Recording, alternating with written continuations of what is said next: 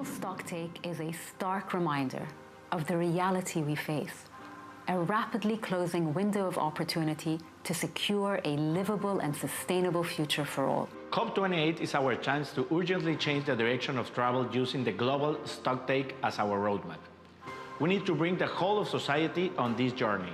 As first movers and leaders, we're working together to catalyze action towards the most impactful climate solutions.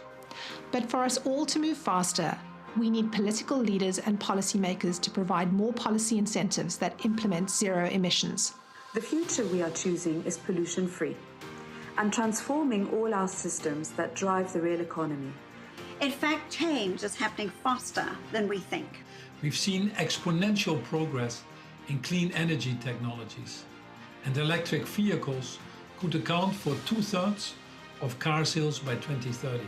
With over 12,500 members in the Race to Zero, businesses, investors, cities, regions, and others are leading the way to halving emissions by 2030 and are already turning their climate pledges into plans. We are on our way to actually deliver to the 6.5 billion euro investment goal into renewable energy. The world will fail to achieve a just and green transition without sufficient, efficient, and fair flows of finance, particularly in developing countries. And we must remember that in pursuit of a net zero resilient world, we should put people and nature first. We, as business leaders, are aligning our advocacy with net zero goals. And we're changing our business models. Of the world's largest 2,000 publicly listed companies, half have set 2050 net zero targets. We as finance leaders are supporting governments to turbocharge the transition. For example, sustainable bond issuance has totaled $109 billion so far in 2023, higher than full-year issuance in any other year on record. 私たちは都市や地域のリーダーとして地域の気候行動を実現する革新的な政策を実行しております。京都市は2030年民生部門 In my city, we have successfully adopted climate actions for almost 20 years. We have switched to 100% electricity from renewable sources for all of our operations. We don't have time to wait. Later is too late. We are ready to support ambitious policy incentives and work in collaboration with governments on national climate action plans due in 2025.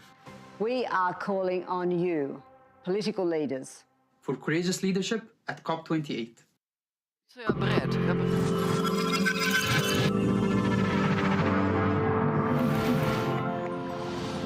We haven't had these temperatures in 120,000 years. Millions and millions of people need help when climate emergencies arise. We have the solutions to solve these problems, but we have to do it together.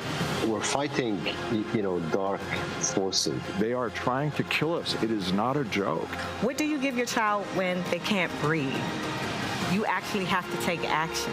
Action, not even ambition anymore. Out of COP28, out of this next summit, we need governments to come forward, to work with each other. Making sure that at COP we have a declaration on the full phase out of fossil energy. Because if we continue to burn fossil energy, we will not meet our goals.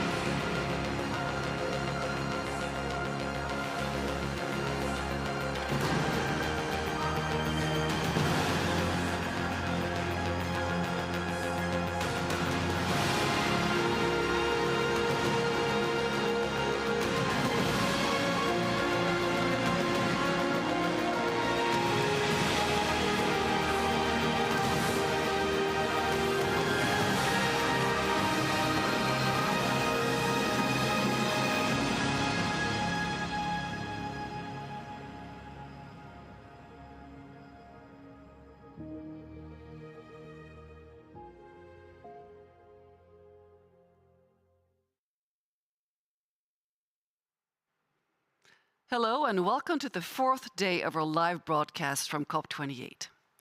In today's session, we'll be focusing on 4 key themes: finance, trade, gender equality, and accountability. In order to make a successful transition to a net zero economy, we need to quickly move away from fossil fuels. But we need to do it in a way that ensures that no one is left behind, and that ensures the stability of a future green economy. We know that women face higher risks and greater burdens from the impacts of climate change. And we know that it is the poorer, less developed nations that are already feeling global warming's effects the most. We also know that we can no longer survive on an economy built on fossil fuels. A sustainable transition globally needs to be fast, it needs to be decisive, and it needs to be inclusive. And we'll be talking about all of these things today. But to start things off, I'm here with Andreas Magnusson, who is moderator for the Youth Hub, and he's going to share some reflections on what you're going to do today at the Youth Hub. But I'd like to start you off, Andreas. The Future Voices campaign has been gaining quite a lot of momentum. New York Times has picked up and even produced a link to the campaign, which is pretty unheard of, actually. So, Andreas, what have you picked up from reflections from the Future Voices campaign? Well, thank you first for being here, of course. It's great to be back. I've not been here for the weekend. And most of the reactions I've picked up is, of course, on social media. Lots of my friends have reached out and said that it's incredible, this campaign, and that there's so many strong voices talking about, and, you know, getting to be heard in this very creative way of doing storytelling. And they've also liked the old self of myself. Yeah, well, because you're one of the voices. Yes, and that's fun. So, Andreas, tell us what's going to happen today at the Youth Hub, and what is the response has been of the action in the Youth Hub? Well, the Youth Hub has been absolutely terrific over the weekend when I've not been here. Maybe it's a sign, hopefully not. They've had great sessions, and lots of the speakers who've actually been in broadcast have taken the opportunity to join us in the Youth Hub afterwards and have chatted with all the youth and received lots of questions and talked about their work. And I think that's great, and something that all the speakers here definitely should do, because we have the youth over there who is the future. And today we're going to have lots of sessions as well. Lots of panelists and keynotes from different people, and we're going to start off with green finance as a topic in the hub, and then we're going to follow it up with equality and the climate and gender interconnected. And tonight, after the main broadcast is over, we're going to have an after chat with one of Sweden's most famous people, which is the human rights activist and lawyer Linnea Claesson, which we look forward to a lot. Well, that's fantastic. Linnea's going to be on. And the feedback that we have gotten from our high-level speakers that has interacted with the youth and the Youth Hub, it's been very, very positive.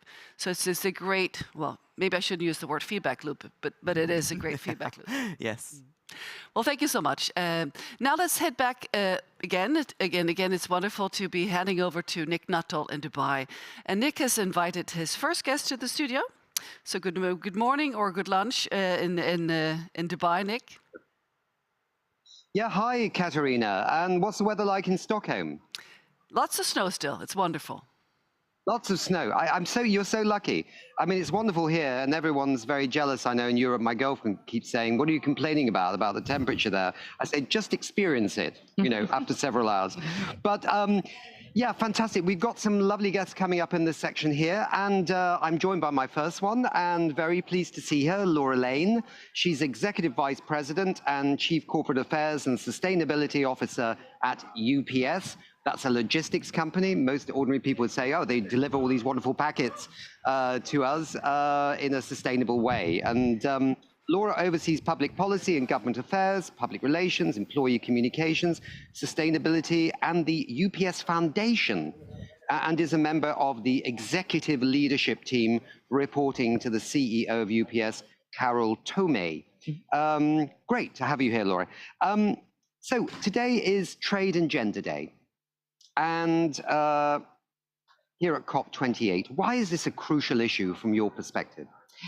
So from UPS's perspective, people think of us as United Parcel Service, but we're actually united problem solvers. And when we look at some of the global challenges that exist in the world, we recognize that a lot of the women around the world are significantly impacted by climate. Our company is involved in a lot of the humanitarian relief response to natural disasters or conflict. And what do you see of the 125 million refugees on the move because of climate? A lot of them are those women and children. And UPS wants to be part of the solution for addressing the reasons that they're on the move, and also to be a part of the solutions for empowering them so that they can be more resilient and able to provide for themselves, their families, and their communities. Because from our perspective, we recognize that when women thrive, humanity thrives. Yeah. I had a guy called John Denton on. He's the Secretary General of the International Chamber of Commerce, who was here. And he was talking a lot about the fact that the trade agenda is not aligned with climate change, and that we need to get everybody singing on the same, in the same choir. It's not aligned with gender as well. That was like the sense I got from you.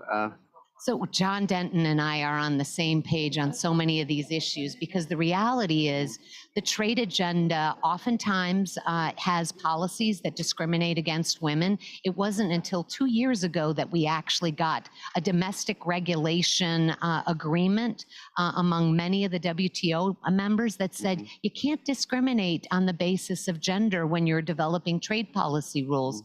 But unfortunately, a lot of countries have those kind of discriminatory policies in place. And so we need to change that. We need to change how women are treated in the context of trade policies. And we have to start thinking about climate, because I see many of the solutions to the climate challenge coming from more open trade policies.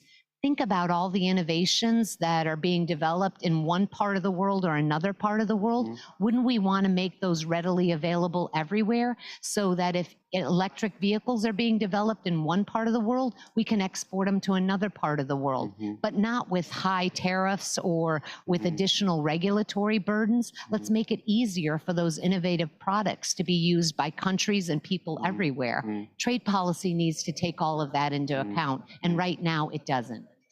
I suppose there's two sides to this coin, which is, yes, there has to be an easy way in which these products, which are so vital to help developing countries in particular, decarbonize, and they're very eager in many places to do it, because in some countries it's almost a blank slate, right? There's very little fossil fuels. We don't want the fossil fuels to come in and take over. So reducing trade barriers there.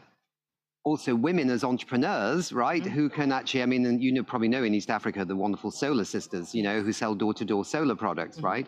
But at the same time, there's also the opportunity for jobs, and good jobs, for women and also men, by bringing also manufacturing into some of those places as well, rather than shipping. So it's probably a two-pronged strategy that you need. It absolutely is. And in fact, I mean, that's kind of what UPS is in the business of doing. We operate in 200 countries and territories. And so we're all about the business of trade. And we think, like you just outlined, that there's a lot of opportunities for economic empowerment and sharing of innovative ideas if you facilitate trade. And that's why one of the programs I'm super proud of is our Women's Exporter Program. It's actually focused on how we enable more women-owned small and medium-sized businesses to not only get their businesses up and running, but how they take them global. And we find that as we empower these women to engage in more trade, we're helping their families and the local communities, thrive in the process just by facilitating those trade flows. And we have gotten to a point now where we actually have helped 120,000 women-owned businesses over the past year engage in more trade. And we're seeing the economic empowerment and the positive ripple effects from that engagement. And we want to be doing more. And women who are basically empowered, able to run their own businesses, make money, have a better chance of being able to have some control over the decisions that are made in those families and communities. And the evidence seems to be from many, many studies, and increasing amounts of evidence, that once women have that economic power, they can make decisions that will be pro-climate rather than anti-climate. In other words, you're sowing a seed of a new generation of climate activists in some ways. Yeah, and in fact, as you and I were talking before we got on the set, you know, women are bringers of life, right? And we have a perspective of bringing new life into the world. We want that life to be sustained, to be resilient, to be empowered. And so in many ways, you know I take that kind of perspective of what can I be doing to make it better now, but also into the future for the children that we've brought into the world. That's not to say that men don't take that same perspective, but I think it is something very unique that women bring to the equation, because we do think about, you know, what the world's going to be like for the children that we've brought into it. Sure. So, Laura, you're here at COP28. You're with a big company. Are there some things you're looking for at the outcome here that are less hand clapping and incremental and more like, wow, this is real action? Does UPS want something from this COP? So we want a recognition that public-private partnerships are the solution, and that we really do need practical solutions for the now and the future. So we're trying to engage with multiple stakeholders about what it's going to take for a company like ours that has a lot of emissions right now, and we're working very hard to reduce them, but we need to reduce them in ways that have a lot of governmental support.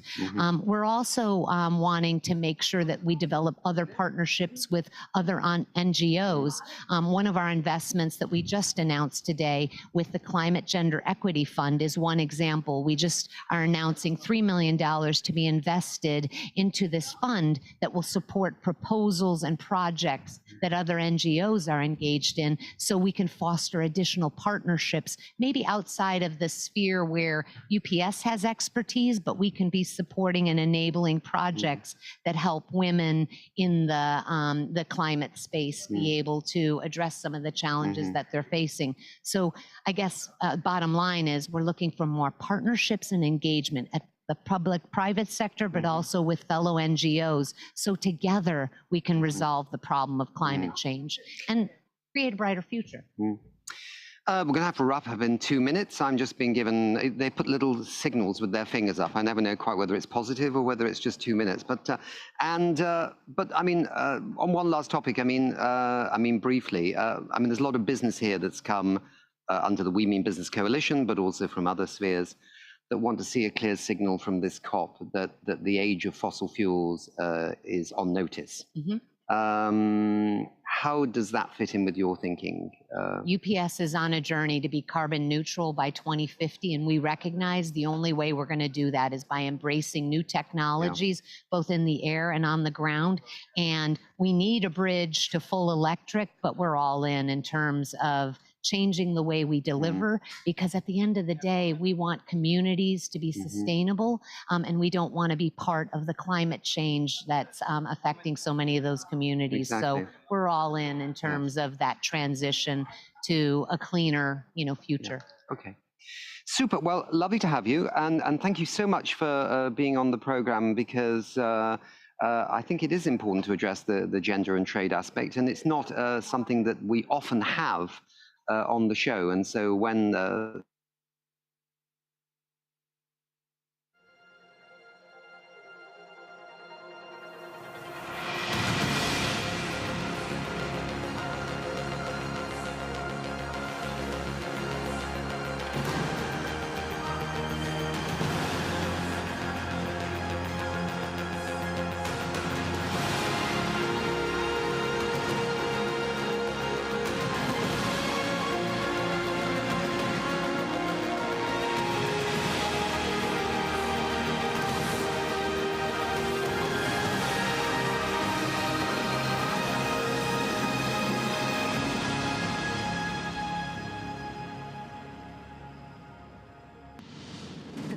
Stocktake is a stark reminder of the reality we face, a rapidly closing window of opportunity to secure a livable and sustainable future for all. COP28 is our chance to urgently change the direction of travel using the global stocktake as our roadmap.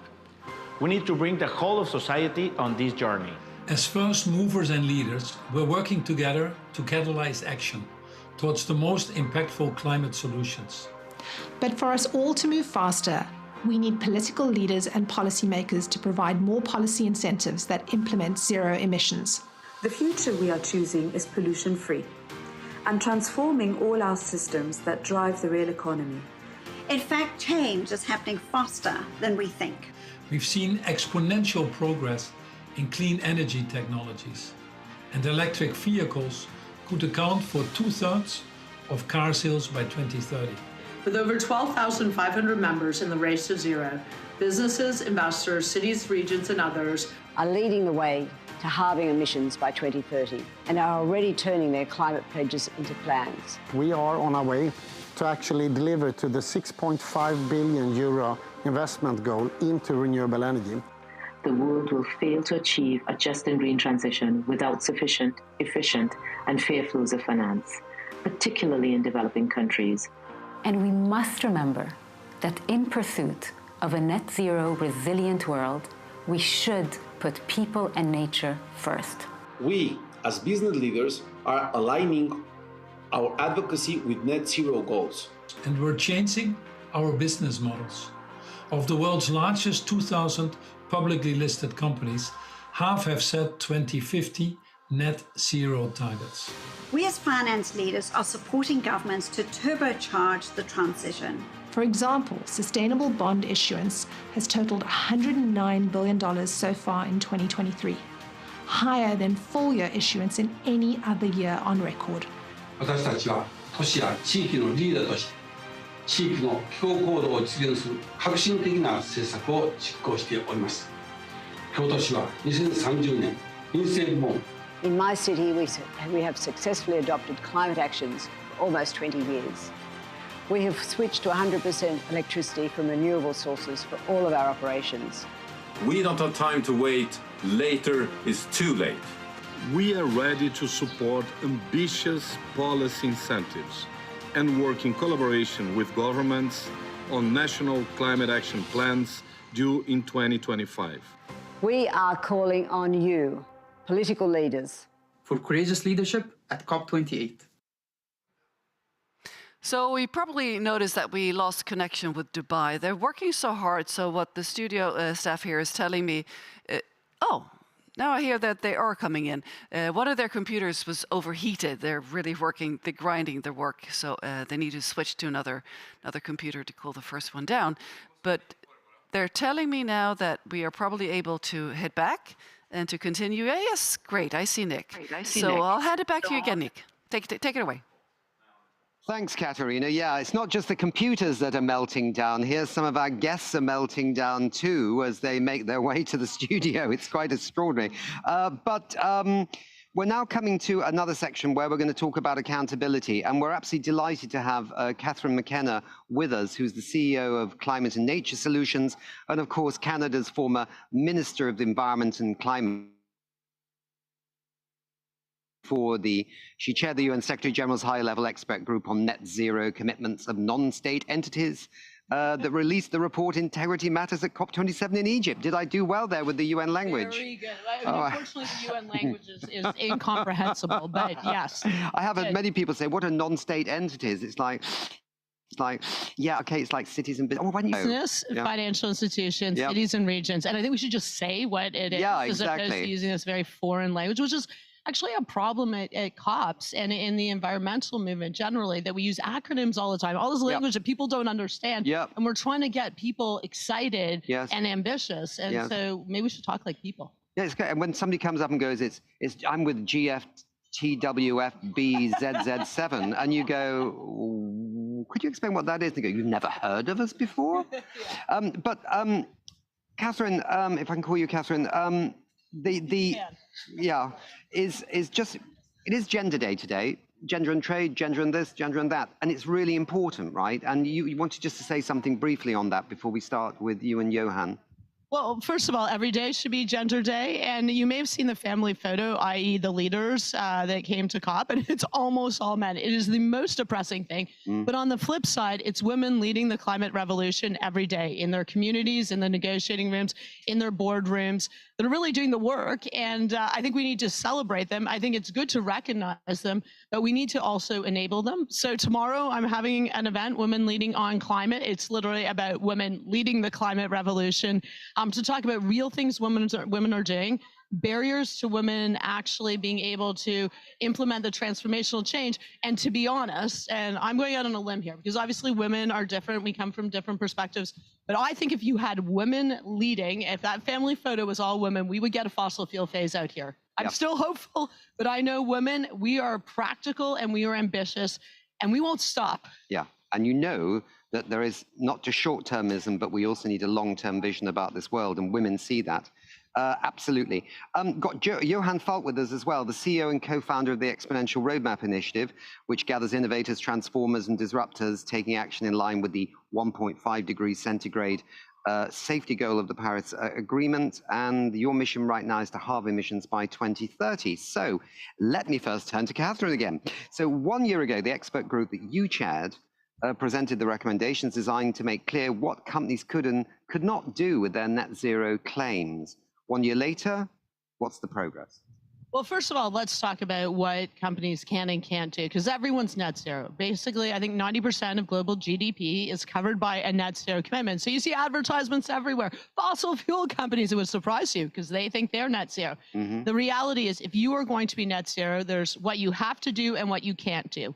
And the Secretary General is very concerned also about what you can't do, the greenwashing piece, because there's too much greenwashing, and we're not going to meet the goal of having emissions by 2030. We don't have everyone stepping up. So very quickly, what must you do? You can have a long-term goal, 2050, but you need to have short-term interim targets. As my son says, are you going to be dead in 2050? And I'm like, that's not the plan, but it's so far out, certainly for CEOs, they're not going to be there, that we need to be taking action right now with interim targets.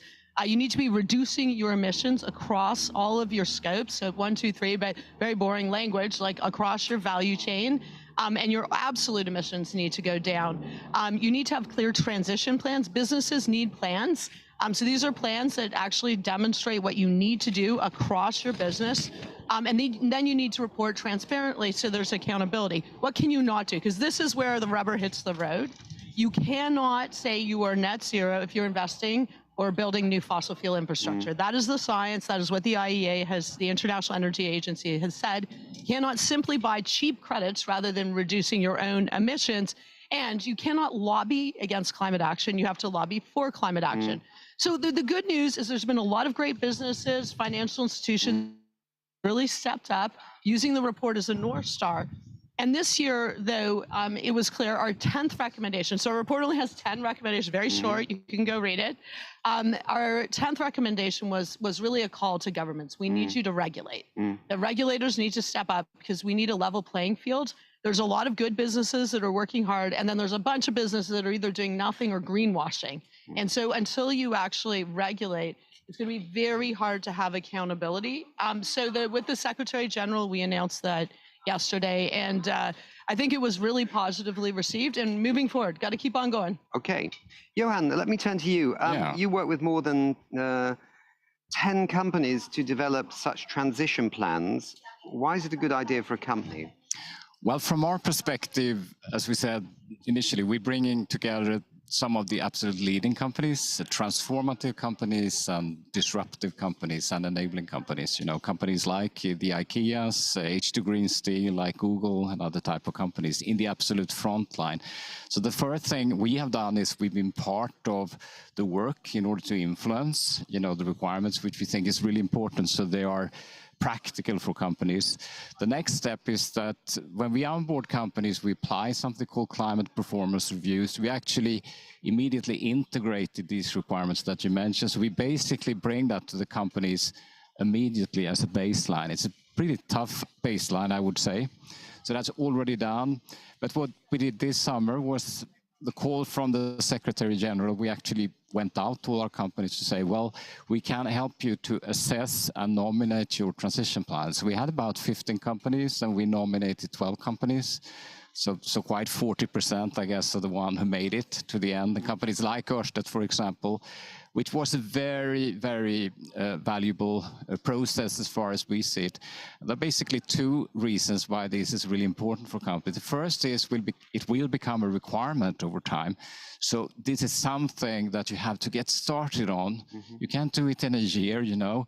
Some companies said this took us 2 weeks to get together, but they have been working on it for, 5-6 years. But what is even more important is that if you as a company should be able to grow and prosper, you need to align your business with the future. And that is really the key where I think the transition plans are so important. It's an important driver. I'm curious about this, a good point there, but I'm curious about this 90% of what the economy or whatever is under net zero, right?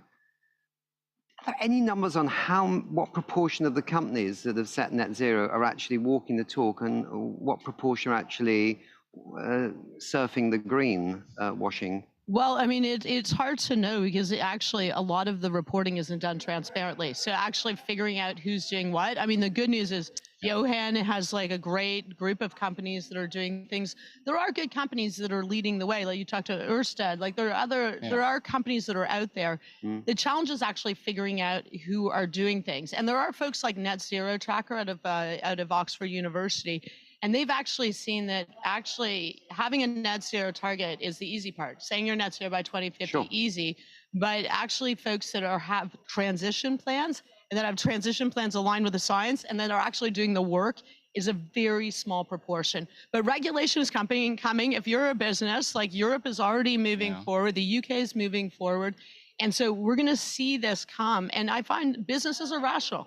They will actually react. And I think if you're a first leader, first mover, you're going to be in a much better position to future-proof your business and actually do the work. So we're calling on everyone to actually step up. The Secretary General wants a report next year to see what is actually happening, to understand, okay, how many businesses are doing this and who isn't. And Johan, if I was a company and I wanted to do a transition plan with the exponential roadmap, how would I set about? I mean, do I just give you a call and you say, okay, pop round, or how does it work? What we're doing from our perspective right now is that we bring together some of these leaders together to develop some of the best practices. So we can actually share the knowledge, because this isn't trivial, it's pretty new ground. So the faster we can sort of develop some good structures and go for simplification, what is the vital few, how you integrate this in your regular business plan between the leaders, and then we will share that with any company in the world. Important, how can we support the leaders to go 2 times faster, but how can we bring it to 1,000 or 10,000 companies? So that is basically our strategy, and do that openly to anyone. Yeah. Last thing, law. I mean, I'm a lawyer, reformed lawyer. I mean, the Grantham recovering lawyer. Recovering law. The Grantham Institute and is it Columbia University as well? I mean, great report came out a few months ago on the amount of litigation that's happening. Client Earth we had here the other day, and Client Earth is great. Suing KLM for claims that if you fly in their planes that the air's cleaner afterwards. Is that also a route for accountability? For sure. In Canada, so we have the Pathways Alliance is the 6th largest oil sands companies who have a campaign. They're net zero, of course, too. They're spending more money, I think, on advertising that they're net zero than actually reducing their emissions or investing in clean.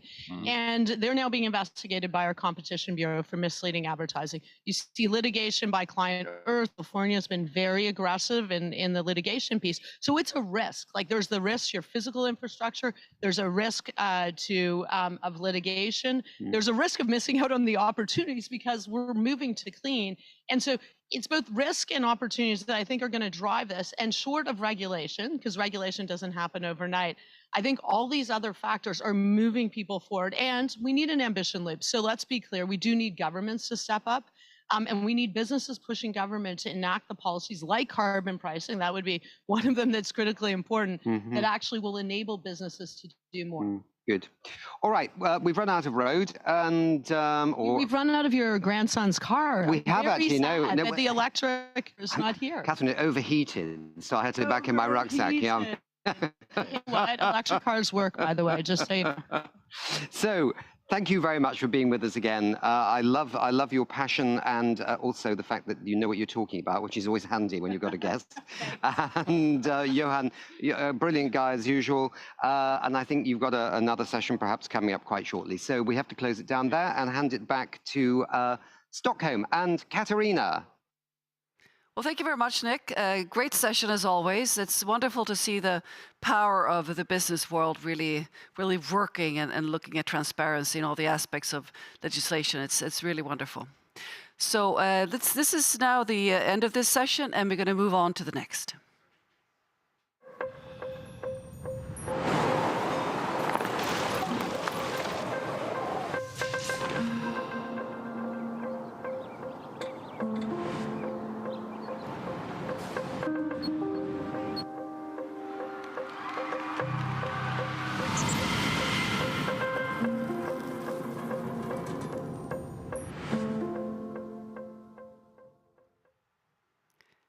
Here at the COP28 Climate Hub, we talk a lot about climate solutions, but how do we define what a climate solution is?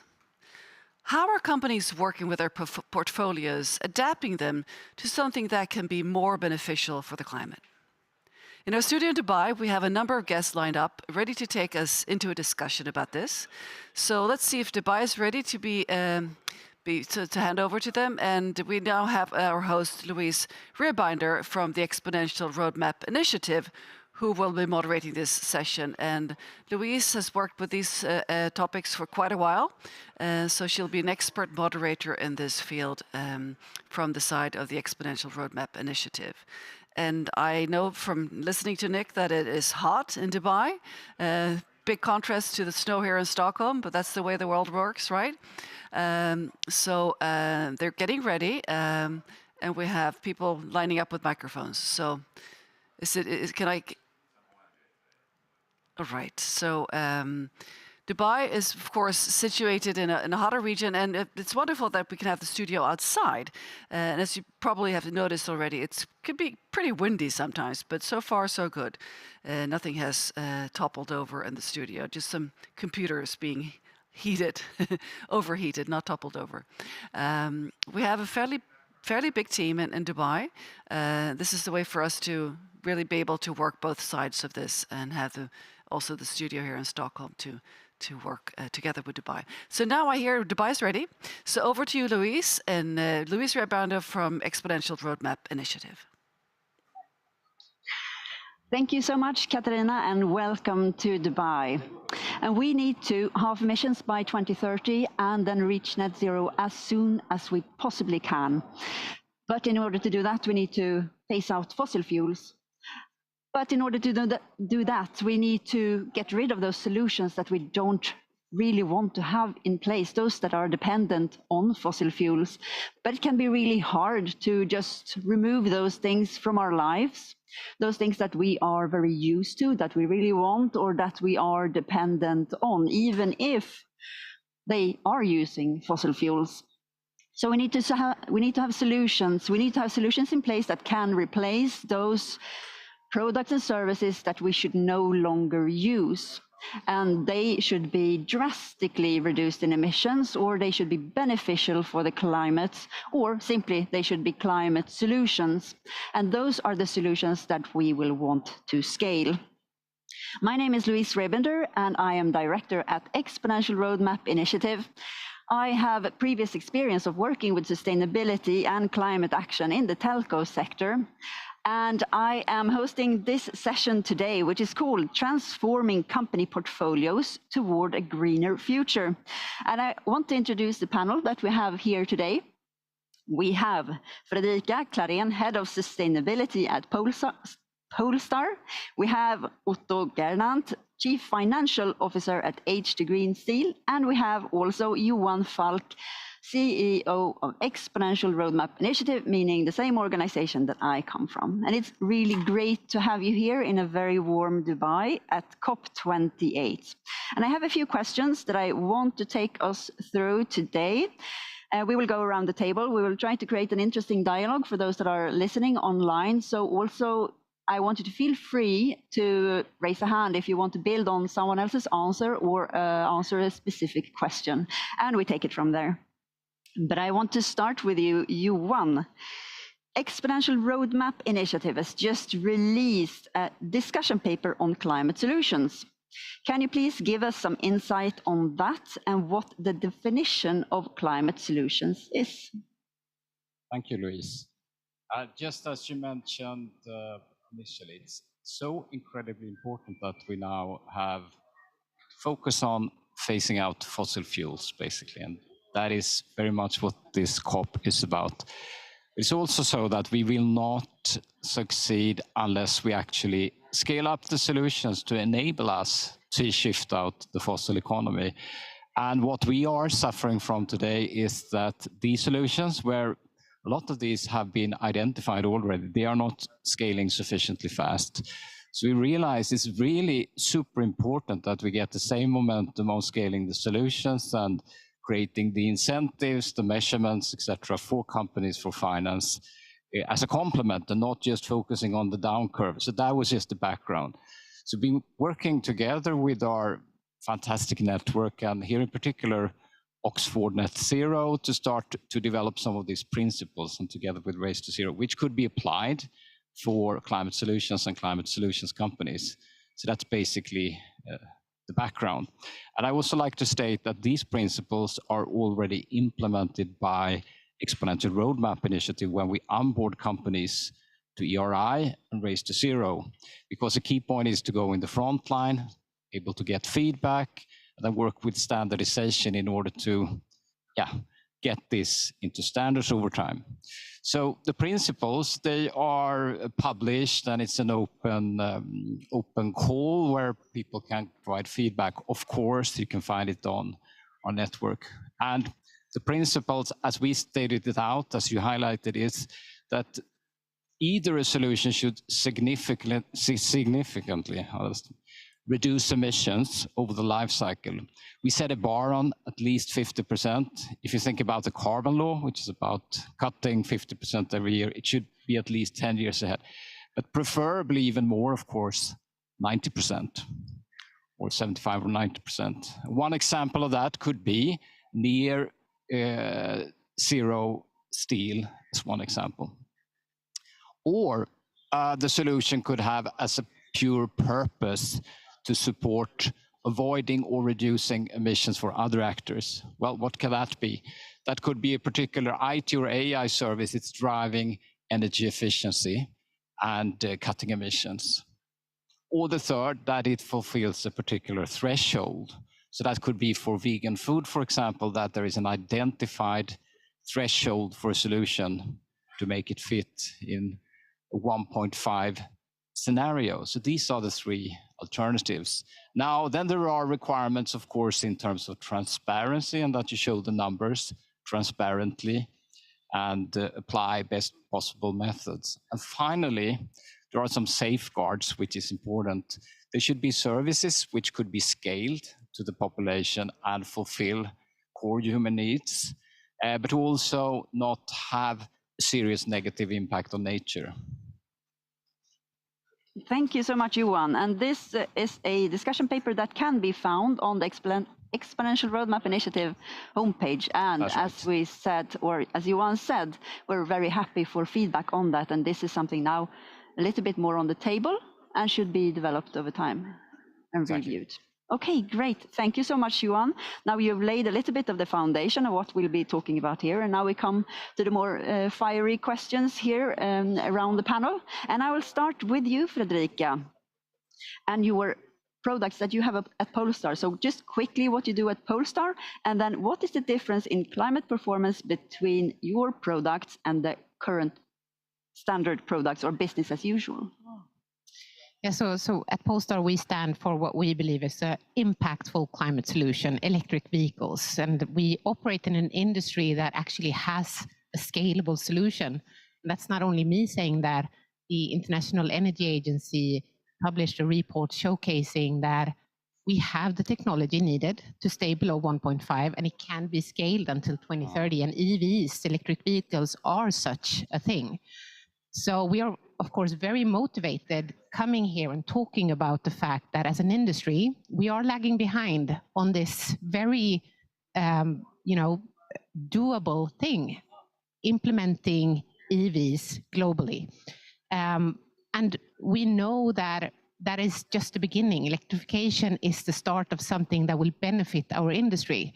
We know that when we turn tailpipe emissions to production-related emissions, which is what we're essentially doing with electric vehicles, this will inspire amazing material developments, innovation.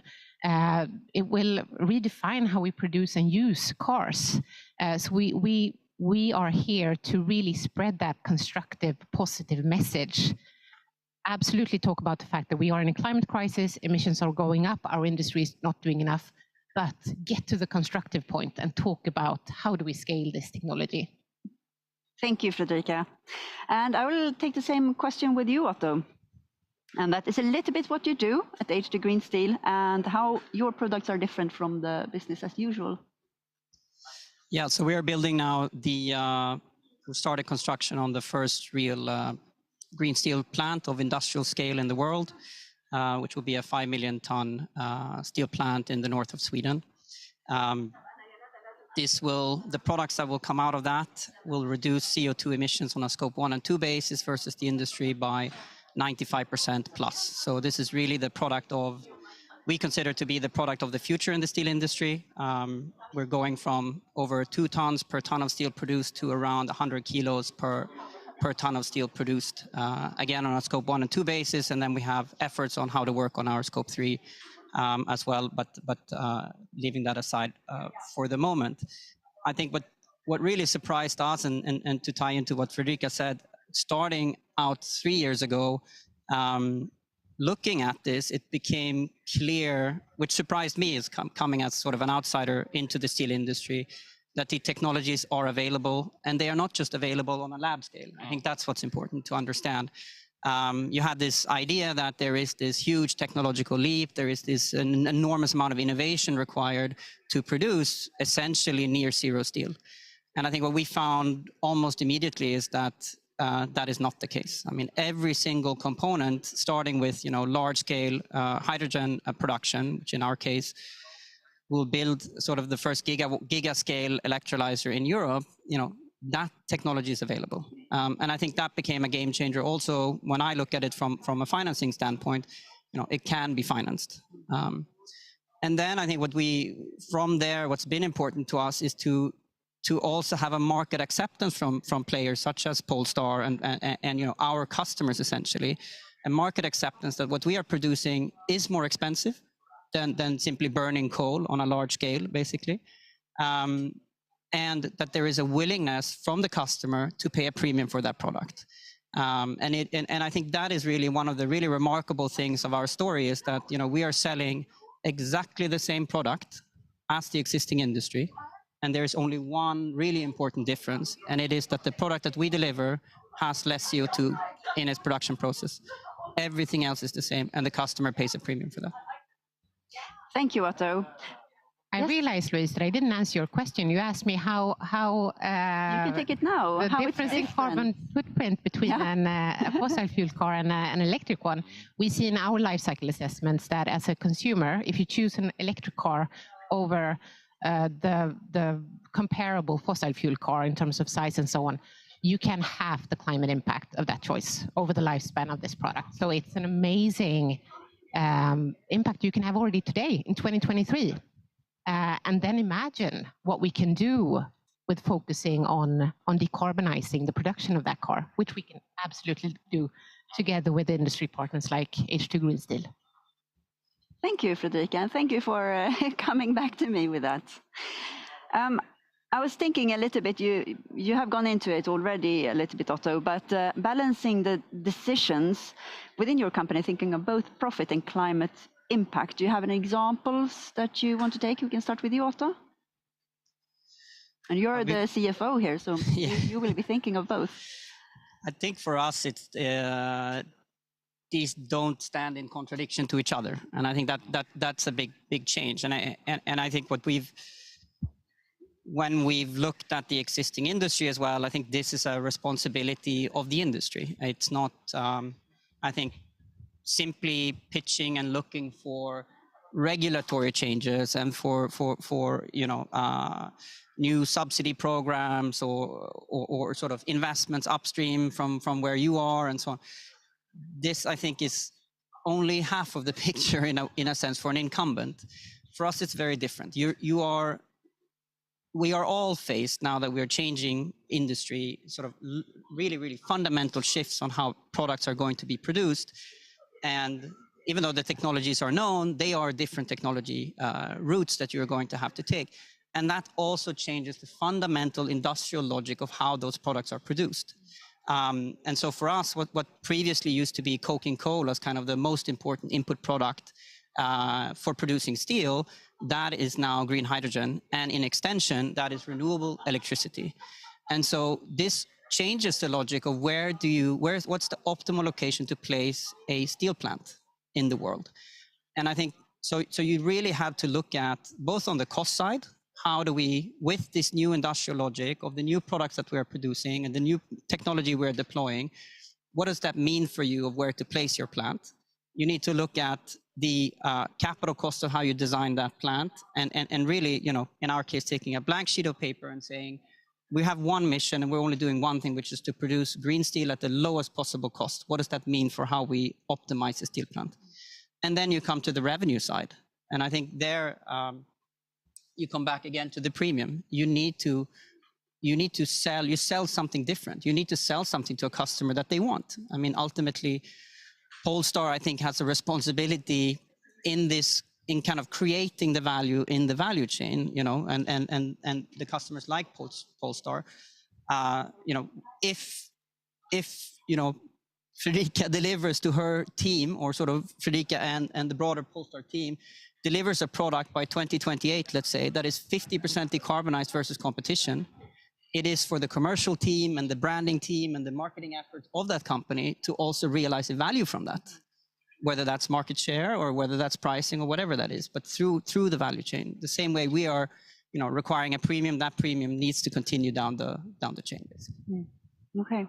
I was thinking if Johan had any thoughts to that, the balance between profit and climate impact. Well, what I think is really super exciting, I worked a lot with innovation and strategies at a lot of companies and business development. But what I think is a big difference now compared to history is that it's really about reinventing the complete value chain.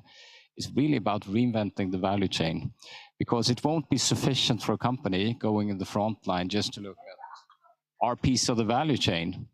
And it's both for, well, take what you're working with, for example. I mean, you need, maybe in the short term, an electrical car could be 50% less, but in a couple of years, that curve will go down. So then we need to produce it with fossil-free steel, aluminium, batteries and plastics. It needs to run, as you say, on renewable energy, and it needs to be built to be shared as well. It's part of a mobility service. So that complete thinking, I think, will be incredibly important, and actually that the leaders will basically start to work together, which also will drive a race to the top and the fear of missing out for the ones who don't join these value chains.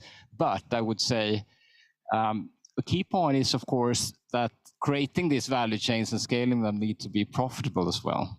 There needs to be, as you stated, a return on capital investment. So there might need to be much more innovation also in the financial sector, how we can actually accelerate creation of these value chains, also from the financial communities, and also that the government's policies need to support a faster scale up, because there are a lot of blockers today, I guess. So that was my reflections. And actually, now you mentioned scaling. How do we ensure that these climate solutions, or these solutions beneficial for the climate, that they scale? If you can just say something short about that, Johan. Okay, I think it's coming back to actually showing that it's possible to create these net zero value chains before 2030, not talking about 2050, end to end, basically. If you can show that it's possible, it's achievable, it's desirable, and that the leaders will go in the front line. That will create this momentum, I think, for the others to follow on. But I guess in the same time, we also need to work really hard on together to remove some of these blockers in terms of policy that we are subsidizing fossils. So there are some problems. We need to do our utmost to do that at the same time. So I think that is the best strategy as far as I see it. Go with the winners in the front, implement it, share it, and get the rest to follow. But at the same time, work on the governments and cities, put maximum pressure to remove the blockers. I mean, I can add just to say, I think what's important at the end of the day, scaling comes down to profitable business models. Everything needs to be a profitable business case or it's not going to happen. And so it all comes back to being able to attract capital, and that depends on what's your business case. And so then you can start thinking about, then there are, if you take our case, there are elements of our business case which is kind of creating value ourselves. What are we doing to push down costs in terms of optimizing for this new technology route? And then there is creating revenue on the revenue side by building and creating a value proposition to the customer that you can charge a premium for, which is essential as well. And then there are what you're mentioning, which is kind of the subsidies to the fossil industry, which is in Europe, the ETS system and free allowances to the free allowances to the existing industry, basically, that needs to be phased out. And that is where, in Europe, I think the carbon border adjustment mechanism is extremely powerful. You put the price on CO2, which immediately feeds into our business model, how we are financed, how both equity and lenders look at our business case. And that, I think, is something that other continents and countries should be looking at as a really good model of creating sort of a rule set which really incentivizes decarbonization.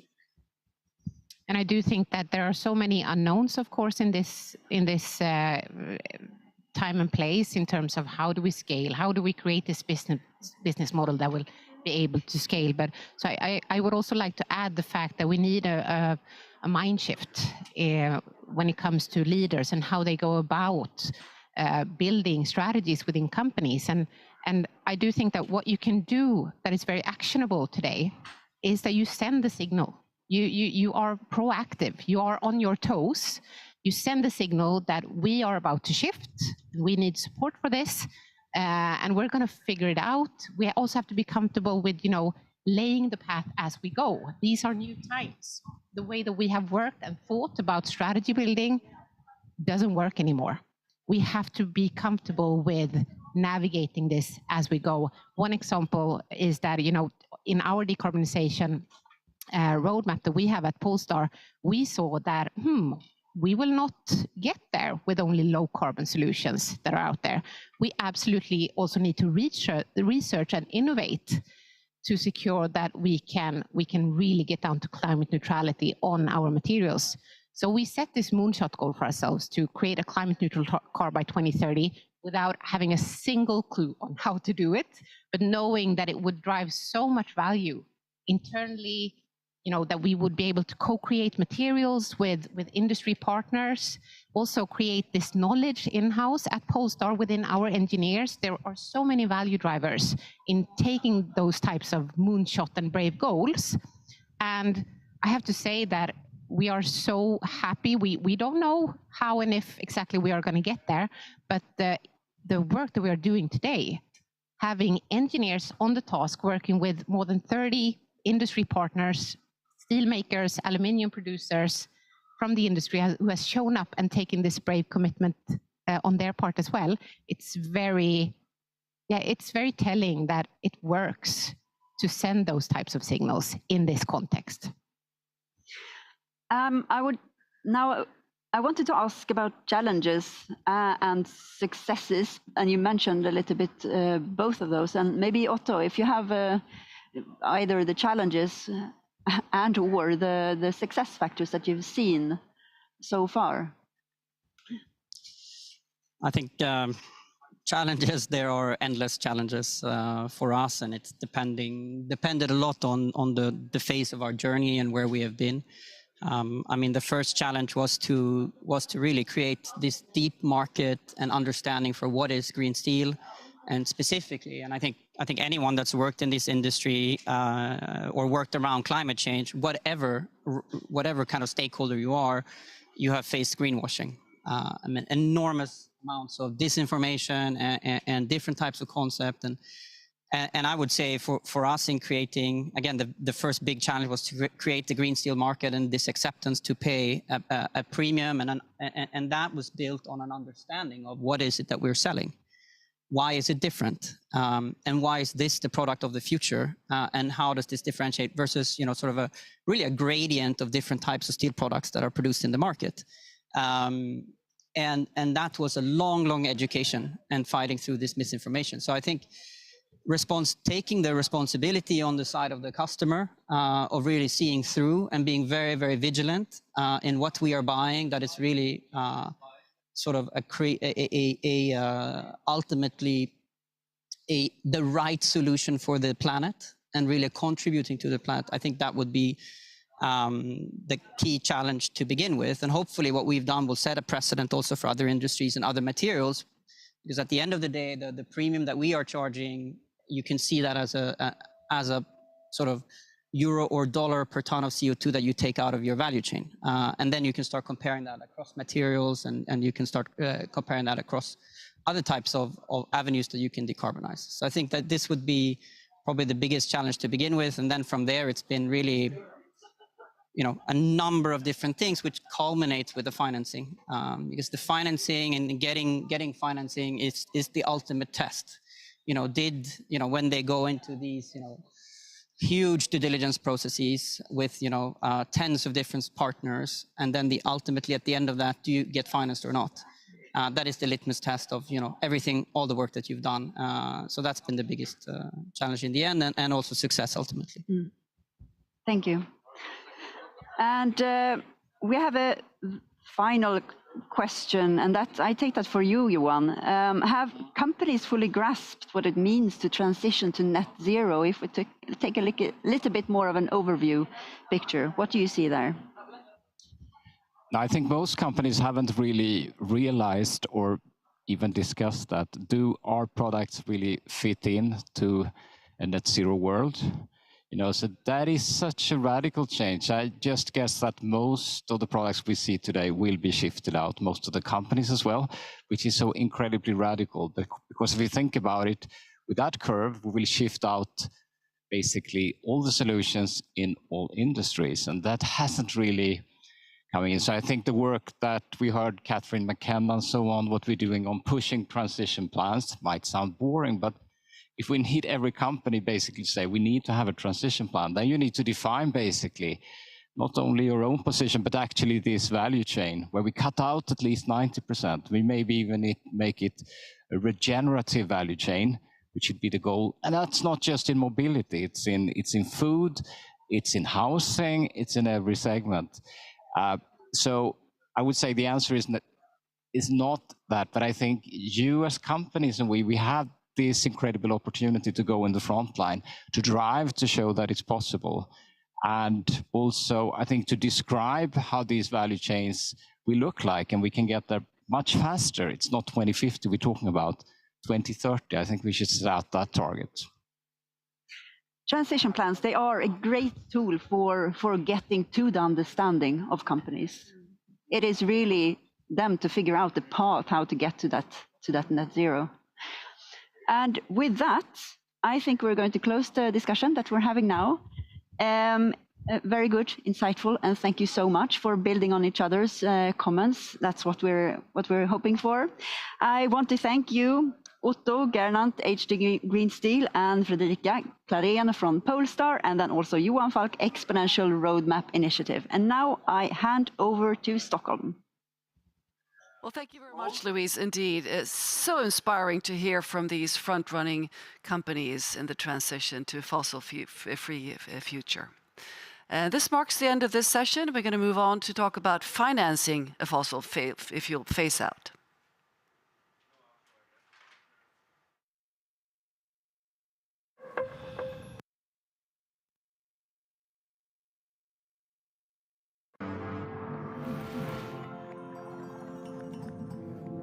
Good morning, good afternoon, good evening.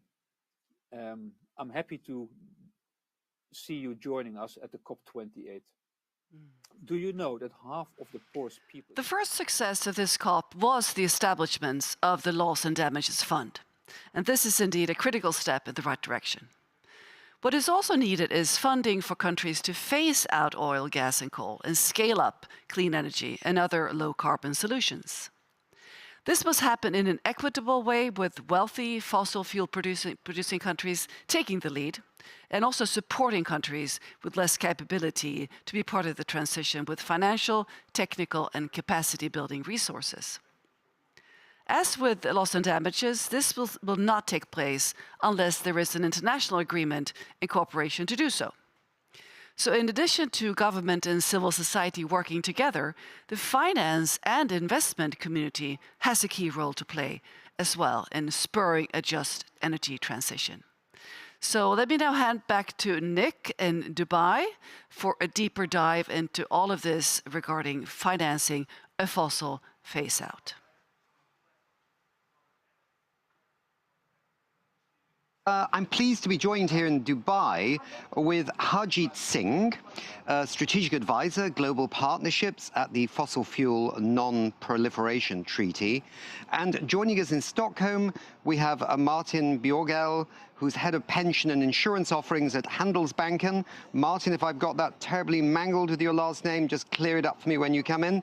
And also Ingmar Rentzhog, who's the CEO and founder of We Don't Have Time. So let's start with you, Harjeet. Loss and damage, key phrase here at the COP. How does this connect to the need for other funding mechanisms to spur the phase out of fossil fuels and the adoption of alternatives? Thank you very much for having me on the show. So we got a big decision on the first day of COP28, which is historic as well as unprecedented. You don't normally get such big decisions.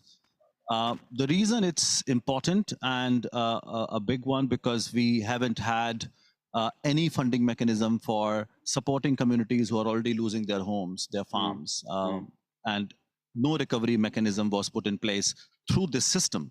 And that's why it's important for us to look at all three pillars of climate action, as we call mitigation, adaptation, and now loss and damage, because impacts are already happening. And if we don't support communities to recover, then we are leaving them on their own. Good. And another phrase here is often the phrase of equity and fair shares. Tell us what this is about and why does it have to be at the root of any funding plan? So when we talk about loss and damage, let me try and connect that piece too, also in response to your previous question. We are talking about a situation where impacts are already increasing, but we know that it's fossil fuels that have caused the problem in the first place. So we cannot keep burning fossil fuels and say now that we have got a loss and damage mechanism. We have to work on all three. We have to phase out fossil fuels. But the reality is that we have failed over the last 30 years to phase them out because we never put equity and justice at the core of it. Now, what does that really mean? You cannot compare countries like Uganda, Timor-Leste, Norway, and Nigeria. They are very different. They are dependent, or they are getting their revenues from fossil fuels, but at the same time, the dependence is very different in terms of value. Their per capita income is different. And if we just say, oh, we all will achieve net zero by 2050 without differentiating who has to do more and how much and by when, then we are not really coming up with a global plan. And that's exactly the gap that exists here in this process. We are talking about net zero by 2050 without any details. The discussion on fossil fuel has just barely begun. As we speak, negotiators are discussing whether they'll be even agreeing on the language of fossil fuel phase out. So it's basically, we have not even tackled the issue head on. And that's why we as the Fossil Fuel Treaty Initiative are calling for a treaty that can deal with all these complex issues. Right. So there have to be some first movers on the phase out, and then the others come along later in an orderly fashion, as it were. Absolutely, and this is where rich countries have historical obligation. You know, they are the ones who have caused the problem by pumping greenhouse gases into the atmosphere. They have to take the lead, and they have become rich by exploiting those resources. So they have to be at the forefront, leading, setting example, and supporting other developing countries to then follow. Okay. Let me now go over to Martin. Martin, could you basically tell us why did your bank join this initiative? Well, basically, for Handelsbanken as a big group, one of the major Swedish banks, it was quite obvious that we need to phase out fossil fuels and help our customers in the transition as well. No matter if it comes to pension savers that want to have a fossil fuel-free pension savings, or if it comes to our corporate customers that want to transition and decarbonize, for example, their real estate portfolio. So what we did was we phased out all funds that were available for investments in our life insurance company. And after doing so, we felt that the next step was to also commit to and endorse the fossil fuel treaty to try to gain a momentum from the finance industry so that more peers would join and do the same and follow the steps that we had already taken. And for Handelsbanken, this is important because we have set a target to become net zero as soon as possible, but at the latest 2040. So what we're doing is we're decarbonizing our own activities, and we try to de-invest where it's possible within all our operations. Thanks, Martin. And what are your views on the role of finance and investment in the community? I think it's really important that the finance community steps up and helps our customers, no matter if it's individuals or corporations, to guide in this transition to a sustainable future and a fossil-free way of operating and doing businesses. And what we really need to do is making it easier to both attract financing and to guide investments to those that have the solutions to the climate crisis. And we see in some parts of the finance sector, for example, the reinsurance industry, where they commit now to not insure or reinsure new projects within coal, for example, or oil. And that have also big effects on the finance industry because it's all about risks. So if you can't reinsure new fossil infrastructure, then you can't insure it. And if it's not possible to insure, then you can not get financing either. So this is big parts of the whole society that comes in play. And we need to be a bit delicate when transitioning so that we do it in a tangible way that doesn't put people in too great vulnerability during the transition phase. But it's very important that the finance industry as a whole commits to the phase out of fossil fuels in the way that they can. Super, Martin. Thank you very much indeed. Ingmar, can you give us some reflections on what Martin just said? I mean, my reflection is why is not all banks doing this? I mean, what I understand, Handelsbanken is not doing this as a sustainability project. They're doing this because it's too high risk to invest in fossil fuel. And if you're too late to invest, you will lose a lot of money. So my reflection and also a question is why is not more banks doing this?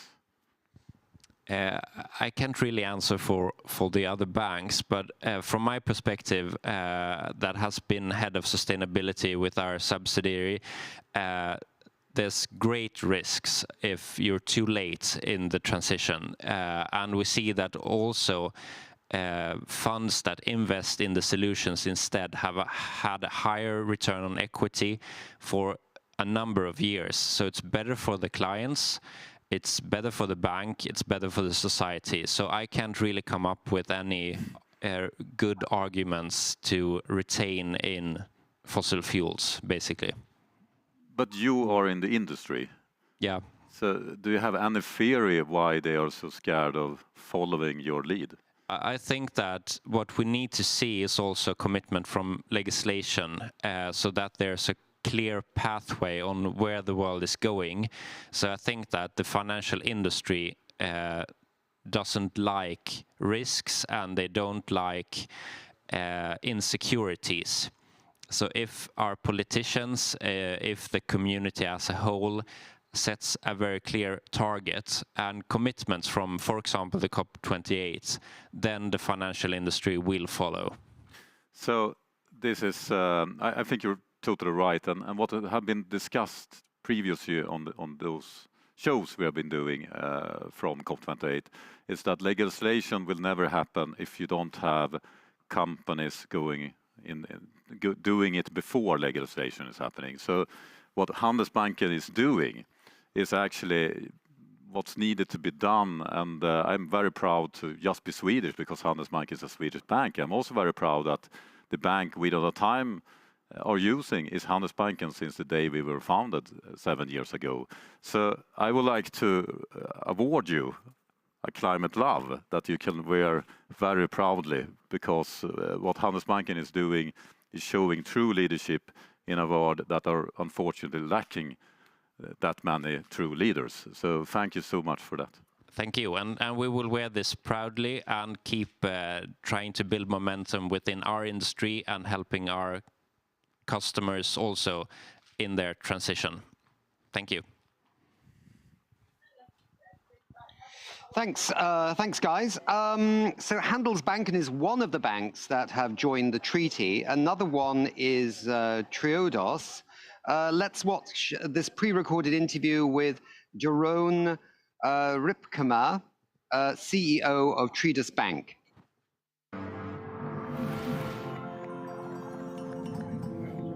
Good morning, good afternoon, good evening. It's a bit quiet. I'm happy to see you joining us at the COP28. Do you know that half of the poorest people in the world are responsible for only 7% of all carbon emissions, whereas 10% of the richest individuals are responsible for 50% of all emissions, according to a recent Oxfam Novib report? We think that we have to address this at the COP28. It's about phasing out fossil fuels, about a meaningful loss and damage fund, and about climate finance. That's what we think should be addressed at the COP28. The efforts of governments, the financial sector and the businesses must accelerate and must intensify to stay within the limits of the Paris Agreement. Just another pledge is not sufficient. We need to make progress on carbon pricing, on regulation, on phasing out fossil fuel subsidies, and financing and transparency can really speed up the transition. So for us, the financial sector, we have to scale up the financing of renewable energy, and we have to stop the expansion of financing of fossil fuels. And we expect governments to come up with regulatory frameworks that are needed to allow for a just and fair transition. Is this reason why we have, as first financial institution, signed up to the Fossil Fuel Non-Proliferation Treaty? It is an important step forward, and in our opinion, an essential step forward. Because if we look at the progress which is being made on the Paris Agreement, it's just not good enough. At the current level rate, we are burning fossil fuel reserves 7 times more than what would be acceptable according to the Paris Agreement to stay with the global warming below 1.5%. This is just not sustainable, and we all know it. So the governments which are present at the COP28 really have to put the treaty on the top of their agenda. And we as financial sector should support them. So I also call upon my fellow colleagues in the financial sector to really support such a treaty and to support also us by signing up to the treaty. Because with a treaty like that, we are able to create a steady business climate with long-term perspectives and an equal level playing field for everyone, which also allows for the investments which are necessary for the just and fair transition. For us, this was a natural step. Since our inception, we have always abstained from financing fossil fuels, and we have only focused on renewable energy. And it is possible to have a viable business model on that. So we call upon our fellow colleagues to follow us and also sign now up for the treaty. And of course, I can hear that some people might be cynical about the effect of such a treaty. But let's not forget what we did in the 80s. In the 80s, we as a global community agreed upon the Montreal Protocol, which banned the use of CFCs, which were threatening the ozone layer. And now, about 35 years later, we do see the positive effects of that agreement, because the ozone layer is in a much better condition than it was more than 35 years ago. So agreeing with each other on such a global treaty, the Fossil Fuel Non-Proliferation Treaty, can make the real difference we all agreed upon in the Paris Agreements. So please step forward, sign up to the treaty and encourage your governments to agree on a global agreement, because it will benefit all of us and it definitely will benefit our generations to come. Thank you very much.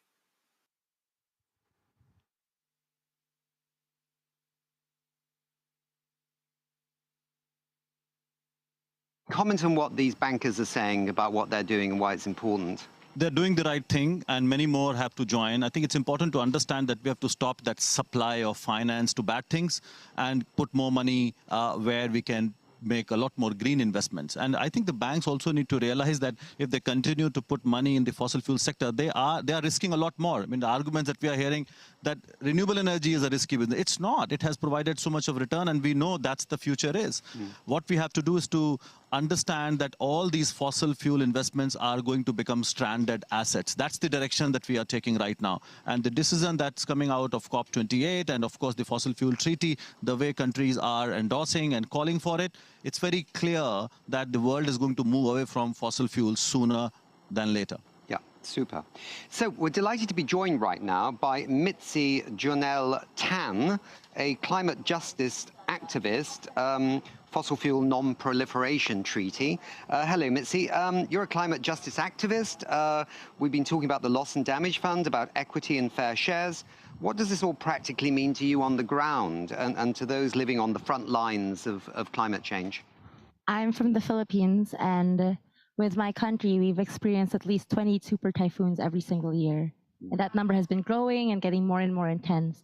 A Loss and Damage Finance Fund means that people today can get a chance to rebuild their lives every single year when we're experiencing all these massive super typhoons, these heat waves. A Loss and Damage Finance Fund that actually goes to the community level means that people get the chance to rebuild their homes, to bury their loved ones with dignity, to rebuild their livelihoods, rebuild the farms, the fisher boats that have been destroyed, to ensure that schools aren't destroyed and education can continue. That's what a Loss and Damage Finance Fund is. It's really about recognizing that the climate crisis has been here for decades and that we are owed all of this for all the destruction that has been caused to us by something that we did not cause. What needs to happen here at the COP for the world to take the next step in the phase out of fossil fuels? What are you actually looking for from this COP? I think what we expect at the very least is a decision saying we are going to phase out fossil fuels in a just and equitable manner, and rich countries are going to provide money for the transition in developing countries. That's the least. And this is where the fossil fuel treaty becomes important, because the kind of detailed conversations that you need to have can only happen now in a treaty which is complementary to Paris Agreement, because we are talking about millions of workers and so many countries depending on fossil fuels who need a helping hand, who need a plan so that we can have a managed phase out of fossil fuels, which doesn't cause social and economic disruption. So basically we need a plan, and for that we need a very different setting and not the one that we have at UNFCCC. And we know that with green energy, you actually employ lots of people in that business as well, so people can be retrained, right? Absolutely, and that's where the investments need to go, and we need to be skilling people. We need to be investing a lot more so that that becomes the norm. And this is a sector that requires a lot of money. In fact, coming from India, I can tell you 80% of green finance in India is domestic. Now, imagine if you start providing much more money from the international sector, that means a lot more countries can make the transition much faster. So money is absolutely key, and that's why banks like these have to come forward to support the call for fossil fuel phase out, calling for a treaty, and then, of course, joining the renewable energy revolution. Metzke? Young people have rallied behind the fossil fuel non-proliferation treaty and for a reason. That's exactly as what Harjeet was saying earlier. It's because we see that the UNFCCC spaces, there's a conflict of interest, especially when we have a COP like this one, where the president is the CEO of an oil company and has lobbied for fossil fuels in bilateral meetings on the lead up to COP. And so clearly we need a different space. We need something innovative because we're facing a problem and challenge that has not been solved in these past 28 ones. It is a complementary process next to the UNFCCC's process. And aside from the fossil fuel transition and the fossil fuel phase out and the climate finance, we also need to ensure that we have concrete goals on adaptation. When we're talking about the Paris Agreement and the global stocktake, and we often talk about the targets of the emissions cut downs, but we don't talk about the adaptation and how there are no goals for it even. We don't even have goals to say that all countries should have adaptation plans. So it's just, hey, adapt, but nothing clearly on how to do that, what we should be aiming for as a planet. And so that means that climate finance flowing through adaptation is also being delayed. Yeah. Good point. And let's remember, the COP president represents just one country, even though he's presiding over the others. I think there's 100 countries now want the fossil fuel phase out. Maybe it's still growing, and that's good news too. Let me go back to Martin and Ingmar in Stockholm. What do you pick up on this debate as it's evolving here right now on the stage in Dubai? I think that it's interesting that we're basically saying the same things. We see the risks, every one of us.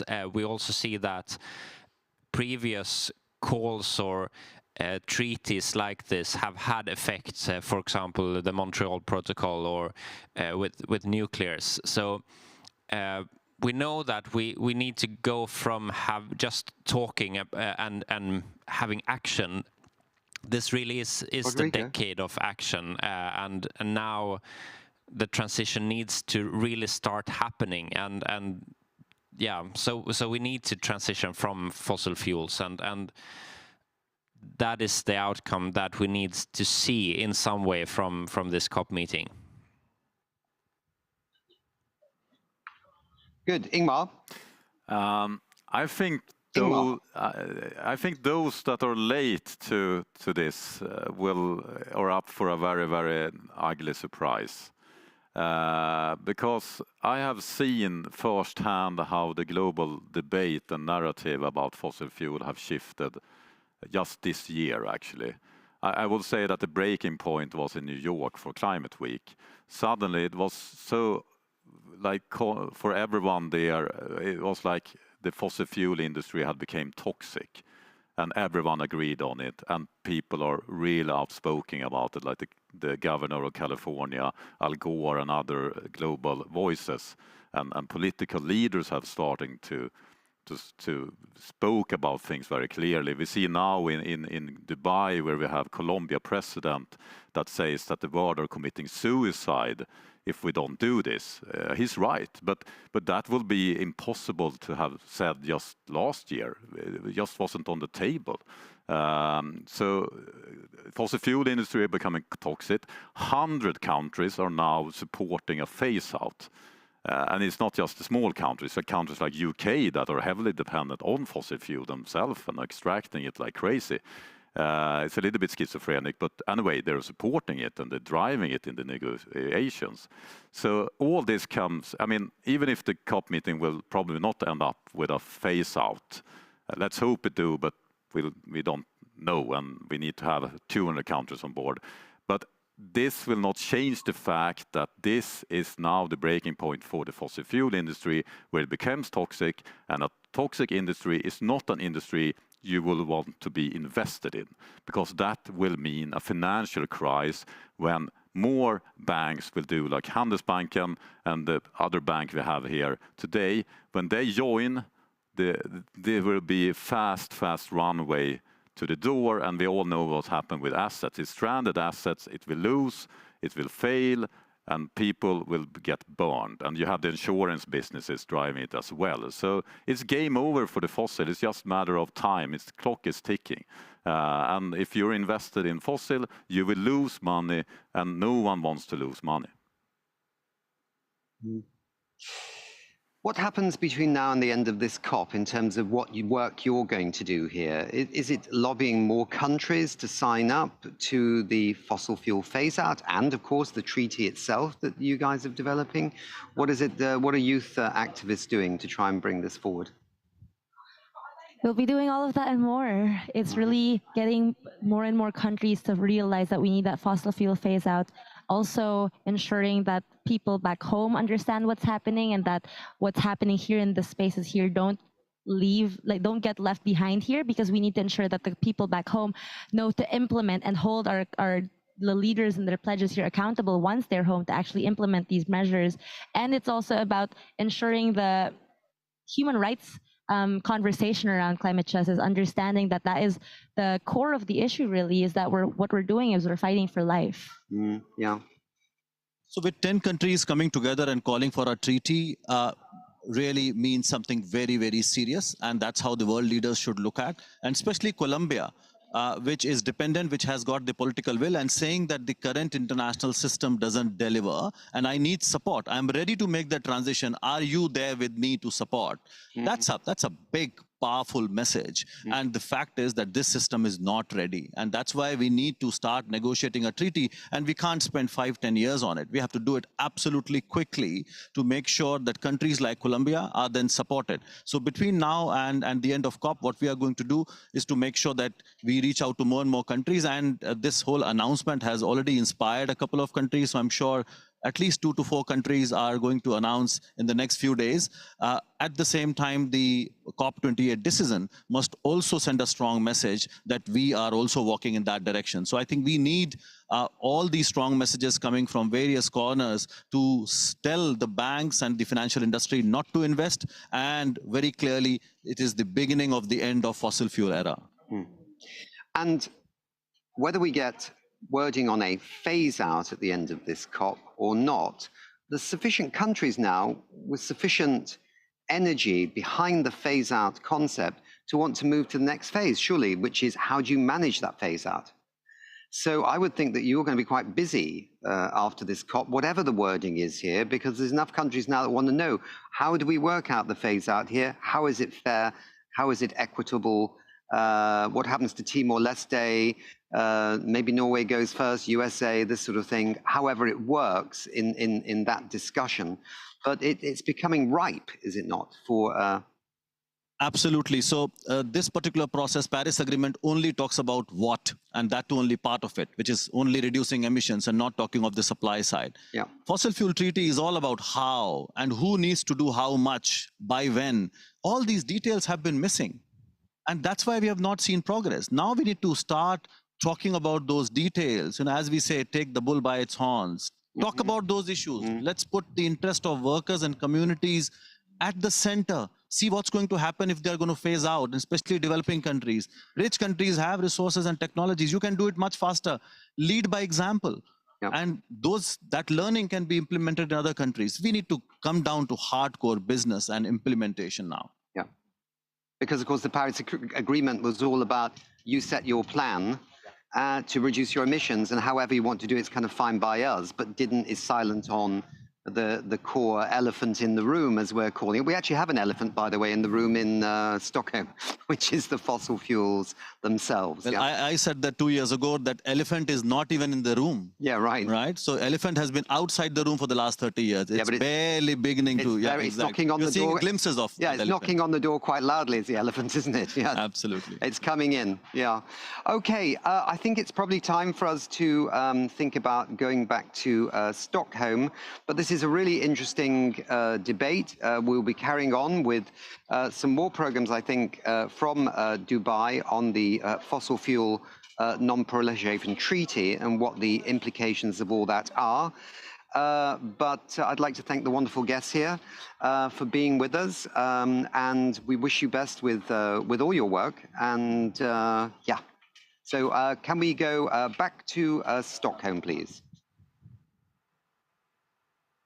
Well, thank you so much, Harjeet and Mitzi, for your fabulous work. I remember last year in Dubai and in Sharm el-Sheikh when I had your colleague Tsepara on stage and how she presented the treaty so eloquently. And now to see that the work has gained such momentum and such impact, it's really, really wonderful. And speaking of impact, I have a follow-up question to you, Martin. I'm very impressed by your work indeed. So how has your this signing been received in Handelsbanken within your colleagues and also from your clients? Because this is, of course, making a difference in how you communicate your sustainability work.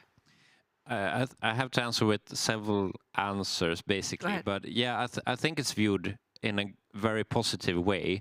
If you look at Handelsbanken's credit ratings, we have the highest credit rating among privately owned bank within the world, and our ranked as Europe's safest bank. So, and this is not only due to our commitment and endorsement of the fossil fuel treaty, but it as a whole is a reflection on how we view and work with risks within credits and within investments. So you can see that banks that work with credits and with risk, they are and will be better with their sustainability work as well. And when it comes to customers, so our life insurance company also this year became the first one in Sweden to launch an eco-labeled occupational pension, where of course all investments are free from fossil fuels. And how about your employees? They must be proud. I hope so, and I feel proud to work with a bank that engages with our customers to help them in their transition, and that has a target and also a transition plan, because only the target isn't enough, but the real work that needs to be put in. So yeah, I'm very proud of representing Handelsbanken in this work going forward. So how are you planning to communicate the signing of the treaty to your customers? Well, we actually did already 2 years ago when we first endorsed the treaty, and continue to write about how we do this, and with also legislation that comes in that states that we have to send information to all our clients. Yeah. How we work with their investments, how we commit and take our responsibility with the trust that they have placed with us. So that is something that's continuously happening. And this treaty is one of many examples of what Handelsbanken is doing every day to help our customers and the society to a just and fair transition. Well, thank you for being such a good example of the power of money in this transition, and of course for signing the treaty. Being a pioneer is always difficult, but it's important, and let's hope that other banks and financial institutions follow suit and also sign the non-proliferation treaty. And this marks the end of this session. We're moving on. We're going to talk about the global challenges and regional solutions coming up.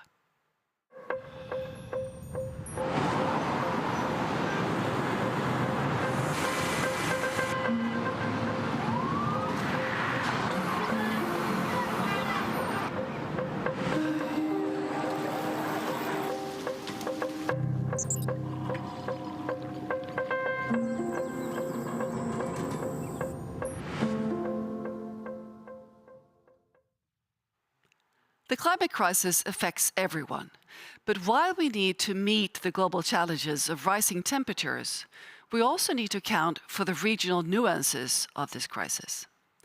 In other words, we need to take global action that suits every part of the planet. Luckily, work is already well underway to discern how the challenge of climate change presents itself at the local level. And in this upcoming session, we're going to be hearing from a business whose extensive work in this area might hold the key to unlocking the sustainable future that suits all. I'm now going to hand over to my wonderful colleague and CEO of We Don't Have Time United States, Dr. Shutta Chakraborty, who will be moderating this session from Dubai. So over to you, Shutta. As you said, while the climate crisis is global, we know that the impacts can vary greatly across different regions. It's very hot here, for example, in December. In this fireside chat, we'll discuss why regional strategies are crucial in addressing global climate challenges. So, joining me on stage, I'm thrilled to welcome Maurizio Zua. Så bra det var. Så fruktansvärt tydlig. Ja, men det var så tydligt. And board director and head of sustainability of Middle East and Africa at Kearney. Maurizio gathers nearly 25 years of experience across the Americas, Asia's, Middle East, Africa, advising business and country leaders on policy, strategy, design, and execution of major urban, transport, mobility, and industrial infrastructure to really make countries more livable, sustainable, competitive, and connected. We're so excited to have you, Maurizio. So let's welcome. Thank you. Thank you for having me, Sweta. It's great to be here. Appreciate it and appreciate getting into this conversation and really hearing about your expertise. But let's start with this report. You recently released a report on regional differences and priorities on sustainability. Tell us a little bit about this, what your main findings were, and what are the takeaways that the audience would be really interested to hear about? Yeah, happy to answer that. But I think that just to start, let me tell you why we did it. Sure. I think it's quite important to establish that. We are facing, as you well know, a massive transformation. We need to maintain our growth as a society. We need to do that while we maintain social equality, and we need to protect the planet at the same time. In order to do all those three things at the same time, businesses require to make the deepest, most profound, most broad transformation they've ever experienced. Sure. So we wanted to take out the guesswork on what different sectors and different regions need to be doing and prioritize and identify the collective action that we can help businesses do together. Sure. So we went on and interviewed about 400 CXOs, CEOs, chief sustainability officers, et cetera, and we asked them exactly that.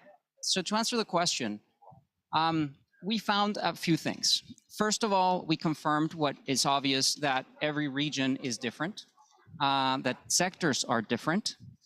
That's obvious. What starts to become more insightful is that the way that we refer to the global north and the global south and the divide between those two big blocks is increasingly less helpful to come up with collective action that business can take.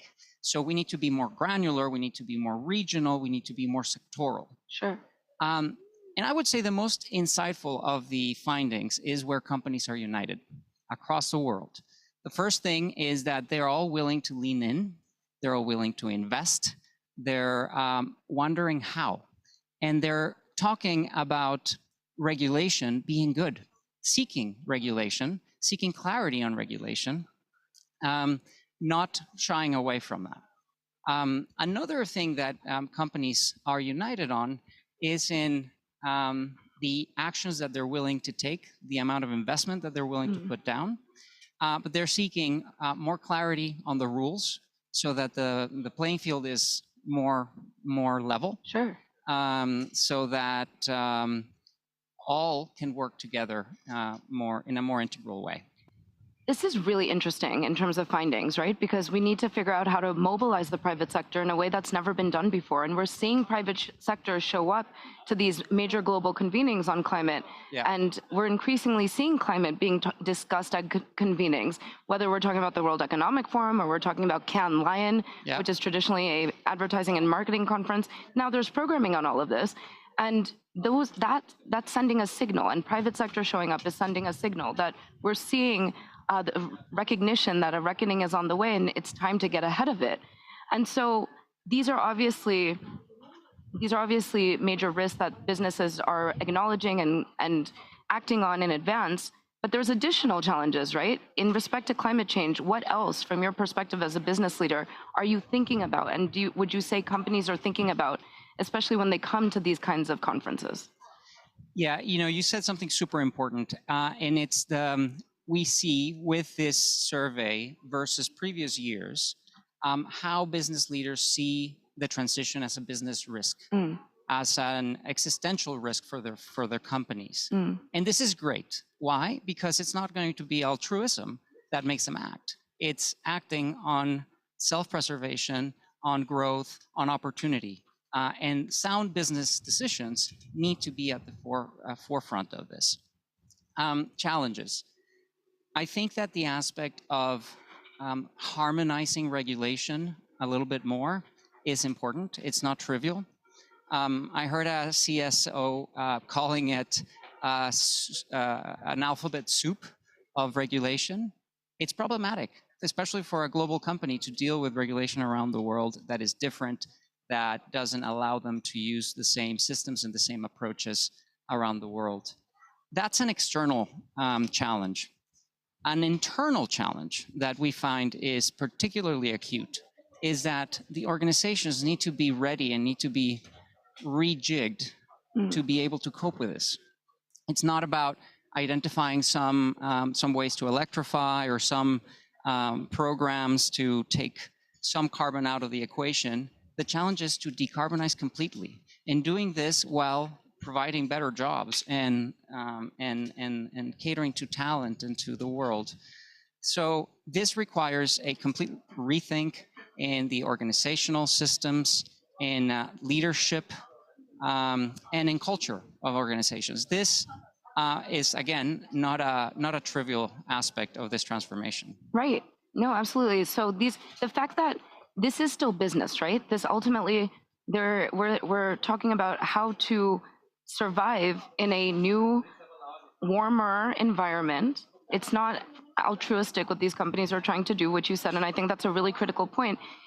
These changes are required because it's best for the bottom line. We're talking about operating on a planet that if we don't get ahead of it and make these changes, there's no business ultimately. So this is really, the bottom line is that these changes have to be made because it's good for future business. So I think that's very important, because that goes to show the private sector is incentivized to think about the future and in partnership with the public sector. It's the ultimate engine. Yeah. Ultimate incentive. And the regulations are not necessarily going to hurt. It's actually going to improve the outcomes for a single company and the entire sector that it operates in. That's right. So there's opportunities here, right? So, I mean, it sounds, we want to get away from this narrative of this is changing things, restricting things. We can no longer continue as business as usual, but there's a lot of opportunity for even a more better outcomes for a company. So let's talk a little bit about, as your perspective as a business leader, what are the biggest opportunities that you see? Well, you can look at the other side of the coin of the challenges that I talked about. But before we get to those, I honestly think that, and I think you would probably agree, that consumers hold the key. The opportunity here lies in probably the next generation, Generation Z, and perhaps a little bit us if we change our ways, but it's easier for the next generation to demand products with certain characteristics and really put their money where their mouth is. On demanding cars that are electric and carbon neutral, on food that is socially positive, on housing that is also carbon positive, etc. So I think it starts there on the consumer. I think next is really upgrading the organizations that we have today. And a lot of companies have started, but these are transformations that are so profound that as I was saying, that take time. So you need to think about talent differently. You need to think about incentives differently. You need to think about, sustainability not being just an appendix to your strategy, but being core to it. All of this takes time and takes effort and takes leaning in from leadership. I could talk to you about this particular topic all day.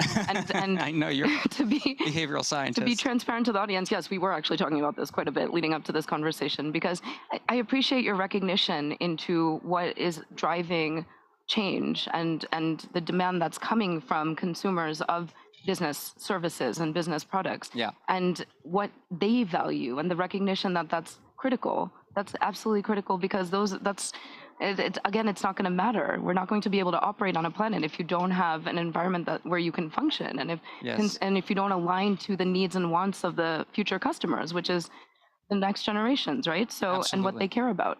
And you get it. You absolutely get it. So tell us about why that's such a core value for Kearney. Listen, we have been around for 100 years. We're a problem-solving company. We help other companies solve problems. And this is a major, major problem. So I think it is very close to my heart for us to be positive to the planet. And we talk about natural regeneration, social regeneration, and all of that. So it's close to the heart, but it's also about preserving. It's also thinking as a business group, we want to help resolve the problems that the world has, the business community has. And if we don't, we failed in this great opportunity that we have, to be close to a lot of business leaders, government leaders, bringing them together and collaborating. I'll give you an example. We are tonight launching something we're calling the Center for a Sustainable Future. And it's a chapter that starts here in the Middle East and Africa.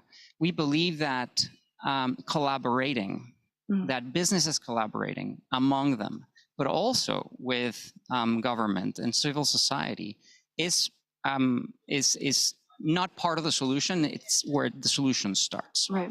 And we don't see enough of them. So we want to create a platform to bring that together. And it's not about talk, it's about action. So the example I wanted to talk to you about is we're bringing together a venture capital fund, some of their portfolio companies, which are climate tech, agri-tech, energy tech, et cetera, together with the consumers of that technology, which are our clients. So major corporations that are seeking to adapt and adopt technology fast, scale it, and make that be part of the solution. So bringing those people together for us is very important, and I think it's also very purposeful for ourselves and our employees too. Right. And when your business is solving problems, you are at a crucial nexus of being able to be that glue that really does identify where the gaps are. So who is it that you need to connect that can really accelerate some of these solutions that are there? There's a lot of really great solutions. There's a lot of great technologies, but you need support. We're here at this conference for a reason. We need support locally, of course, regionally, but multilaterally. And COP28 is all about what climate legislation and policy is needed to bring these solutions to commercial viability. So what do you think, coming from the perspective of where we are right now, you're based here in Dubai as well. Yeah. So looking at the Middle East and Africa, what do you think is missing regionally? Good question, Sweta. I think that I'll tell you what we have regionally. What we have regionally is a lot of political will from the very top, and the announcements that have been made. For example, the signatures that have been achieved already in the first 3 days of COP talk about that. I think that one aspect I will go back to that is needed is more order in regulation, more order in standards, more predictability of where those are going, so that companies can make investments in the longer term. Sure. If you don't know what's going to happen, you're probably going to hold back your dollars until you figure it out. And if you know something is coming, maybe you're going to wait. So I would say just leaning into making statements, whether they're not completely perfect or not, doesn't matter. What matters is that there's a step forward. I would say I would start there in aspects like carbon credits, like renewable energy requirements, like focusing on scope 3 of your supply chain reductions, not only scope 1 and 2, and so on. I think there's many areas that I could cite. The ability to put back solar power from your roof into the system, sure, into the grid. So there's a number of those areas where business and government can come together with solutions that are very good, not necessarily perfect, but move us forward. It's a real treat to talk to somebody who's actually based in Dubai, and the actual COP is occurring in Dubai. And so you have some additional insights into this region in particular. Why is there such a focus on the Middle East and Africa? Why why is this such a critical component to the bigger global picture? What is going on here that is making climate and sustainability that much more the topic of conversation? I would say 2 or 3 things. I think the first thing, also before we started, we were talking about trust. We were talking about trust of consumer to companies and trust of consumer to governments. I think that the countries of the Gulf have a level of trust with the global North and the global South. Although I don't like that nomenclature, it's just shorthand for the conversation. Why? Because they have demonstrated that they say something and then they do something. So I think that being a nexus between those two blocks, I think is super important. That's number one. Number two, there's an aspect of a urgency to transition economies that have been based traditionally from the extraction of resources to innovative, knowledge-based businesses. And it is true. It's also about securing their future. So again, the incentive is the right one. Yeah. So we've been privileged to work with many organizations, private and public, of the region, and we see this. And I will say one more thing. I think there's an absolute belief in leaders' minds that they can be the best at whatever they set their mind to be, and they already are in many things. So it's really, like you said, it's a privilege to be part of that. Well, I think that's a fantastic note to end on. Thank you so much for taking this time and giving us your insights, and all the best to you in the remaining time we have here at COP. Thank you very much. Thanks. Appreciate it. Sweden, back over to you. Well, thank you so much. This is a very great session as always, Shutta. So this marks the end of the session and we're going to move on.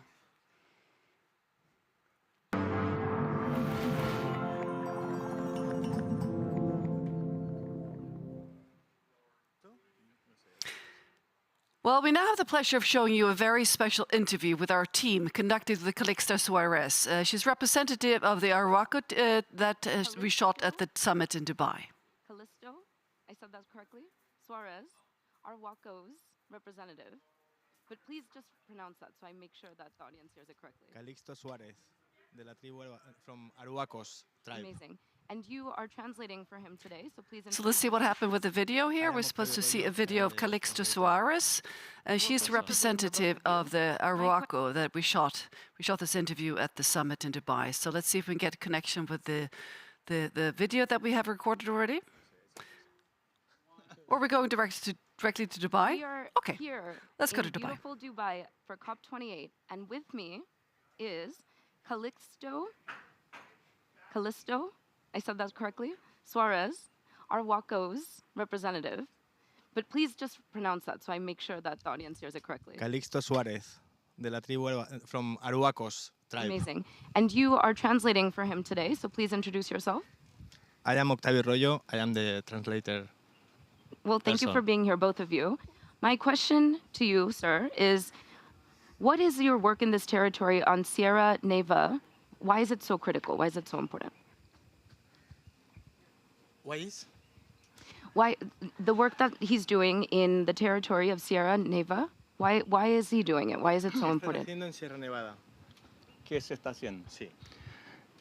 A ver, la Sierra Nevada es como el símbolo de micromundo desde la cosmovisión Arhuacas, entonces de ahí hacemos muchas cosas porque sabemos que desde ese punto tiene una correlación de conexión de diferentes puntos continentales.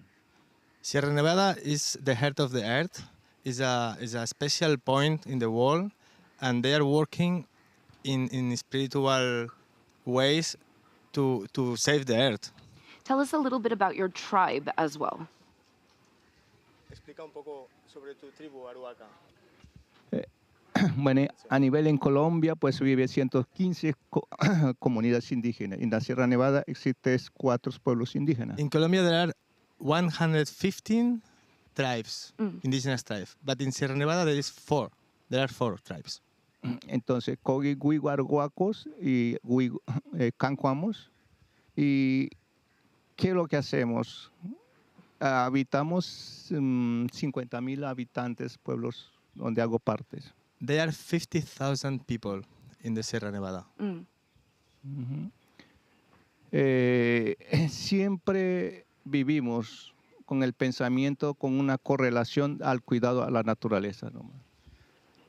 Their cosmovision, they always are living in relation with the earth. Why is it so important to protect the land and culture? What is happening that needs to happen, that protection? ¿Por qué es tan importante proteger la cultura y la tierra de los arhuacos, de los indígenas? Porque desde la creación, desde la cosmovisión indígena, todas las culturas indígenas tienen una relación de la creación, o sea, donde están las verdades. No hay otros inventos ni nada, sino la verdad y la paz y la armonía y la unión. Por eso es importante el territorio de los pueblos indígenas. Because they are living there from the beginning of the earth, the history, and they represent the unity, the harmony, the sustainability. So it's important to respect all the tribes, indigenous. So what are the specific things that are being done by your tribe to protect this part of the country? ¿Cuáles son las cosas específicas que estáis haciendo para proteger la tierra? Son dos puntos fundamentales. Para mí es importante cualquier cultura que sea, cualquier humano que sea de la tierra, que viva en paz consigo mismos y también que sepa que la tierra, somos parte de la tierra. In one side, he's saying that for him it's important to be in harmony with yourself, to be in harmony with the planet Earth. Mm-hmm. And on the other side, la segunda. La segunda es que muchas de las personas desde nuestras mentes pensamos que la tierra es de nosotros. Nosotros no somos, la tierra no es de nosotros, sino nosotros como ser humano somos de las tierras. Eso es lo que hay que pensar. Yeah, so they say that a lot of people is saying or is thinking that the earth belongs to them. Mm. It's my earth, my right. part of the earth. So they say the contrary. They think that we belong to the earth. It's the opposite way. I see. Tell us about the law of origin also, and why you are sharing this law of origin with the global audience. ¿El law? The law of origin? Origin? Yeah. ¿Cuál es la ley del origen?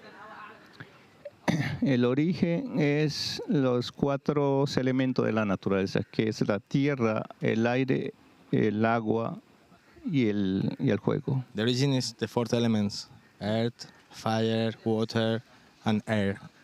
Sí, eso es lo que tratamos, que ellos también estén armonizados. And they are doing rituals, shamanic rituals, to make harmony between each element. Porque es de todo el mundo, no es de una sola persona. Because it's for all the planet Earth. But they are doing rituals for everyone.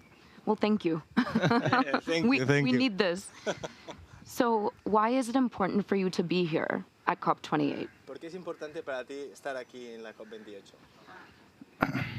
Para mí es importante porque nos llama, la Tierra nos llama. La Tierra se está manifestando a través del cambio climático y eso nos llama. Y esa unión de diferentes culturas, diferentes pensamientos frente a la Tierra, nos estamos uniendo, por eso es importante. So they listen the call. The planet Earth is calling the people, and they listen the call. So he's here because he thinks that we need to be united to combat the climate change, you know. And this is a great place to communicate. We are reaching an audience of millions around the world that might be hearing your story for the first time. What is it that you would like to communicate to those that are watching you right now to say, you know, here's how you can help, here's what you can do to help my people, my tribe, my country, and the planet? Ahora es tu momento, es decir, hay mucha gente que nos está mirando y esto es importante porque se comunica a millones de personas. Ahora es tu momento para explicar, dar tu mensaje, por qué estás aquí, qué quieres sobre tu tribu, sobre qué quieres decir al mundo, qué te gustaría decir. Cada ser humano del planeta, de cualquier forma o condiciones que se encuentres a nivel físico, mental o enfermos, pero siempre valórese por sí mismos. Yeah. each human being, whatever is their condition, has to have value, has to value their self inside. Pensar que yo soy muy importante para la tierra. Eso es muy importante. Everyone has to think that we are really important for the planet Earth.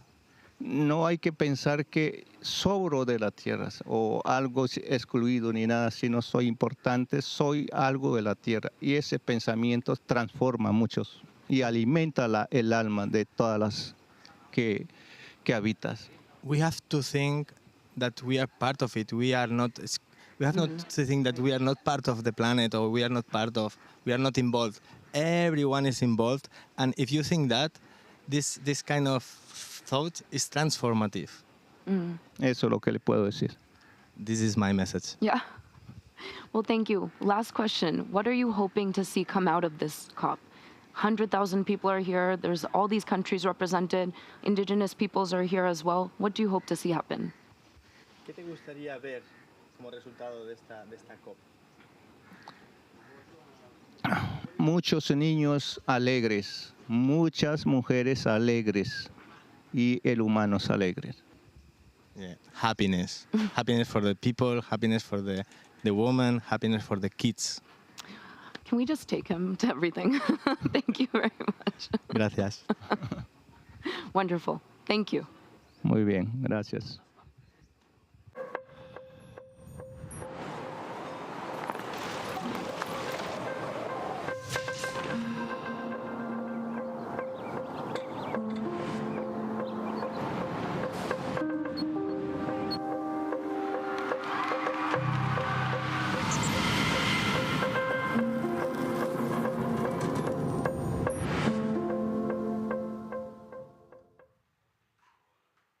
Transition plans is a hot topic for companies.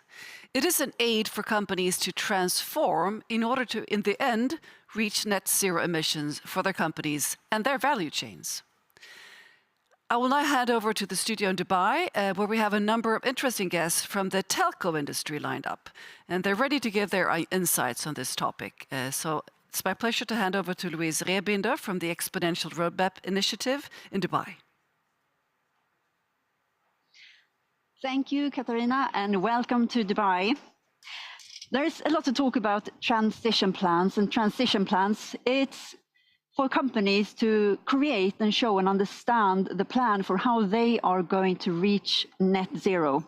But getting there is not easy, and we need more discussions and understanding and support for how we can actually create the plan and then reach this net zero. My name is Louise Rebinder. I'm director at Exponential Roadmap Initiative. My previous experience is working with sustainability and climate action in the telco industry. And I'm very happy to be hosting this session called Transforming the Telco Sector to Net Zero. And I want to say that this session is hosted together with GSMA. So we will have Stephen Moore also here in the panel, who is from GSMA. And just a little bit about GSMA that I've been following for some time, of course, since I've been working in the telco industry. It's a non-profit organization within the telecom industry. Even if GSMA is not only working with climate, they're doing a lot of different things. They're working very hard on supporting this industry to reach net zero, creating transition plans and creating the support for doing so. But we will also have companies in this session, namely Telefonica, BT Group and Ericsson. But first, I want to introduce a colleague of mine, and that is Claire Wigg, Head of Climate Performance Practice at Exponential Roadmap Initiative. Welcome. And Claire, I would like for you to tell us a little bit about transition plans, because not all know what it is. So what is it, why are they here, and what are we going to use them for? But please also tell us a little bit about what Exponential Roadmap Initiative is doing in this area. Great, thank you. So Exponential Roadmap's work on transition plans began in earnest last June, prompted by none other than the UN General Secretary, who placed a call out to companies around the world to write credible transition plans, and then they would get into his climate summit in New York. So his committee last year, the H-Leg, had produced a report called Integrity Matters, and from that they drew a checklist of things that should be, in their view, in a transition plan. So over the summer, Exponential Roadmap Initiative helped 10 companies write plans according to that checklist.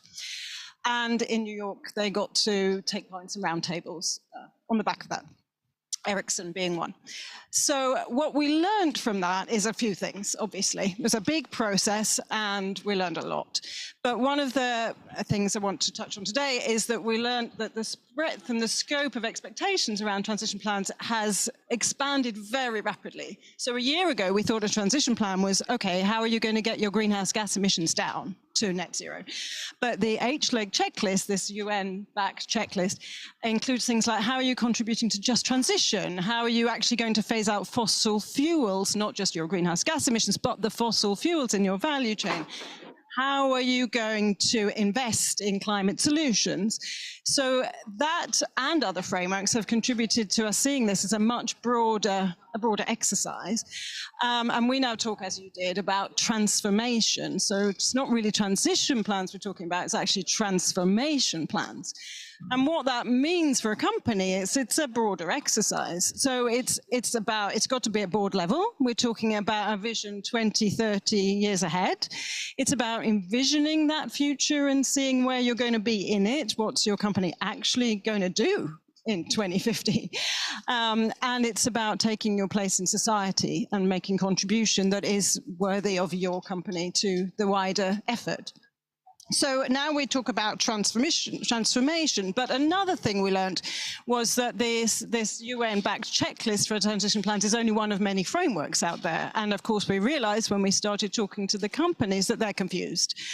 So we had initially voluntary initiatives around transition plans from organizations like GFANZ, that's a finance industry organization, and from the World Business Coalition.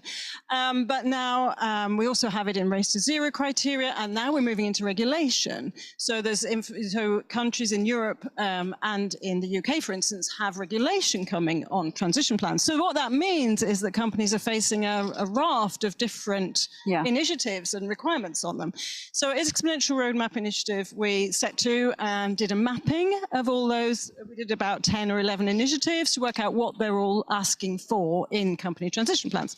So that's a mapping of all the elements. And then out of that, we've drawn a template, which what with the idea being, and we're going to test it, of course, have to check it, but the idea is if you follow the template, include everything that we've said, then you will have a transition plan that meets all these different frameworks. So that's where we're at. And we're going to continue this work in 2024 because every company, the direction of travel is that every company will need a plan, but it's going to take work. It's going to take a lot of new thinking. It's going to take dialogue across boundaries within and between companies. And what that means is we need to work a lot towards getting both credible and transformative plans. So we're going to support our companies as best we can and learn a lot along the way. Will this be available, this template, in the end? Yes, the template will be available. The first version should be out before Christmas, for sure. It's basically done, but we need to review it, be sure, and then we'd love to get feedback. So it'll be published on the Exponential Roadmap Initiative website. That's excellent. Thank you so much, Claire. Great, thank you. The global stocktake is a stark reminder of the reality we face. A rapidly closing window of opportunity to secure a livable and sustainable future for all. COP28 is our chance to urgently change the direction of travel using the global stocktake as our roadmap. We need to bring the whole of society on this journey. As first movers and leaders, we're working together to catalyze action towards the most impactful climate solutions. But for us all to move faster, we need political leaders and policymakers to provide more policy incentives that implement zero emissions. The future we are choosing is pollution-free and transforming all our systems that drive the real economy. In fact, change is happening faster than we think. We've seen exponential progress in clean energy technologies, and electric vehicles could account for 2/3 of car sales by 2030. With over 12,500 members in the Race to Zero, businesses, investors, cities, regions, and others are leading the way to halving emissions by 2030 and are already turning their climate pledges into plans. We are on our way to actually deliver to the 6.5 billion euro investment goal into renewable energy. The world will fail to achieve a just and green transition without sufficient, efficient, and fair flows of finance, particularly in developing countries. And we must remember that in pursuit of a net zero resilient world, we should put people and nature first. We, as business leaders, are aligning our advocacy with net zero goals. And we're changing our business models. Of the world's largest 2,000 publicly listed companies, half have set 2050 net zero targets. We as finance leaders are supporting governments to turbocharge the transition. For example, sustainable bond issuance has totaled $109 billion so far in 2023, higher than full-year issuance in any other year on record. 私たちは都市や地域のリーダーとして地域の気候行動を実現する革新的な政策を実行しております。京都市は2030年民生部門 In my city, we have successfully adopted climate actions for almost 20 years. We have switched to 100% electricity from renewable sources for all of our operations. We don't have time to wait. Later is too late.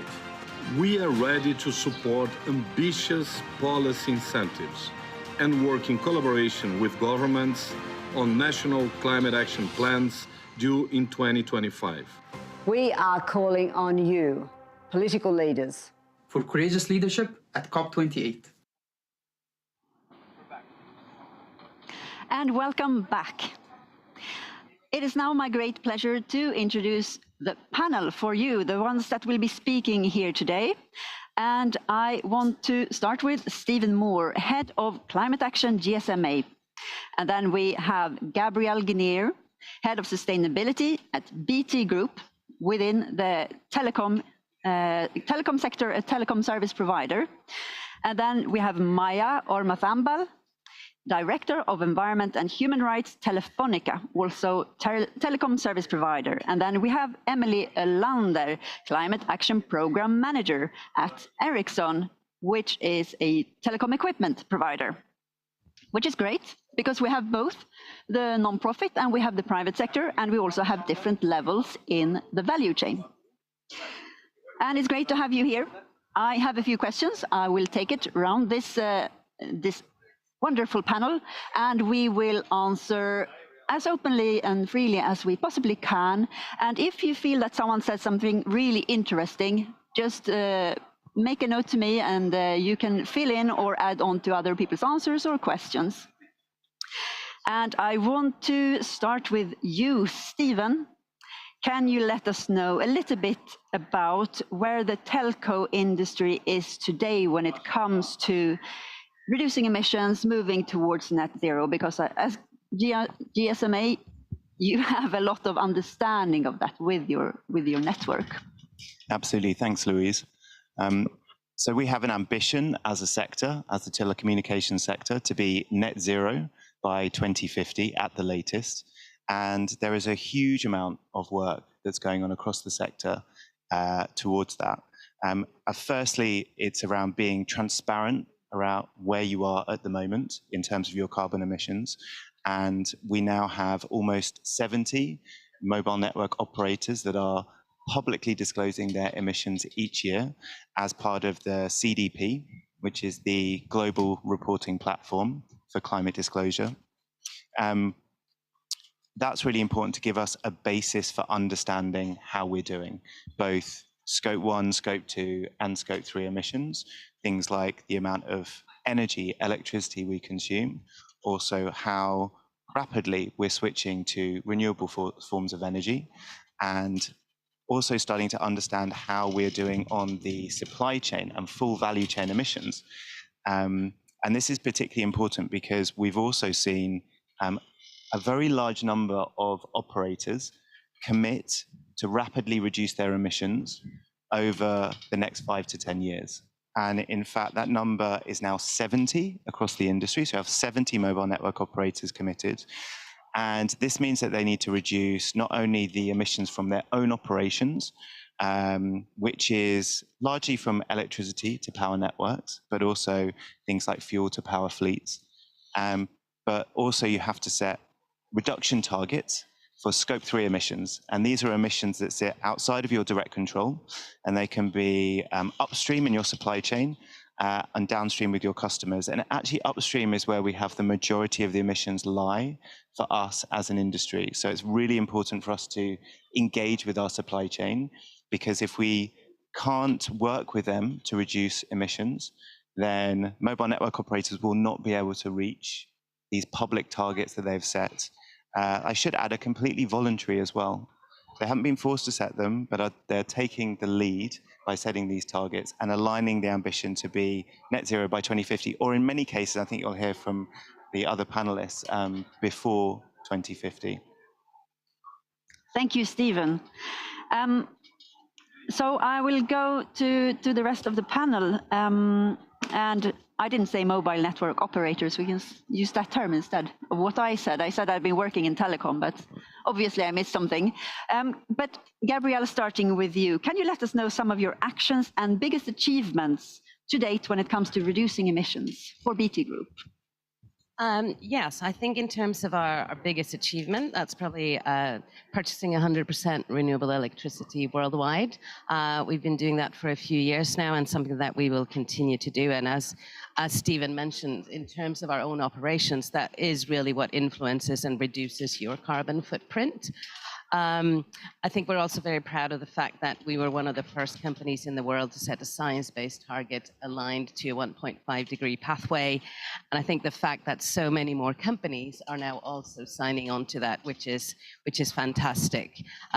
Just looking at challenges for us, we have the UK's second largest fleet of commercial vehicles. So we need to decarbonize about 30,000 vehicles.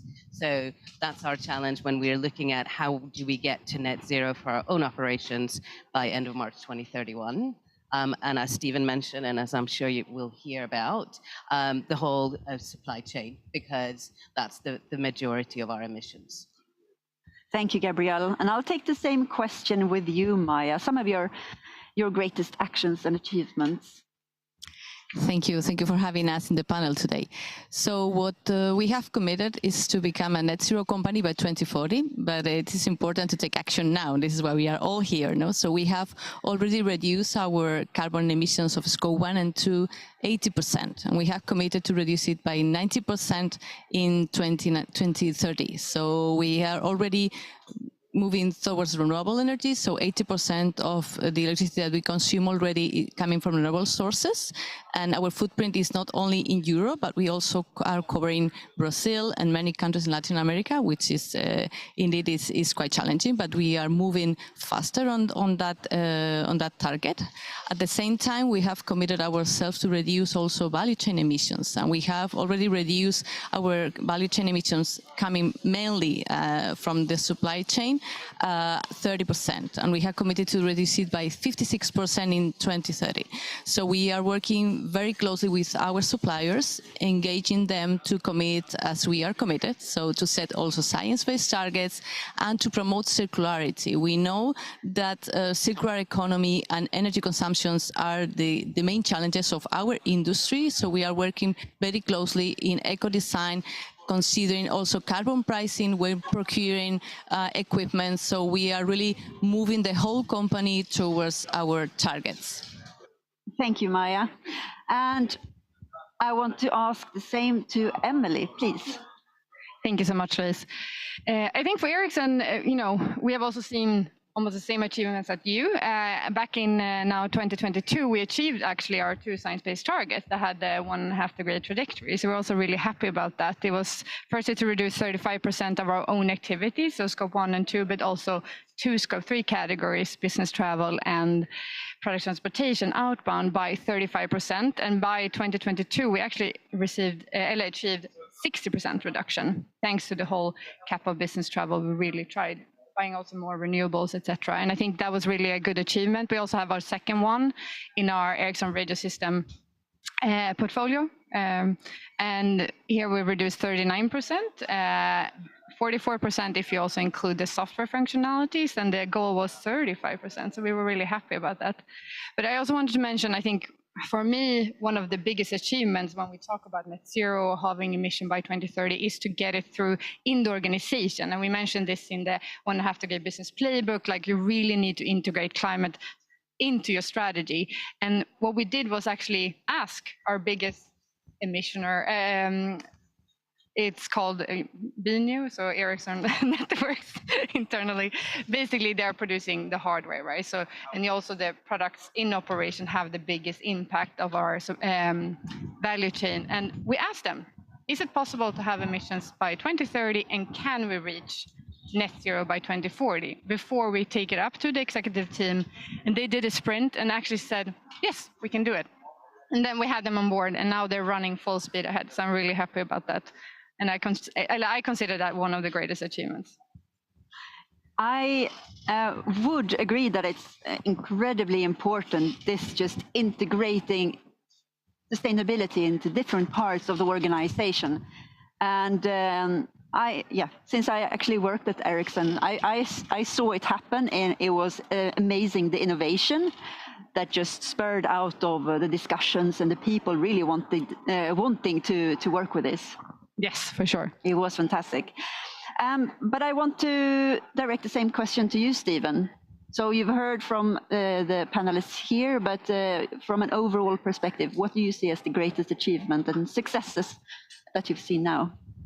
Yeah, I think it's fair to say that the greatest achievements and successes are still to come, we hope, because we're going to be doing our latest assessment of the carbon emissions across the whole industry, and we're going to be publishing that in February of next year. And I'm not sure we've really started to turn the curve and started to rapidly reduce across the whole industry. So we have, leading operators like BT, like Telefonica, and leading suppliers like Ericsson, but there is a wide variety of companies across the whole sector. And we need to see more action from more companies across the sector, and we need to support them. I think that's one of the roles that we can do as an industry association, is to learn from what leaders are doing and to share that best practice knowledge with the rest of the industry, and create guidance and other tools so they can understand what they need to do as well, and also encourage them to move at the same pace that we're seeing the leaders move at, because I think once we see that, then we really start to see emissions come down. We do have some challenges though in reducing, say, our Scope 2 emissions, which are from electricity. In some parts of the world, it's relatively easy to purchase renewable electricity. It's relatively straightforward across Europe. It's relatively straightforward across North America. In other parts of the world, it's much more difficult, especially if you have, say, a nationally owned energy company. Then you essentially you can only buy one form of energy, and that is just the standard grid electricity. So it's one of the messages that we've been developing and that we're actually bringing to COP is to say to policymakers, please allow corporate purchasing of renewable electricity. Please allow corporate investment into new renewable energy generation capacity. This is what we need to see happen to decarbonize grids around the world. And many of our members, GSMA members, mobile network operators, and others across the industry need access to this renewable electricity to meet their carbon reduction targets.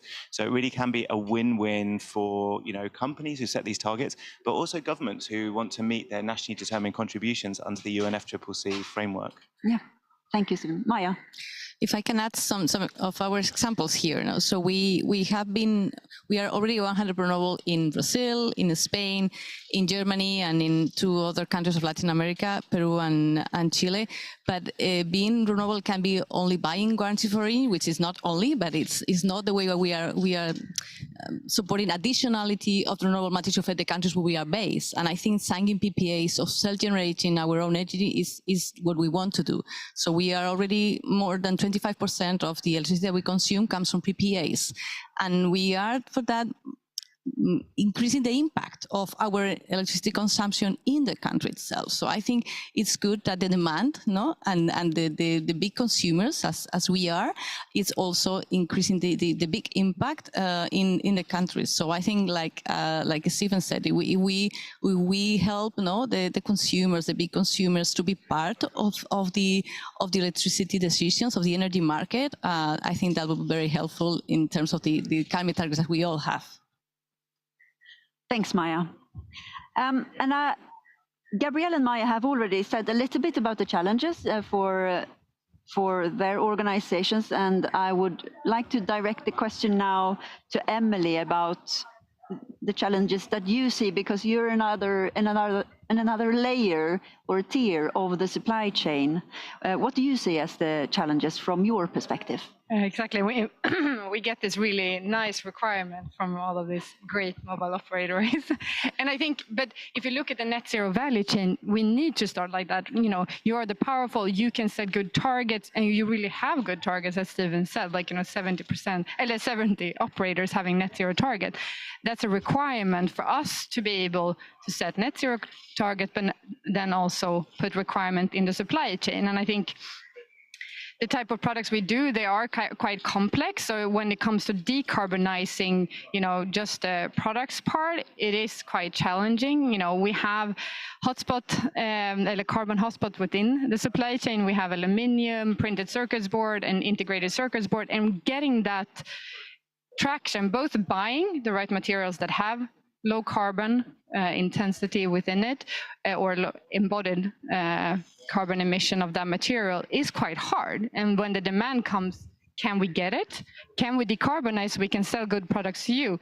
It is still a great challenge that we will need to see. And then when it comes to renewable certificates, if they then, for example, in the electricity consumption, take certificates, how can we verify that those are right? So it becomes increasingly hard for us to verify the claims that are made for our suppliers as well. So I think it's really, we do see some challenges, but for Ericsson, around 9% of our emission comes from the supply chain. So the majority is, because we are so global, from the portfolio we have in operation by the customers. But as we have our operators setting so great targets, we need to work with the supply chain as well. And I think that's, we've started to do that, but it's a bit longer way to go when it comes to redesigning products, change the material substitution and such.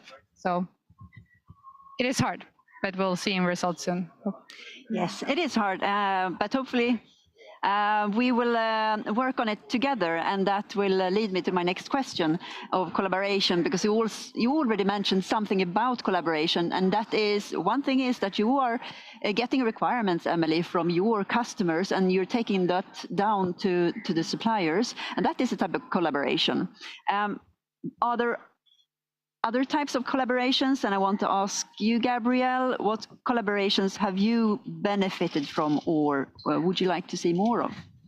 Yeah, I think one of the big challenges is around scale, right? So if we look at BT Group, we have about 11,400 suppliers. So unfortunately, we can't engage with all of those directly. So we need to collaborate with others. So for example, when we set up 1.5 supply chain leaders together with Ericsson, Telia Company, Unilever, and IKEA, that was really to spread best practice on how you work with global supply chains and to provide that guidance. And I think because all of us have been through this journey working with suppliers, what have we learned so that other people, when they start looking at supply chains and scope 3, they don't need to do things all over again, because we've already learned from that. Another challenge is also how do we reach SMEs?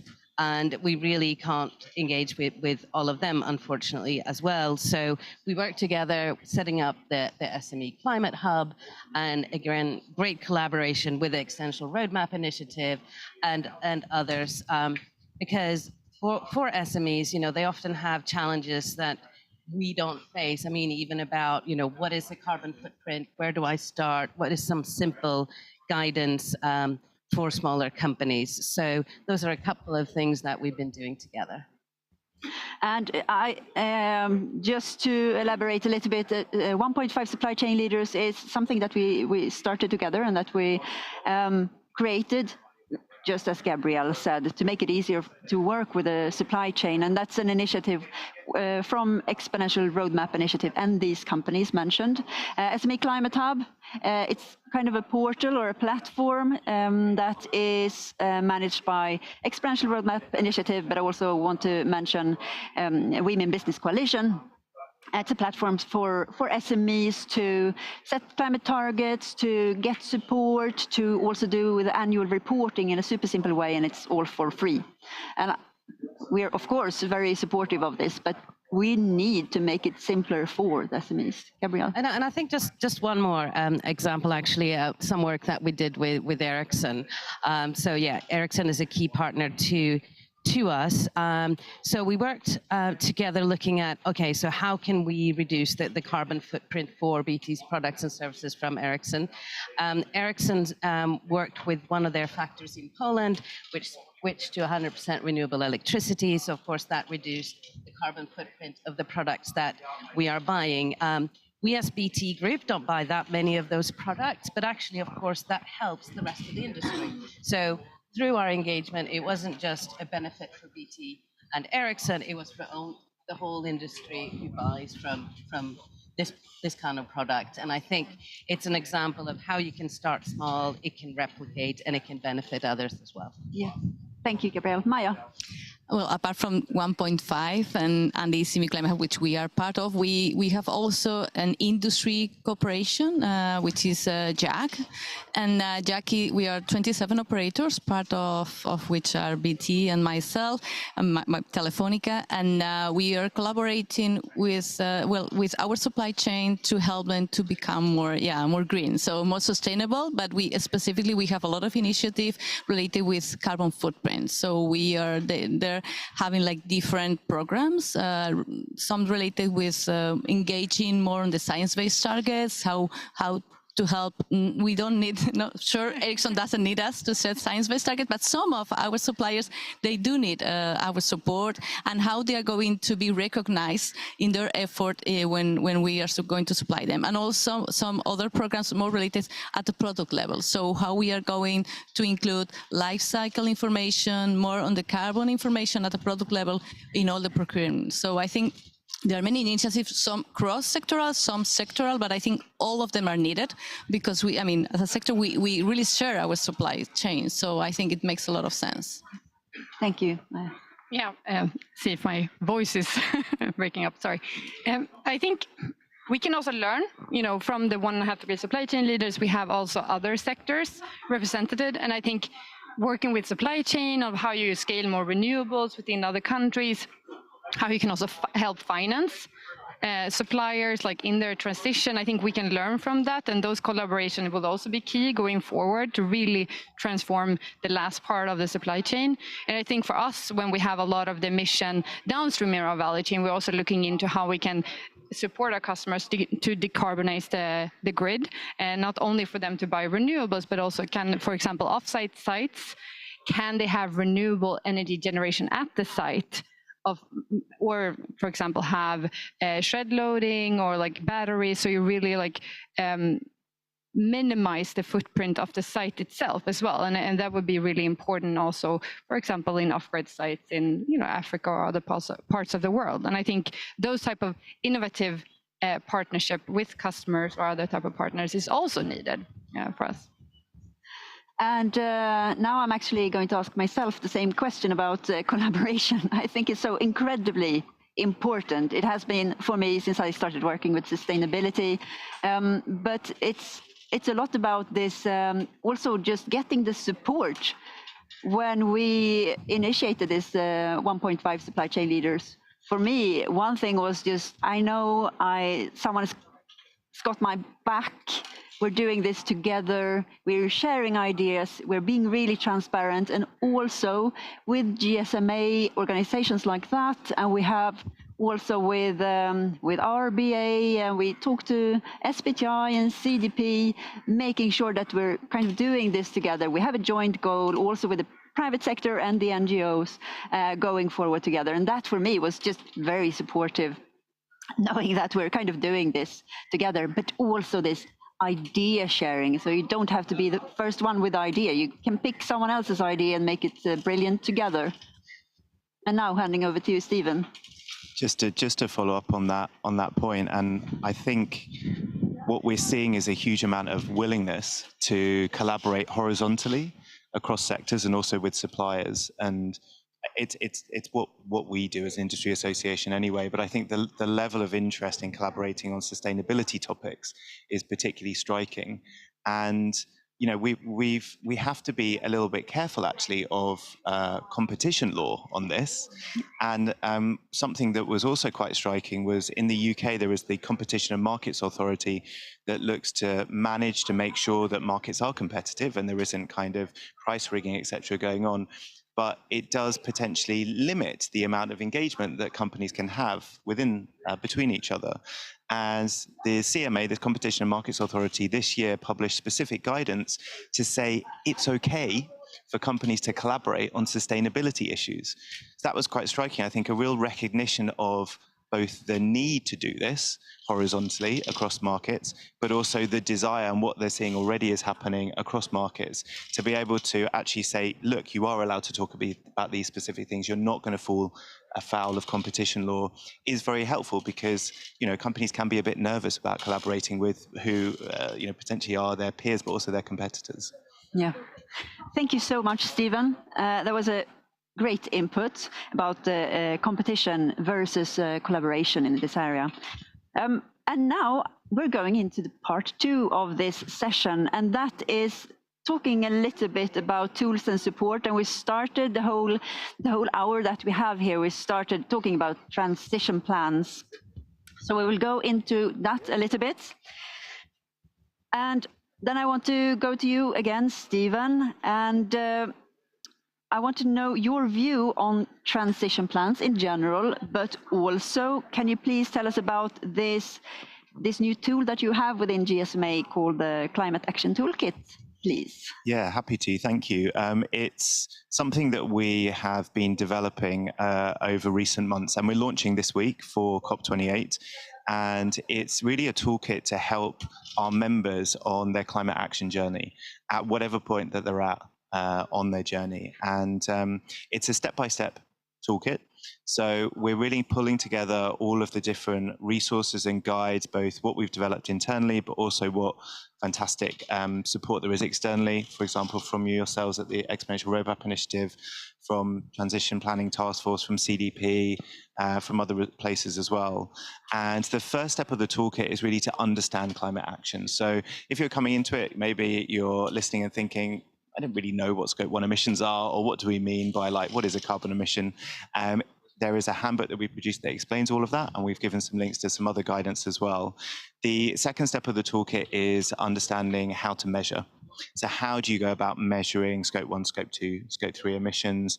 Can you get this information from the Greenhouse Gas Protocol? We've also developed something this year in collaboration with our members and partners across the industry, which is guidance on measuring Scope 3 emissions, which is really, really tricky. There are 15 categories of Scope 3 emissions. It's very, very complicated. So we worked in a massive collaborative effort, actually, with 50 to 60 companies across the industry to effectively crowdsource this guidance. So that's part of the toolkit. So step 2 is all about measurement. Step 3 is then disclosure. You know, it's no point measuring unless you're publicly disclosing or being transparent about your emissions, so you can show how they're changing from year to year and hopefully how they're reducing from one year to the next. The fourth step is then committing and setting your science-based targets. So we need to know where we're going to head to, and we need to have these near-term targets, because it's fine having a longer-term net zero target, but action really needs to happen in the next 5 to 10 years. So we have produced guidance and support on how to calculate your carbon reduction target aligned to 1.5 degrees, and how to go through the public process of committing to it and putting it up on the SBTi website. And then now, thankfully, because we've had so many of our members that have committed, we're now in the process of looking at how we achieve those carbon reduction targets. So looking at how do you reduce Scope 1, Scope 2 emissions, how do you engage your supply chain to reduce your Scope 3 emissions.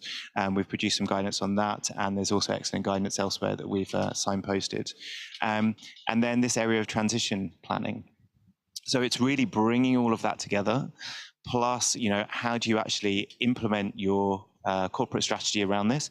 What type of governance do you need to put in place to actually deliver the strategy?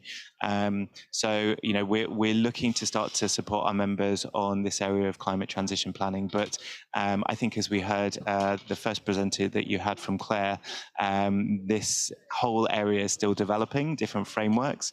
And so we're very much watching the space as well to provide the sort of most up-to-date and timely advice to our members on how they should develop their own plans. You should check out the new template that we will produce before Christmas. We'll happily do that. Any guidance is very welcome. Yeah, and I have checked out your guidance on Scope 3 data, and it's really good guidance in there. So I suggest you look at it if you haven't, and that's for telco sector, but it's relevant also for other sectors, or those only just working with Scope 3 data. So it's really brilliant. So now moving over to the private sector here. So from you, Gabrielle, a little bit about transition plans, maybe what you think of them and how you're working with them and putting it into practice. I think transition plans are really important in terms of the transparency and accountability for companies. I think we've seen a lot of companies that have just said, oh, I'm going to be net zero by this date or that date. But how are they actually doing? How are they progressing? So we need companies to every year publish an update, how are you doing? But also very importantly to share challenges. Because if we don't share the challenges with each other, again, as we've heard, collaboration is key. So how are we going to meet them? So for us, if we look at our own operations, a big challenge, as I mentioned, is decarbonizing our fleet. And we don't have the national charging infrastructure in the UK that we need for our drivers to feel comfortable and to be able to drive around the country and charge up their vehicles. So we have, for example, been very vocal, working with others, working with the climate group, and working with around 25 other companies to say, here's a challenge, we need policy in this space, we need a supporting, enabling environment. And I think, transition plans do highlight some of those challenges so we can tackle them together. Yeah, and I've been talking to a lot of other companies here at COP, and sometimes there's a balance between being able to say something about your strategies and future plans, and the need to say something about your strategies and future plans and challenges and ambitions, because you're going to need everyone, your suppliers and your customers and partners and other new suppliers in order to make it happen. Otherwise, you won't make it happen. Maya, to you.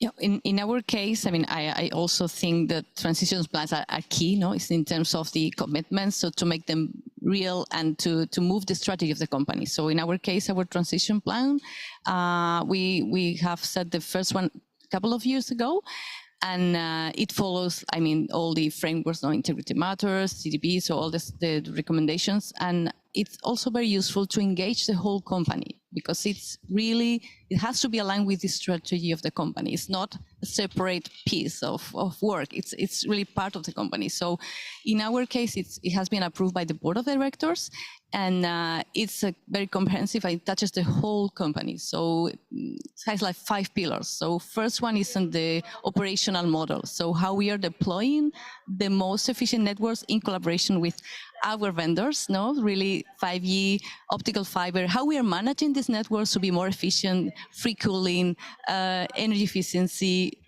avoiding fossil fuels. So a lot of operational model. How is it changing, and how is it going to help us to decouple energy consumption and traffic growth? Second pillar is about our procurement policies. So how are we going to buy differently, and introducing TCOs and other practices, all the low carbon procurement practices and tools. Third pillar is about our products and services. So how we are really going to help our customers to decarbonize itself, because we know that the digital sector is key to decarbonize the energy sector, transport, cities. So it's about deploying and developing new products and services to help them. Fourth pillar is based on financial. How are we financing ourselves? So in our case, now we have been pioneering in terms of sustainable finance, and 30% of our financing is coming now from ESG loans and bonds. So how we have committed ourselves that 40% of the financing will come from ESG related instruments in 2026. And the final, but the most important one is about governance. So how we are going to manage this internally and together with our stakeholders. And it is very critical. So this is like the top level of the company, but we have to engage the whole company. And as an example, I think it was like 5 years ago that we said that the variable remuneration of the employees is going to be linked to the emissions performance on a yearly basis. So it's not only about how we set long-term targets, but we are setting short and medium targets covering all the scope 1, 2, and 3, and really establishing this in a very practical way in a yearly basis. So this is how this climate transition plan looks like. I think it's for sure it will evolve, but I think it's a very good practice for us to engage the whole company. Yeah. So is the bonuses for the whole scope 1, 2, and 3? No, for the moment it's 1 and 2. Okay, yeah. But it will come 3 in a while. Yeah, good. It's great that you're asking questions, Emily. And in general, do you have reflections of what was said? And also, how is Ericsson working with transition plans? No, I think the reason why I asked is because we also have some bonus system for scope 1 and 2, but then also business travel. So it's long term, so it's based on a 3-year period. And I think probably in the future we'll be able to do shorter terms. And I think that's really one of the key aspects of trying to get that visibility across the company, and also maybe for people who haven't been that into this before. So I think that it's a really good one. We are not as good as you, I would say, in the transition plan. I think it is a challenge to get everything, especially when it comes to governance, and really transform every part of the business, because it's so big, everything from hardware and enterprise and financial. I think the financial plan, as you say, how we're going to finance it, is something that we're still looking into. Like, what will it cost? What are the different possibilities? And we have a really good overview of what we need to do in the supply chain, how we will reduce the weight and size of the product, what type of material we can substitute with, and getting that into. But delivering on it, it also needs more work. And also, if we can't do A, we need to know how we can do B, right? So I think getting that really detailed into this transition plan is something that we're going to focus on for 2024.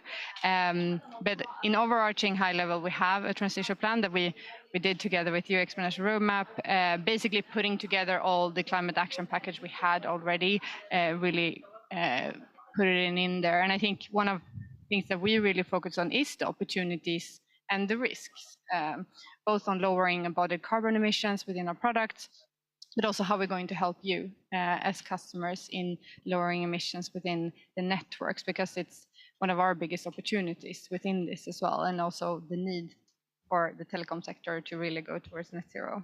So looking forward to that. And Stephen, do you have any reflections in general of what was said? Yeah, I'm just really listening and taking notes. I think taking mental notes to understand more about what goes into making a good climate transition plan. It sounds like there's still some elements that are a bit fluid in terms of what you include, but I think as the GSMA will be looking to support and encourage our members perhaps to go as far as they can do and be as progressive as possible when developing their plans. It's what we've done previously when, on disclosure, CDP is quite a sizable amount that you have to disclose, but it is best practice. Science-based targets are not easy to achieve, but they're best practice.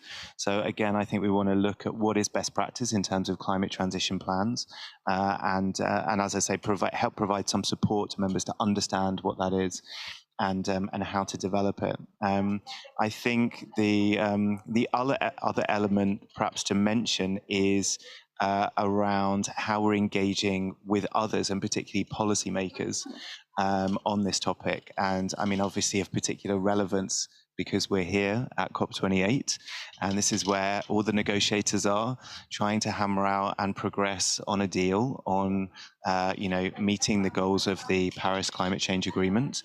And it's something that I think we're hearing more and more from progressive business saying that we need targets to be aligned to 1.5 degrees.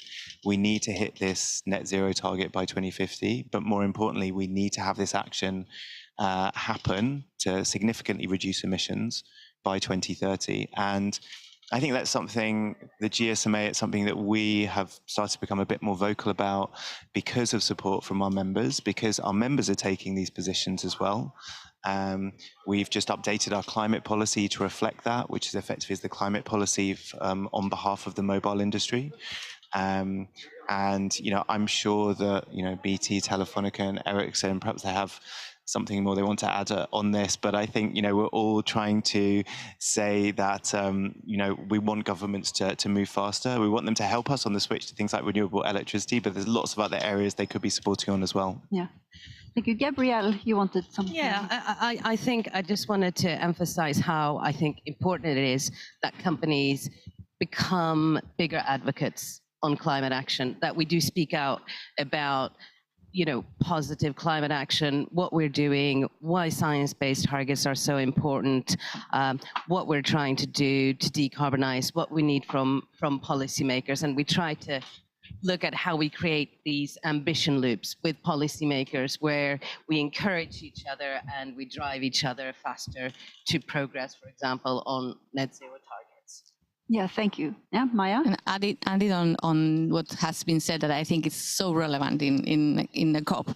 I think there are two topics I want to highlight. So first, we need the regulation, the framework, the policies, public policies to help us to reach our targets, because we cannot do this isolatedly. We need our supplies, or we need the specific regulation that help us. In that sense, renewable sources for us is key. So as a sector, we will need the framework to help us to sign PPAs of self-generation.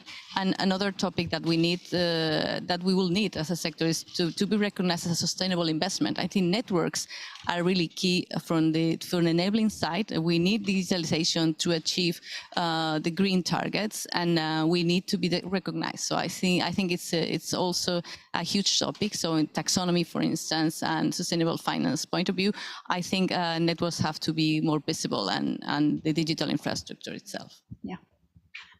Thank you, Maya. And now going to what answers we have right now for how we are going to achieve the net zero, because it's not uncommon for companies to want to go here, but they know how to get here, and there is a gap of innovation because and there is some time to get there, and we kind of know the goal, but we have to innovate to get there. And that's what we talked about, also getting everyone on board so we get the ideation and innovation. So how much do we already know, and how much do we not know about how to get to this net zero? Do you have any just reflections on that, Stephen?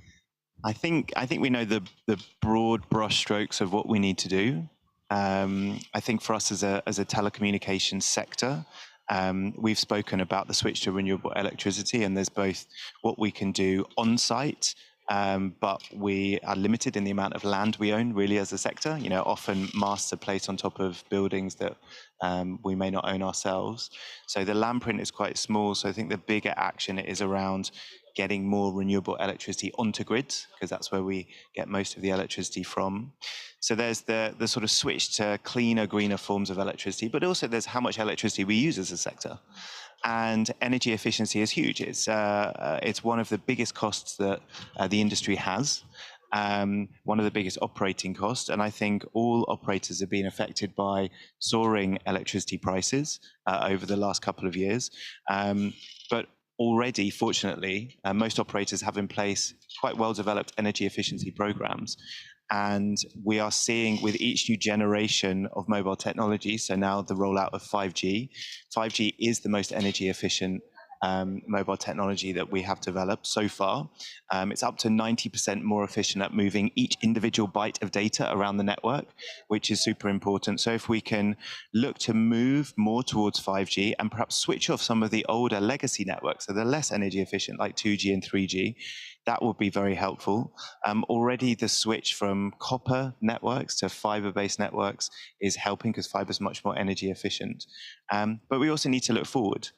We need to look at the development of the next generation at 6G, and how can we make energy efficiency so fundamentally at the core of the 6G standard. I think that's going to be super important for us as an industry.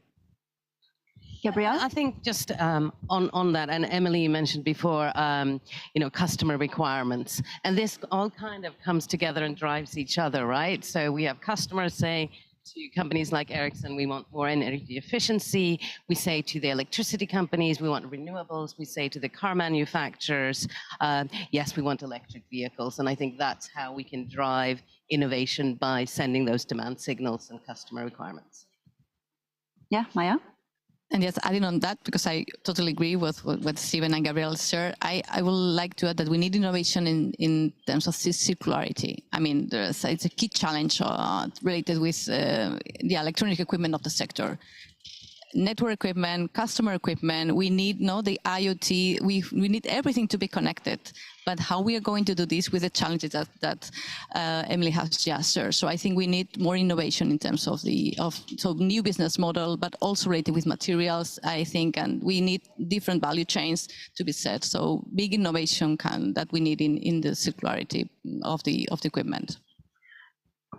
Emily? Yeah, I think we definitely agree on that, everything that is said. But I think circularity, it is a hard nut to crack, and I think that's something that will, sprung now as the next big topic, I think, and so really more partnership on that. But I think just to give some context of, the whole ICT industry, like Ericsson Research had it is a bit old now, but could basically say that, the whole ICT industry as such, if we just go to renewable electricity, we can actually decarbonize 80% of our emissions, reduce 80% of the value chain emissions. So then, really putting into the context of why we need renewables, because then 80% will almost be solved, right?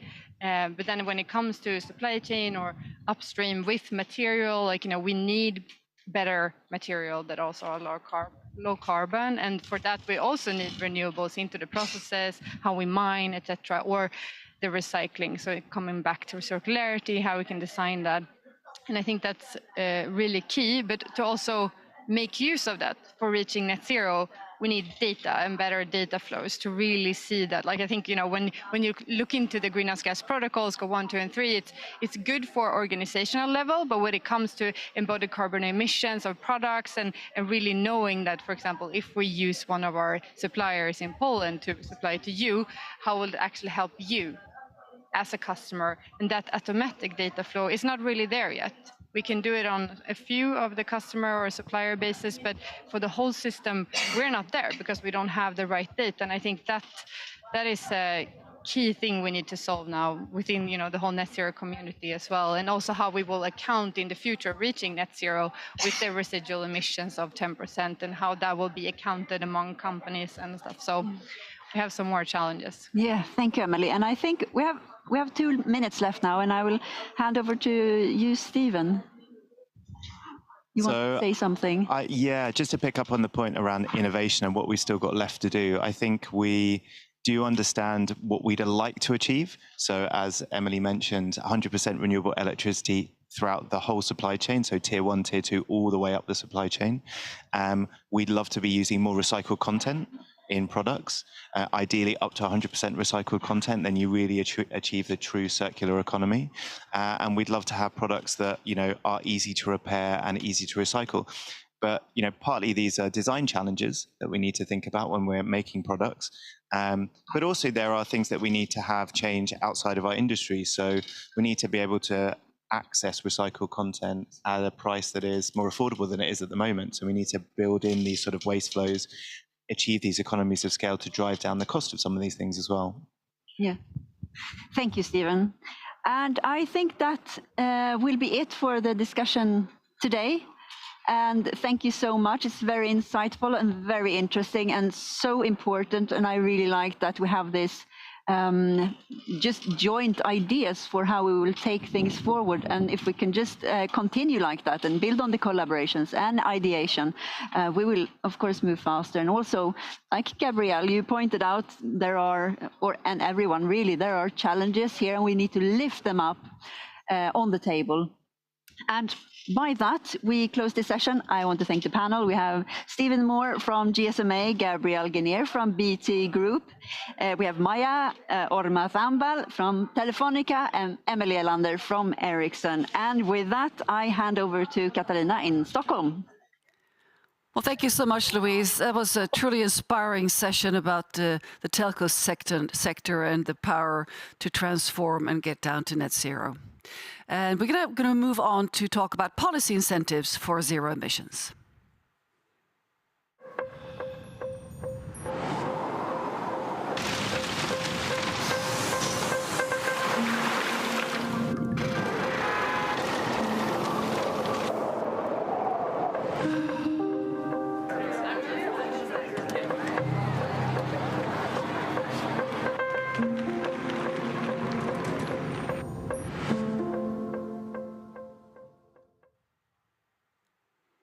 Global and national regulatory action is a crucial part of the climate change battle. Policies, new laws, and government mandates not only provide pathways for businesses to expedite their net zero ambitions, but they also set clear limits for civil society that can act as our global North Star towards sustainability. In this session, we're going to be hearing about regulatory innovation across a number of sectors in a panel discussion, and it's going to have a focus on what incentives can be used to motivate businesses and society at large to close the gap to net zero. So with that, over to my co-host Nick in Dubai, who will introduce this amazing panel. Thanks a lot, Katarina, and great to see you again, and great work happening here in Stockholm too, as well as here in Dubai, so that's fantastic. I think what we're looking here at, in a sense, is the intersection of the fact is we are going through, because of climate change, incredible creativity to actually find solutions to these major challenges that we face as humanity. And the question is, how can we actually unlock the potential of these through smart regulations, incentives, and other policies that will make all these wonderful projects come alive and do the job they're meant to do. I've got with me Catherine McFarlane, hello, industry lead with the Climate Champions team, great to see you. Louise Raybinder, director of the Exponential Roadmap Initiative, who we just saw earlier, that's great. Brennan, is it Spellacy? Yeah, fantastic. I'm hitting all the right numbers here right now, aren't I? I had a lady on from Fiji the other day, and you wouldn't believe how I managed to mangle that. But we got it right in the end.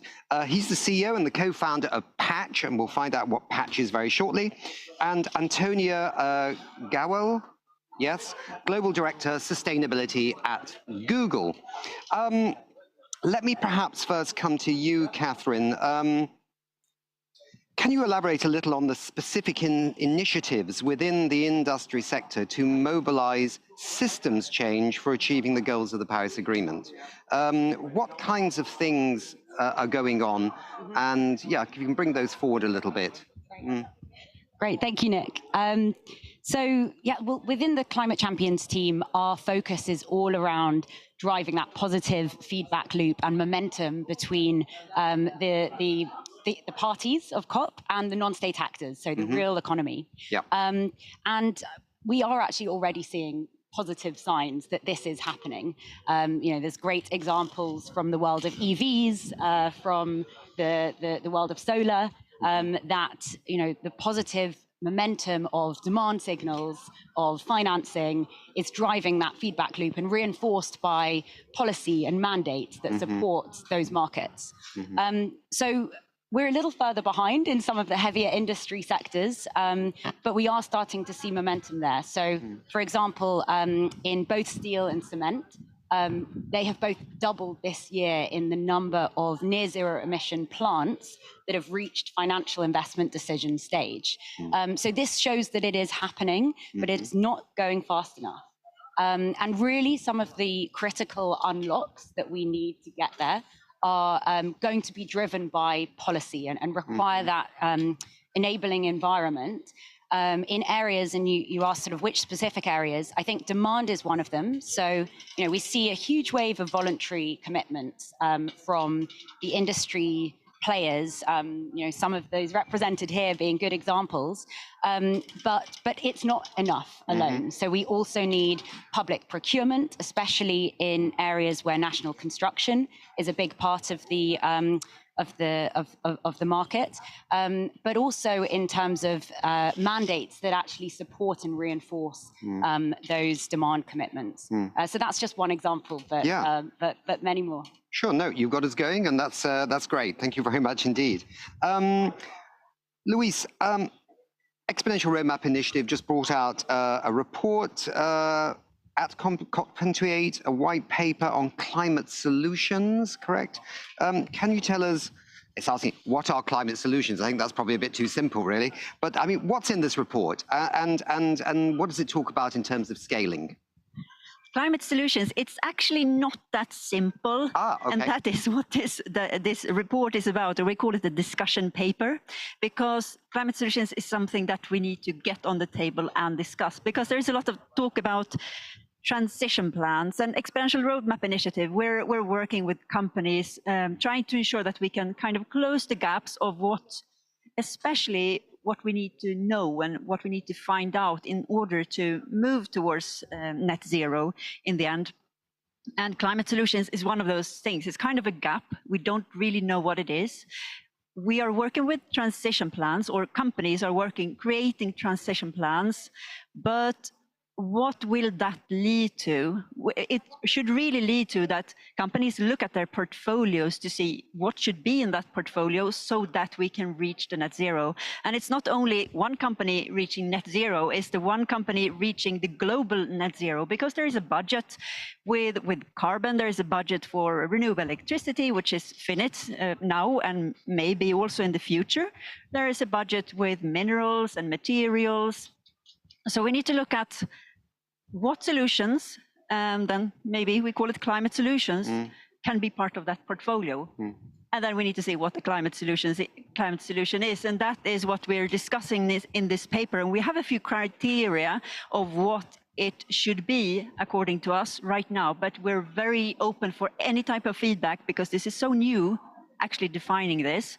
And we look at reducing or having less emissions, of course, 50% less emissions than the business as usual. And then the primary purpose should be enabling others to reduce emissions, or it meets a threshold for how much emissions one functional unit can emit. So those are the types of criteria we're discussing, and we need to refine going forward with this paper. So half simple. We'll come back on that. Stay with us. Brennan, what is patch? Just clear this one up straight away. Yeah, absolutely.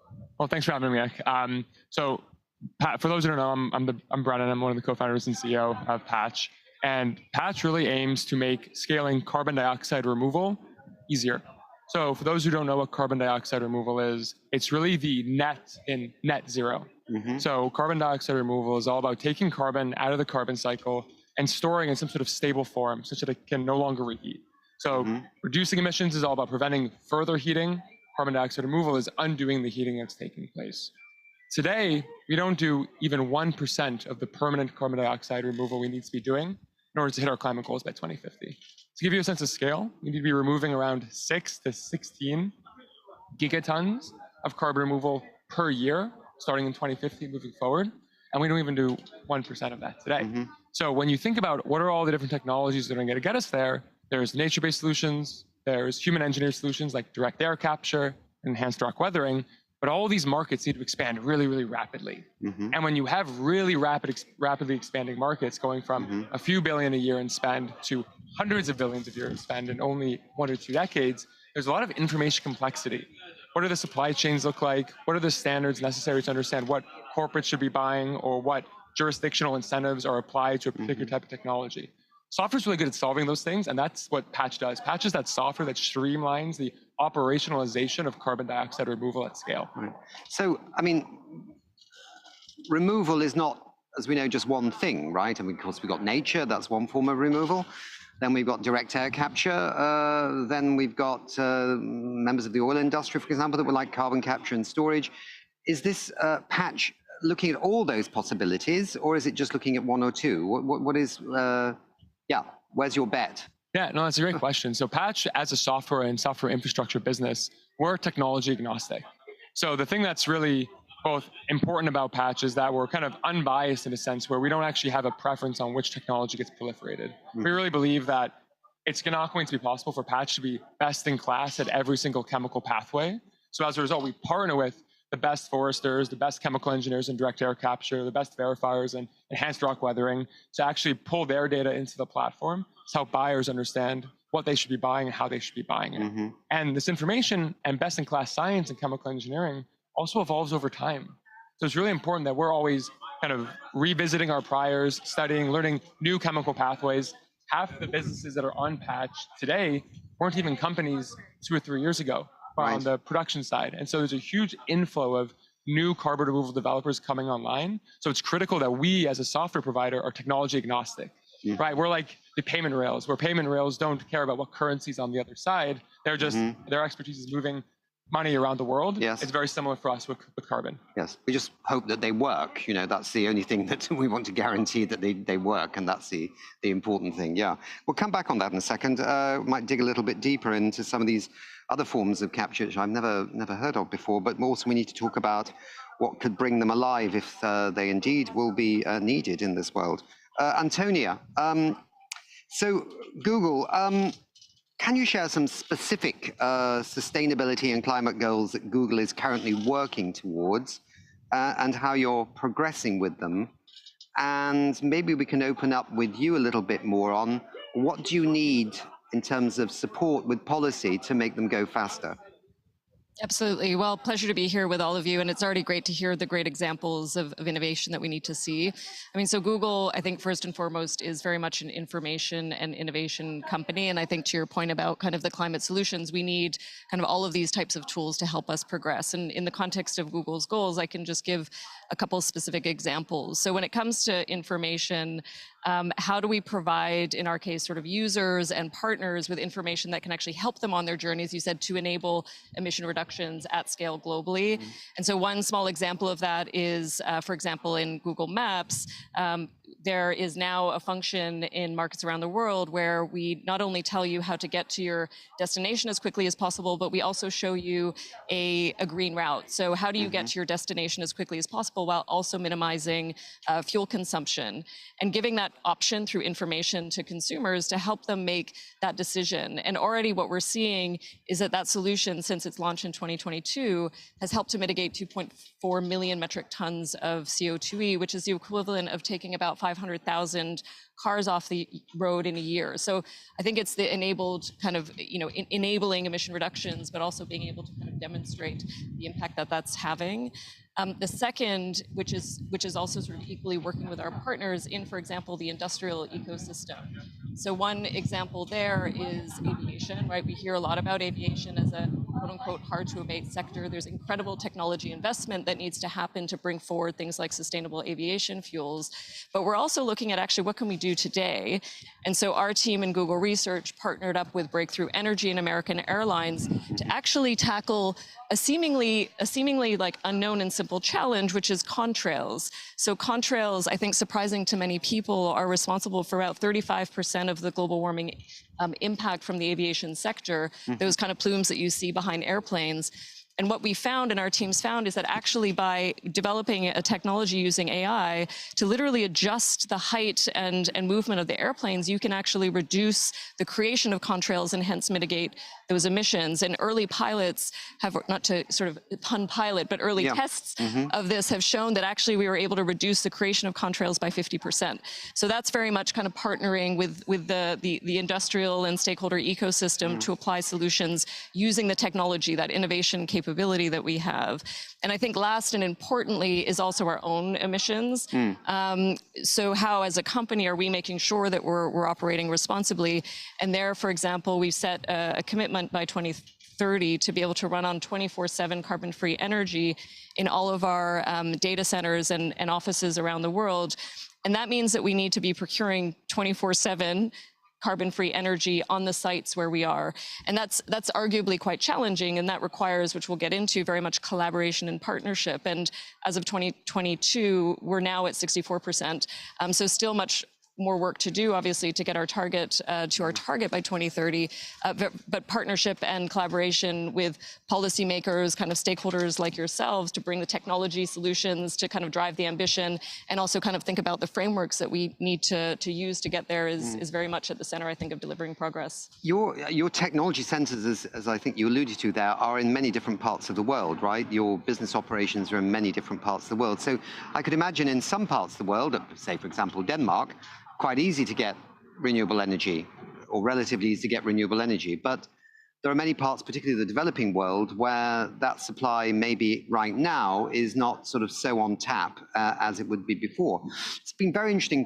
We had somebody on today talking about the whole nexus of climate change and trade, for example, which she felt was a very, an area ripe for I don't know, innovation in a sense, because there are a lot of trade barriers to get some of these clean energies into some of the developing countries. That would be that's a policy incentive sort of issue. Some of the VAT charged on the import of solar panels into some developing countries so high that they just simply can't afford to get them, right? So that's where surely some kind of policy reform or incentive or whatever would bring that technology in. So are these some of the policy things we have to consider when we're looking at these creative technologies versus getting them implemented on the ground where they matter? Yeah, I think if I can come in there, I think you're absolutely right, especially in the sort of heavier industry sectors, and actually picking up on one of the points mentioned around product definitions and standards, and having that clarity on what is a near zero emission or a low emission piece of steel is critical to enable that sort of trade discussion to happen.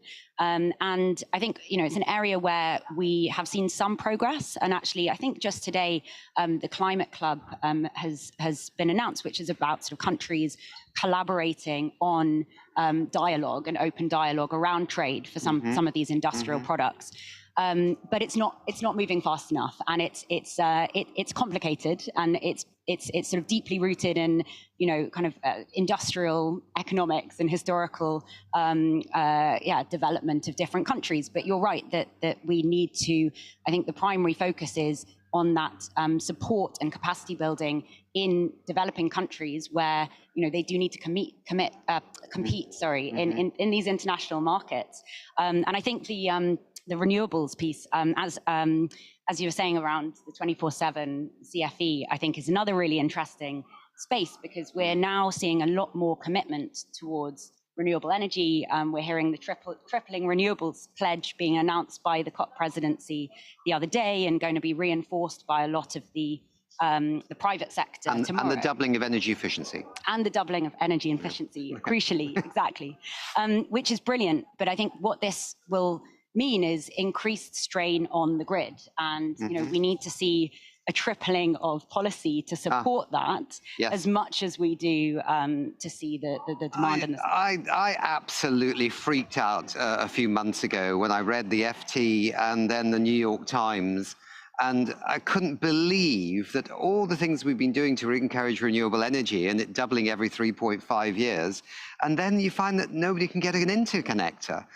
I mean, what was it? It was 15 years in Britain and 9 or 10 years in Europe to get connected to the grid. And then in America, it was something like 10 years, and it depended where you were. I mean, it's absolutely extraordinary. And the fact that the grid in America, like Texas can't link to somebody next door because the grid goes this way. So when they get a power outage in Texas with the wind because there's been ice on the turbines and they don't turn round, they suddenly can't get any renewable energy from anywhere else because the grid doesn't go the right way. That absolutely has to be unbelievably stupid. I never heard of any. But I think the UK has just announced something about that to actually speed that up. But how did we allow the grids to go to sleep, the grid companies to go to sleep when we needed them to connect our renewable energy? But coming back to Patch, right? I mean, incentives for what you're talking about, which is direct carbon or capturing carbon, sorry. I mean, at the moment, the price of these things is pretty high, right? And although I did learn from Johan Rockström, the scientist, the other day, that he'd heard from somebody that during the COVID pandemic, the cost of a container to ship stuff around the world went up 1,000%. And the world did not come to an end economically. So it's a bit like when oil goes to $150 a barrel, everyone goes, oh my God, but somehow the world carries on. So you need incentives with these from governments and good policy choices for the ones that really can deliver. Yeah, there has to be what a carbon price is the simple one, but are there others? Yeah, totally. So depending on where you are in the world, the right policy decision is gonna depend on the context of the jurisdiction. And so what I mean by that, I'm from the United States. If you'd asked me 2 or 3 years ago, would the United States be a leader in kind of climate policy, I would have said no. But with the Inflation Reduction Act, we've seen a huge number of direct air capture companies, carbon capture businesses, hydrogen businesses, all in many cases moving some of their initial deployments they were planning to have in Europe and bringing them to the United States because it's the financial incentive. It's using the carrot instead of the stick. Because the whole mantra of the United States is using kind of market-based mechanisms to kind of bootstrap the ecosystem.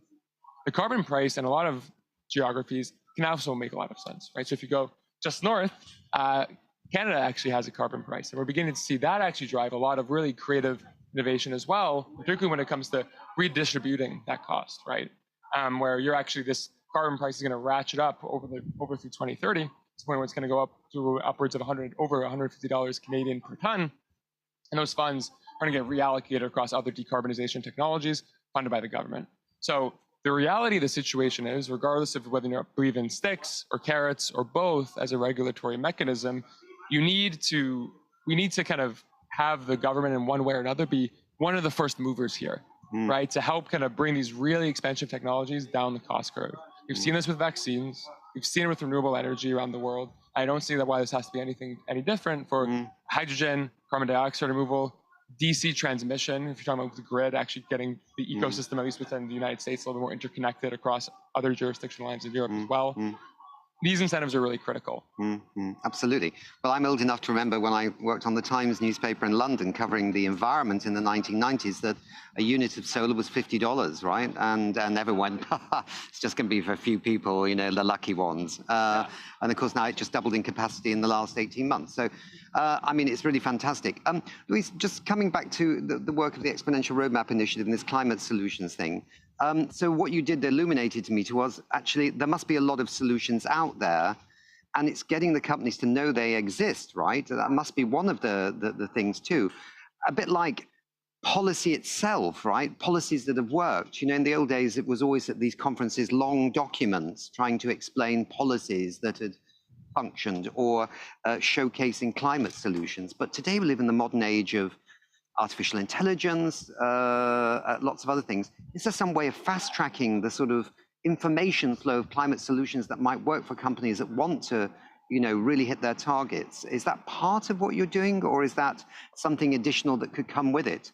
Yeah, one thing is to just highlight that there is such a thing called climate solutions, so that companies can review and look at their portfolios to see, well, this may actually be a climate solution. That is great, fantastic. Can we increase the amount and the proportion that we have in our portfolio to be such solutions? I think that will be a trigger for companies just to expand. And I want to, the example of Antonio here from Google with the Google Maps, I think is such a fantastic example of a solution that seamlessly just came into my life because the platform was already there. We did not need to create any new infrastructure, or at least not visually, or there may have been some work on your side. But in general, the infrastructure was there, the app was there, it was on my phone, and all of a sudden I had a climate solution.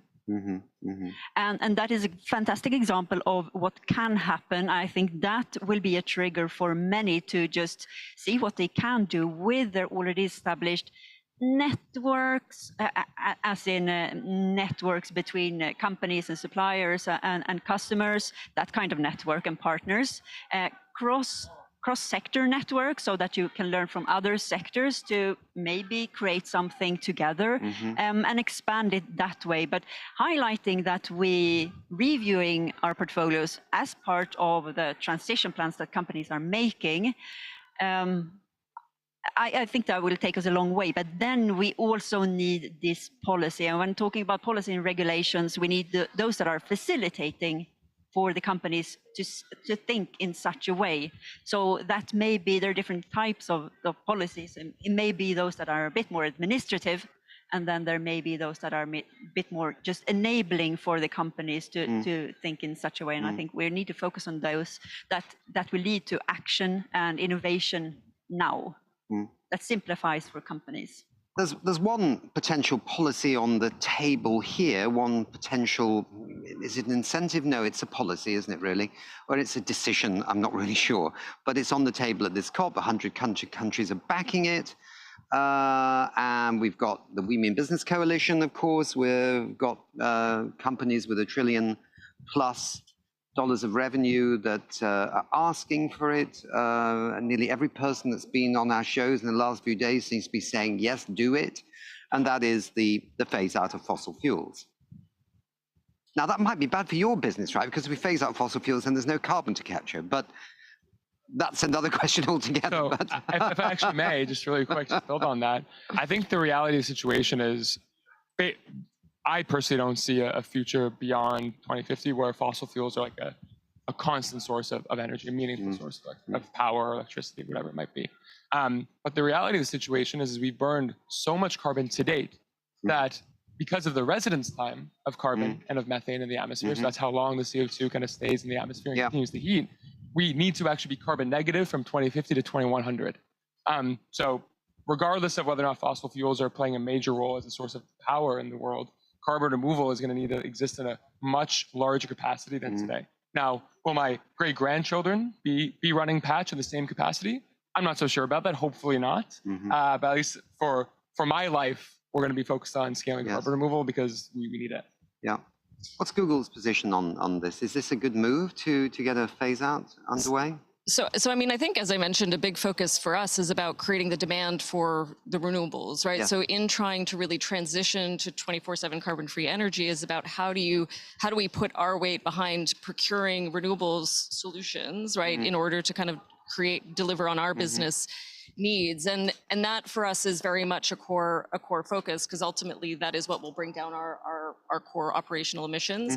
But I think the other part of it for us, coming also to the point about policy, is that obviously Google cannot do this alone, right? I mean, in markets you mentioned, in countries around the world, in certain markets, yes, there is a sort of easier access to renewables in the grid. In other markets, it will take a little bit more time.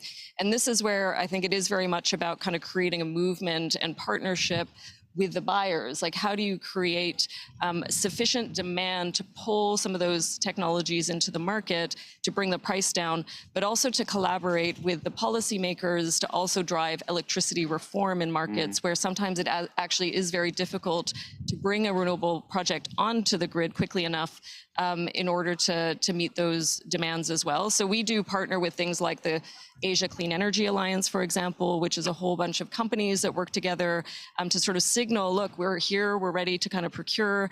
How can we then partner with the electricity system and the policymakers to enable that transition? And I think the same in terms of direct air capture. As you say, direct air capture is a costly technology today. The IPCC irrelevance says we need to both draw down emissions, mitigate, and we're at a phase now where we do have to also capture emissions in any scenario.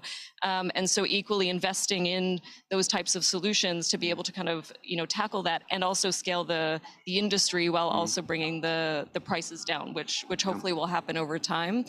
So I think that's very much a focus for us, is leaning into the solutions that we need to drive scale. Is there anything we can do? I mean, one of the things that always is a surprise is you just think things are going well, right, with policies, and then suddenly governments change their policy. And the business is kind of left thinking, oh my God, we were all supposed to be doing this, and now we're being told that maybe we aren't. Is there any mechanism that could ever be delivered that would actually mean that once you've made a policy at this kind of meta level of a meta issue like climate change, that you could somehow lock it away from the political process? That sounds amazing. I think that would be great. I guess in response to that, there's sort of two separate ways you could look at this, both from sort of the very high level down and then also from the sort of bottom up. So from the high level, this year is the global stocktake year. Yeah. And I think what that means is it's a critical time for the sort of the real economy to be putting forward very specific policy needs and asks, because governments will be coming back in 2 years' time with their action plans to deliver on those. And so I think there is that sort of, we have this multilateral process which is, going to be respected in line with the Paris Agreement. And I think that is an important mechanism to follow, of course. I think the other piece you mentioned is working with consumers, because actually, the people are the ones who are voting for their politicians, and also, that's who companies are listening to. And I think engaging consumers in these issues and also engaging them in the choices that they're making, I think can have a huge impact as well. So, I think that would be my recommendation. But no silver. Well, you may get the last word at Patch, because we have 2 minutes to go. So yeah, no, I mean, I think just building on this consumer point, and particularly as we kind of sign off here, as we're halfway through COP. I think one thing to keep in mind, this idea of locking away a particular policy can sometimes be dangerous. That sounds almost authoritarian in a sense, and most of the emission profile in the world is governed by democracies in a lot of cases. Yeah.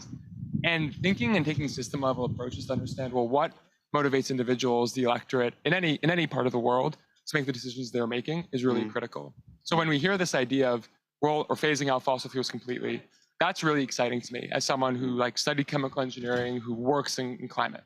But I also am in a very privileged position where I found a company, I can afford to fly out to Dubai and actually work on some of these problems. And we've seen some pockets of populism show up around the world when inflation becomes really high, which in some cases, if you don't provide a cheaper source of power to replace fossil fuels, those typically aren't good for climate policies in the long run. So always just keeping in mind, well, this is an integrated system, and most of these climate policies are being passed by democratic governments. How do we make sure those governments or those positions stay in power for the longest? You have to take a more holistic view. Of course, there's one government that's communist that's now got 50% of its electricity from renewables, called China. So it doesn't just have to be a classically democratically elected government that can deliver the policies we need to a safer world. Certainly not. Okay, good. All right. By the way, I'm not communist, but I just wanted to say that. You never know who's watching. They might go, my God, there's somebody there who's a communist. So thanks very much indeed, very much for being here this evening, this afternoon here in Dubai. And I'm going to get the studio in Stockholm back in. And Katarina, hello. Hello, Nick. What a great panel on policy incentives. This is really crucial to get these in place. So now we're going to turn to start talk about buildings and a net zero action plan for buildings.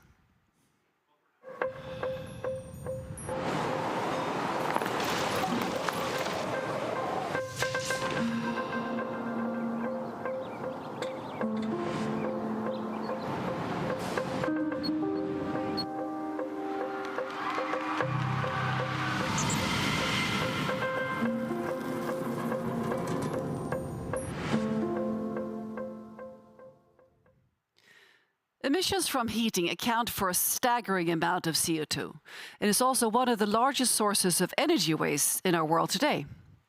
Heating buildings alone accounts for the largest share of energy used for heating and cooling in the EU, with space and water heating accounting for about 60%, while industrial heating represents roughly a third of heating and cooling needs. With many older buildings not built for a modern, sustainable world and inefficient energy use being endemic in the structures that make up our cities, towns, and homes, what could be done to make our buildings smarter without a complete infrastructure do-over? So in this session, we're going to look at how industry leaders like Ericsson, Kiona, and Carbon Trust have collaborated to make buildings smarter and more sustainable. So joining me here in the studio, I have Mats Pelbeck-Sharp from Ericsson, and he's head of sustainability at Ericsson, I might add that. And with me on Zoom, I have Victor Vittel. Victor is Chief Marketing Officer of Kiona Group, and with an eye for combining business opportunities with sustainable results, Victor is transforming the property industry into a more eco-friendly one. And they have offices in 8 countries and over 55,000 buildings connected to the platform. Kiona aims to significantly impact the fight against climate change by offering the most innovative and cost-efficient PropTech platform on the market. We also have with us Veronica Chieme. She's head of delivery in Europe for Carbon Trust. Hi, Veronica. And Veronica leads the Carbon Trust delivery team in Europe and specializes in corporate carbon footprinting, strategy development, and data analysis. And Victoria works across multiple sectors to help companies set science-based targets, measure the carbon impact across their value chain, and develop comprehensive, bespoke carbon reduction strategies. So let's start by turning to Mats. You're here with me in the studio, so you get the first question. You recently did a case study together, Kiona, Ericsson, and Carbon Trust. Can you please tell us about the overview of this and really why we're doing this session here together today? Great. Thank you for having me here. It's super important, I think, to understand that digitalization has a great role to play. And this role has not been understood and it's not sort of fully utilized. So research has shown that the existing sort of pre-5G solutions, we can call them, can save 15% across all industry sectors if we use digitalization in the right way. And with this additional 5% that 5G, AI, and cloud solutions can put on top of that, the innovations that we can drive now, we need to be able to demonstrate that. And for this reason, ITU has developed a standard for how to calculate this, so taking in consideration both sort of the negative impacts, the rebound effect, as well as sort of the savings that you can do with the solution. And this is the first study that utilized this standard from bottom up.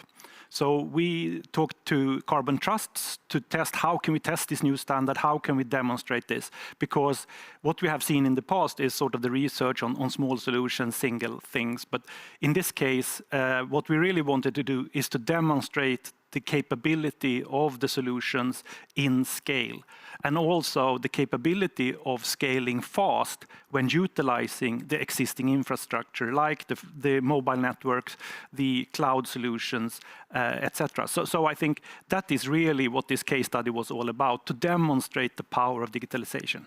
Impressive. So this solution, what does it really mean, Victor? What are the details, and what does it mean for decarbonizing the building industry? We know that buildings account for 40% of the energy use in Europe, and that is a number that's been tossed around for quite some time. We also know that buildings account for 36% of the greenhouse gas emissions. So it's big numbers here, big numbers at stake. The number when you're referring to residential buildings is often 20 Celsius or I think it's 68 degrees Fahrenheit. And that's the indoor temperature that you want to reach to have a comfortable indoor climate. So how do you do that? Well, naturally, you add heat during the winter, and that will make you reach 20 degrees Celsius. The problem with that is the wind will change things, the weather in itself will change things. So as you think that you are reaching towards 20 Celsius, you might be reaching for 20, 22, 23, which is too much. So you're actually overspending energy in order to reach the right indoor climate. So what we've done is we built a solution that constantly aims to reach these 20 or 21 degrees Celsius, depending on the property owner, and working with all these factors like what kind of windows do you have, what kind of roofing do you have, is it cold outside, is it windy outside, is it wet, taking all these things into consideration. And the beautiful thing is we have a 6.5, I think, thousand buildings connected. So every time our solution is wrong, while that might not happen often, it's a great opportunity for the solution to learn how to act next time. And not only for the building itself, but for all of the 6,500 buildings. So, and Mats talked a bit about scalability and being able to reach many connected buildings, many smart buildings at the same time. So what we've done is, instead of going into each and every building, reprogramming and setting up a lot of infrastructure, we changed the sensor that is outside on each and every building that measures how warm and cool it is. And we replace that with a sensor that does exactly the same thing. However, that sensor is always connected through the cellular network. That way, we change one thing in the building setup, and we're able to control the amount of heat that goes out into the building. So when it's 10 degrees outside, we can tell the building that it's actually 7 because we know that it will be a little bit warmer later, so we don't overspend heat. So that's how the solution operates, to use the exact amount of heat needed to get to 20 Celsius.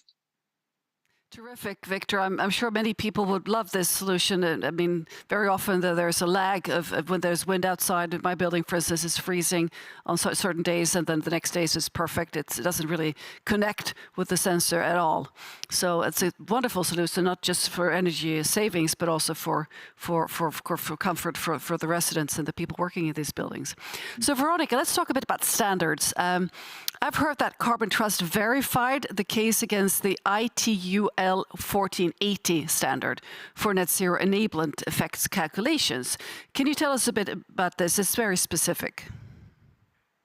Sure, yeah. So our role essentially was to assess and check that the solution that Victor has just outlined actually does have, when looking at the data, a positive impact, both in terms of emissions and also in terms of energy use.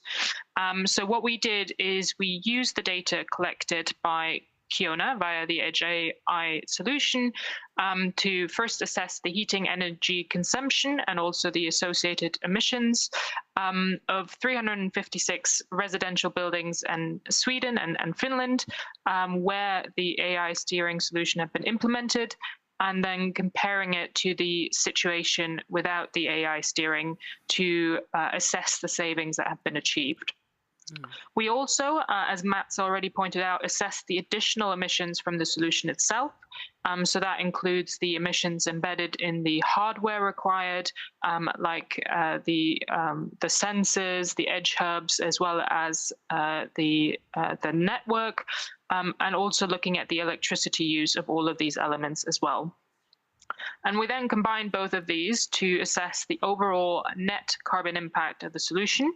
And for each part of the assessment, we used, as you've said, the guidance provided by the ITU L1480 standard for the assessment of avoided emissions, which essentially lays out the framework for calculating these types of assessments for ICT solutions. So thank you, Veronica. How important is it to use a standard like this when talking about enablement?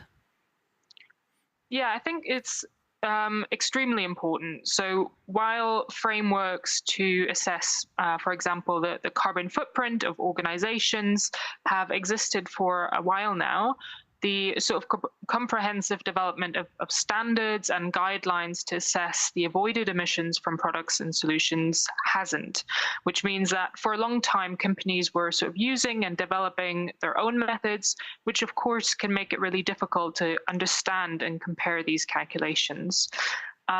More recently, however, more standards and guidelines around this topic are being developed, and this includes, of course, the ITU L1480 standard, which is specific to assessments of avoided emissions in the ICT sector. And by following a process like the one laid out by the standard, one can really ensure that there's a certain rigor to the approach followed, as it requires the prioritization of primary data where possible, in particular for those parts of the assessments that have the most significant impact to the results, such as the building energy consumption. And it also requires looking at the negative impacts of the solution as well as also assessing the variability of the results with a sensitivity and uncertainty analysis as well, which we also did as part of this assessment. Great. So Victor and Mats, how would this outcome and this solution fit into a bigger plan for building reaching their net zero? Start with you, Mats. Okay, yeah, I can start. I think the great thing about this is really, when you look on, for instance, how EU address buildings, the focus is very much on insulation, glazing, updating the heating system. Big investments that needs to be taken, but it will take time. And we are so dear of time to reduce emissions now. So I think what we really wanted to demonstrate was the ICT solution and the speed that we can implement this and scale this. And I think for Ericsson, I mean, the politicians don't understand this. Digitalization and ICT and the infrastructure that we really are building this upon and all the innovation are happening on is not part of the taxonomy and is not included in sort of being counted as a driver. And we know that it's so important to scale this fast. So I think that's, from our side, that is the key element of it, really, to see that by having the mobile networks and the cloud solutions available, smaller companies like Kiona can scale really, really fast. The other part I think that is important in this study is really that we have data. We have sort of 350 buildings, 1.5 million square meters of building space. So it's not one building or one case study. It's really a case study on data that we have that is available. And also, I think those two things, the scalability and the data, the credibility of the study. And I think, Victor, you can talk more about sort of how good it is to scale and how the scaling is going, because I think that's important, because it's not only these 350 buildings. It's more, right? Thank you, Mats. So please add, Victor. Yeah, I think we're actually above 7,000 now in total using the solution, this setup. Building on to what you said, Mats, when we want to scale this, we talked a bit about this in we don't have time session in New York, but we talked about it being affordable and finding the financing to do these things. This is a low-cost solution with a high impact, but it's also the learning that is part of it. Buildings are maintained by professionals. So this is also a tool for them to grow. If they have the data in a solution, they're able to watch the building in 3D, see where you have heat leakages and so forth. And you mentioned the renovation speed in Europe, and we are doing investments from the EU side to increase the renovation speed from 1% to 2%. Wouldn't it be great if you knew which 2% to start with, so that we didn't just go building by building, but instead manage to prioritize it?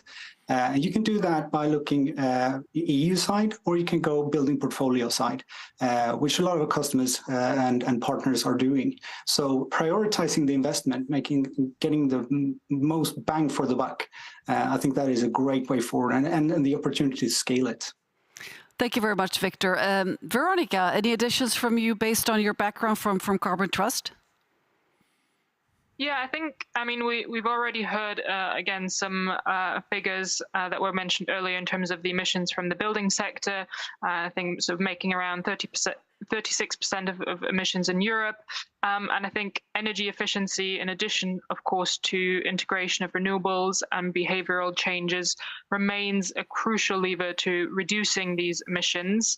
The EU has also committed to an 11.7 reduction in final energy consumption by 2030 compared to 2020 under the Energy Efficiency Directive. And I think digital technologies like this can and will play a huge role in moving towards that goal. But I think it's also important to know that the success of these types of solutions still relies on a number of different factors that all have to fall in place. And the sort of positive impact is not necessarily always the same.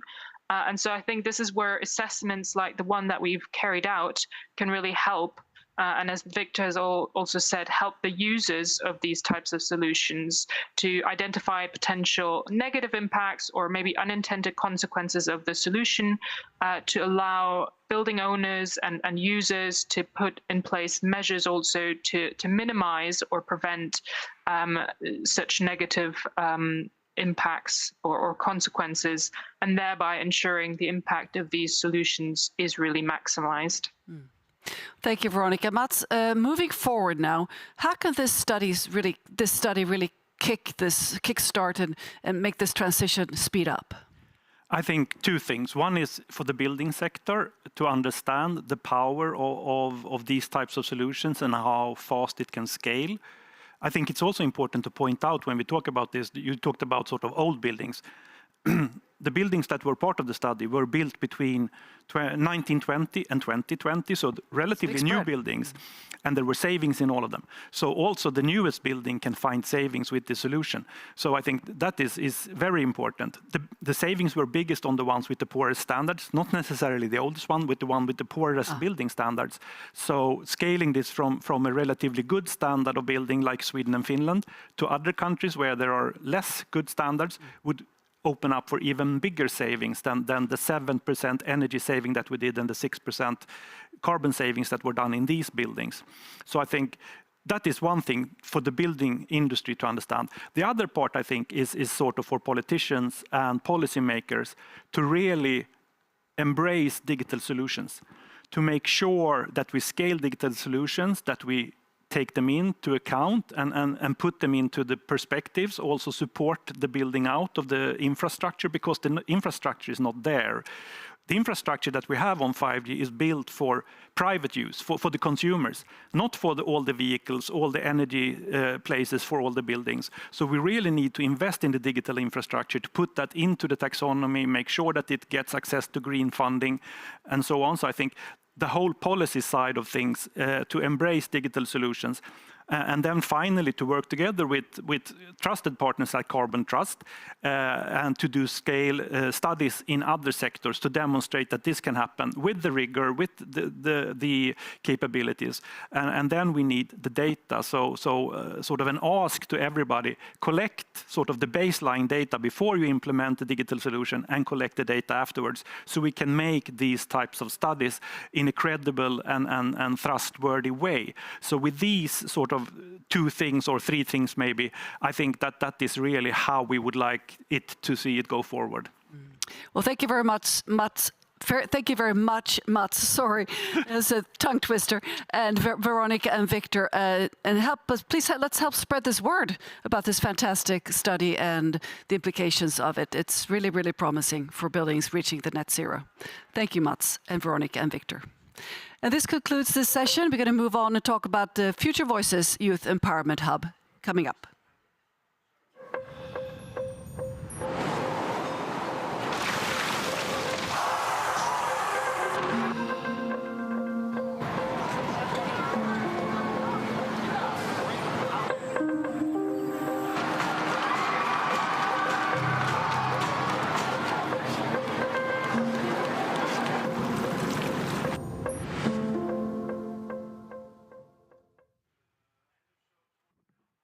It's time for our Future Voices Youth Empowerment Hub. And with me, I have Andreas Magnusson, who is the Youth Hub moderator.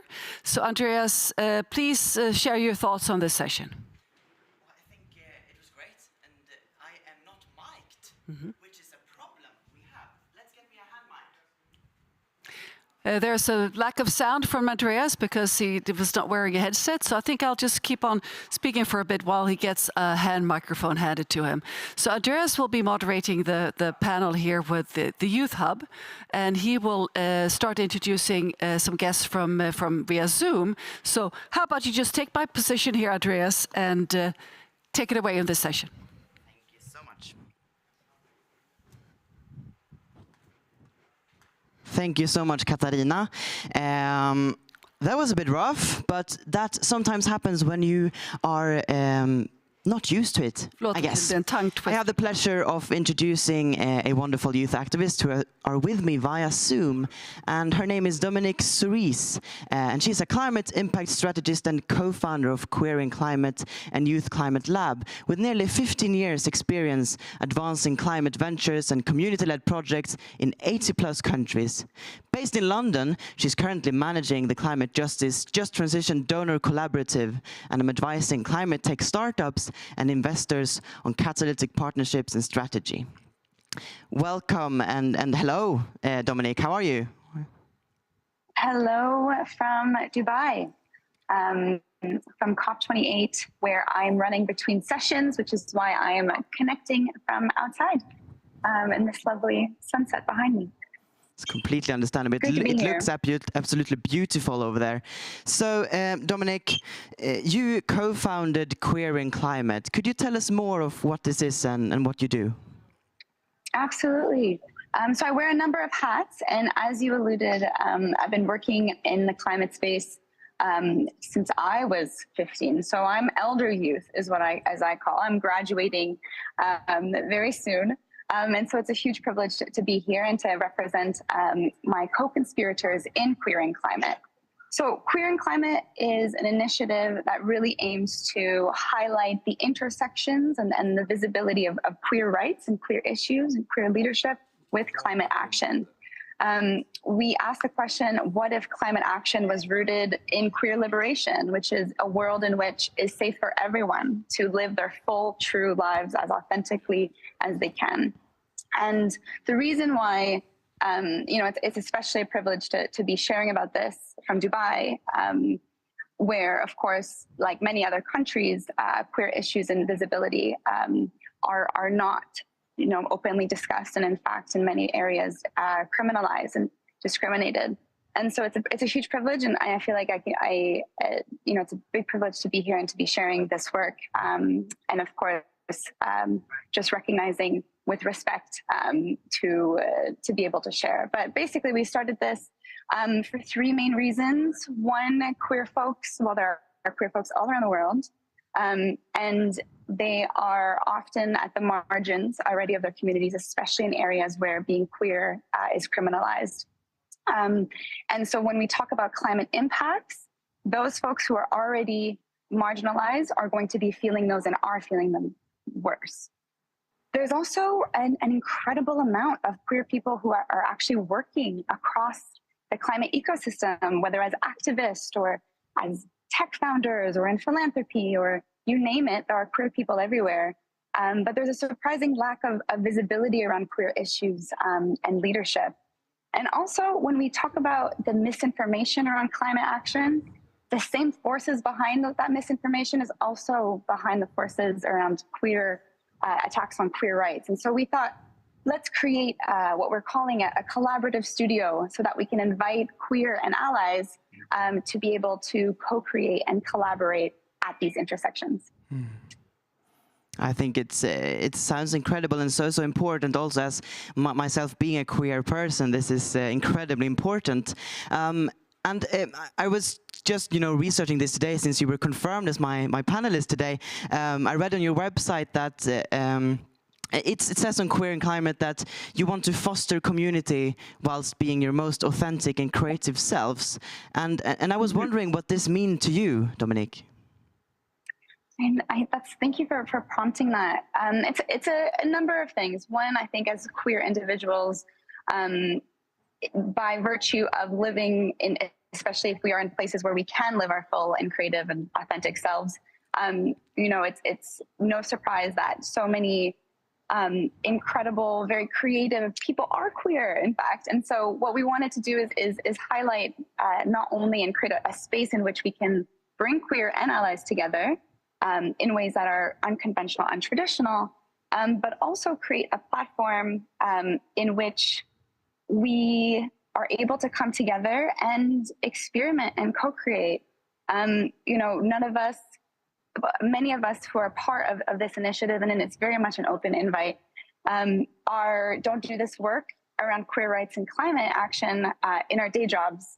And so we wanted to create a platform in which we can have a sort of creative outlet for collaborations, for exploring how does being queer help us actually make new connections, create new spaces in which action can flourish and accelerate in ways that just haven't really been done.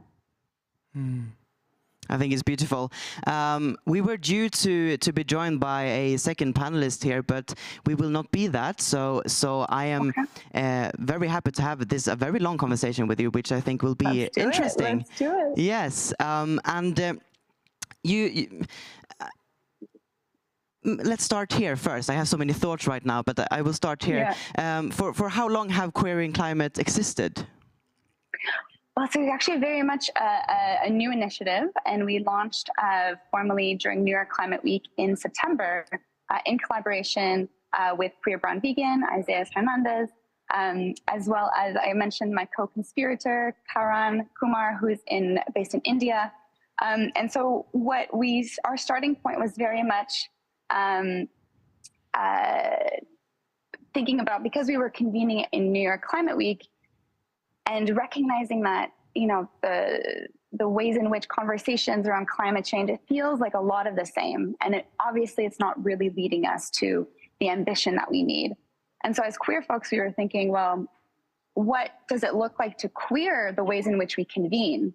And so that means make it safe, make it open, make it inclusive, make it, you know, sort of more informal, more connection, more convening, more space to weave and to connect the dots between the various parts of the climate ecosystem that so often is actually very siloed. And so we launched during New York Climate Week, and so back in September, so just a few months ago, and we hope to be able to hold space for these convenings at major climate events, especially in places in which are safe for climate, for queer folks. And I say safe, I come from Canada. I don't know what that was. I come from Canada, which is, you know, I have the right to marry, to live, and so it is very much a safe space compared to other nations and other communities. But still, in Canada, we're seeing anti-queer, anti-trans narrative, and so even in those sort of safe spaces, that pushback is happening, and so that is sort of part of the initiative of wanting to, at minimum, create a space where we can convene, but really also move just from more than just talking to each other and building community, but really inviting allies in and highlighting and profiling the organizations that are working on human rights on the queer side, on the queer rights, as well as climate, and what can be done at those intersections. Mm-hmm.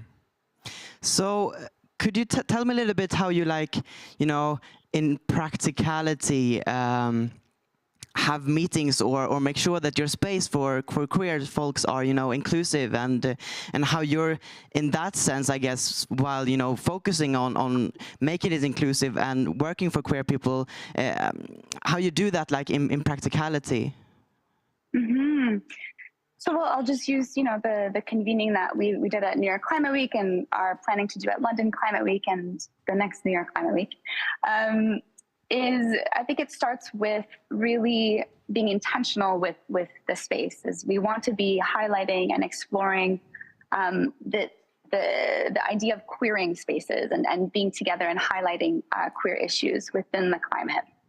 And so starting with that intention, we also wanted to make sure that voices, especially from the Global South, were present, but recognizing that those activists and folks who identify as queer can't often be very visible. And so we did not promote who the speakers were. And so that is sort of one element of the safety that is important in creating safe spaces. Similarly, when people walked into the door, we had bracelets if you didn't want to be photographed, because in some places, if there are photographs in which link certain activists who, because of their climate activism, are already being monitored by their governments or other forces, it's very important for them, especially, not to be photographed in those spaces. So those are some examples in which we really try to meet people where they are, create an intentional and safe space, and do it in a way that is, you know, centers joy and centers community.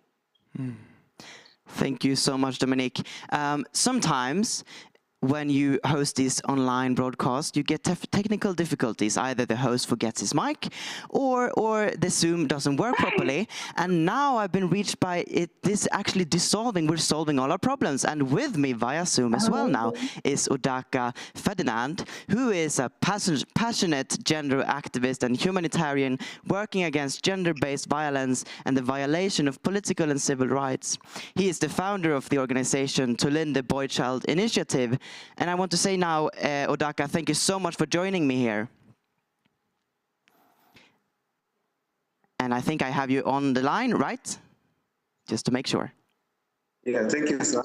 That's great. All right, Odaka, you're working with an organization called the Linde Boy Child Initiative. Could you tell us more about this organization and what you do? Yeah, thank you, sir.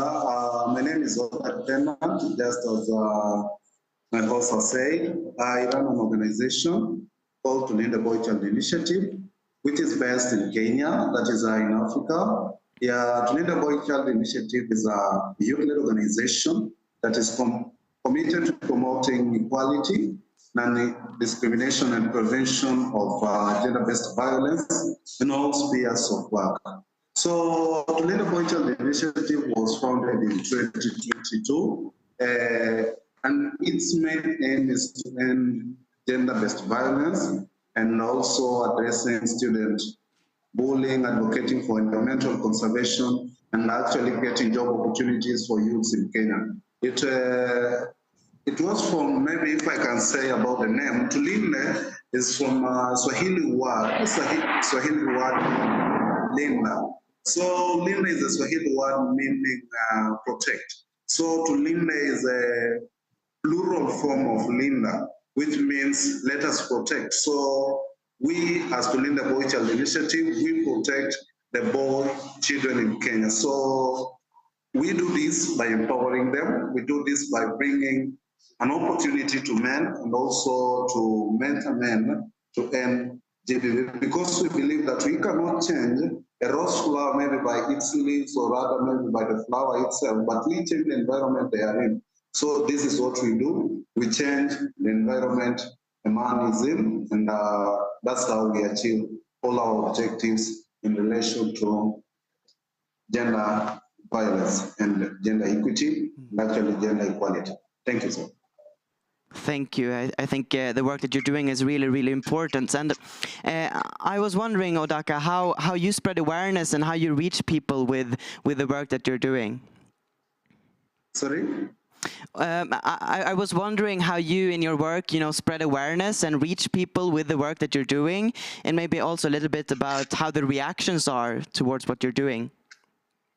Yeah, actually, we can say the members of the society are actually supporting us, and we can say thanks to that, and we can say gratitude to all those who are supporting us. But actually, maybe I can say some systems in the government are actually infringing our rights, are actually making us not able to continue with our work that we are doing. But more people are reaching out because we have also created clubs in schools and TVET organization, institution of higher learning, that is, and also like we have groups in the society that are actually advocating for our objectives and are also helping us really to support these objectives that we have. So the members of the public, most of them know about what we are doing, and we can say thanks to that. And also we are here on this platform to make other people know what we are actually doing back in Kenya, that is in Africa. Thank you. Thank you. And Dominic, I want to come back to you now because you've been working with these questions and these topics for 15 plus years, and of course have lots of different experiences. But how have the reactions towards your work been, and have they changed over these 15 years in any way? Yeah, it's a big question, and I've had a number of different hats over the last 15 years of working, nearly 15 years, as a youth activist, as a founder of Youth Climate Lab, which we started in 2017 to support youth-led projects and ventures and really support young people in building the just climate futures that they deserve. And so I think in terms of how responses have shifted, I think we're seeing much more, especially in the last few years, especially with so many youth activists who are driving forward, who are leading intersectional movements that are focused on our climate goals, on reducing and adapting and recognizing and building climate resilience, while also recognizing those who are most disproportionately impacted and ways in which colonialism, capitalism, patriarchy, these systemic forces are at play and holding in place the problem. And so I think what I've seen the most is, especially in the last few years, that more openness and more intersectionality in which queer rights and queerness plays a role. And maybe this is a philosophical question, I don't know, but what kind of support do you lack now in order to feel that I am actually, achieving what I have set out to do? Well, I think in general, support, young people in general just don't have the financial support that they need, that we need to be building this work. There is the Youth Climate Justice Fund released a study that showed that only less than 1%, so 0.76% of climate funding goes to young people. And so across the board, across the climate space, youth are underfunded, they're undervalued, yet we talk about youth as we're the ones who are going to save everyone.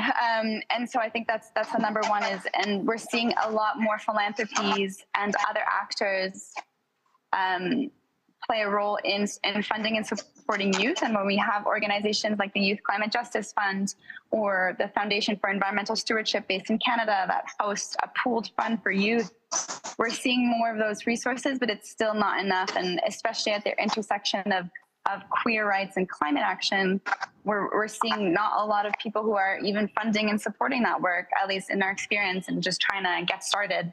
And so I think funding is very much the key issue. Yeah, I definitely agree with that as well. I've been treasurer of several organizations over the years, and it's incredibly difficult to get the funding needed to operate and do the work that we need to do.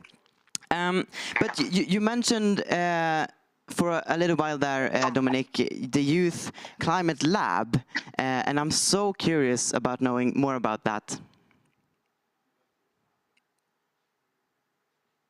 Sure. Sorry, I keep muting myself because I'm in the convention center here. No worries. At COP28.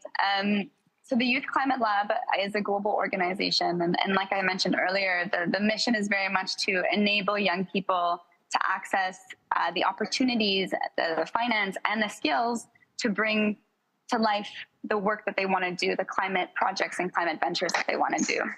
And so when we started in 2017, we very much focused on driving systemic shifts around finance, around policy, around skills building, because those were the levers that we identified as, if we push and pull on those levers, then young people can truly be supported to bring to life the transformative work that they're already doing, but just need more support. So we co-designed and piloted a number of projects from policy labs and cohorts to entrepreneurship accelerators to mental health and well-being spaces. So the lab has done a lot, and they're still around. My co-founder Anna and I left a few years ago. We're still supporting, of course, and it's now being run by an excellent, incredible team. Thank you so much, Dominique, and thank you so much, Odaka, for joining me. This will be the final words of this session. I apologize for all the technical difficulties we've had, but thank you for having me, and I'm now handing over to Katarina again. Thanks so much.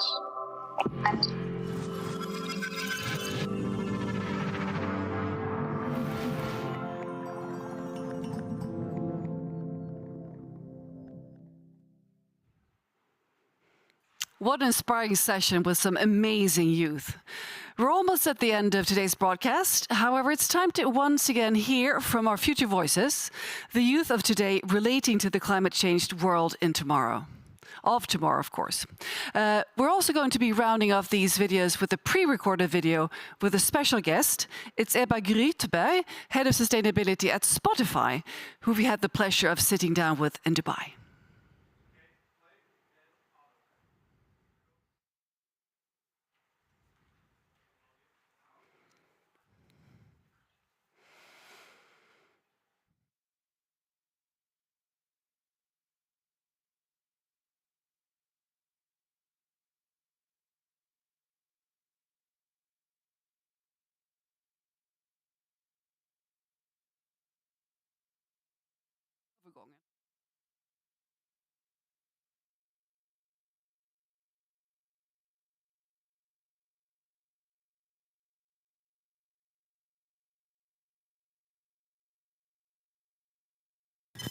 This is transmission attempt 81. My name is Sam, and I'm speaking to you from the year 2050.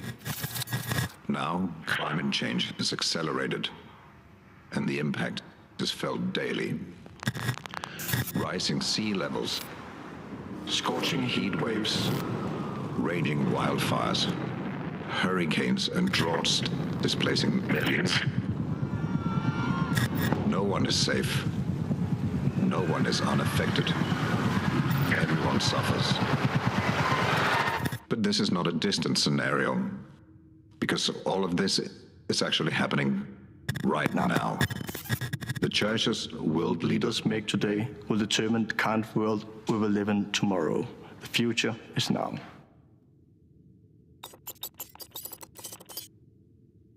Cut. Nice.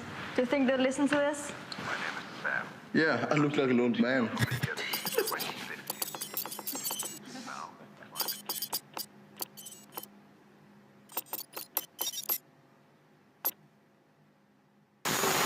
This is transmission attempt number 57. My name is Joaquin, and I'm speaking to you from Chile in the year 2015. It's a country burned by a lack of any real decision making. Over the years, I've seen how my country, with diverse and unique places, faces destruction, desertification, and contamination. In my hometown, Nancagua, I've seen extreme climate advances, flood season and drought season. I've seen the destruction of sclerophyllus forest and the advance of monocultures, unveiling nature fury when pushed to its limit. In other parts of the country, communities live in so-called sacrifice zones. These places are zones with high levels of contamination or destruction of nature. I could go on for hours, but we don't have time.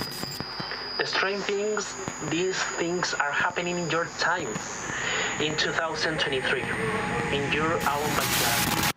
Time is running out.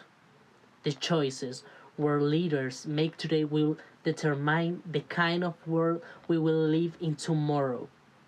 The future is now.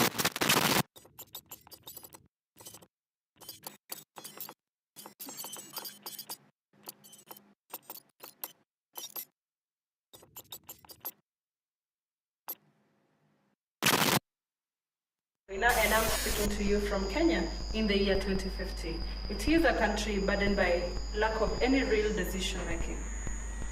Over the years, I have seen my country transform negatively, with communities such as mine experiencing worse droughts, causing water shortage, and forcing the members of this community to strive for any kind of water, while others elsewhere in the world are striving for clean and safe water.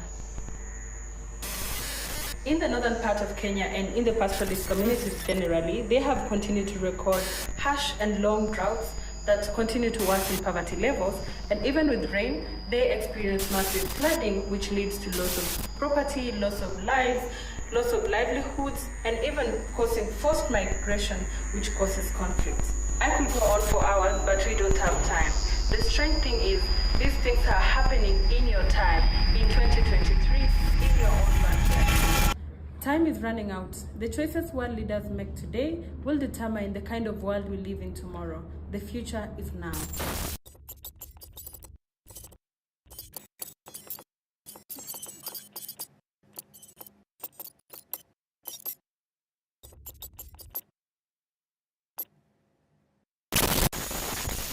This is transmission attempt number 32.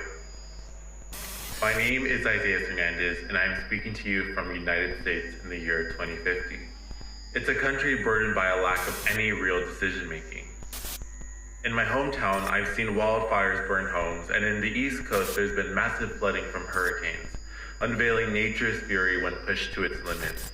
I can go on for hours, but we don't have time. The strange thing is, these things are happening in your time, in 2023, in your own backyard. Time is running out. The choices world leaders make today will determine the kind of world we will live in tomorrow. The future is now.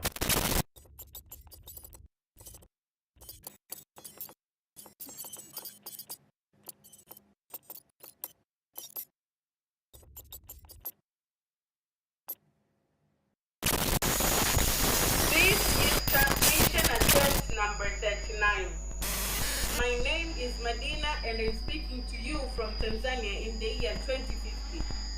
It's a country burdened by the lack of any real decision making. Over the past years, I've seen my country transformed. In my hometown, I've seen heat waves and the rise in temperature.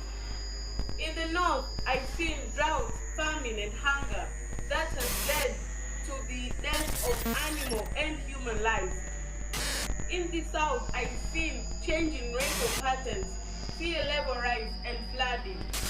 The damage and suffering endured by countless species and vulnerable communities fills my heart with sadness, unveiling nature's fury when pushed to its limit.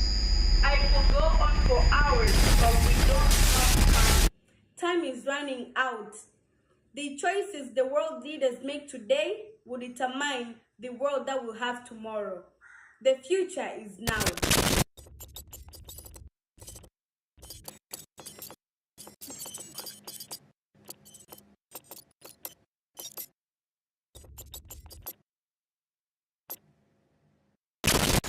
This is transmission attempt number 65.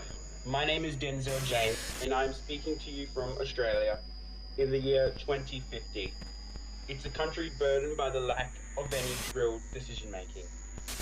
Over the years, I've seen my hometown of Oodnadatta, located in the heart of Australia, arid outback, transform, witnessing frequent droughts. In the early 2020s, fresh water was already a sacred resource.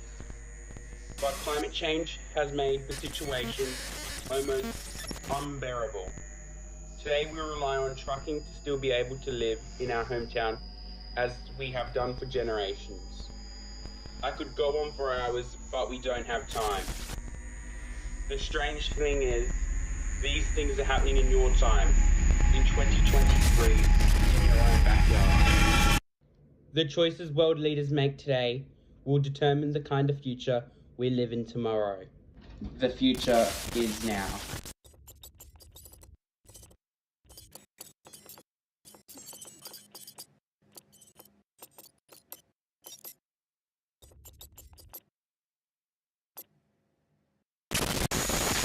This is transmission attempt number 82.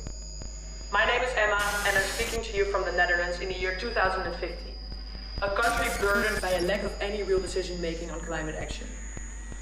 Over these years, I've seen my home country transform from a well-functioning democratic country into an over-polarized and populated one. Crops of farmers are on a yearly basis destroyed by lack of rainfall, seasonal droughts, and intensified storms. Meanwhile, migration to the Netherlands and European countries have intensified as people from other continents are on a search for livelihood due to changing climates in their home countries. As a result, we are yet responsible for another humanitarian crisis on the European borders due to poor migration management. Simultaneously, all these mouths have to be fed. But from what resources? I can go on for hours, but we don't have time. The strange thing is, these things are happening in your life, in your own backyard. Time is running out. The choices world leaders make today will determine the kind of future we have tomorrow. The future is now.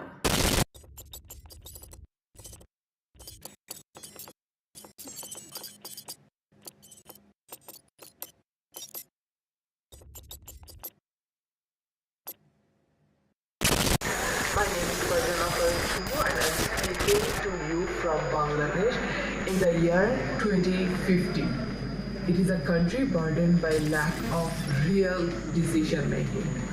Over the years, I have seen my country transform. In my city, I have seen so many climate migrants. In the south of Bangladesh, more and more people are currently underwater, and our grounds are full of saline water. Unveiling nature's fury when pushing to its limit. I could go on and on, but we don't have time. The time is running out. The choice world leaders make today will determine the kind of world we will live tomorrow. The future is now.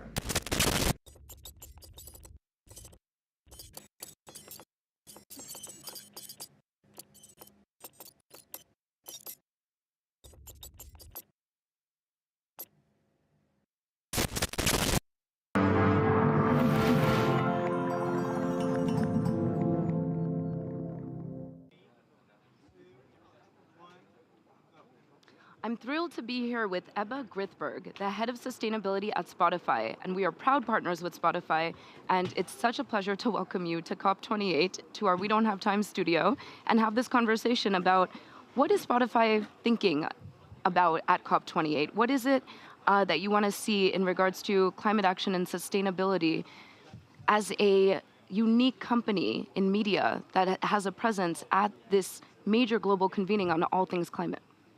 So happy to be here. Thanks for having me. I mean, at Spotify, what we look at when it comes to sustainability is really two parts. Both the first part is our own impact. So how do we make sure that we don't have a negative impact on the world? And for us being a streaming company, I mean, we don't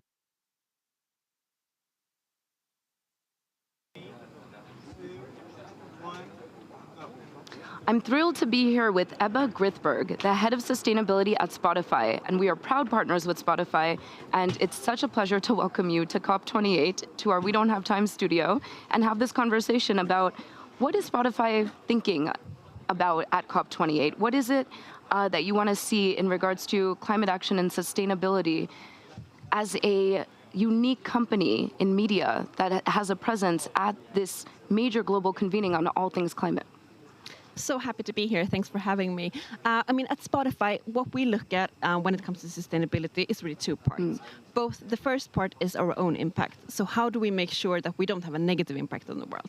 And for us being a streaming company, I mean, we don't have a huge impact. We're not the fossil fuel companies. We don't manufacture things. But of course, I mean, we do have a physical impact somewhere in the world, right? And we are a growing company, and that impact grows as we grow. So for us, it's super important to make sure that we're not part of the problem. So that's why we set our kind of net zero target by 2030, including all of our scopes. So that's, I mean, it's not a super easy target. We're not 100% sure how to reach it, but we're working against it. But what I really see as the big kind of potential for us, and where we really can make a difference, is in how we use the platform. I mean, we have 574 million users or something like that globally, and imagine what we can do with that platform. So that's the kind of the second part of our work, is to really kind of leveraging our platform and our reach to raise awareness and inspire to climate action. And that is, of course, also what we're here to kind of explore opportunities and possibilities for collaboration and inspiration in those areas. Yes, very cool. And this is why we love partnering with additional media companies, because we're able to amplify our own impact. And if all of these companies are really using that reach to communicate messages around accelerating solutions to climate, now we're talking about real behavioral change. And we're reaching listeners directly. And that's what Spotify is so known for and so excellent at. And so you would think, yes, you're right, you don't have a heavy footprint compared to many of the sectors that are here. But that being said, everyone is looking to improve. And what I appreciate about what you also said is that it's a challenge. We're being honest, right? Everyone is on a journey. We're moving to transition to clean energy, and there's going to be barriers that come up that need to be overcome. So we need to share how we're overcoming it. So talk to us a little bit about what Spotify is doing to be more environmentally friendly within the company across its value chain. And I mean, the way we think about it is that it's a really kind of an integration issue, that we have to work, I mean, across our operations. And of course, I mean, the first step in that was kind of looking at what does our impact look like. And for being a streaming company, that was not super easy. It's not that many companies that had done that before. So it's really about like defining that methodology, looking at where are our hotspots and how do we address them. And for us, that's a lot about kind of the whole streaming, of course, end use, and also the kind of the cloud usage in that. So for us, it's about kind of activating all the incredible talent that we have in the company when it comes to, I mean, mainly engineering. So how do we activate that engineering competence in the kind of fight for actually reducing our emissions? So that's everything for more efficient cloud usage, really kind of breaking down that, it's also a great opportunity because it's also a cost benefit. So that goes hand in hand. But it's also about looking at all of this kind of leverage. What can we play at? And I think a really good example of that is what we recently launched, the dark mode. So you can listen at Spotify. Most people listen on their phones, of course. You can listen on a computer, but you can also listen on a TV.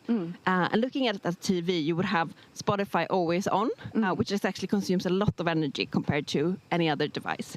So our teams looked at it. So what can we do instead, and how can we take down kind of this source of emissions?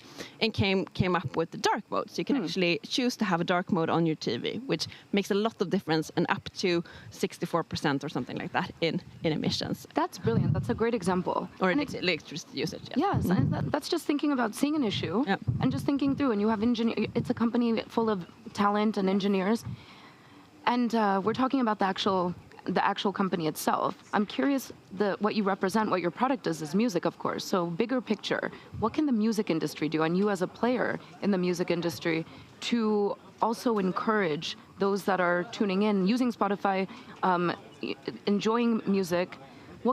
How can the music industry be leveraged more to also contribute to more sustainable practices? Yes. So you're talking about like behavior change and how we can activate our users. Yeah.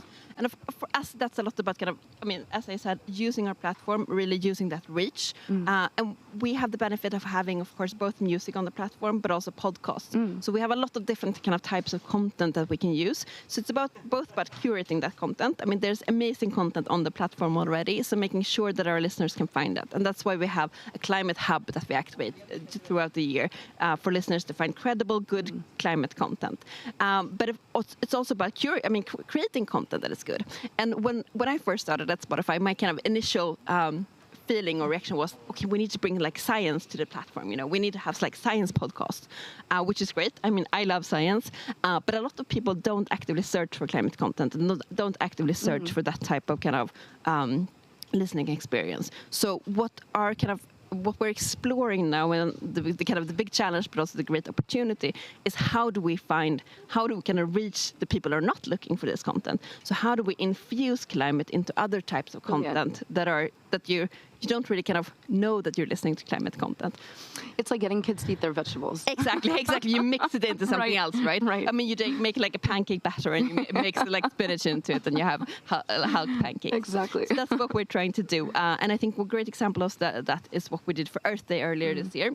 And we know that true crime is one of the biggest kind of podcast categories with a great listening span, and there's many people who have that in their feeds. So what we wanted to do was how can we make climate content in their feeds so they don't have to actively choose for it. So we made like a special series of Earth crimes, so crimes related to the Earth and to from everything from like BP Horizon, conspiracies, and climate activists. So having people kind of falling into it, and hopefully that makes people feel, think, and act. So this is really interesting because we are only producing climate content, and our users really care about this topic. And so it's interesting to see when you have more, general spectrum of content, how to what people are tuning into and what they're listening to. And we know that mass media it's only in the single digits that's actually pushing out climate and sustainability related content. We have to change that. So have you seen progress? Is what you're doing, what you just described, is that successful? And are you seeing the numbers tick up? Are you seeing improvement in those caring about this type of content? We do see people care a lot, and especially like among the younger generations, when you look at Gen Z and even younger people than that. People do care a lot about it. People want to know about it, but it's still, I think, the barrier for actually kind of consuming content is really, really high. So the content has to be, of course, as attractive or even more attractive than other content for you to actually take that time and listen to it. So I think that's the main kind of challenge and opportunity. How do you make really, really good climate content? It's not that people are not interested and people don't want to learn or consume it, but it's how do you make it worth their while to spend like an hour of a podcast listening? Yes. Well, that's a lot of food for thought. Thank you for sharing that. You definitely have me thinking. I know our audience has really enjoyed hearing from you. And your reflections in the last minute on what you hope to see come out of COP28. So I love that Spotify is here. It's really important for media to have a presence at these conversations because we need to be able to take the outcomes of COP and really get it out to the world, make it relevant for those tuning in. What are you hoping as an outcome that you also hope that the audience, global audience, takes away? Yeah, I mean, what I really hope from COP and from companies participating in COP is really like around looking at this like opportunity side as well. I mean, we all need to focus on the problem, of course. We need to reach net zero, all of us. But also, we need to kind of remember the positive side of it, because we have so much opportunity in this problem, and there's so many companies who can leverage what they already do and leverage their business model for good. So I really hope that that's also more apparent and that kind of continues to develop. Well, thank you, Ebba. Thank you so much for sharing your thoughts, and enjoy the rest of your COP. Thank you so much. You too.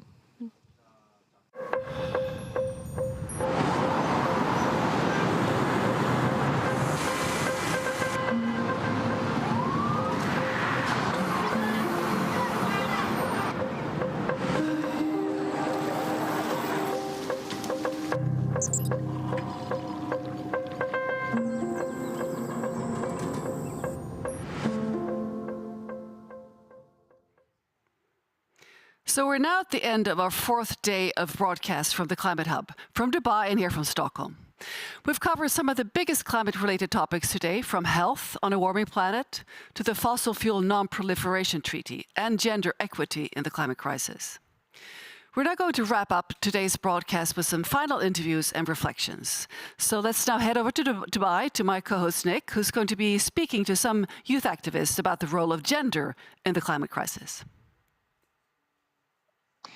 Thank you, Katarina. Thank you very much indeed. And I've got the pleasure of having with me here Elena Alexander Miron, who is a youth delegate from the Romanian Youth Council. She's here at COP28 here in Dubai, and she's a sustainability expert with a passion for climate action and solutions development, but with a very strong also focus on the gender dimension too. I think it's true to say that there is another guest as well, which might be Linnea Claassen, who might be with you in the studio. Yes, you're in the studio. Very nice to see you indeed, Linnea. You're a human rights activist and a legal practitioner. So great to have you on the show. Gender Day. Maybe I can get something from both of you, but maybe I'll start with Elena. Is it Elena or Elena Alexandria? Elena Alexandra. Elena Alexandra, okay. Tell me a little bit about what you took from the Gender Day and what you took from what was being discussed here. Did you get a sense that this is an issue that's starting to burn a little bit brighter at these climate conferences? Thank you for the opportunity to be here and to speak on behalf of women as well as young women.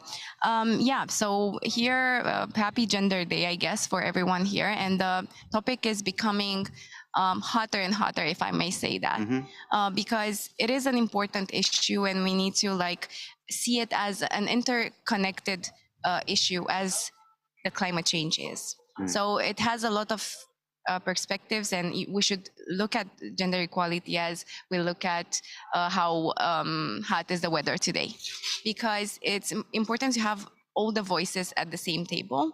And so I was at one event right now, actually right before this session, with Hillary Clinton moderating a panel with sustainability leaders of the world, of big companies like Microsoft and LinkedIn. And it was the first time when gender was actually approached in so many perspectives and areas. And I feel like women all over the world and women present here are feeling it as well. We are giving the importance that it needs, and we also look at the European and global perspective, and we see as a sustainability expert in terms of sustainability reporting, I see it as a standard already for big companies, and not only that, it's becoming a standard for smaller companies as well, to have women leaders involved in the decision-making processes. So we all know the history of women and why we came to this point where now it's our time to shine. I'm not saying that it should be a war between any of the genders. It's just promoting women and their voices as well, and especially youth women that have a lot of expertise, but they're afraid to talk and they're afraid to share their opinions with the world. And they are experts, they are PhD and doctors and medical staff and a lot of other leaders from a lot of industries that you might say they are male oriented. And I feel like this period of time has been a good one for women all over the world, especially in Romania, I might say. Yeah. Thanks for opening that up. Linnea, what's your perspective on this? You're at the intersection of human rights and the law as well. Gender, is this a hot topic for you in terms of stepped up climate action? I wouldn't say that gender is the topic for me. I would say that humans are the topic for me. And I think that's actually quite important because even though I, of course, represent and see the struggle of women and non-binaries and minorities in the climate scene, but also I would say that if we're going to talk about real equality, we also have to talk about everyone and that everyone's inclusion and everyone's challenges. And for me right now, I see a problem with only talking about gender issues like it would be issues for women. The way I see it, equality also includes the struggles that men are going through right now. I would say that one of the top reasons I am a feminist is because I love men. And in this patriarchy, a lot of men struggle as well with their gender roles and perspectives that they have to come with and the way they have to grow up. And that's also one of the reasons that they act in a certain way, that they are not including other humans. And for me, that's very important also to look at the issues and the struggle and the challenges for men. And if I speak about the other reason that I'm a feminist is, of course, because I love women and I love non-binary people. And I would say that one of the most important thing is to remember that equality isn't a game of numbers. It's about how we actually treat people. It's not only about how, like, counting shares on how many women or non-binary people are in the room, but actually who are we listening to, who gets the influence, which perspective do we lift up? Do people all over the world from all genders have the economic situation to actually come to these meetings? Are they asked? Can they participate? And I think that's a very important question, not only who's in the room and who has the possibility to be there, but also which voices do you actually respect and listen to when they speak? Yeah, it's a good point. I mean, there is a big debate here about, inclusion in terms of people from particularly developing countries, or even parts of sort of the more eastern parts of Europe, for example, but also indigenous peoples of color. And this is a big topic because in the end, to get to Dubai to actually participate is about economic power or having the right kind of context that can assist you with the economic power to be here in the first place, for sure. Take up on that point that Linnea was saying, because I suppose from the gender perspective, people would say, well, women are 50% of the population, therefore they should be represented as 50%. But she's also being a bit more nuanced in terms of saying it's actually more about whether the right people are represented. Is there a difference between men and women, or is it just that men and women have just been educated or trained to think there is a difference, or is there a difference? Are the hemispheres different in the brain? I don't know. What's your perspective? That's a very good point, and I really liked Linnea's point as well. I feel the same way. However, working within the business industry and how it works right now, it is about some numbers and it's about some stats. So how the business world works is that we have some stats from, for example, last year, and we are like improving it to the next one and how we can improve it better. So I see it, of course, as a problem of everyone. It's about men as well. It's about everyone as well, young children, for example, or youth, as I represent the youth as well. But in another perspective, I feel like here it's talked because it was a topic that was not shared or talked about before. So it is important that we have a constituency for women and gender equality here at COP that works within the UNFCCC and actually looks and visualizes everything that is made with this topic in mind, having to consider every gender. And it's about how we implement it. Of course, it is about treating people and how we treat it and how a company treats people in general, not only women. But when it comes to implementing, we need to set some rules and some standards. And what kind of standards do we have at this point in time? So I think it's like developing more what we have right now in terms of papers or paperwork or agendas or priorities, and to start from there. I see it in my country. So for example, from a strategy to actually happen, it has a lot of phases that it needs to go through, a lot of eyes, a lot of decisions, a lot of everything. So we need to see it as, of course, like a journey.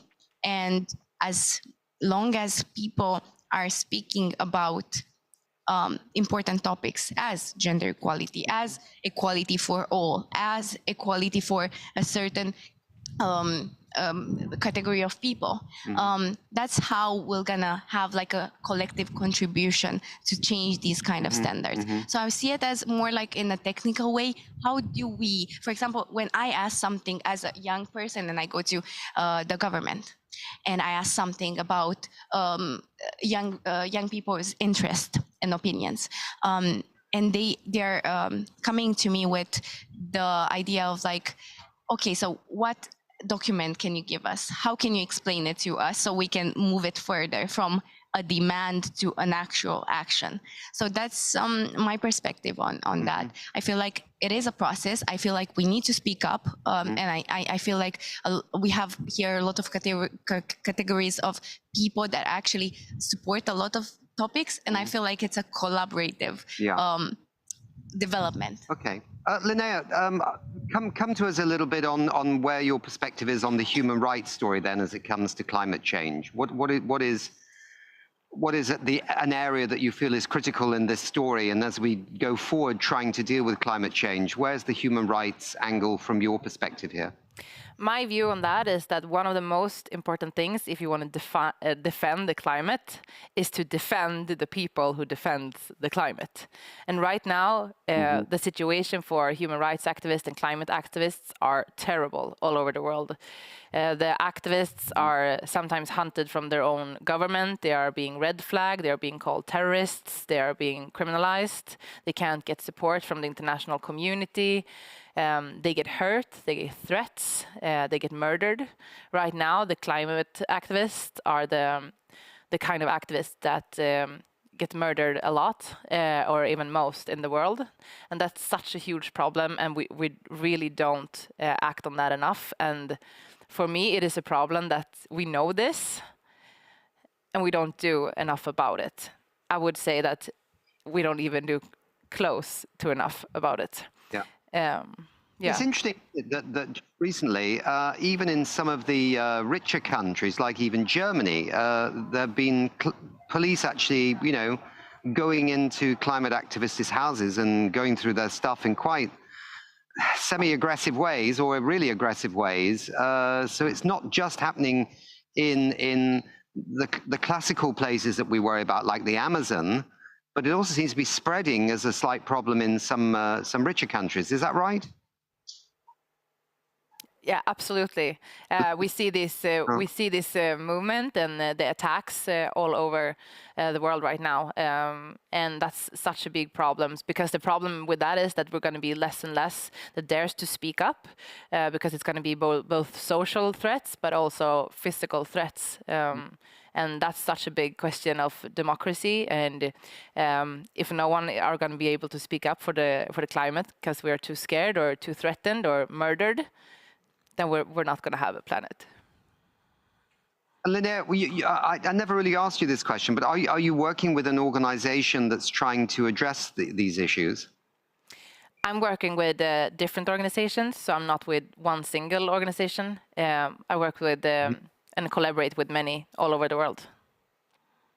Okay, okay. I mean, it's also interesting from the legal point of view that there does seem to be a lot more litigation happening in the world against governments, organizations, and others that are not actually, you know, doing what they promised to do in terms of climate action. Is that part of your work, or is it, you know, almost exclusively on the human rights side? No, I'm also involved in projects with activists and lawyers that try to really push the government to do what they promise and to follow up on our international conventions. But as you say, we have a long way to go also there.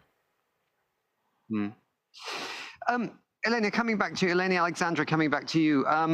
We don't often have people on from Romania. Is your country, do you feel, moving on the path of climate action? Does Romania want to be part of the European Union? Therefore, it's part of getting itself ready, in a sense, to be part of the EU, and therefore needs to reach some goals with its climate action. Do you get the sense that renewable energy is growing and other things? So Romania is in the EU, and we are very much. Of course you are in the EU. Well, that just is a typical British thing to say, isn't it? Seeing as we kicked ourselves out of the European Union, so we had no idea what's going on. How embarrassing that was. Okay, sorry. No problem whatsoever. But we are preparing, and of course, a lot of things that are happening at the European level are adopted and happening in Romania in a certain way. So we have the Green Pact, as well as the Fit for 55, or all other strategies that are focusing on this transition at European level, of course, to sustainable development, to sustainability, to zero emissions, and so on and so forth, to 2030 to 2050. So I feel like Romania is doing a lot. I'm talking anyway from a privileged chair, because we are not encountering that much of anything. So we are in the middle of you know, probably climate change and war and things like that. We are in a good spot, I would say. And we do have, for example, we can be sustainable from renewable energy point of view, like right now. The sector is growing. The prosumers the prosumer sector is growing as well. Everyone has probably a photovoltaic panel on their house. I mean, this is like a standard because it was invested like that. We have businesses that are starting to understand what sustainability really means. We have a lot of projects that are happening in the civil society as well as in the parliament. Of course, things are happening very slow from the public sector, but we do have the businesses and the civil society and the young people who are actually putting this on the agenda. For now, climate change is not that important, I would say. I mean, it is important, but it's not first. And so what we are trying to do is to put it first, just because sustainability is related to everything else. And so, yeah, this is kind of how we are taking this topic. And we are here for the first time having a youth delegate to participate in COP. I was here last year as well, but not under the party delegation. And now we are. So you're under the government. Yeah. Okay, that was a development that many countries kind of endorsed as a good idea, to bring youth delegates as part of the government delegation and also learn a bit about the negotiations as well. So that's really a first-class thing. I think Youngo, the youth group, played a big role in that with the wonderful Marie Claire Graf and the wonderful nice lady from India as well, yeah. Let me come back to you, Linnea. So how do you take this forward briefly with the issue of human rights? Where do you go to find an answer to this persecution of environmentalists and climate activists? It must be a huge struggle, yeah? Yeah, it is a huge struggle, but I believe that right now, when despair is becoming a norm all over the world, that hope is a responsibility.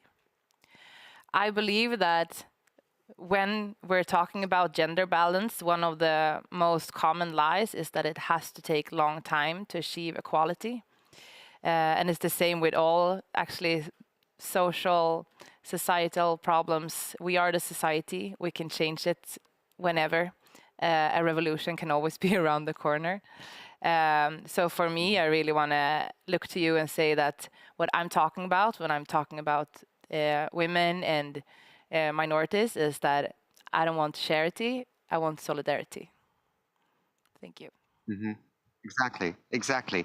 And I mean, solidarity and also action in those countries and the courts in those countries and the legal structures in those countries to recognize the human rights that they've actually signed up to, so many of them through the United Nations, but through other fora, to respect the rights of people to be able to protest and actually express their view without finding themselves either shot or killed or thrown into jail. Yeah?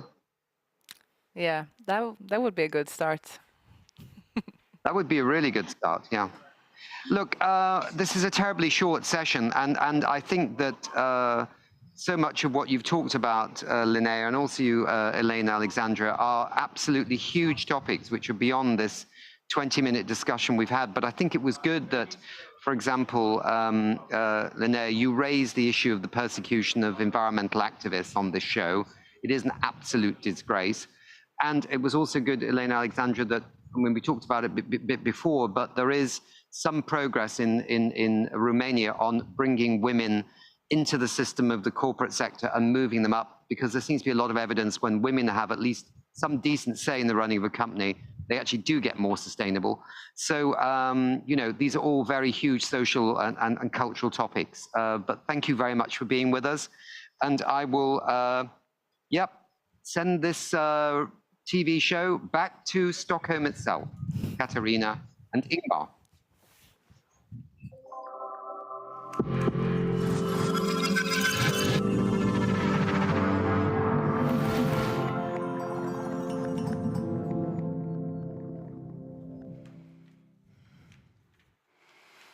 What a great session, and thank you again, Linnea Claesson, for framing it with the threats for climate activists. That's really something we need to talk more about.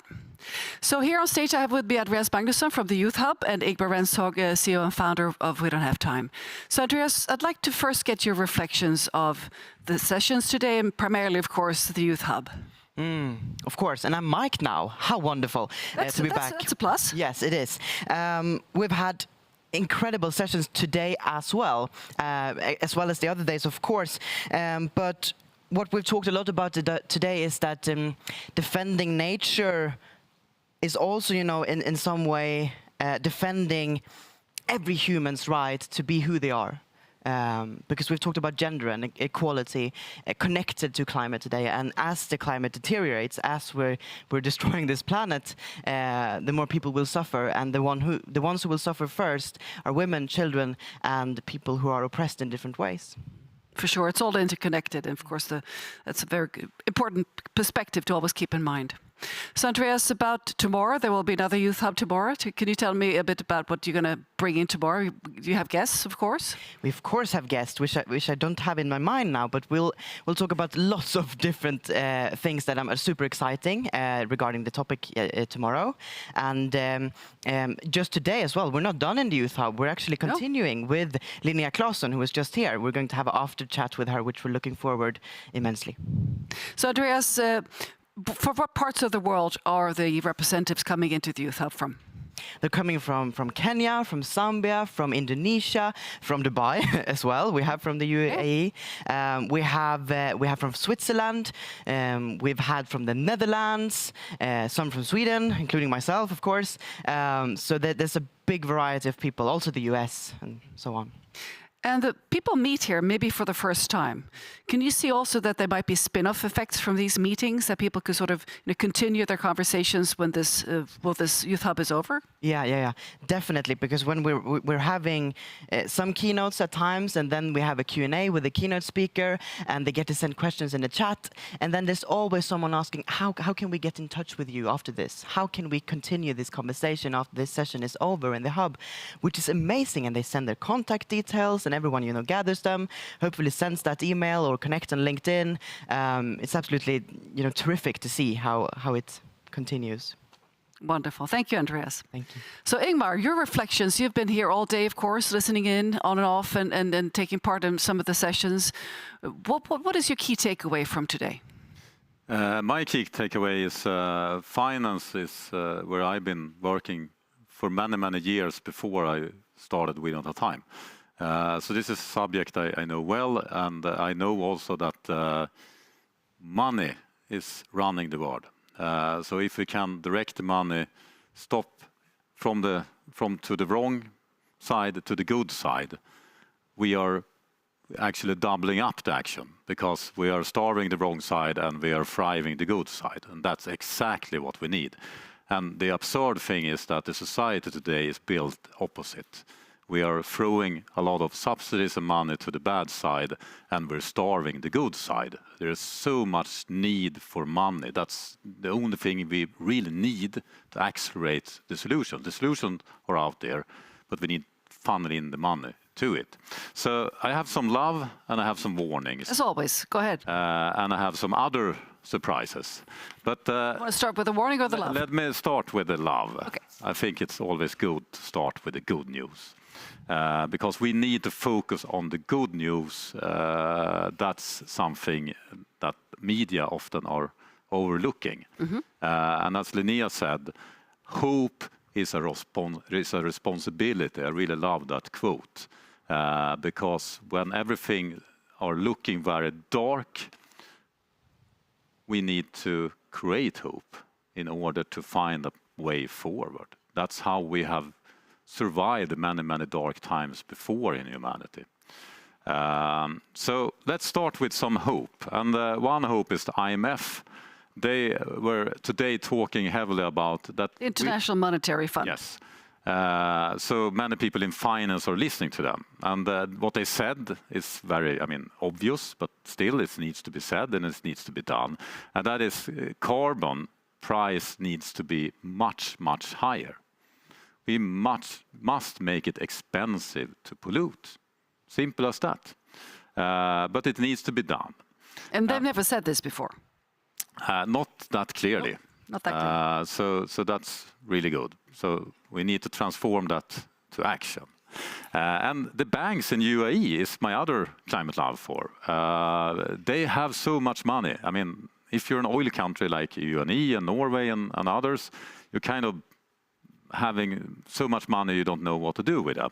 So let's invest them in the future. And the UAE banks, they pledged that they will invest to start with $200 billion in green finance. I think they need and can and should do a lot more, but $200 billion is a great start. So that's my two climate love. But we also have some not that good news. I'm turning again to Brazil. Talked about this before. I think that when you're a climate leader and seen as a climate leader, you need to be better than the rest, not worse than the rest. And the Brazil president has been credited very much because he has done a tremendous good job of stopping deforestation. And he has a zero policy for deforestation. And that's really good news for the world. So he deserves love for that, absolutely, and everyone working in Brazil to make it happen.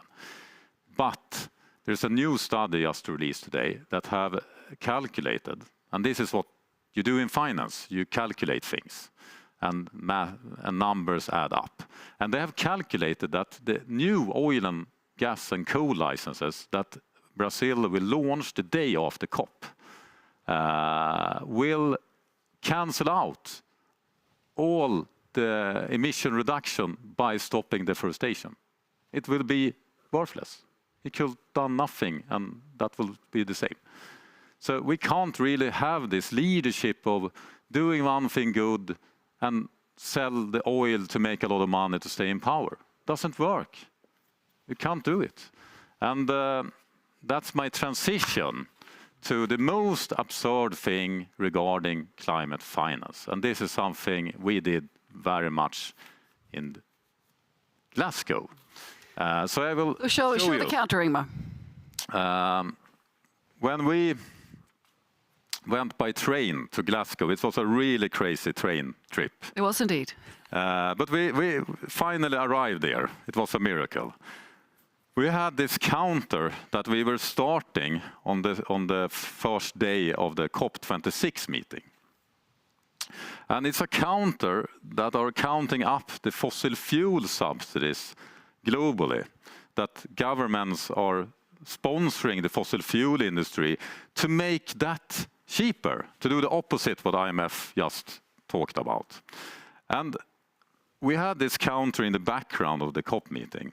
And every speaker at that meeting were so shocked. And for that first week we had this counter, it took 1 week until we reached $100 billion. And that was what is a big fight for the loss and damage fund that we finally now have, but we didn't have back then. And so all the countries, they were kind of fighting for 100 billion, where they were on the same week, were sending 100 billion to the oil industry. And if you look at this number today, it's $12 trillion. That's more than 10% of all the money that circles around for 1 year on this planet. We are giving this, our taxpayers, Sweden are increasing those and most countries are increasing them. We're giving them to the oil industry. And the more expensive oil industry become, the more subsidies are we giving them. So those $200 billion from the UA banks is actually not from oil. It's from us. If we take away all the subsidies to the oil industry, they will still make profit, so they don't need them. This number is insane, as John Kerry said on the last day of COP26. And when he went home, and the US government have since then increased those numbers. I wonder who are insane. And Ingmar, just to clarify, there are direct and indirect subsidies. Could you just give a brief overview of that for the viewers so that might not be direct subsidies are you giving directly. It's like a capital injection, cash in bank. And indirect subsidies is that you don't need to pay for an externalities, like that people are dying because they have been poisoned from living nearby a coal fire plant or inhaling the gases, etc. And it could also be the variety in how you tax, for instance, transportation, like aviation. Could also but be how you look at this, it's trillions of dollars. So sure. This needs to be. We need to count this down, not count it up. So this is absurd. But we also have some other things going on We Don't Have Time, and that's will you find in our app. And it's a big struggle. The climate crisis is very much a communication crisis. How do we get people to realize what they're doing? Because oil CEOs and world leaders, they also have children. So they will be as affected as every one of us. So we need to kind of get them to understand that they're in it themselves. They're living on the same planet. And one thing we are doing at We Don't Have Time for this COP is that we have launched a campaign called Future Voices. And I can really recommend to go to futurevoices.info. And where you will find there is messages from the future. Andreas, you have done one of those messages. That is recorded today and translated with the help of AI to a message from the year 2050 that is kind of that is broadcast today. And it's a really strong way to see that how will the future look like? Yes, many people will be alive, but it's like a doom and gloom out there. If we'll continue to live like we do, if we don't phase out fossil fuel and cut away those subsidies, we will be living in a hell. And that will be for all of us, for the oil CEOs, for people living in Sweden, for people living in Africa, for people living in Saudi Arabia, UAE, or China, or whatever. It will affect us all. It's 40 years from now. What is happening? Why is not people realizing it? We try to get them to realize this by having those messages. So go and look at them. Some other things going on, and that is about the money. This is the money we need to get away. We need to reduce those. But on the same time, we need to increase the numbers of companies that are willing to act. And as I mentioned yesterday, we now are 100 countries that want to support the fossil fuel phase out at COP. But there is also companies with a total turnover, counting up here, of $1.5 trillion in yearly turnover that are supporting ending fossil fuel, phasing out fossil fuel. Let's increase this number and let's remove that number, and the climate crisis will be solved. And it's up to us, not the leaders we have today. It's up to us, because when the leaders don't lead, we need to lead. Every one of us needs to become that leader, and we can do that. So let's do that. We can do it. Thank you. Well, thank you so much, Ingmar, and thank you, Andreas.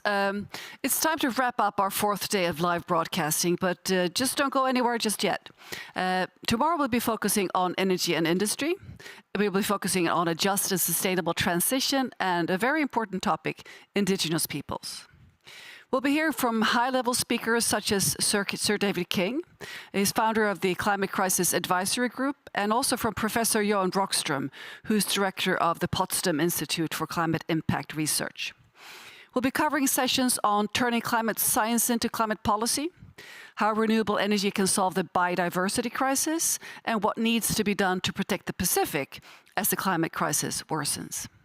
But keep watching, because we'll now listen to some voices from the COP. But before we get that in place, we're going to watch some other videos. And the voices from the COP, the interviews, will be including Robert Ziegler, Robert Metzke, Pflug, and Nathaniel Matthews. So see you tomorrow, and stay put, because we have some recorded videos to show you.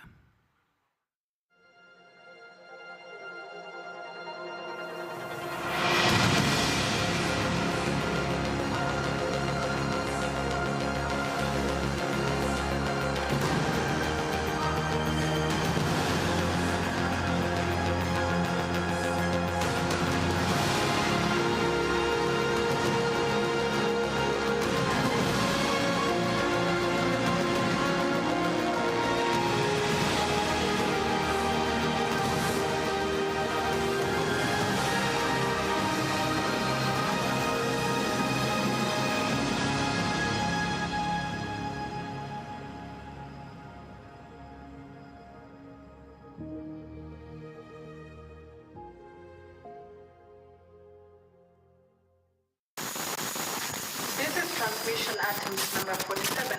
My name is Anita Soina, and I'm speaking to you from Kenya in the year 2050. It is a country burdened by lack of any real decision making. Over the years, I have seen my country transform negatively, with communities such as mine experiencing worse droughts, causing water shortage, and forcing the members of this community to strive for any kind of water, while others elsewhere in the world are striving for clean and safe water. In the northern part of Kenya and in the pastoralist communities generally, they have continued to record harsh and long droughts that continue to worsen poverty levels, and even with rain, they experience massive flooding, which leads to loss of property, loss of lives, loss of livelihoods, and even causing forced migration, which causes conflicts. I could go on for hours, but we don't have time. The strange thing is, these things are happening in your time, in 2023, in your own backyard. Time is running out. The choices world leaders make today will determine the kind of world we live in tomorrow. The future is now.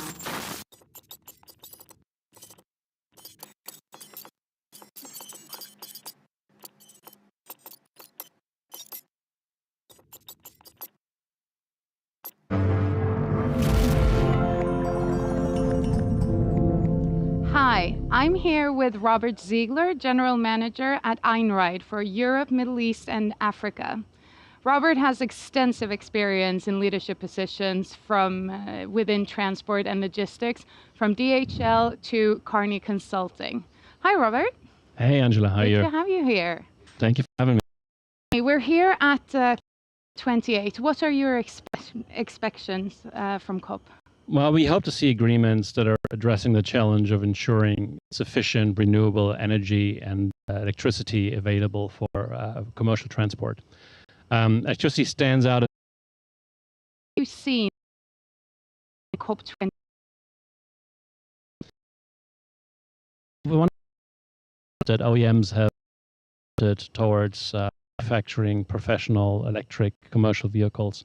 And we've been able to deploy those and expand our business from our roots in Scandinavia through Germany and the Netherlands in 23 and 22, and now in 23 we've expanded into Norway, the UK, and also the UAE. Nice. And so looking ahead then, let's see what comes out of COP28. And looking ahead at next year, what would you expect to see? What would be your priorities for next year? For our priorities are primarily on delivering on our customers' expectations. We're fully commercially driven and expanding. Our customers receive higher reliability, affordability, and sustainability from the transport solutions that we deliver. And we want to continue doing that and also expand into new markets and grow our business globally. And what do you see from new markets? Like, what markets would that be? Do you think there's any challenges connected to that? Well, what's really important for being early in adopting commercial vehicles is that you find countries that have an environment that is actually supporting politically the adoption of electric transport, that has a good energy mix, that has ubiquitous renewable energies available, and that also has a good cost position there. The vehicles we're seeing are coming down in cost quite quickly. Some countries still have subsidies in place, but many countries are also already phasing out those subsidies because electric vehicles are becoming more competitive than diesel vehicles. And I know we often hear companies, a bit more mature, saying that looking at the complete, total cost of ownership for these vehicles, it is actually very cost competitive already now. It is very cost competitive right now if you find high utilization. And that is basically the name of the game, being able to find routes that you can utilize the truck very, very well. You don't have empty backlogs. And this is why digitalization is so important.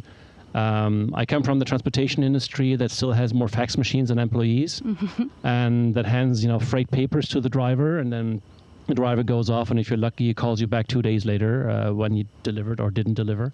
So digitalization is really, really important, increasing the transparency, also in terms of carbon reporting. But having that transparency allows us to fill back legs, have more utilization on the vehicle. Because, one of the biggest waste in commercial transport is that a lot of these trucks are traveling empty. So get that filling rate up, I guess. Get that fill rate up and make sure you know where your transport is any time of the day. That also leads to much higher reliability of the transports. We've seen a lot of disruptions in the past years to the logistics chains, from things like Brexit, COVID, wars breaking out. And this has made a lot of companies very nervous because empty shelves means no revenues. And this is something that we can work against with digitalization. Okay, so I guess if it was as easy as just ripping out, combustion engines and putting in electric powertrains, we'd be done by now, maybe. Yeah, and it doesn't work like that. No. It's not a one-to-one switch. You need to build a full ecosystem, and that ecosystem needs a digital platform. It needs the electric truck, obviously, at a good cost, and it needs the charging infrastructure, and it needs full integration with the driver, and it needs to be more prescriptive towards the driver. So the driver will have less responsibility, but basically a centrally planned platform will basically take more of that responsibility. Also, the technology will speak to each other. So the trucks are speaking to the charging infrastructure, and the digital plan behind that then decides that the truck gets charged from 25% to 47% instead of charging it, from 0 to 100, which would break the battery, take way too much time, and is not really necessary within operations. I love it. So from fax machines to digital, then what would be, if you could leave our audience here with one message, what would that be? Well, we really want to stick to the 1.5 degree target. That's really, really important for us. We really need to accelerate adoption of these existing technologies. And that really, speaks both to consumer that needs to demand more from their suppliers, and then to the companies that supply these consumers and that are in the market to make a difference. And it needs to trickle down from targets to actions. There, you heard it, from targets to action.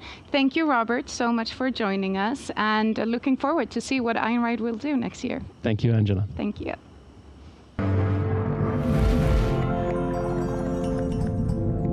Hi, I'm here with Robert Metzke, Global Head of Sustainability at Philips. Robert works to integrate sustainability in all business strategies, making healthcare accessible and affordable for the many people. Hi, Robert. Nice to have you with us. Thanks for having me. So we're here at COP28 in a very sunny Dubai. What are your expectations on COP28, and what have you seen so far? I think it's really about transparency and action. I've seen a lot of progress, for instance, on the climate funds. What I'm also expecting is we need to get beyond carbon myopia. We have been focusing very, very much on trying to solve carbon in silos, but we need to find the connection with other topics. For instance, healthcare. Healthcare is one of the biggest emitters globally, emitting more carbon than all airlines and shipping lines together. Nobody knows it and nobody talks about it. Philips is a health technology company, so we are really in the center of that. We are not just seeing the impact of the healthcare industry on climate, but also the enormous impact of climate change on healthcare. And I think in that area, climate change gets a face. If you think about heat waves in the cities, my parents are 90 and 92. So I see to that in my own family what it does. And I think this is where care providers also want and need to take action also and think what they can do to drive climate change. So we need to find these interconnections between climate and other topics. No, that's absolutely right. And obviously we're here at the negotiations, so climate legislation and policy are very relevant topics. Are there any policies you feel are missing currently? So there's a lot coming our way, at least in Europe, of course. CSRD, CSDDD, and support for the insiders, all these four-letter acronyms. Most of that legislation really drives transparency and accountability, which is fantastic. But I think you cannot only write and report about things, you also need to actually really drive change. That's important. And governments do more than issue legislation, right? In the end, they're also procurers. I think 15 to 16% of global GDP is in public hands. A lot of the healthcare systems are public. So I would urge governments also to think about their role in green public procurement and setting standards there. And the other big thing is, of course, harmonizing legislation. If you are a global company and you're in many different markets, you cannot cater for every single country with different specifications. So talking between Europe, the United States, Asia is really important to set standards that are universally applicable. Making life easier for everyone, basically. So, and creating demand. Yeah, of course. Yeah. No, and it's interesting to view the governments not only as policymakers, but also as procurers of services, of course. So for Philips specifically then, what would you say has been the highlight between COP27 and COP28 for you? So we have been operating carbon neutral since 2020 and massively reducing our operational emissions in the last 10 years with more than 80%. So I think that is great. So in last year we have been really focusing also to share these learnings with our suppliers. We have about 15,000 bill of materials suppliers globally. And we have been teaming up with them, trying to convince them, like us, to adopt science-based targets. I think we need to have very clear and accountable metrics to show progress to take climate action. Science-based targets are such a standard. We have science-based targets for scope 1, 2, and 3. And as of last week, 46% of our global supply chain has also committed to adopt science-based targets, which will really help drive down emissions at a global scale and at a magnitude, order of magnitude bigger than our own operations. Yeah. That's amazing. Yeah. One of the things I really like about Philips is that I know that you think about sustainability not as an add-on or an afterthought, but really right from the start. And we usually, and you and I have spoken about this before too, how important it is to integrate sustainability already at the moment of design and innovation. Can you tell the audience a bit more about how you work with that? Yeah, thanks for asking the question. And you know, I spent many years of the 15 years that I'm now at Philips in strategy and innovation also. I think you need to connect these two things. The biggest impact of many companies is actually in the supply chains, in the use of the products. Of course, you need to have discussions about how to put solar panels on your roof and use recyclable mugs or whatever. But the real impact of companies is with the products and services that they provide to the market. So if you want to change the world, you need to be at the beginning, and you need to integrate it in your strategy. You need to translate it into innovation roadmaps and into the product design. And that's what we have been doing. So with science-based targets for scope 1, 2, and 3, that means that we are aligning our innovation roadmaps with reducing emissions, driving energy efficient for imaging equipment in the healthcare sector, for instance. I think that will eventually make a difference. So for a company like Philips, I mean, you clearly have a lot of things thought out already, science-based targets for everyone in the supply chain, carbon neutral for many years. What are your priorities for 2024? What's left to do for you? Yeah, that's really about, I would say, transforming the industry. That sounds big, but it means really teaming up with our customers also and trying to find ways to enable them and deliver healthcare in a more sustainable way. As I said in the beginning, healthcare is not accessible. 4.5 billion people don't have access to healthcare. At the same time, healthcare is already now extremely polluting. So teaming up with the leading care providers around the world, understanding where they are, what they need to deliver care in a sustainable way, that will be our focus for 2024. So there are already 10,000 hospitals that have pledged to become carbon neutral, but many of them don't know where to start. They don't know where their emissions are, they don't know what to do, and I would love to really team up, help them gain these insights and see what we can do to support them on their journey to deliver low carbon healthcare. That sounds fantastic, to sort of pair the environmental part with the social impact part also. But, you know, we know nothing is as easy as we'd like it to be. So what do you think are the challenges then for next year when you embark on that? I think it starts with awareness. Right, I think a lot of people are not aware how enormously environmentally impactful healthcare is for those that have it. Then, of course, there are enormous disparities on the earth. You can imagine if you are in Kenya, you have different priorities, and you really try to serve patients if you can at all, if you have equipment. So climate is not always a first priority, but I think we need to combine these things. And then it's about building capabilities. Also, if you think Europe or United States, doctors are doctors. They want to take care of their patients. So while they may feel committed, and I've seen many doctors and care providers also joining climate marches, they may not feel equipped at this point in time to make this practical. So how do you build a program in your own hospital? How do you organize yourselves? How do you get support from the board if you are on a board of a hospital? How do you empower your employees to take action? And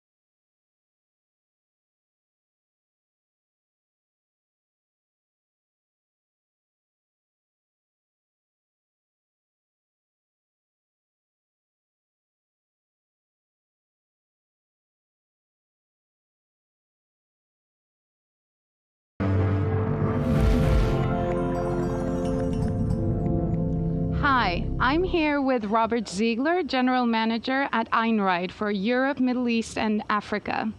Robert has extensive experience in leadership positions from within transport and logistics, from DHL to Carney Consulting. Hi, Robert. Hey, Angela, how are you? Good to have you here. Thank you for having me. So tell me, we're here at COP28. What are your expectations from COP?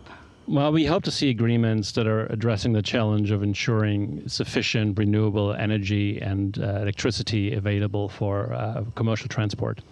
Electricity stands out as the optimal choice for road transportation, and we believe in enabling and accelerating that transformation.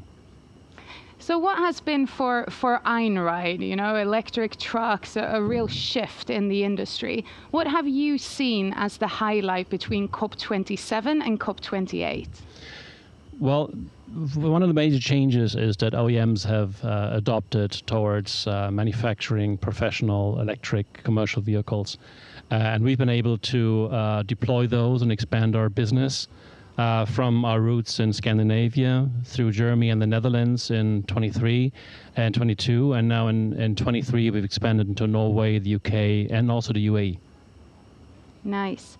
And so looking ahead then, let's see what comes out of COP28. And looking ahead at next year, what would you expect to see? What would be your priorities for next year?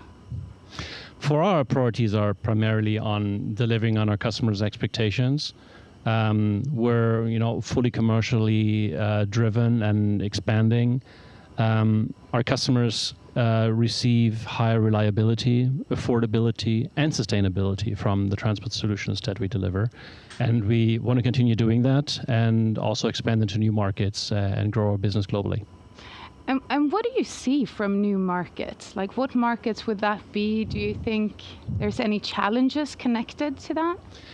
Well, what's really important for being early in adopting commercial vehicles is that you find countries that have an environment that is actually supporting politically the adoption of electric transport, that has a good energy mix, that has ubiquitous renewable energies available, and that also has a good cost position there. The vehicles we're seeing are coming down in cost quite quickly. Some countries still have subsidies in place, but many countries are also already phasing out those subsidies because electric vehicles are becoming more competitive than diesel vehicles. And I know we often hear companies, a bit more mature, saying that looking at the complete, total cost of ownership for these vehicles, it is actually very cost competitive already now. It is very cost competitive right now if you find high utilization. And that is basically the name of the game, being able to find routes that you can utilize the truck very, very well. You don't have empty backlogs. And this is why digitalization is so important. I come from the transportation industry that still has more fax machines than employees, and that hands, freight papers to the driver, and then the driver goes off, and if you're lucky, he calls you back 2 days later when you delivered or didn't deliver. So digitalization is really, really important, increasing the transparency, also in terms of carbon reporting. But having that transparency allows us to fill back legs, have more utilization on the vehicle. Because, one of the biggest waste in commercial transport is that a lot of these trucks are traveling empty. So get that filling rate up, I guess. Get that fill rate up and make sure you know where your transport is any time of the day. That also leads to much higher reliability of the transports. We've seen a lot of disruptions in the past years to the logistics chains, from things like Brexit, COVID, wars breaking out. And this has made a lot of companies very nervous because empty shelves means no revenues. And this is something that we can work against with digitalization. Okay, so I guess if it was as easy as just ripping out, combustion engines and putting in electric powertrains, we'd be done by now, maybe. Yeah, and it doesn't work like that. No. It's not a one-to-one switch. You need to build a full ecosystem, and that ecosystem needs a digital platform. It needs the electric truck, obviously, at a good cost, and it needs the charging infrastructure, and it needs full integration with the driver, and it needs to be more prescriptive towards the driver. So the driver will have less responsibility, but basically a centrally planned platform will basically take more of that responsibility. Also, the technology will speak to each other. So the trucks are speaking to the charging infrastructure, and the digital plan behind that then decides that the truck gets charged from 25% to 47% instead of charging it, from 0 to 100, which would break the battery, take way too much time, and is not really necessary within operations. I love it. So from fax machines to digital, then what would be, if you could leave our audience here with one message, what would that be? Well, we really want to stick to the 1.5 degree target. That's really, really important for us. We really need to accelerate adoption of these existing technologies. And that really, speaks both to consumer that needs to demand more from their suppliers, and then to the companies that supply these consumers and that are in the market to make a difference. And it needs to trickle down from targets to actions. There, you heard it, from targets to action. Thank you, Robert, so much for joining us, and looking forward to see what Einride will do next year. Thank you, Angela. Thank you.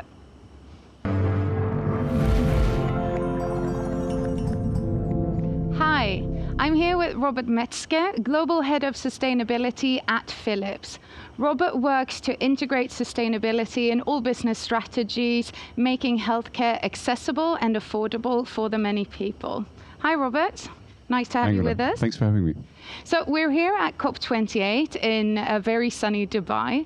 What are your expectations on COP28, and what have you seen so far? I think it's really about transparency and action. I've seen a lot of progress, for instance, on the climate funds. What I'm also expecting is we need to get beyond carbon myopia. We have been focusing very, very much on trying to solve carbon in silos, but we need to find the connection with other topics. For instance, healthcare.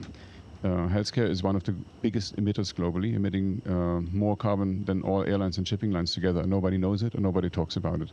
Philips is a health technology company, so we are really in the center of that. We are not just seeing the impact of the healthcare industry on climate, but also the enormous impact of climate change on healthcare. And I think in that area, climate change gets a face. If you think about heat waves in the cities, my parents are 90 and 92.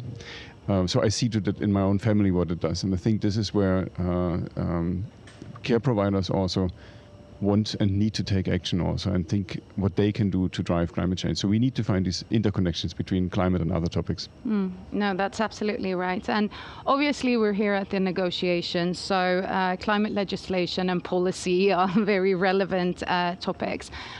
Are there any policies you feel are missing currently?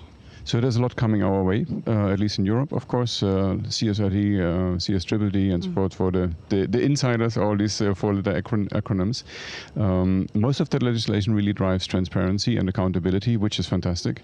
But I think you cannot only write and report about things, you also need to actually really drive change. That's important.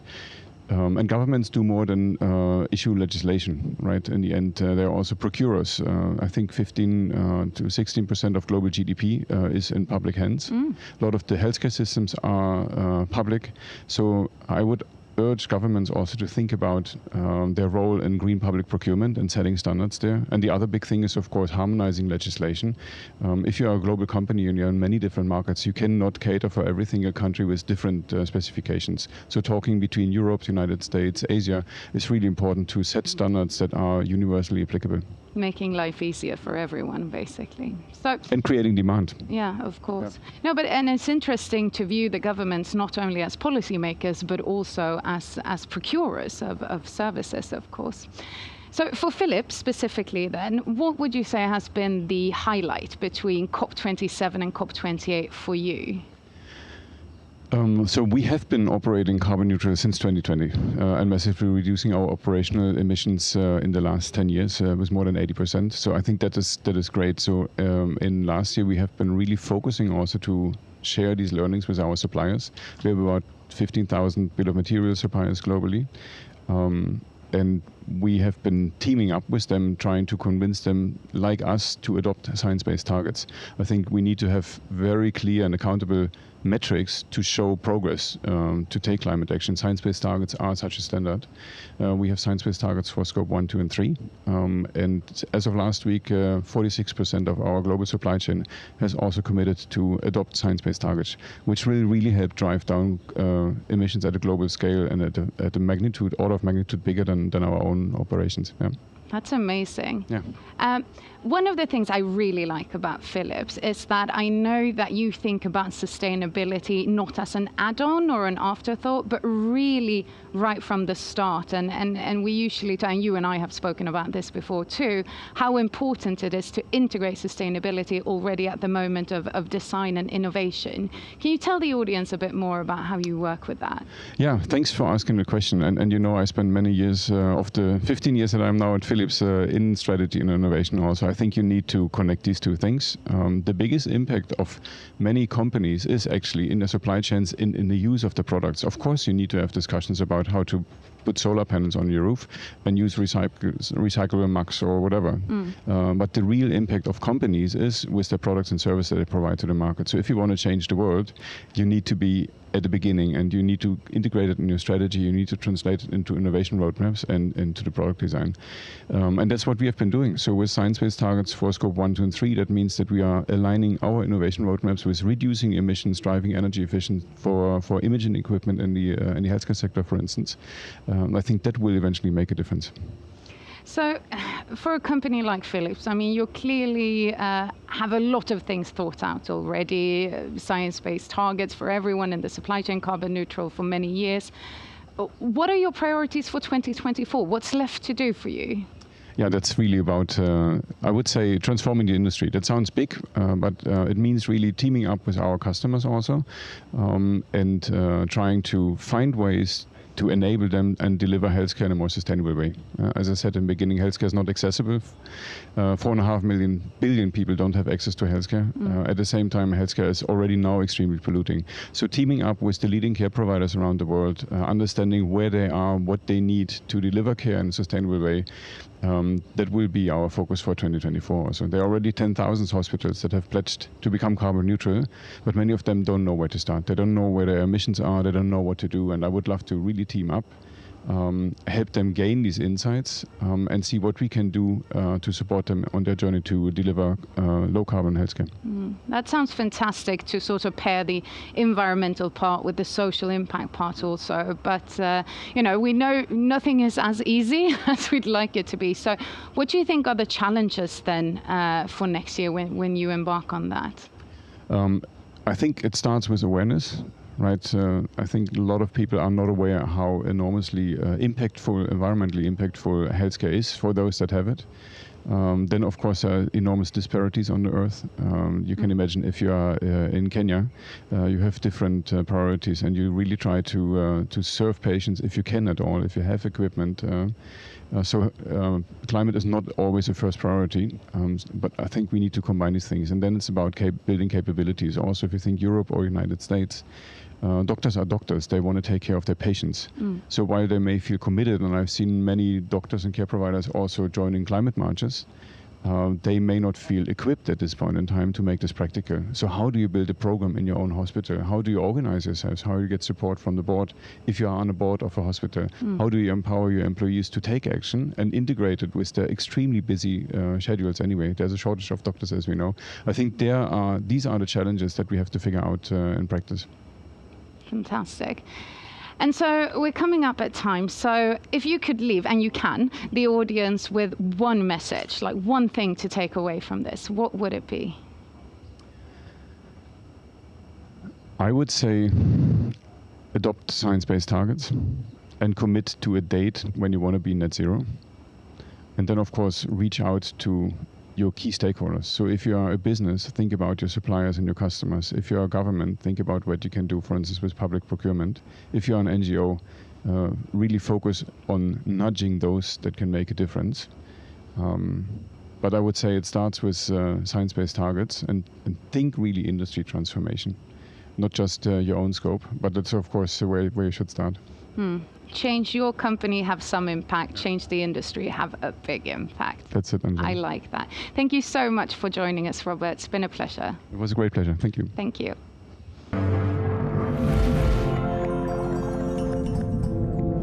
Hi, I'm here with Karen Pflug, Chief Sustainability Officer at Ingka Group, or as most of us know it, IKEA Retail. Hi Karen, welcome. Hello, thank you for having me. Yeah, great to have you here in very sunny Dubai.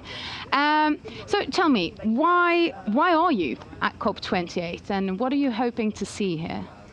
Well, I think for us, being a large multinational retailer, as you mentioned, it's very important that we use our size, our scale and our reach, and also our voice to really come together with partners, whether that's governments, other private sector companies, and the many people to really look at how we can accelerate change on the climate agenda, but also on related topics around climate as well. It's also to listen, to learn, be inspired, and generally really sort of stretch our knowledge so that we can grow as well, because we don't have all the answers ourselves. And then what would I like to see? Yeah. Well, I think like many of us, I would like to see really more tangible plans around the 1.5 degree limit so that everybody can come together around this and really make sure that we know how we're going to get there and that we get on with clear actions to get there. Then I would also like to see a phasing out of fossil fuels and the associated subsidies with that too. We really need to ramp up renewables. And then talking of renewables, I really think that we would like to push for the tripling of the renewable capacity around the world and doubling efficiency as well, because it's not just about the source of the energy, it's also how efficient we can make it. You know, IKEA would like to be resource smart and be very careful with our resources, and energy is one of those areas where we can save a lot of energy just by better insulation or more efficient appliances and so on. And then lastly, and most importantly, I think for me, is making sure that with all this transition and plans that we want to have in place, that we don't leave anybody behind. IKEA is a brand for the many people, and for us, that's really important, that people are able to come along with us and don't get isolated with this transition that we have to make. So, I mean, you're a large international home furnishing retailer, right? You're here to sell Billy Bookcase to the many people, as you say. So how are you as a business then taking climate action and really leading by example? I think climate action is very important to us. We've had an environmental policy since the early 90s, actually, and then we also submitted our first science-based targets in 2018, and we've just revised them again now with the newer targets. So we're really committed to the 50% reduction in absolute emissions by 2030 and net zero at the latest by 2050. So far, we've managed to hit around 13.6%, I think it is, of actually reducing our emissions against the baseline of 2016, and that's done without any offsetting. We look at it in, I guess, 4 different ways. One is our own operations. Another is the offer for our customers. So really what we're doing around the products, the development and switching to renewable and circular materials, but also switching to plant-based meals and so on as well, more efficient LED bulbs and things. And also it could be services for customers too. And then we have our investments, and I can talk a little bit more about that later. And then we have the advocacy role, which is one of the reasons we're here today, as I said before, to be a force for good and something where we can use our voice and our scale to really drive change. And then when I think of our own operations, we're really looking at switching to renewable heating and cooling across all our units. Switching to zero emission deliveries on our trucks, and also halving our food waste in our own operations as well. A lot of people don't realize how big we are as a food retailer. Yeah, one of the largest restaurant chains in the world. I know, exactly. I mean, over 600 million people eat our food every year. Yeah. So if we can switch them to plant-based meals, we can have a real difference. But also if we can reduce our own food waste in our operations, it helps too. I really like that you're thinking both about how you as a business can lower your footprint, but also how to help your customers live a more sustainable life, because that will have even greater impact, won't it? Yes. You did mention investments, right? And I want to get back to that. So again, you're here to sell Billy Bookcase. Why are you investing so much in renewable energy? Yeah, well, I mean, we are lucky enough that we are privately owned, and we think in generations. We can think long term. That really helps us to drive our overall agenda. Back in 2009, we already started investing in renewable energy, and that was for many reasons. One was because we could see it was the right thing to do, because we needed to be part of this transition to reduce our dependency on fossil fuels. Another is to reduce pollution, of course, which we know is one of the major killers around the world. So if we can play our part in doing that as well, it's really important. And it helps in the long term to lower costs and build energy resilience and financial resilience. We have over 1 million solar panels on the roofs of our stores around the world, and we're also adding in EV chargers for customers in all the stores that have car parks as well. And then since 2009, we've actually invested or committed to invest 4 billion euros on wind farms and solar. And we have, I think it's now nearly 600 wind turbines and 26 solar parks in 18 different countries around the world.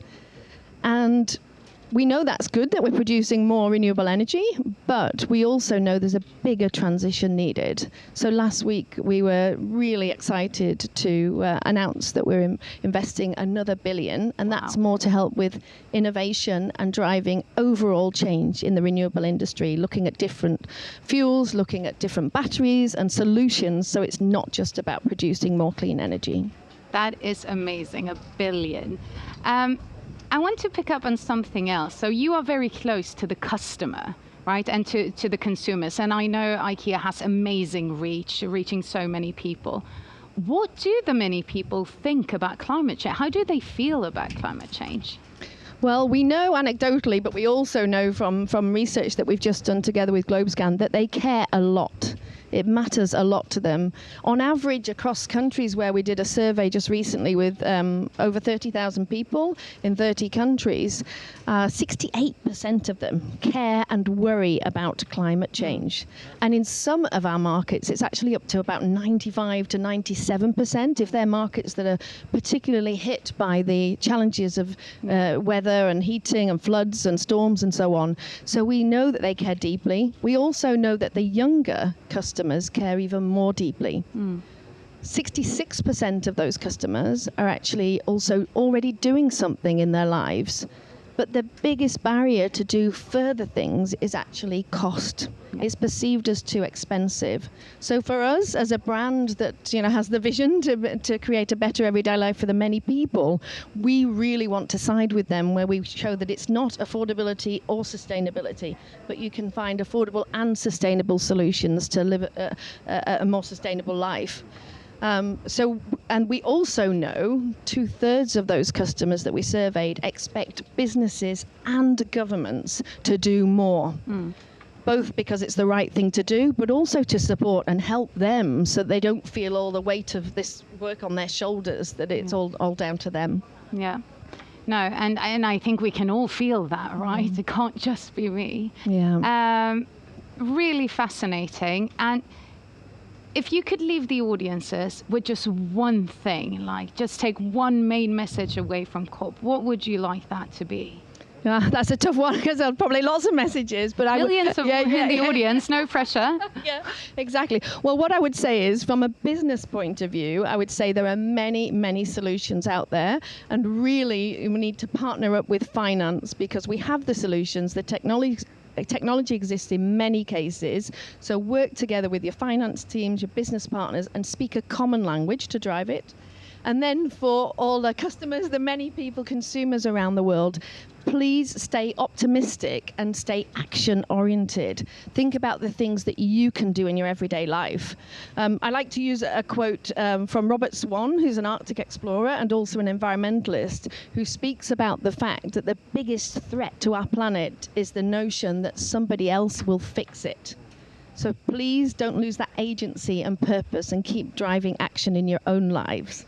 Optimistic and action-oriented. That's what I'm going to take with me from COP now. Thank you so much for joining us, Karen. Really a pleasure. Thank you. Thanks for having me. Thanks.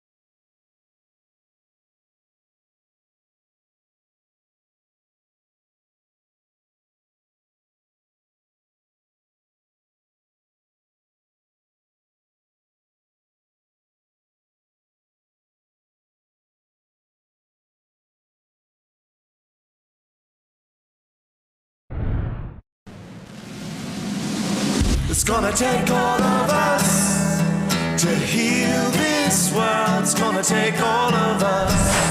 Good morning, this is your Daily Juice coming to you straight from Dubai. Today we'll be looking at the climate impact on your health and solutions for the future. Our youth reporters will also be following Bill Gates, and we'll be looking at early warning symptoms to mitigate health risks. And as a bonus, we'll take you behind the scenes to the media hub to see where all the magic happens. And as always, don't forget to scan our QR code and send your questions in, as it will help shape our show.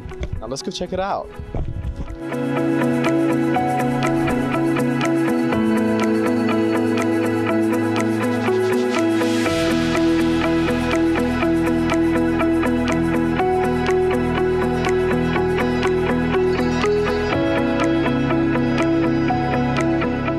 Bill Gates left an impression on our youth reporters. Let's hear what they had to say. Hi, my name is Tenny Abiru, reporting for Youth for Planet at COP28.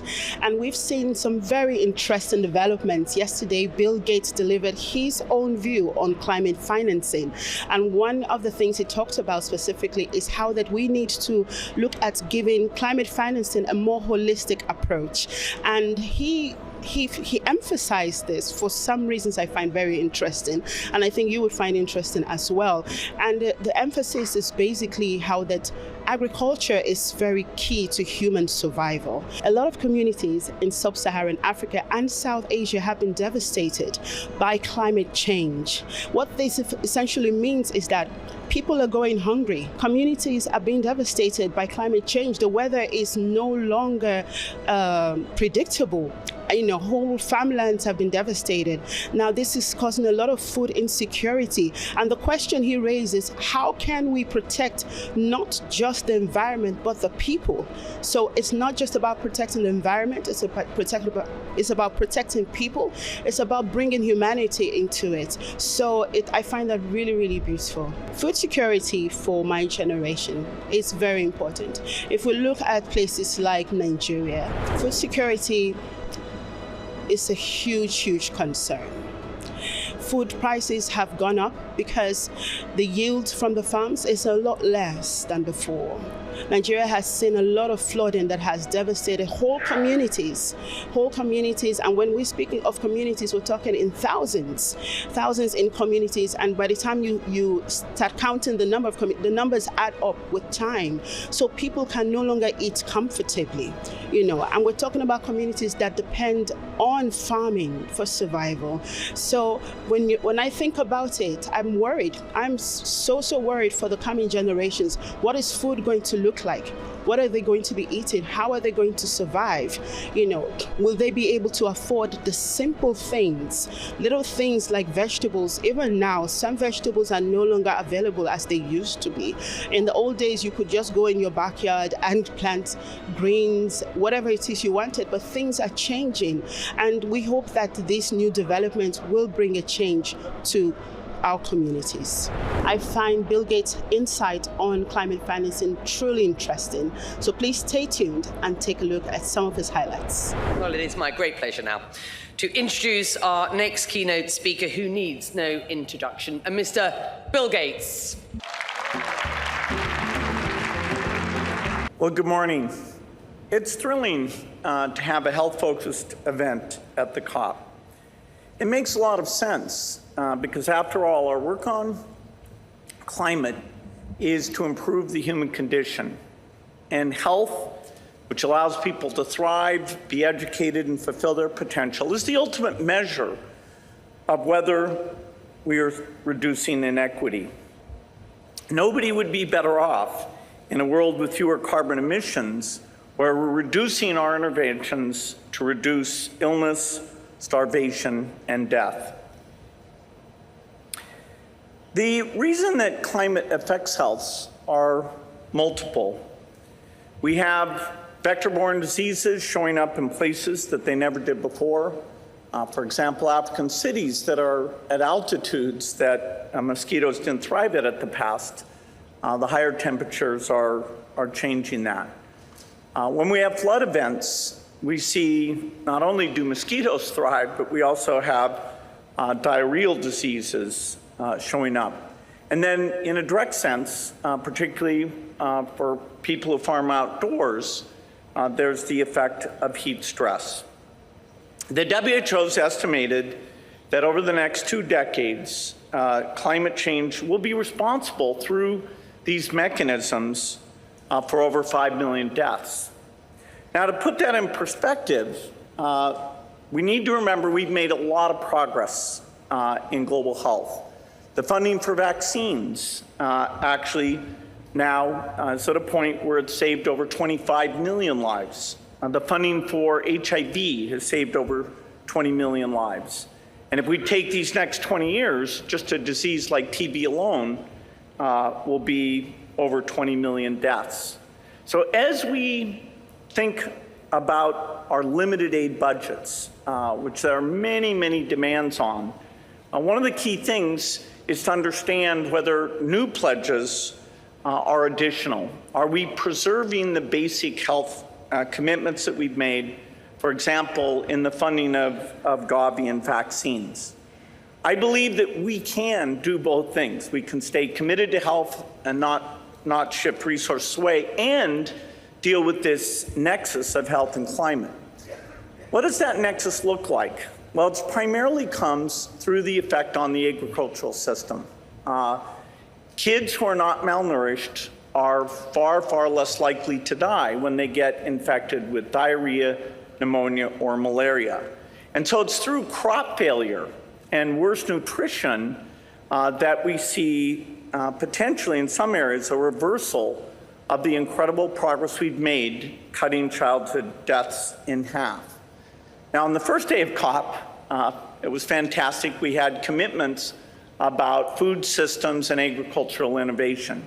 So having crops that are both more productive and can deal with these temperature increases and getting more information and credit and advice to farmers will be a major offset.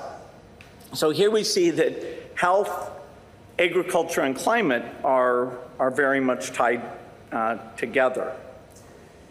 When we think about something like malaria, our goal as a world has to be ambitious there as well. We should want to eradicate malaria. The climate challenge, for example, the floods in Pakistan led to thousands of additional malaria deaths there, just to underscore the need to get going on getting rid of malaria. We have new tools that are at the lab level that decimate mosquito populations. There's a lot of work to be done, which will be led by scientists from all over the world, particularly African scientists, to make sure these are ready to be deployed. But for all of these vector-borne diseases, yellow fever, dengue, malaria, these new innovations give us a chance at a reasonable cost to make progress. And so that dream that even in the face of climate, by investing in these health interventions, not letting that be pushed off to the side, and by doubling down on the CG system, we can make progress. We've had 2 miracles in development in the past, the Green Revolution and reducing these childhood deaths in half. We can take the lessons from those, add our climate investments, and continue to make progress. Thank you.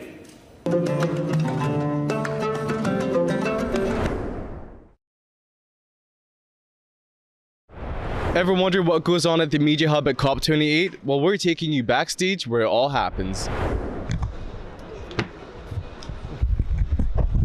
Hello, we are right now in the media center, the media frenzy of journalists from all around the world who've come here to report on what's happening inside there. As you can see just behind me, they are setting up for a broadcast. I have no idea who it is or what newsroom they're from, but everything is happening as we speak. When I look around, there's always something to look at. There's an interview going on over there. There's journalists writing up for a story over there. There's people desperately investigating and securing interviews and trying to work out what's happening. Yeah.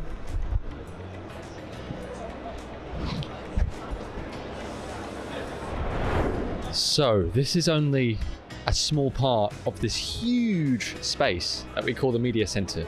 As you can see just over there, we have a lovely cafe supplying us with coffees all throughout the day. We've got sandwiches, we've got everything you can imagine to make sure that we do the good work that we're doing. So as you can see behind me, we have several different sections here in the media center that are split up between the different newsrooms. So you can probably see behind me there's a sea of desks where individual journalists, whether they're from a newsroom or they're freelance, can sit behind their laptops and work throughout the day. It's a bit random, they're not allocated to anyone, so if you see a desk, you just have to grab it. And then behind that, which is where we're based as well, we have everyone from the New York Times, we have the Washington Post, we have the Independent, we have the Financial Times, we have Der Spiegel, we have Die Zeit, we have the Guardian, we have everyone here in their booths reporting day and night so that what's happening here is told to the world. It's a crazy place to be, and you can feel the energy. It's a sort of physical energy. There's so much happening. And I'm sort of curious. I mean, I'm going to spend the next few days talking to some of these journalists just to understand what they're actually saying, how they're reporting on this, and what they think about it as well. We are now in the larger press room area where the bigger news organizations have special private rooms for their teams.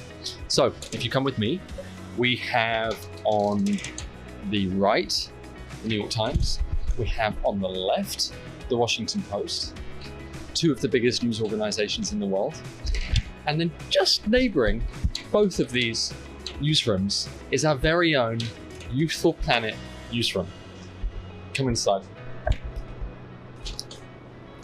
So we have the team who are just taking a quick break right now, putting together some different stuff for today's program.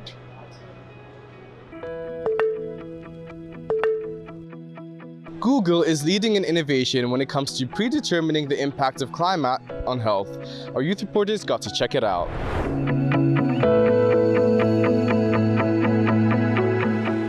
David Luganda from Youth for Planet, and today I'm with a representative from Google. Let him introduce himself and also talk more about what he mainly has come to do at COP28. Hi, my name is Yossi Matias. I'm Vice President of Engineering and Research at Google. I'm also overseeing our crisis response efforts and focusing on using AI to help with the climate crisis. Oh, perfect. I would love to know, youth are using technology, and how is Google involving the youth in order using technology to stop the risks and also reduce most of the hazards?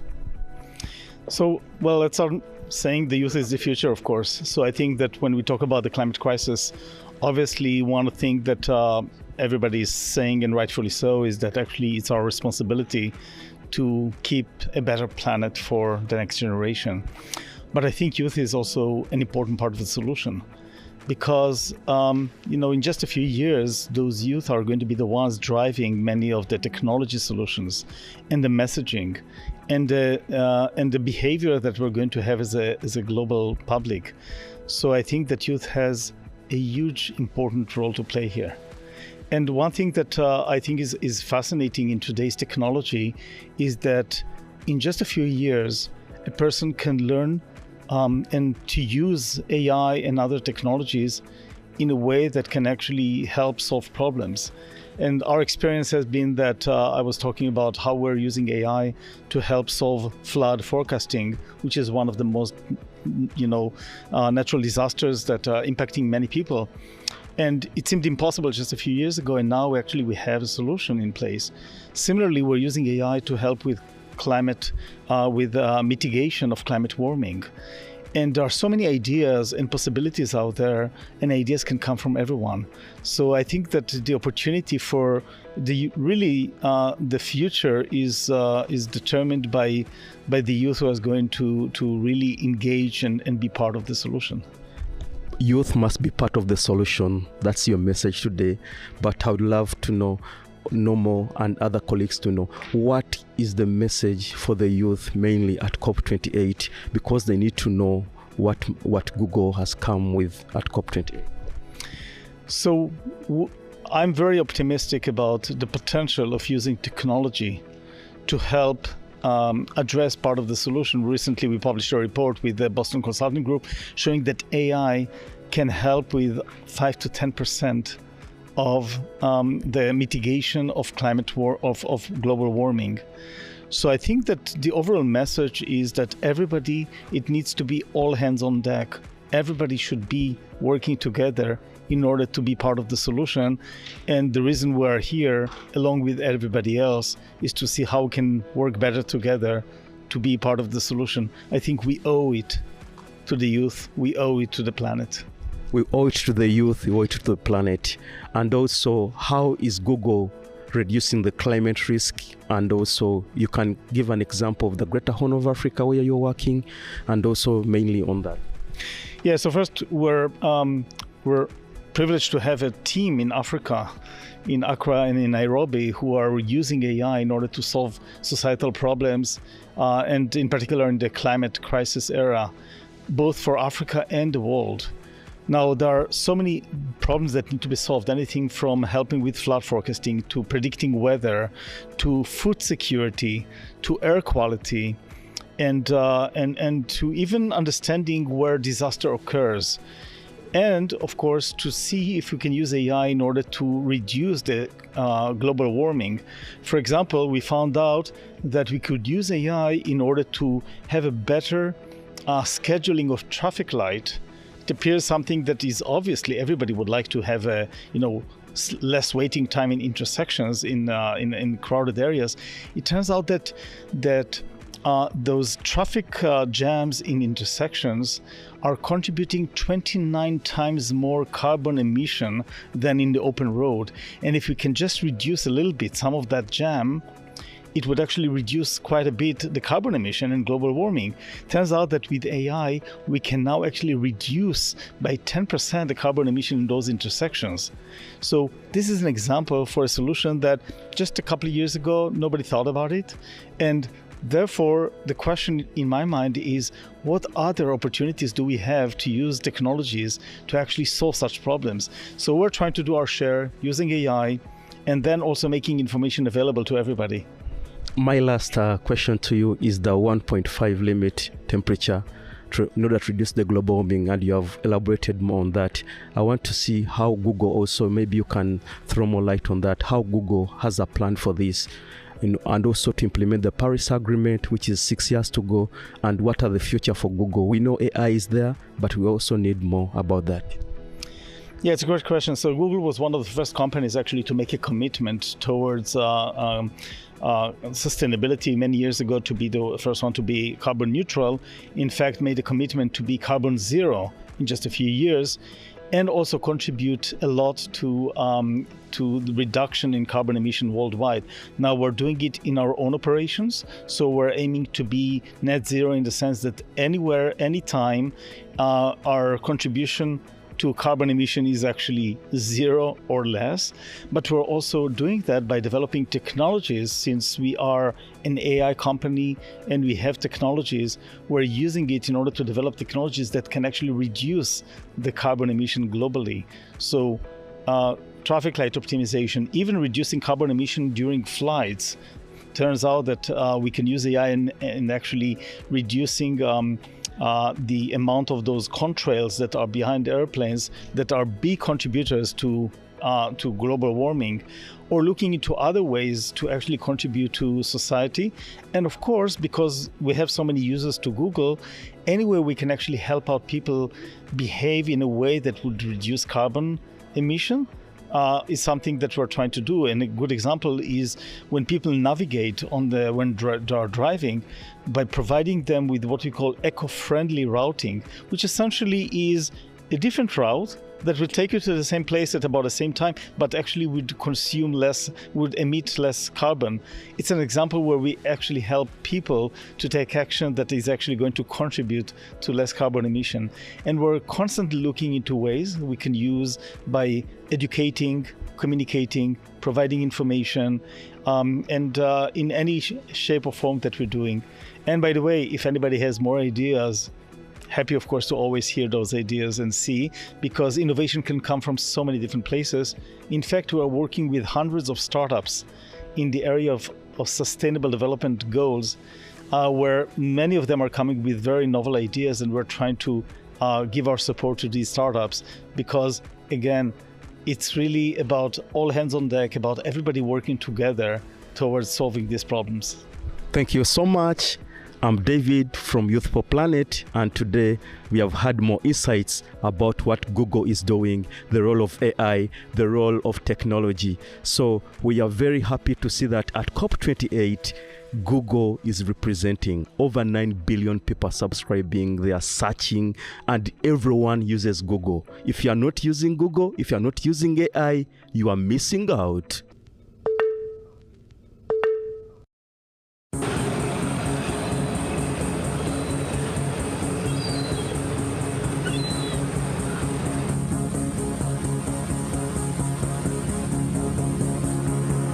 I'm very interested in the environment, a subject very close to my heart. Well, I'm in the eco club at this school, so I was helping out. I'm creating a project right now that's all about community and community forming. I just try to pick up my litter more, and when I see other people's litter, I try to pick it up as well. Everyone plays a role in saving the planet because it's our planet. Really nice project that you guys are doing here. And I would just like to say our whole class finds it very interesting how that there's a bike being powered by the sun. So why hasn't this done before? Why has this not been created before? And why are we now just starting about it?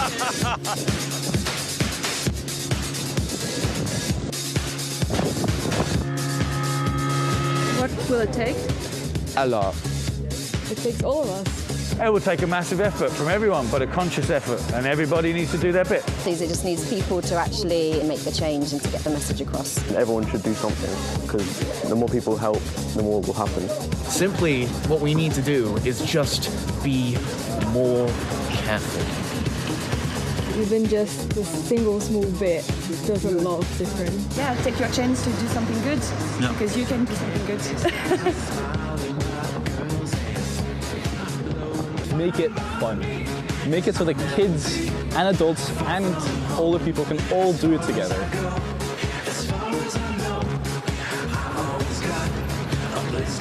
The director of the Global Youth Choir is here in Dubai at COP28, rehearsing with kids from all around the world. Let's check it out. Here I am at COP28. I'm so happy to be here and incredibly excited to be at this Climate Action Summit.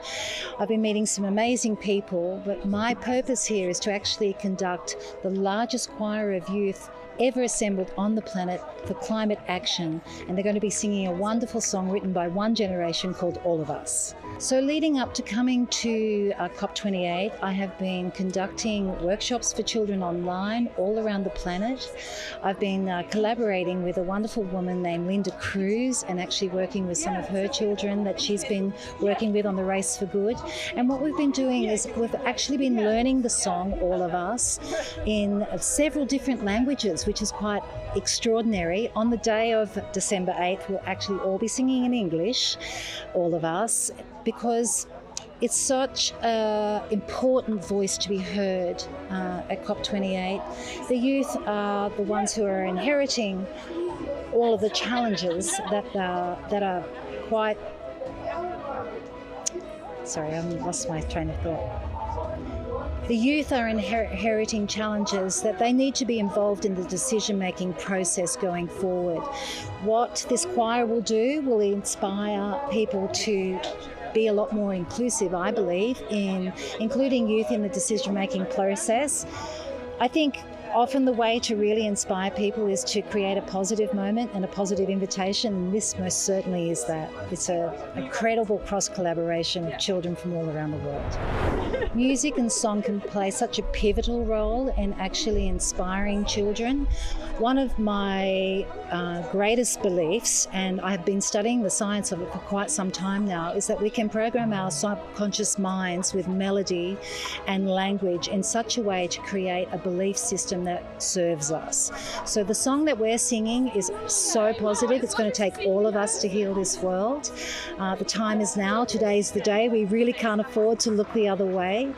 And I feel like music is just such a great way to lift the spirit, but it does have a scientific purpose as well. It does connect both of our brains and enables us to create more critical thinking skills that are going to serve us ultimately.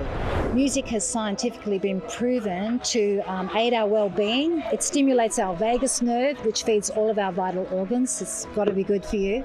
And it also has the purpose where we can tune into the lyrics that we're saying. It will inform the subconscious mind. The more you repeat it, it will inform your subconscious mind of a belief system that you can adopt. So it's going to take all of us to heal this world. It's going to take all of us to make a change. The time is now. Today's the day. We really can't afford to look the other way. There's nowhere to hide, and nothing's going to change if we're in denial, because life's no trial. One shot, that's all we got. One world, one chance, one love, one dance. These lyrics are extremely positive, and One Generation has a real foundational purpose in what we share. We are compelled to motivate young people to believe that we can be the change we want to see in the world. Friday, the 8th of December, you can expect to see a choir of about 100 children on the stage. Their voices will be joined with children all around the world who are flying on in through Zoom, which is extraordinary. Doesn't technology play a really positive role in this particular case? It's wonderful. And you will see a cross-cultural collaboration that's quite unique. You know, we are here in Dubai and we're at different schools. Children are from different areas of Dubai, they're from different countries, and they're all assembling together to be one voice, unified for climate action. We're now going to throw to Maddie and Hayley, all the way from Australia, singing All of Us. Okay, from Australia, let's start. Woo.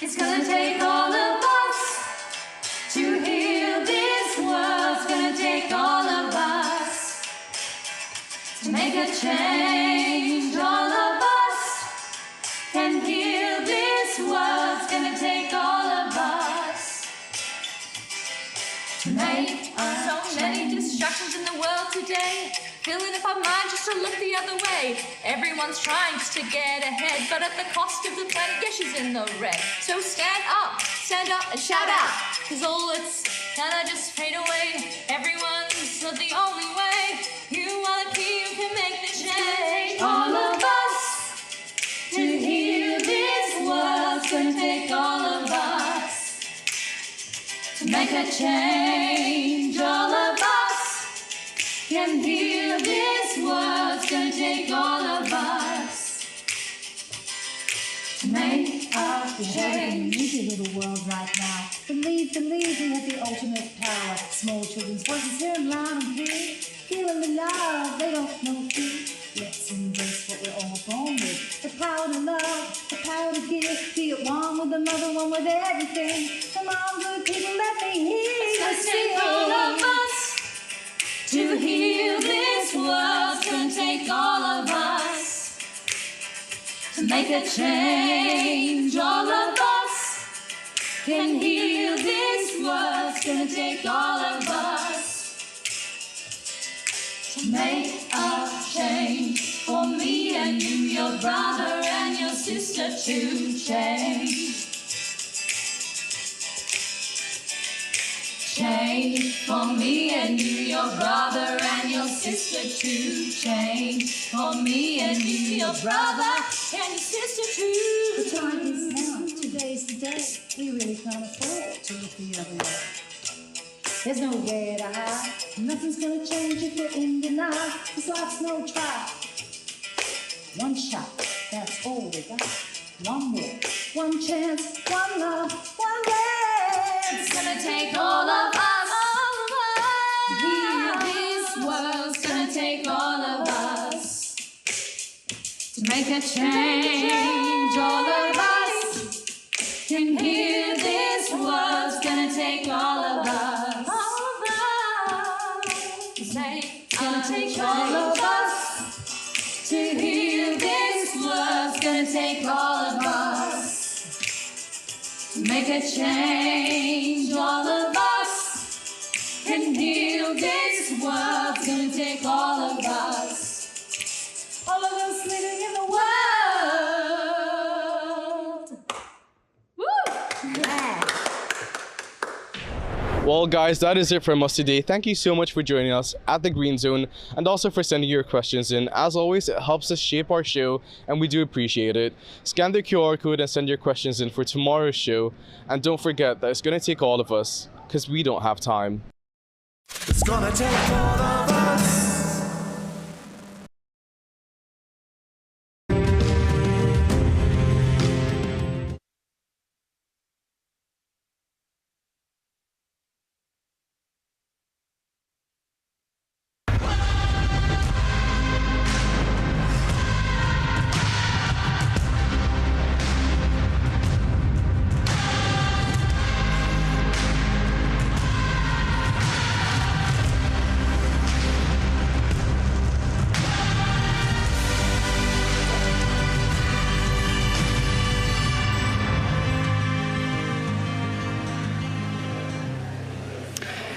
Good morning from the Swedish pavilion at COP28 in Dubai.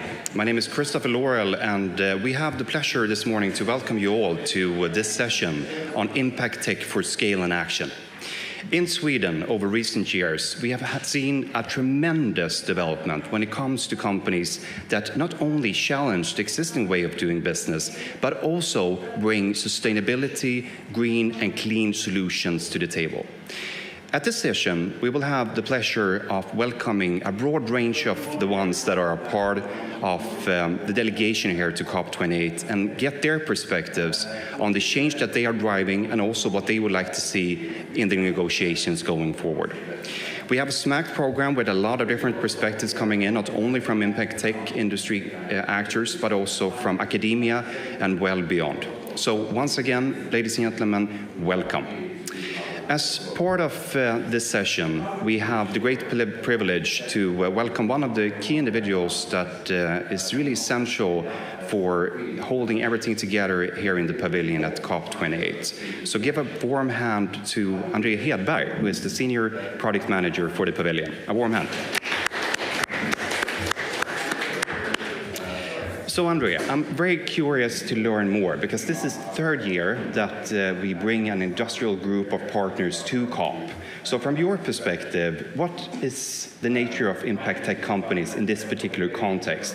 And what would you say is the contribution that these companies give, not only for the actual negotiations, but also for the way in which we envision the future in different sectors? Thank you so much, Christopher. That's a very good question. And I think when talking about what Sweden has to offer, it's important to take one step back first and look at what is it that we're talking about when we say Swedish climate diplomacy. We say that the green transition is not only about urgency, it is equally as much about the opportunities and the possibilities related to that transition. And when we look at the different industry sectors that we have with us in the delegation, it ranges from transportation to energy, circularity, heavy industry. But then also we have the group of companies that identify themselves more as impact tech. And what I personally find very interesting with this group of companies is that they actually exist in the nexus between that urgency and the opportunities. So all of you impact tech companies part of this delegation are really, really skilled in balancing the urgency of the transition in one hand, while at the same time showcasing the possibilities and opportunities with it in the other. And that is really needed because we know that what the transition is really about, and if we are to succeed with the targets in the Paris Agreement, we need to change the narrative. We need to ensure that what we are talking about here in the pavilion, but also at COP in general, is both reflected in the urgency as well as the opportunities. And going forward, are you envisioning that 10 years from now, the whole delegation will essentially be about impact tech? Or are you sort of seeing that the line between what we see as the traditional and the incumbent and the new that really sort of drives the positive change, that would blur? Definitely. I think you put your finger on the spot there, because if we just look back when we started this at COP26, the Impact Tech Group was a fairly small group of a few actors. Last year it grew substantially, and this year it's even greater. And what I see is really that more and more companies want to identify themselves as impact tech, given that the definition in itself is, of course, a bit open. So I definitely do believe that we will move from the more traditional way of looking at how to group Swedish and international companies to a more nuanced and modern way in doing so, in which impact tech will definitely be one of the labels that will be used in that context.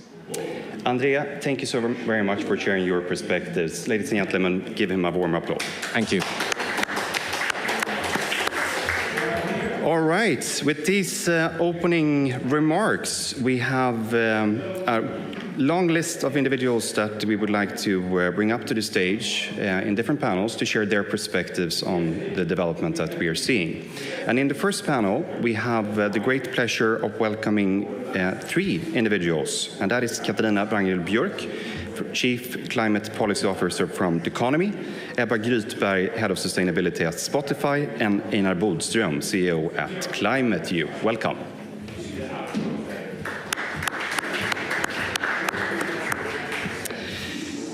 So, Ebba, we just heard Andrea talk about the fact that everything seems to be impact tech in the future, at least if we sort of see it a few years from where we are now.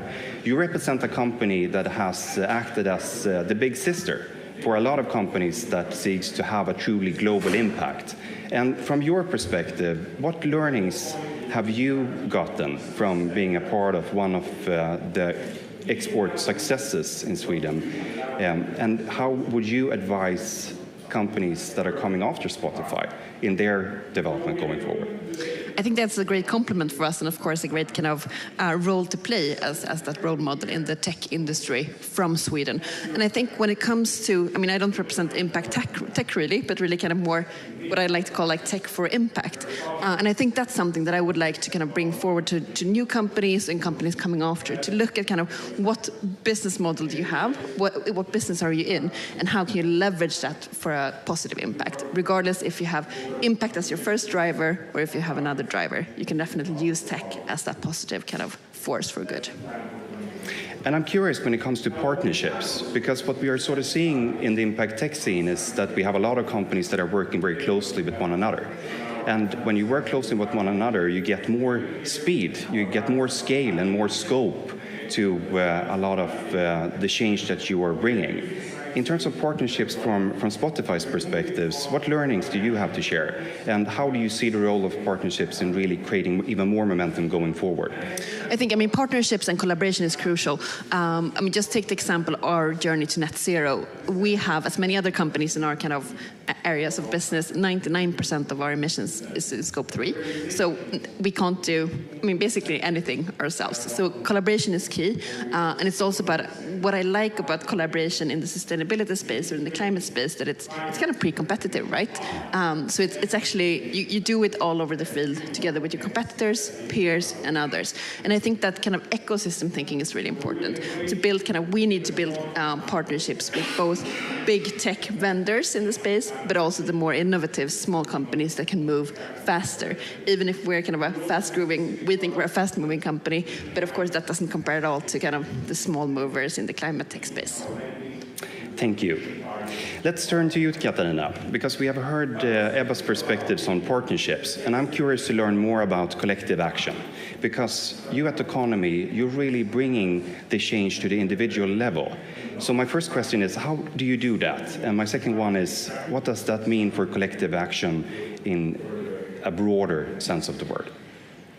Two very good questions. So we say that we are on a mission to democratize climate action, and by that we mean empower the many to take action. And how do you do that? We want to accelerate climate literacy. And what is that? It is about educating people, understanding where are we and what relationship do I have and how can I contribute through my purchases in this case to choose how I consume and get the planetary and the monetary footprint of that, both in carbon and fresh water and in social cost of carbon. So that is what we do. And to reach the many, you need to have something that is tangible, that is easy to understand, that is actually designed and good looking. And because that's not really the case with climate science always. It could be quite technical. So make it tangible, make it visible, make it actionable. And what was the last question? It was about... I'm curious what it means for collective action at scale. So how do you, by empowering individuals to change, bring scale to collective action? Yeah, in many ways. Both getting back to Ebba's point on partnerships, we partner with the largest organizations that we can to create both credibility, for example, with MasterCard and also with UNFCCC. So we have both the thought leaders, the multilateral perspective, the global perspective, and we have the access to 3 billion people through MasterCard. So that is one way of creating access and scale to the many and empower the many. Partnerships is really, really important. And then again, to make it easy to use through, for example, a credit card, something that you use every day, to get it into the daily routine of doing something and being able to both measure, understand, and take action. And also to compare, we have like gamification things that you can compare with your peers, your friends, your national target, the Paris Agreement, or the Paris target. So understand where you are in relation to what others do, but also the agreements. Thank you, Katarina. So building on what you have said, Ebba, about the role of partnerships and also bringing in the perspectives of the individual and collective action, we are now turning to you, Einar. Because if we sort of see the perspectives that we have heard now when it comes to partnerships, collective action on the individual level, how do you bring systemic change on both the local, regional, and national level? What's the key in doing that?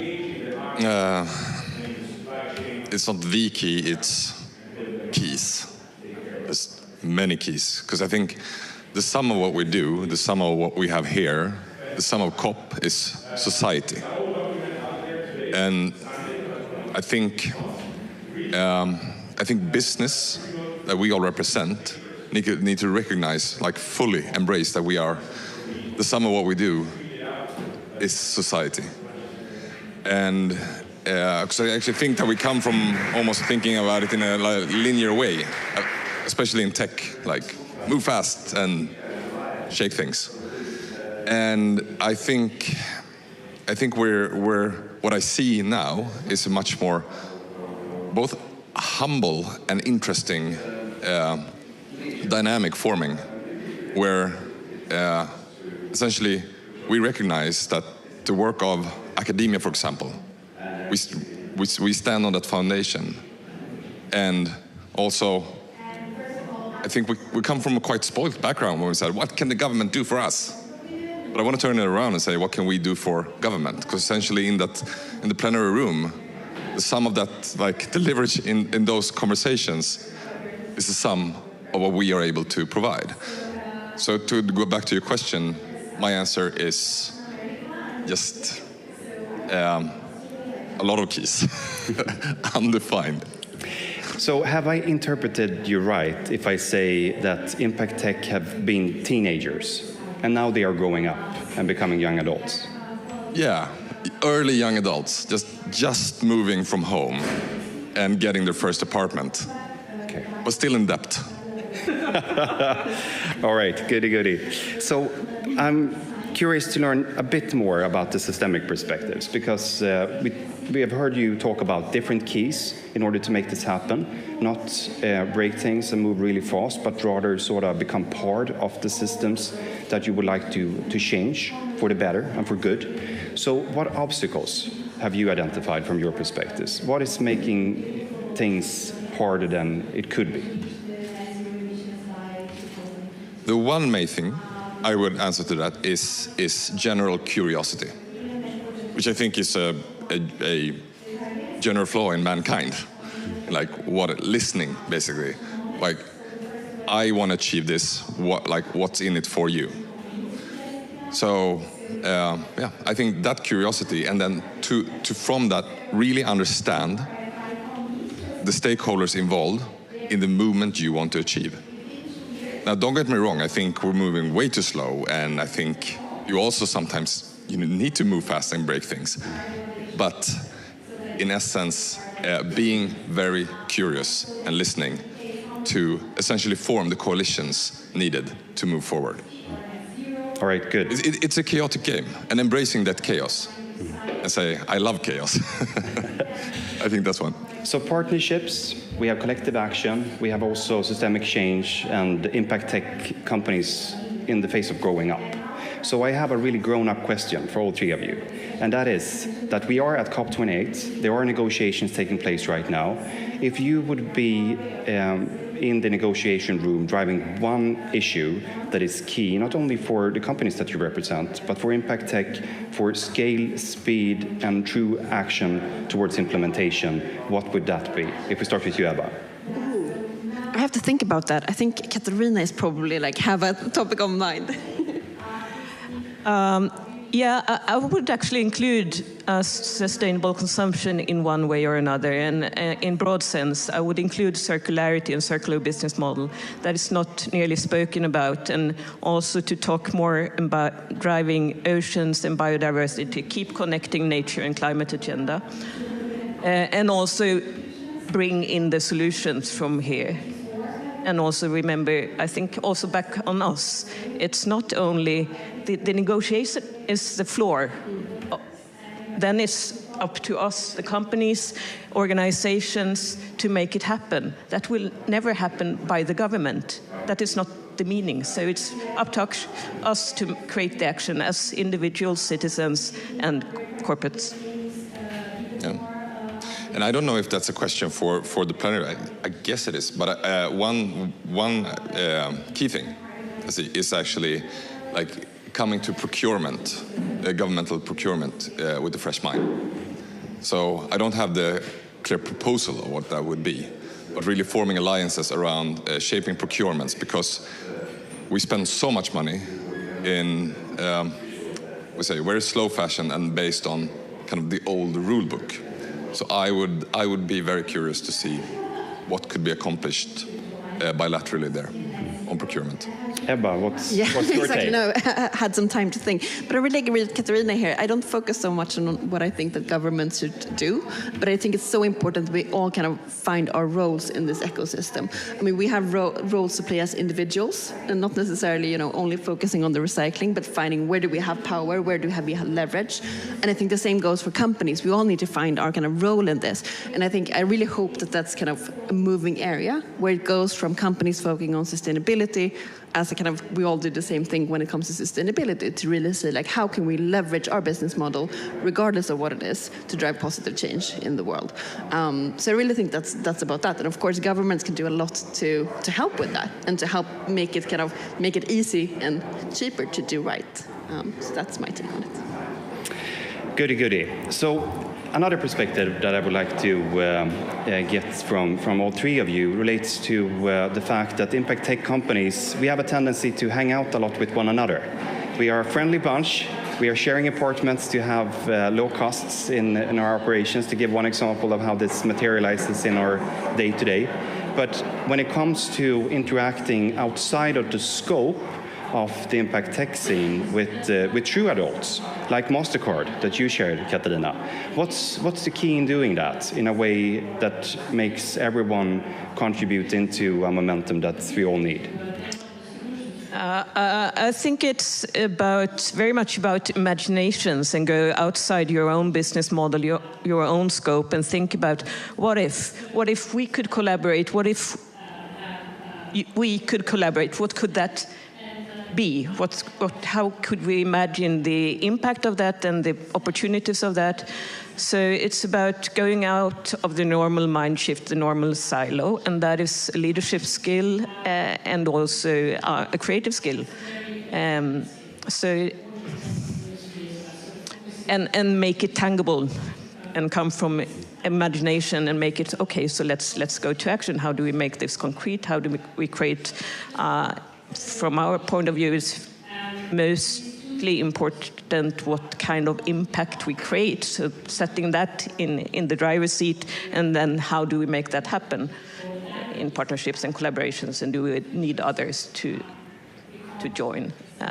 I think it's in the DNA of impact tech companies, because we need that, and it's often about understanding the large organization, the legacy organization. It could be quite difficult sometimes because we have different types of governance models, etc. It could be a bit slow sometimes in large corporations, whereas impact tech or startups need scale and speed, not only speed because we're agile, but also because we have maybe a limited time of survival if we don't get to business. So that is also some, you need to find scopes of win-win and very agile collaborations, ways of collaborations and governance. So while you at the economy work very closely with, for example, MasterCard, Climate View is working very close to other adults, cities. So how is that possible to sort of combine the speed of an impact tech company with the structures that we have in place around cities and the way that they interact with their surrounding environment? Yeah. I think the speed of cities can sometimes be underestimated, because cities want to move on this. And I think what we've learned along this way, if you come to it and say like, hey, who wants to take the train? Nothing much happens. But if you say, hey, train is leaving the station at this time, then you choose whether you jump on the train or not. And the good thing also about the transition as a whole, like it's the first time that we know where we as society are going. It's super fascinating. We haven't, like, when have we known that in history? So it's not a matter of if we're going there, it's a matter of how fast we're going there. So essentially, if you say this train is leaving the station for that, and you just, you sort out the station and you give the timetable and a seat, then, and you do that in a humble, listening, curious way, then cities can move really fast. It's my experience, yeah. So if we turn the perspectives a little bit, Spotify, you are, in my view at least, an adult. How do you hang out with the kids and the teenagers and the young adults?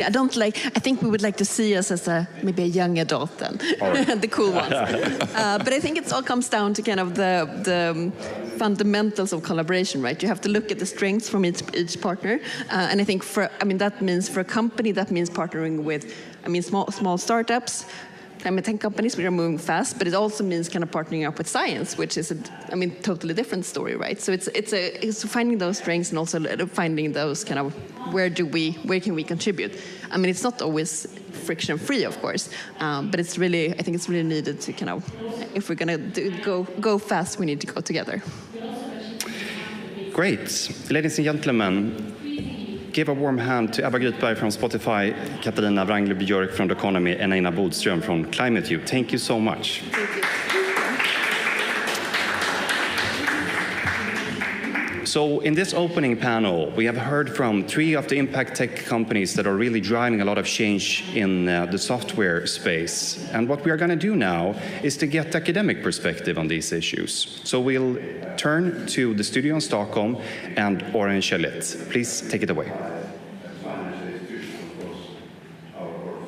Thank you, Christopher. Orange Chalet here from the studio in Stockholm, and I'm from Climate View. With me, I have 3 distinguished guests, all from the academics, but from actually different focus, different areas of the academics.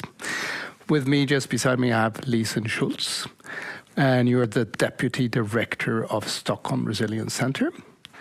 And I have Frauke Urban, that's a professor in KTH, Royal Institute of Technology.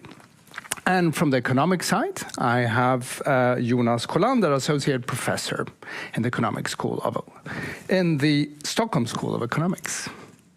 Very welcome. Thank you. Thank you. So I want to start with you, Lisa. From an academic perspective, what are the critical challenges and opportunities in driving a meaningful change? Thank you. I think the challenge is the scale and the speed of change required. And the opportunity is that we know what it actually takes, and also that the solutions advance so quickly. So at the highest level, we need to transform our economy, our energy system, our food system, so that we meet the needs of all people within the planetary boundaries. And this means three things. It's moving from fossil fuels to renewables. It's moving from linear solutions to circular ones. And then it's also about moving from exploitation of ecosystems and societies to regeneration of those. And that's, of course, nothing less than transformation, as we've already heard. And that requires collaboration, coordination. It's like the biggest group work we can ever imagine, so that we get this systems change. And so it's about changing the practices, but also the rules of the game, and even the worldviews and the narratives that we have about ourselves as a species. So that's quite massive, but also super exciting to be part of. So that really was a big picture of huge changes in society. So how do you actually collaborate with impact tech initiatives to get to integrate research and scientific findings into something concrete that really makes things happen? Yeah, so at the Stockholm Resilience Center, we base our science very much on this collaboration. We think we need to understand each other, not only between disciplines, social sciences and natural sciences, but also knowledge that rests outside academia. So we have a lot of collaborative science where we bring in entrepreneurs in tech, but also in policy and other parts of society to do the science. Of course, we also have training programs. So we've had several training programs for system entrepreneurs, and in that you can find also the impact tech community. We also work quite a lot with investors so that they can understand where to put their money and what actually needs to grow for these shifts to happen. And then finally, of course, just increasing the general understanding and awareness in society through communication, but also with the 80 students we have per year, for example. So that's a lot of different ways that we come into these discussions. I think it's also very important to be present where the impact tech community is meeting, so contributing to their conferences and their dialogues and so on, because this is a learning journey that we're all on, and we also get a lot of insights from the people working on these solutions, on where our science needs to go. I know you have also a very interesting CO program. That's correct, yes. We launched that 2018, and we've had 16 participants, CEOs and chairpersons of influential companies a year. So more than 90 people in the Swedish business community are now trained. It's a 5-day training program with scientists. Yeah, so in the beginning, of course, people said you will never get CEOs to spend that much time with science. But I'm really fascinated to see that the private sector wants to base their strategies on science. So they think it's really useful to speak with each other, of course, but also with scientists. So I'm hoping that's also paving the ground for the impact tech, because as we heard in the previous panel, it's about also providing those opportunities in the established system, so to speak. So it's sort of opening up that for these entrepreneurs and innovators. Great, fantastic. Yeah. Okay, so Frauke, what is the academia's role to facilitate this knowledge transfer that you have to have between academia and tech? How are you thinking about it? Well, there's three perspectives to it. So one perspective is the research perspective, the other one is the development of technology, and the third one is education. And if you're thinking about research, then of course universities and research institutions are providing in-depth knowledge about how to achieve sustainable development, what kind of technologies are useful for decarbonization, for reducing greenhouse gas emissions, for replacing fossil fuels with renewables, for example, and then also to analyze the impacts and what does this mean for society and for the environment more widely. Universities and research institutions are really very useful for in advisory functions, so for industries, for policymakers, and they're also the developers of technologies. So if we're looking into the patents that many universities and research institutions have, the work that's done in labs, and also other development of technologies, and it's really a very creative place where you can develop new ideas, you can test them. It's a test bed, there's incubator functions, and it's basically possible to take technologies from R&D to commercialization. And then many of the universities have a lot of research funding as well, where it's possible to work on projects where you can develop new technologies. And then the third aspect is the education aspect, where each year, of course, there's a lot of students that are being educated, which are useful for employment in the tech industry, but also who are going to be future leaders and future innovators, and who play an important role in actually being able to ensure that our societies move forward sustainably also. Mm. So the students are part of bridging this, of course, because they're going into the next company. But is there any way you actually boost, foster this collaboration between academia and tech, that you really focus on it? So within KTH, it's Sweden's largest engineering university. We have very close collaborations with various sectors in the economy, for example, the energy companies, the transport sector, the steel producing industries and mining and so on. But then, of course, also the finance sector and the banking sector and so on. And at my department in Industrial Economics and Management, we work very closely with many of these companies to being able to apply the knowledge that we have for being able to make a change with the technologies that are available, but then also considering the wider impacts. And if I give some practical examples from my research, at the moment I work on the decarbonization of the energy systems and maritime shipping and in the aviation industry. There we work, for example, with the airlines, with the airports, with the aircraft manufacturers. We've invited them for interviews and for workshops to be able to help facilitate with this change towards sustainable aviation. So that's just one example of where we work directly with the industries. Thank you. Jonas, you're not a technical school. No. So how do you engage with impact tech, and how do you have some successful examples? Yeah, well, just to pick up from what was said by my colleagues here, I think our function starts with sort of the educational bit of higher education, so that we at SSE, for example, we have now integrated the Sustainable Development Goals into all our coursework. It's a mandatory part of our syllabus nowadays. So we see our role primarily as fostering sort of leaders and impact drivers of tomorrow. So that's, I think, where I see our primary goal lying. But then more concrete examples is that, we collaborate I'm at the Center for Retailing, for example, so we have close collaboration with many of the large retailers in Sweden. We have we have many seminars and with students and representatives from the industry on how to change business models, how to drive sustainable change from within companies, and then as a final point, I would also like to point out what I also pointed out here, our incubators that we have, and we have an incubator called SSE Business Lab, where we try to foster a lot of these initiatives. So we have, for example, companies working on sustainable last mile delivery. We have companies working on renewable textiles, for example.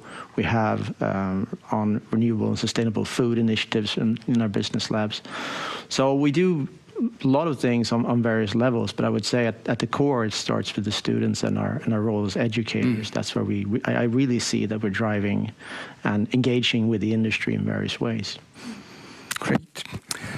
So how can, besides the supporting in the ways that you're doing with green in innovation, introducing it to the market, what roles do those collaborations have with impact tech companies?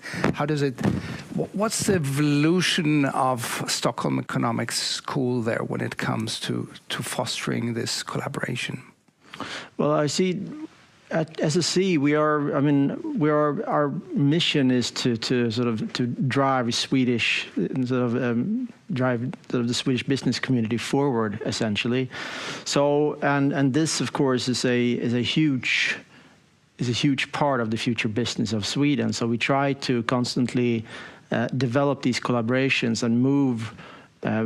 Perhaps not move away from, but we're trying to complement our collaborations with finance, with accounting, and the traditional areas which you see are important for SSE, and move and drive collaboration with these newer forms of companies, which are then, that change come both from above. This is a priority of our management team, but also from below. It's a high priority of our students. So we see it in order to stay relevant, we bring in a lot of these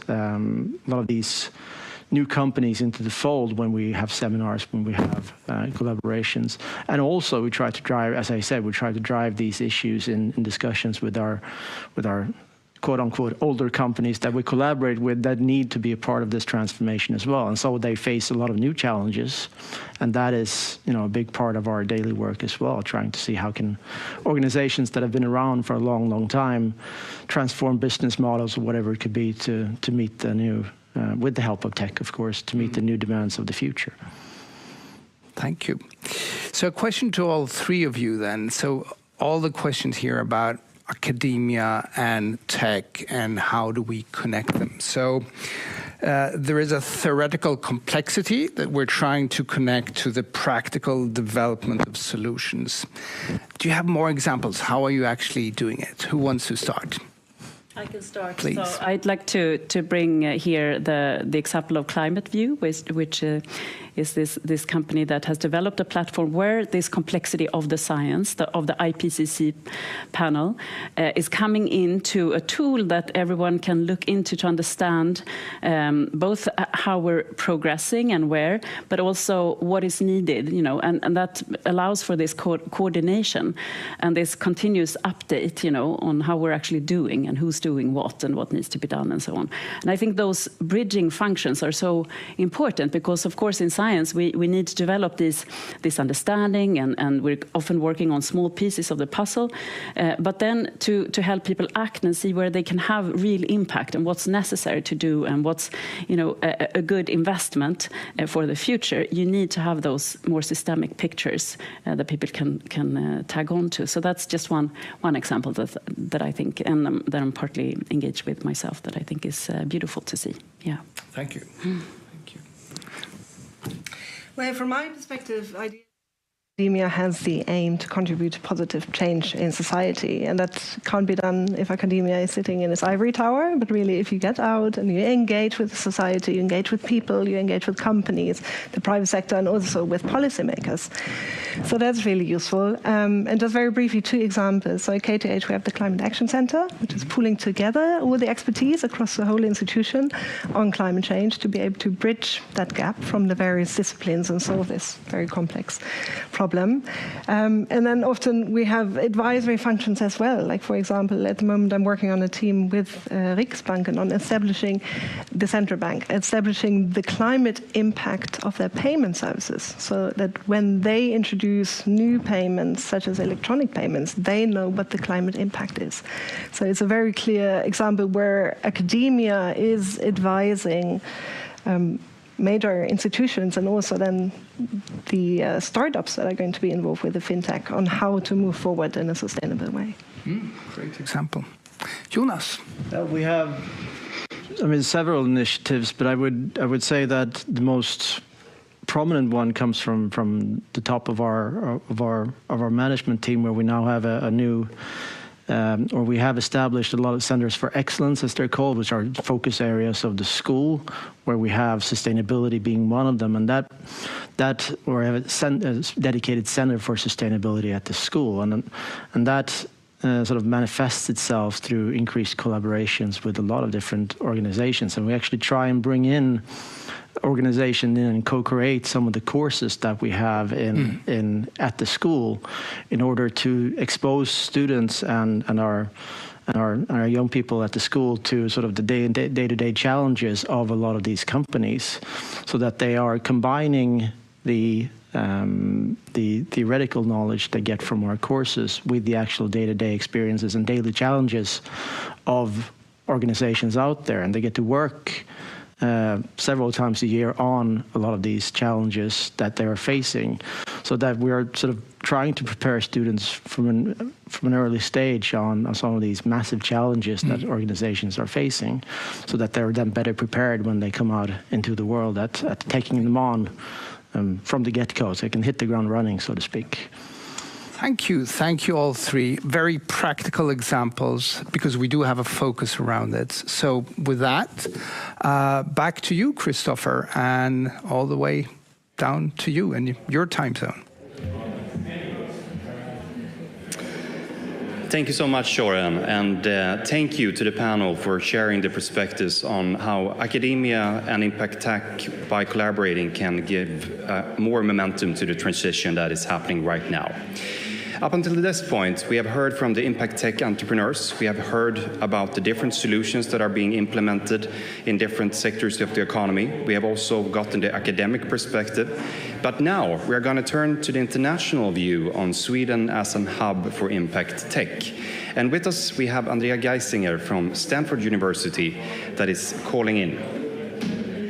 Good morning, Andrea. Hi. Morning. So you are an expert when it comes to the interplay between technology on the one hand side and what it means for society.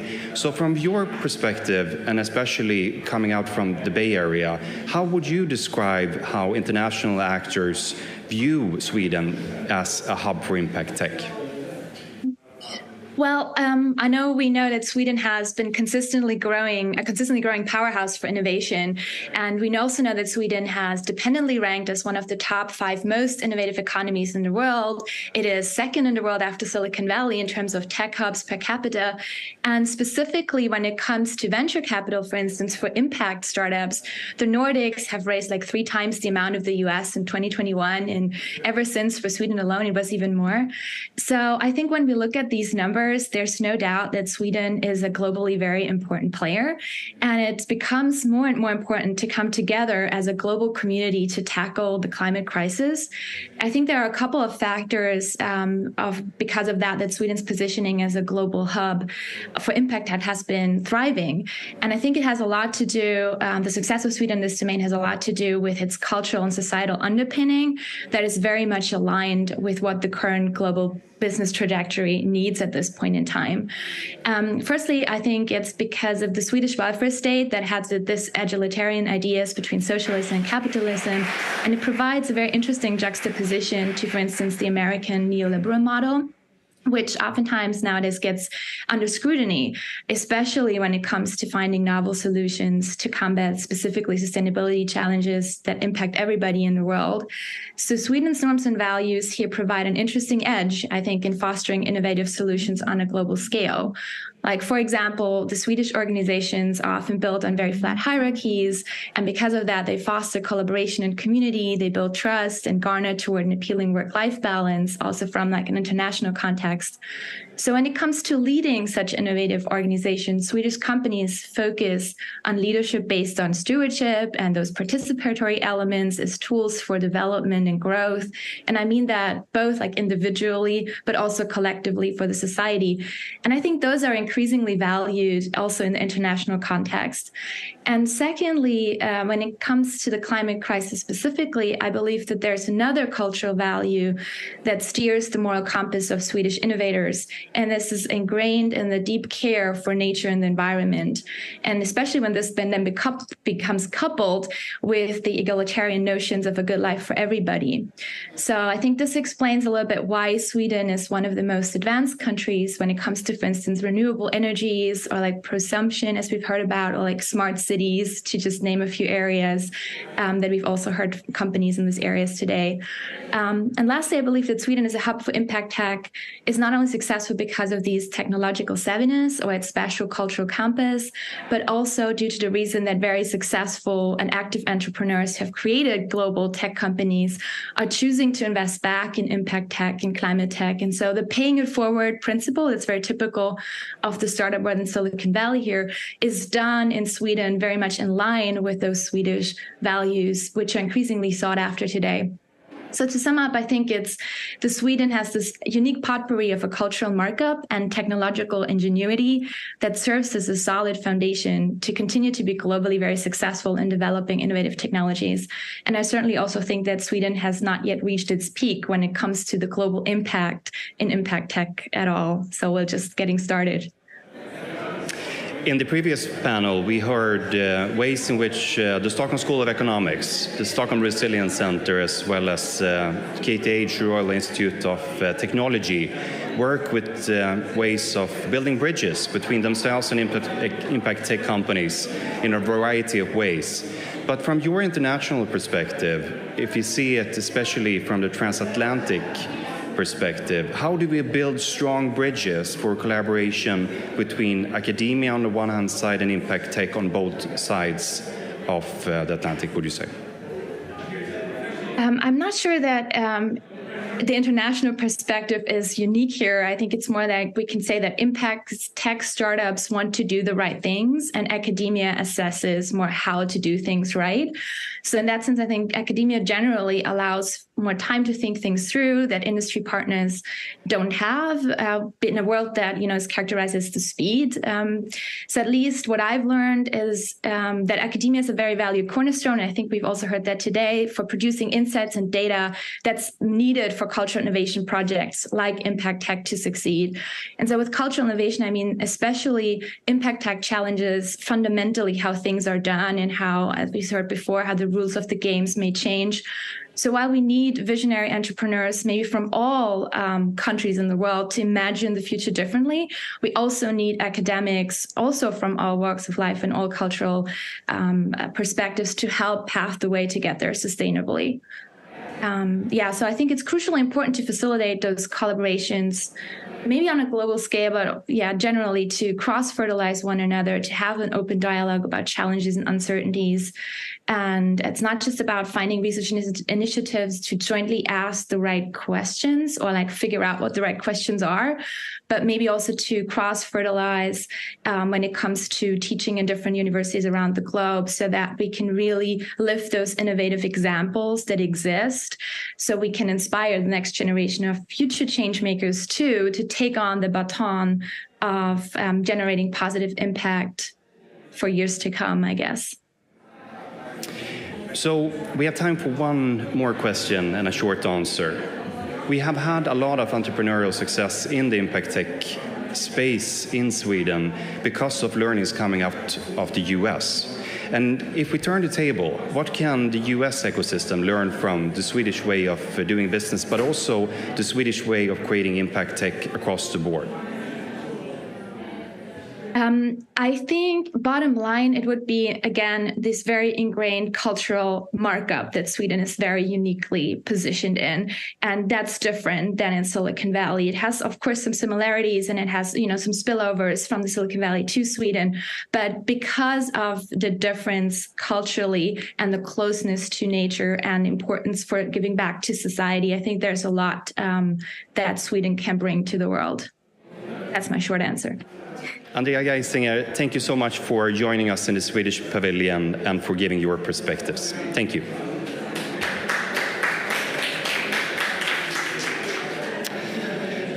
We have heard impact tech entrepreneurs and academics talk about the different ways that we are coming together to drive positive change. And in the next panel, you will have the pleasure of meeting companies that takes the globe as their point of departure in the way that they are scaling their business. So ladies and gentlemen, please give a warm hand to Rupali Mehra, that is Chief Marketing Officer at Spouty, Martin Edlund, the CEO of Minesto, and last but not least, Alexander Smith, that is the Head of Science, Sustainability and Research at Normative. Welcome up.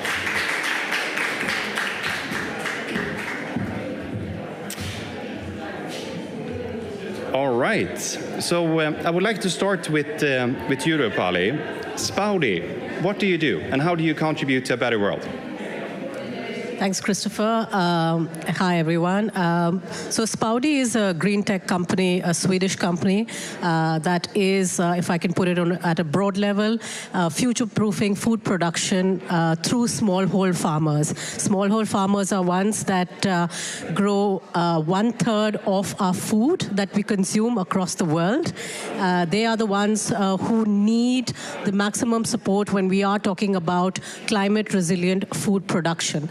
So what does Spouty do? Our technology is solar powered. That's where, of course, a lot of the food grows in regions that have the sun. And we use precision irrigation, solar powered precision irrigation to enable crops, farmers to grow to grow much more crop in using about 80% less water. We do know that in countries like India, in Africa, and South America, South Europe as well, a lot of food-growing countries, water, there's a lot of water stress. And if we don't address that now, then there is going to be a food crisis, which we are seeing sort of the threads of already. So technology and innovation needs to reach the smallholder farmer, and the faster we do it, the faster everyone comes together, the better it is. So you're currently deploying a lot of your solutions in India. And when it comes to the role of being an impact tech company coming out of Sweden, is there such connotations, would you say, in the market in India? Well, India was a perfect start market for us in many ways. There are 125 million smallholder farmers in India, and more than 50% of those are women. So when we launched in India about 4 years ago, one of the early partnerships that we went into was an organization which has 2.5 million members as of course members, women as members. And all these women are farmers. So India has been a very, very exciting market, great learnings as well. What we are trying to do, and where we, in fact, would like to reach out to everybody, is that very often it's the smallholder farmer that doesn't have visibility in a lot of the public fora, right? And especially perhaps in large events like this, or in, say, the global north. Now, but these smallholder farmers, especially the women, are the ones who can actually be impact generators. They are the ones who can help increase our crop production. But for that, they need to earn a better livelihood. And for that, they need to grow more food. And for that, they need access to technology. And for that, they also need some sort of a kickstart support, or they need some kind of a cushioning for them to uptake innovation and technology. Otherwise, why should they make the shift? If they don't make the shift, we know that that food production is not going to increase. There's going to be even more stress on water levels, and we also know, I mean, the importance of food and climate has been stressed enough even at COP28. There have been pledges already on the first day of COP28 to commit for financing $2.5 billion to help a more climate-resilient food production system. And so a lot of this, of course, is for countries like India. And we do hope that from here onwards, from this COP onwards, that we are looking up and everyone is invested in making our food systems better, right? From your smallholder farmer, who we call the impact generator, to all of us who are impact enablers. Thank you so much, Rupali. Let's turn to you, Martin. We have heard how impact tech companies like Spouty is bringing innovation to India. But I've heard rumors that you can nowadays fly underwater dragons to generate clean energy. Is that true? And if it's really the case, where do you deploy it? Yes, it's true. And you don't only can, we actually do. This is renewable energy technologies technology that opens up a completely new renewable resource on Earth, and that's ocean currents and tidal currents. And I think when we talk about impact and impact technologies in the hierarchy of impacts, I think we all realize that we need complementary solutions to solar and wind in order to make the energy system net zero. It's also one of the sectors that has to grow. A lot of the circular economy, the sustainable transition, is based on electrification, and that we circulate and we feed more and more electricity into it. It's not just the transport sector, it's any sector, steel, industry, whatever. And I think this is one of the biggest challenges, and that we need to treat it as such. One problem with creating the actual impact based on innovation in the energy sector is that it's almost always very large infrastructure projects and large investments needed early on to get serious proof of concept, commercial demonstration projects for startups and for the conventional, let's say, financial system from innovations, VC type of funding is not enough. So we need to think more boldly and bravely if we want this impact to happen. And we believe just that the technology we have, we have a market potential that is larger than nuclear on Earth. We can mean a lot for the energy transition in areas where there is a lack of solar and a lack of wind. So I believe that for us, it's very much about partnering up with strong infrastructure actors, getting combined types of finance where also society is investing in this transition, especially in areas where we are strong, such as Southeast Asia, Asia Pacific. That's areas where you can't expect society to pick up the bill for the energy transition. So that's another area where we really need to transfer financial resources into the transition. And that's also areas where it's most needed. So that's a little bit on dragons and impacts. Thank you for sharing, Martin. And you are right now deploying in the Faroe Islands. Yes, we are. And that's at full scale, right? Yes, so we have 200 kilowatt dragons feeding electricity to the grid installed, and the commercial array system is a 1.2 megawatt system that is now on the quayside, ready to be installed now before Christmas down there. And it's a very nice model of Earth if you take the Faroe Islands. It's just 50,000 people, 70,000 sheep. They have a very strong aquaculture industry that is consuming about a third of all the electricity they need. And when they expand this industry to get us fairly, let's say, sustainable food from recycling water and treating the fish onshore more than in the water, that means that they will almost double their energy consumption for the years ahead. And their diesel component is increasing the last 3 years because the electrification of society is moving faster than what the energy systems can pick up. So I think that's sort of a warning signal for us in a lot of markets. We move into electrification, but given the challenges with the infrastructure, the big investments, that we need complementary technologies, we really need to keep focus and an eye on the energy and the electricity production, I think. Thank you so much for sharing your perspectives, Martin. So we have been in India, the Faroe Islands. Let's turn to you, Alexander. And what you do is to provide guidance for companies in how they can use these new technologies that Rupali and Martin has described to really make the change and track that continuously. So I'm wondering, what is the role of transparency that we need going forward, and how do you bring that to companies around the globe? Yeah, so thank you for that intro. As you just painted out, so we are doing carbon accounting, meaning we help companies to accurately account for and then reduce their emissions. So a problem that pretty much spans, I would say, the entire space we heard already from the other panelists. And emissions by their nature are global. This is a global problem. We cannot carve it out and say it's just our area over here where we have to change something.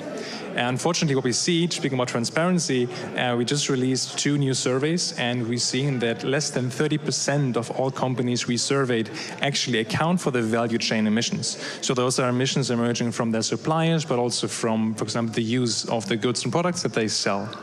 And another study that we also did right now, or just released right now, shows that the slowest progress for those who are measuring, so those leaders, the slowest progress in reductions actually happens again in Scope 3. So about transparency and global impact, this is where we need to make the most progress across the board, and we make the least progress in the smallest group. So that cannot be. So we need to get to a point where we actually have transparency over our entire value chain emissions, the true global emissions we actually are accountable for. And that's why Normative just recently released the Carbon Network, which is exactly that idea put into the technology. So speaking about solutions, deploying that solution to connect providers with each other, make data exchange seamless, and increase transparency across the globe. So when it comes to transparency, we have in Sweden 3 leading companies that are really sort of setting the standard for how that is done, both for companies, consumers, as well as for cities. And we have them all here today during this session, Normative, Economy, and Climate View. And I'm curious, why are these companies Swedish? What's the reason for all of these 3 companies coming out of our context and in the impact tech sector that we have created? I think maybe actually I'm a good example because I'm not Swedish, so in that sense I am not biased in that sense. But look at where I'm working right now. I'm working in a Swedish company. I moved to Sweden for that very reason. I was looking broadly into where do I feel I have the biggest impact, and I just happened to find that in Sweden. So I do believe that ecosystem is just really, really valuable or it provides opportunities for companies, for startups, for scale-ups to emerge, and it provides them both resources, funding, etc., and opportunities. And honestly, I just recently talked to a financial institution, and they were scheming a bit where they can expand their own carbon accounting. And they themselves, it's a global operation, and they say we look for the Nordics for innovation. We look for the Nordics to come up with new solutions. So apparently, the Nordics, Sweden, is recognized as leader in that space. Honestly, I have never done a further analysis of this space, but I can just, from my own experience, can say, yeah, here's a lot of innovation happening, a lot of opportunities happening, and we collaborate with Google, with UN, etc. So it doesn't stay in Sweden, right? The context then spreads across the globe to other tech organizations, or again, the UN, as we all stand here today. So I have a question for all 3 of you, and we have talked about impact tech, we talked about standard, Alexander, in the space of carbon accounting and the way in which you can sort of create scenarios from where you are right now and where you're heading and when you can actually reach the point where you go net zero. But the globe is indeed a very diverse place. So when it comes to implementing technologies that is coming out from Sweden, I guess you're all doing adaptations to sort of fit the local markets that you're expanding to. So I'm curious to get that perspective. What are you learning from the world when you deploy? And how do you bring that into the product development process? If we start with you, Martin. I think the most important learning is that you need friends out there. I mean, you need to partner up with local industry, with strong local actors. I mean, a lot of impact tech means that you have to push change in society. I mean, for us, marine energy technologies, we need solutions to rent seabed. We need new ways of anchoring things with local context. I mean, there may be coral reefs or sand instead of rock and so forth. And the whole legislation around it is not something that a 60 people operation in Sweden and the UK and the Faroes can sort of manage. So we need strong partners locally. That's sort of the number one on adaptation. So Rupali, based on the markets that you operate in at Spouty, what has been your learnings from coming out of the innovation space in Sweden and also adapting to the different needs that you see in different markets? Well, excellent question, Christopher. I think adaptation, indeed, there is no, there's no top-down approach or sort of a helicopter approach when it comes to using technology in any other market. There is a lot of need for adaptation and understanding what's the end requirement really. So to understand the pain points of the end user, that's super important. interestingly, and I'll just go back to technology and data capturing.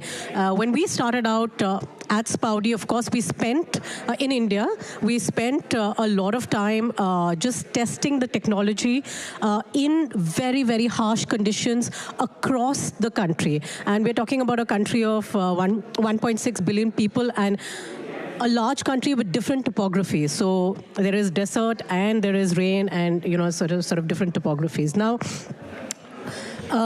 once we got the technology ready for a market like India, that's when we started looking at other markets. For example, we're exploring Africa right now, which again has different pain points.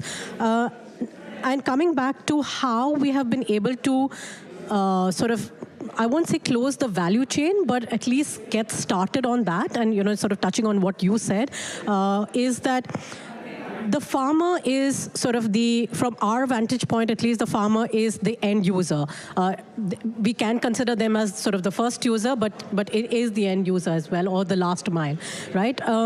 Now, we know now that there is a penetration of data and smartphones into India. I mean, there are at least 600 million smartphone users now in India. So we have now created a data system in which each farmer in each location who's using Spoudi's technology can be tracked. And the idea is, of course, that we can help with not just the technology for the last mile use, but what do you do with that technology and how do you measure impact with that technology? And that's what sort of we've been working at.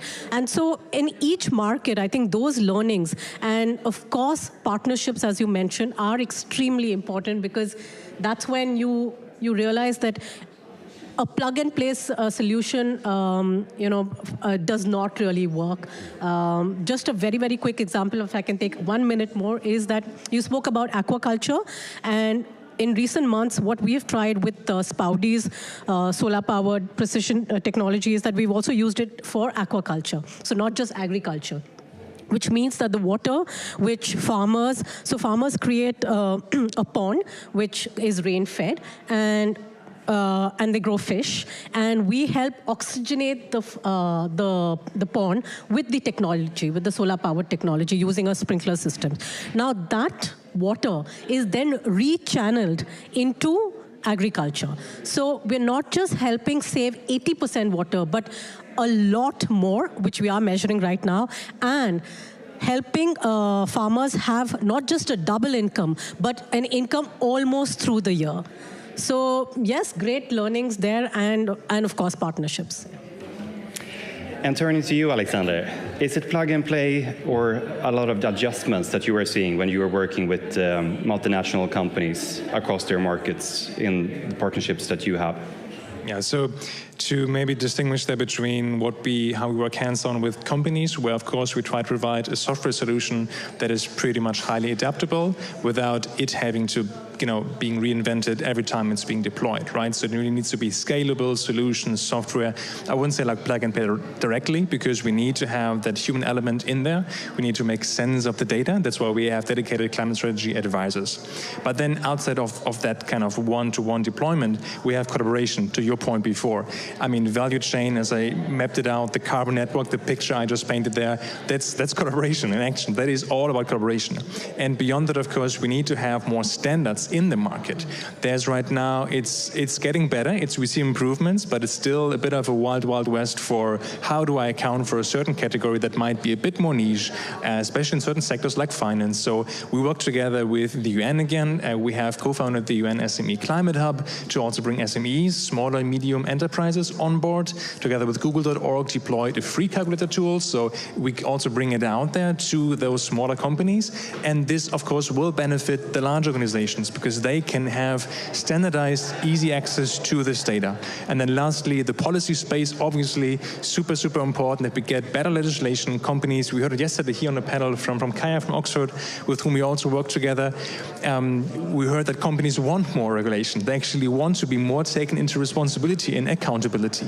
And as long as this happens from the large organizations, it will have a trickle-down effect to the small organizations, who are then being asked to provide the data, but also supported with solutions like like the one we deploy on the SME Climate Hub, or through our partners like Nordea or Zurich, who also work with their smaller companies through our softwares and solutions. So collaboration for sure, standardization and policy space, that's what we need. Thank you. So what I've heard all of you three saying is that by using innovation coming out of the impact tech sector, we can make adjustments and adaptations that really sort of creates the standards of tomorrow in the different sectors that we are in. So thank you so much for sharing these perspectives. Drupali Mera from Spaudi, Alexander Smith from Normative, and last but not least, Martin Edlund from, let's see now. Minesto, thank you. There are so many impact tech companies now, so it's hard to keep track. A warm applause.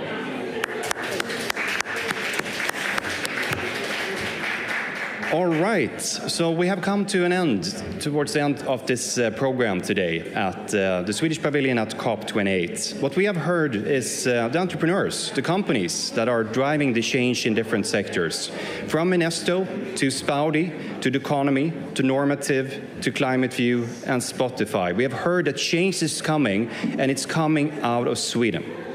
And it's not only about Sweden, it's actually about being a part of a global setting in which we can adapt our solutions to really have the possibilities to scale at speed.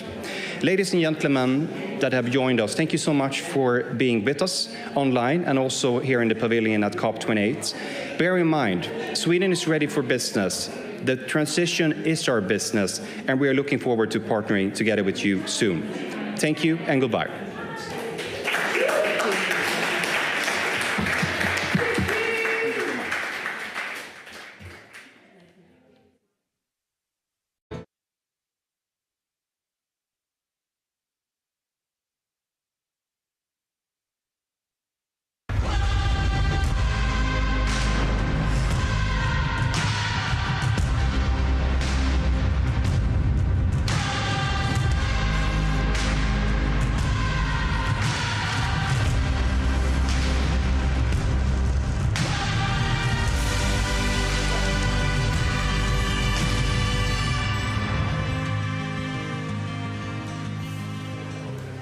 Dear ladies and gentlemen, here in the room and online, thank you very much for joining and welcome to this session. For decades, approaches to climate action have been siloed into mitigation and adaptation efforts, a division that we may find in policy responses, financial commitments, and industry actions, also at this climate conference. But what if there was a way of delivering mitigation and adaptation co-benefits simultaneously? To me, the beauty of the circular economy is that it's a very versatile tool. It helps us decrease fossil emissions, reduce the pressure on ecosystems and restore biodiversity, and also prevent pollution and the spread of harmful substances. But in order to do so successfully, new innovations and a lot of outside-of-the-box thinking will be needed. So I'm therefore delighted to welcome my speakers who will share some more insights on this very important and timely topic. So I'd like to welcome onto the stage first Per Larssons, Director of Sustainability at Ragn-Sells. Welcome. Then Anna Åkesson, Group Environment Manager at Skanska. Johan Delgado, a PhD student at Cornell University in New York and also part of the Adaptation Latin America Coalition. And last but not least, Robert Watts, Engagement Director at Stockholm Environment Institute. So, firstly, Per, Ragn-Sells, your company has for a fairly long time, a very long time, been at the forefront of demonstrating what is possible using technology to recirculate materials over and over again. How do you see your innovations fit into the topic at hand here? How could they work to both strengthen mitigation and adaptation efforts? Well, this is really the good thing. When it comes to adaptation and mitigation, we see that circular economy really can enable it. And I take the concrete example of the challenge that we face with a much warmer temperature. It means that we will have problems that we need to make sure that phosphorus and nitrogen are taken out from the water. Otherwise, we will have eutrophication that will kill the seabeds. At the same time, we see that we will cause huge amount of laughing gas emissions. And we know we have a presentation next week where we'll demonstrate how India's wastewater treatment plant will surpass the nitrogen emissions, the ammonia emissions convert to agriculture. So in order to do that, we need to make sure that today's wastewater treatment plant becomes tomorrow's resource plants, producing phosphorus and nitrogen. But besides that we can produce phosphorus and nitrogen, both mitigate and adapt, we can also produce building materials. And of course, we have another challenge that I would like to stress. Even if we can produce building materials, like in this case, red paint on the wall here at the COP28, you can also see other materials. There's a huge challenge because the construction industry can't use it today because today's standards and today's EPDs that are exploding are not including recycled material. So even if we can do good, the legislation is not there. Thank you. Then pass over to Anna at Skanska. Your company operates, I would say, a sector that globally, at least, has a substantial climate footprint, but also considerable potential to take steps towards increased circularity. And the building sector is, of course, naturally also highly important for adaptation efforts. So firstly, how do Skanska's innovations and solutions contribute to bridging this gap? Would you say? So I think we do lots of things around this because we see that material, all of our construction materials more or less are a scarce resource.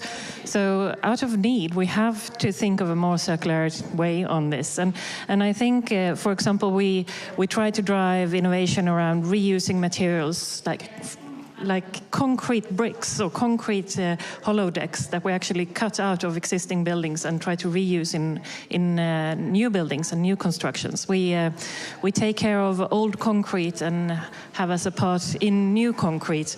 We do make sure that masses that we use and when we do infrastructure projects actually aren't transported that long that we can reuse them in the same way again. We have asphalt and we have other materials that as it was standard for a long time, has been reused and circled. We try to continue to develop those and make sure that they are scaled, not just small islands of pockets of excellence, but just on a scaling innovation. But I think what's crucial here is that we need to develop innovations and systems that actually do exactly what you say, mitigate the gap of mitigation and adaptation, because we are in a situation where the adaptation and the resilience is crucial for us. So when designing buildings or infrastructure projects today, making sure that they are able to stand there, even though we have, in many of our markets, it's mostly heavy rains or fires or storms and wind, so that we design the projects in a way that it uses less materials and the right kind of materials, and preferably reused materials. Great. Thank you. Johan, according to UNEP's adaptation gap report from this year, climate adaptation costs in Latin America, where you originate from, and in the Caribbean are amongst the highest globally. So could you tell us a bit more about this adaptation challenge from your perspective? Because I know that Adaptation Latin America are developing a number of tools to combat these challenges. So we'd like to tell us a bit more about that and how increased circularity could play a role. One of the reasons that can explain the adaptation gap is the gap in knowledge, but also the gap in capacity in the communities. So something that we are doing is to provide information to that communities, information that is scientific based, but also information that can be used in the field to make decisions, to make better decisions. So in particular for Adaptation Latin America, we are building a tool that is using the information that is using the IPCC reports, and we are providing this information to the communities. Also, the gap is connected with the educational crisis that we have in Latin America. So many of the youth have no access to education and higher education, but also they are disconnected with the job opportunities. So this is a challenge for the region, but also is an opportunity to create resilience and new green jobs in the future. Thank you. Robert, we've heard now two fairly clear examples of circular solutions, also reflections from one of the regions that are likely to be the most affected. What does current research give us on this? Because I have the impression that the link between climate adaptation and the circular economy hasn't been all too explored. So we'd like to cast some light on that, please. Well, thanks very much, Marcus. So I'm going to try and start off by talking a little bit about business and adaptation, and then come into and zoom into perhaps an area where mitigation, adaptation, and circularity are perhaps offer an opportunity to provide common solutions. So just, I'm going to give you a preview, actually. In a couple of days' time, SEI and partners will be launching the business stocktake on adaptation. This is one of the first ways in which we're trying to explore how businesses are trying to tackle adaptation. The first thing to say is that when it comes to perceptions of how businesses address adaptation, most of the time, if you look through policy documents, for example, it's all about, from the government perspective, businesses potentially providing finance, being a helping hand, if you like, and a critical one at that, for making adaptation happen on the ground. If you ask businesses, it tends to be at the moment all about business continuity. It's about making sure that you're somehow you're not going to be struck by climate change, extreme weather events, for example, in your supply chains, and you take measures to mitigate against that. The thing is that we need to broaden that, because most of the time we did a survey of companies, and only about a third of those surveyed were actually looking upstream and downstream in their supply chains to address adaptation. Most of the time it was their activities were all about risk mitigation, insurance, those sorts of things. And we do think that that's a real opportunity to broaden the view and try and actually find ways of working not only with your own vulnerabilities, but also with those that are connected through the supply chains. And it's that point that's really interesting. If you start looking through your supply chains, then you start beginning to perhaps identify where circularity might come in, where you might actually see ways of reducing the amount of materials you're using or reusing them in a way. Now, just to zoom in on a particular area that we've been working on circularity, it is in the city environment. In 2016, about 70% of all waste in the European Union was generated in cities. So there is a huge opportunity here to bring in circularity into thinking. The thing is that there isn't really enough data for many cities, and particularly smaller cities or municipalities, to make good planning decisions. So we've developed an urban circularity assessment framework, which will help to pinpoint the material and energy flows for municipalities. So that's the first thing. Make sure that you're measuring, because then you can manage and plan. Then the next thing is, and I want to go right in on one particular area where municipalities can really make a difference, and that would be in procurement. So here we can think about how the share of procurement in Sweden, for example, that belongs to municipalities. The total procurement budget, if you like, in Sweden annually is about 782 billion krona. About 68% of that is in municipalities. This is really big numbers, so it can really accelerate change if we can direct it in the right way. And if they can set better sustainability criteria, we can make sure that we're buying better and new materials of the sort that Per has described. We can actually help those in the construction industry to make sure that there are better quality products that have a greater amount of circular or recycled materials in them, or have recycling potential. We can also build ecosystems around mobility, for example, of circular ecosystems. critically, the last point there is it really matters on size. If you want to make sure that you're bringing the price down to something that is competitive, you need to make sure your market is as big as possible. So municipalities really should be thinking about collaborating to set the right sorts of procurement targets and sustainability criteria together. And that will also make it probably a bit easier for businesses to make sure they can come in. So just to summarize, at the moment, business adaptation is sort of we're only dipping our toes into the water. We really need to think along value chains. It's within value chains that we can find circular solutions, and some of those solutions will be at the urban level, and procurement can be a really strong tool to help with that. Thanks. Thank you. I'll pick up on that point and pass a question to the company representatives here. How much have you started thinking in terms of seeing the whole supply chain, also working with procurement in Sweden or in other countries? Do you face challenges, or do you feel that you've started this transition as well? When it comes to procurement, I would say that it is a possibility, but a huge challenge. Why? Because procurement's first order is lowest price. So it doesn't matter what type of other things you put in. It's the lowest price. But the lowest price is not the lowest price for the society. It's a high cost for the world to continue to have the monetary direct value. That's my direct, quick answer.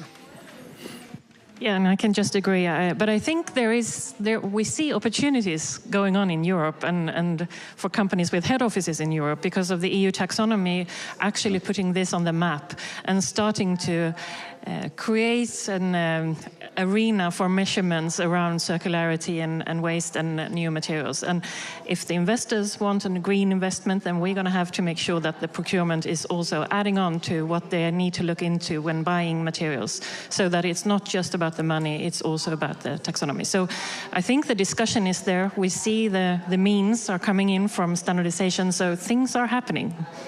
Thanks. And I agree, circular procurement could probably be a panel talk in itself, because there's a lot to be said about that. I'll stick to the theme of which we already started on, cities and urban context, because that's one of the many settings to which circularity may offer benefits. Both in the global south and the global north, the building of sustainable and resilient cities is highly important.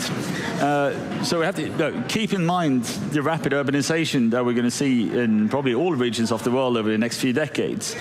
So we have to start giving more consideration to how we plan our cities, how we employ resources within them, while at the same time coping with a changing climate. And I'm thinking, in order to do so, innovations outside of the box thinking will be needed. And that's what many of the Swedish companies present at the conference bring to the table. So I'd like to start with you again, Anna. Skanska, of course, highly profiled within the construction, broader urban infrastructure context. How do you see that cities can sort of serve as a catalyst or demonstrate how the idea of circularity can build on towards both reducing climate emissions and adaptation? Of course, this bridge we can find in many contexts, but I'd like to see cities as a forerunner or frontrunner. Absolutely. There is the benefit of a city being a bit larger in the areas, and we often consider existing, we are starting to consider existing buildings as kind of material banks. But so if we take down a building and we want to reuse that material, we need to store it somewhere until it's supposed to be used again. Just one example of how we need to do this. And if we're only building one building, then the area we have to store that material is narrower, smaller. If we have the city then, and we are working with the city and doing the planning and rebuilding of a bigger city or expanding of a city, there is the opportunity of using existing materials on site. And we have this small game where we were kids, we had 15 squares we were to move around to make sure that we got a picture. It's exactly the same thing. And if we're only one of those squares, it's going to be hard. But if we, in one way, collaborate with the city and we have all those 15 squares and one spare to move around, then we will be able to solve it. It's the opportunities of a system level that actually creates the opportunity in making sure that we can do both mitigation and adaptation in cities. And also to make sure that we think of more than just one building. We have examples where we have buildings that produce more energy than they actually do consume, where we can put the energy on infrastructure so that the buses can run on the energy produced. And all those small things create that system and opportunities for both mitigation and adaptation. And I find that fascinating because when I hear material banks, I tend to think of either a landfill at the worst of cases or one single site where we store materials. Seeing entire cities as a material bank, it's probably quite innovative thinking, because then we put a value in the resources that we find in cities. Per, not only do the cities of the future need to be planned and built better, by growing urban population, we'll also have to eat. So I think if we're going to feed a population in the future, which is going to be much, much larger than today, most are living in cities. You've started working towards that end with the 10 billion challenge initiative. Would you like to share a few more ideas on that? Yes, I love to chat about that. That's my favorite topic. Google in on 10billionchallenge.org. We know in 2050 that the planet will have 10 billion people. 70% will then live in cities.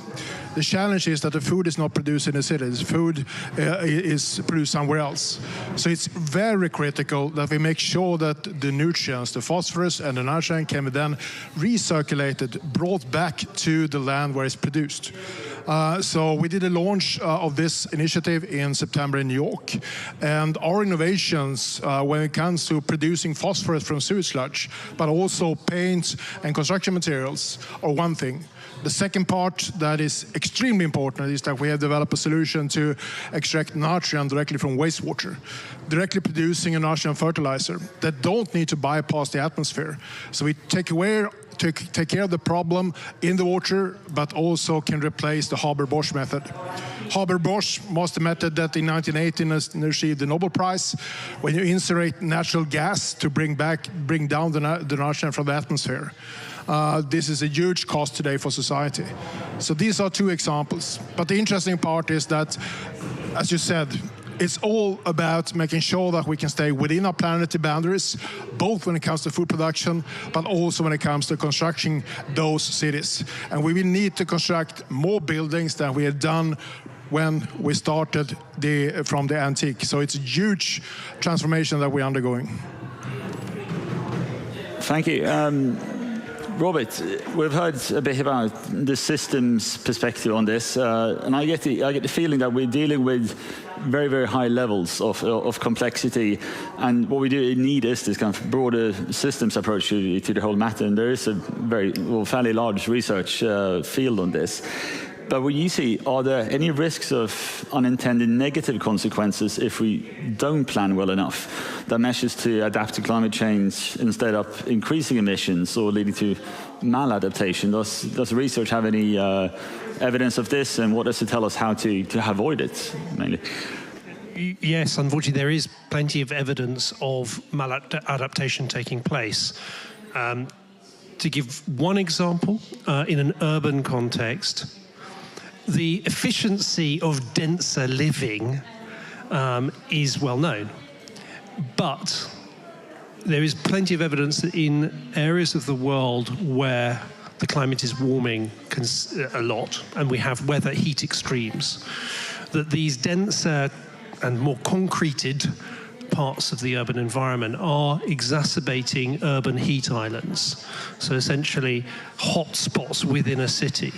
And there is well-known evidence to suggest that certainly for the more vulnerable parts of our communities, older people, younger children as well, that this sort of environment is extremely harmful to their health. The good news is that actually it is possible to think in a way that both delivers your sort of efficient living, your denser urban environment, but also perhaps providing mitigation measures against, or adaptation, if you like, against these urban heat islands. And that could be by building greenery into your infrastructure. I think that's not only is that going to bring down temperatures by a degree or two, but you're also going to provide people with an environment which we know from evidence is better for their mental health. So I think that there are plenty of opportunities to avoid the maladaptation that you describe. Thank you. I agree. Probably green spaces in cities is probably one of the most visibly easy to understand when we speak of this, both adaptation and mitigation co-benefits. Johan, you also represent the COP28 youth delegation here at the conference. I think bridging the gap between mitigation and adaptation is, of course, crucial for future generations. So I would like to hear a bit what's the take from the youth perspective regarding circularity or the circular economy. How is it discussed and perceived? Do you also see social aspects of becoming more circular and working towards adaptation? If you see additional benefits in terms of new jobs, new business opportunities, and so forth. How would, if you being the spokesperson for the younger generation, at least here today, what would you say? I think from the youth perspective, we are asking for a meaningful participation, not only in the public area like the COP, but also in the private sector. So just to mention like a very short story, when I arrived to an island in Colombia that is called Punta Soldado to work like 3 years ago, I was with the idea to teach about sustainability, about adaptation, mitigation, climate change. And when I was there, I realized that all the solutions that we are discussing here, they were already there. So when you check the houses, they are using materials from the region. When you check, for example, the roof, they use like a special material that they can keep the house colder. But also they are using, like for the construction of the boats, they are using wood. They are also doing recycling, so they receive a lot of waste from the big cities. So they are collecting all this plastic and they are processing all this material. But in that moment, we realized that they were trying, they have all the ideas about sustainability, but they are missing the connection with the industry. So they are basically asking for collaboration. They are asking for these technical issues that this action that they are doing in the everyday can become like a new business for the communities. So I think from the youth perspective, we are asking for collaboration from the governments, from the private sector, and just to listen us. Yeah. And I guess that also connects with what you said early on about this knowledge gap or the educational gap that somewhere that knowledge has to come from, and collaboration might be one of the most efficient tools of building that kind of community knowledge, community capacity, either from the private sector, from governments, but it seems like collaboration is a key takeaway from. Yeah, absolutely. And I think with education is also a mean to receive opportunities. So when I started to work in that place, I basically grabbed a team from my university. Now they are receiving scholarships, they are receiving prizes. Like 3 weeks ago, we received the most prestigious prize in journalism, even that we are engineers. But the community are missing all these prizes. So we are receiving opportunities, we are creating jobs, but only jobs for people who are educated, people from the university. But it's really hard for us to take these opportunities into the community because they are not prepared to be involved in this kind of process. So I think education plays a role really important, that they can receive all the opportunities that we are creating. Fingers crossed. Thank you. I would like to move on to a connected but slightly different theme, and that's kind of the barriers to the circular economy. And for the past year, Swedish enterprise, which I'm from, we carry out a lot of policy and advocacy work on the circular economy. emphasizing that this transition to a more sustainable and circular future must go hand in hand with increased competitiveness, favorable market conditions, and we see there are multiple barriers that need to be removed, not least regulatory ones, in order to kind of unleash the full potential of both the circular economy as a tool for mitigation and adaptation efforts. And it's definitely the case in Sweden, I would guess in many other contexts as well around the world. So I'd like to touch upon what your perspectives are on this, starting with Anna perhaps. What are the challenges that you face? Because we hear a lot about the potentials of your solutions and what it can deliver around the world, but what are the barriers or the key ones for you to scaling up? There are definitely a lot of barriers. We see them, we live with them, we try to overcome them, and we've seen that a lot of it is about communicating, educating. People are afraid of new materials or reuse of materials. We have, of course, legislation that makes it hard. So the concrete hollow core decks that I was talking about, we actually had to change the legislation in the market where we use this to be able to reuse it. So that's where we try to nudge, in a very nice way, policymakers into allowing reuse in a much, much bigger way than it is today. And this is a huge challenge for us. But I also think that there is a cultural way that if we look back 100 years or even longer, almost all buildings were constructed with materials from another building or something like that. We've kind of lost that. Today, a new building should be new, shiny materials. And there is a cultural thing in that it might not be good enough. The quality might not be good enough. Just both from like the people, the client's perspective, but also construction perspective. So there is legislation and policy we need to change, and there is also the culture. And we try to build on that and make sure that we are in the right forums, that we are in places like this where we can talk about this and make sure that the discussion is ongoing so we can actually get somewhere on this. It's sort of reaffirming to hear that you say it's not something entirely new. I mean, for big parts of history, we've done that, built on what has been buildings and constructions before. So maybe it's not that big a change of mindset that is needed, but rather we maybe going too comfortable with always extracting virgin material. Per, many of Ragn-Sells solutions kind of force us to rethink what we previously considered difficult or impossible for that part.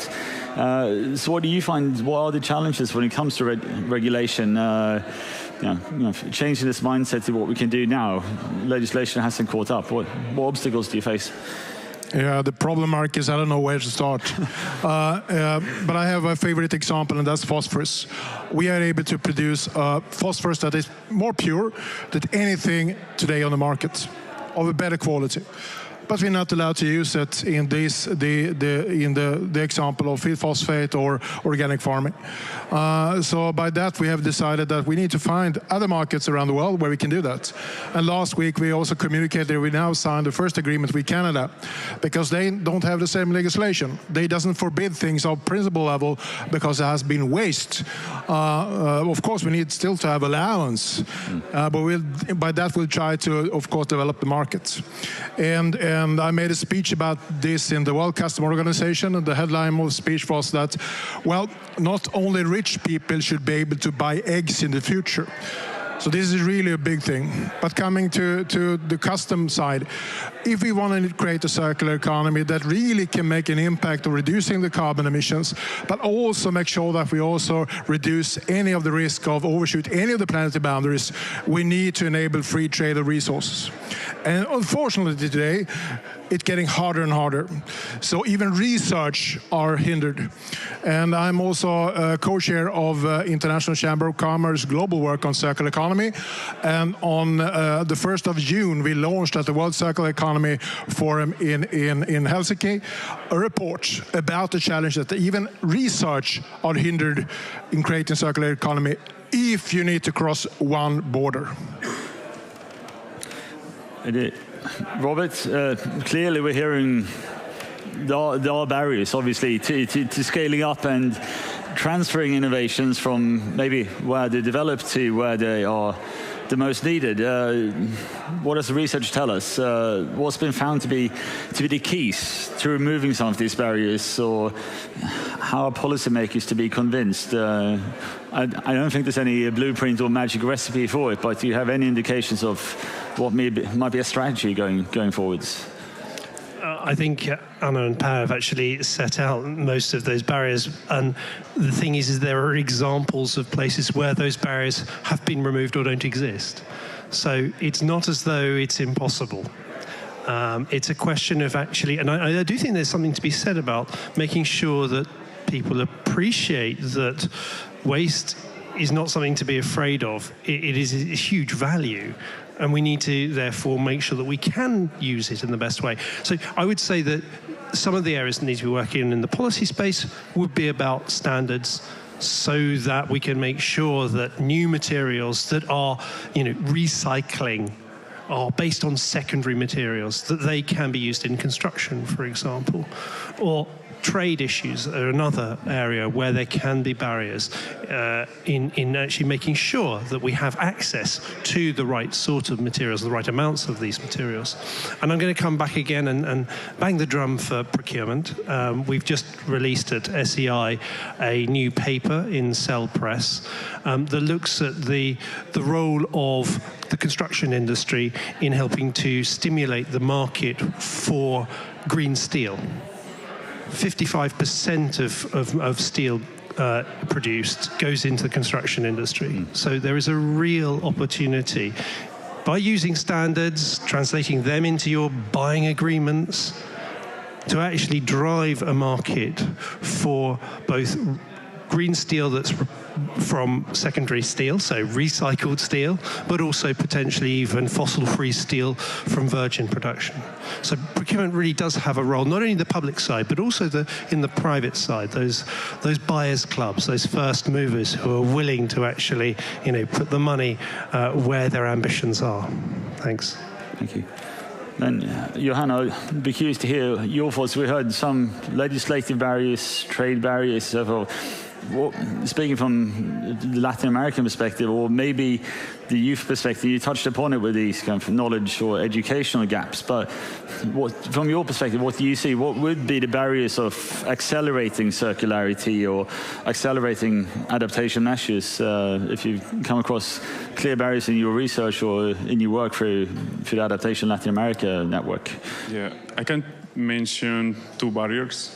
I think one is connected more with the youth generations. So in particular for Colombia and Latin America, many of our companies are led by the old generations, basically. So we need more inclusion of the youth in this kind of leadership, because also basically these companies are very rigid, and they struggle to incorporate innovation, research, and new ideas like circular economy.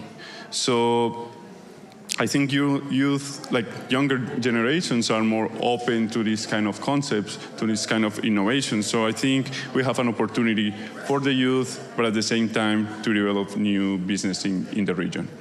And the second one is connected with data. So in particular for Colombia, in terms of adaptation, like 3 years ago, we got the new climate change law.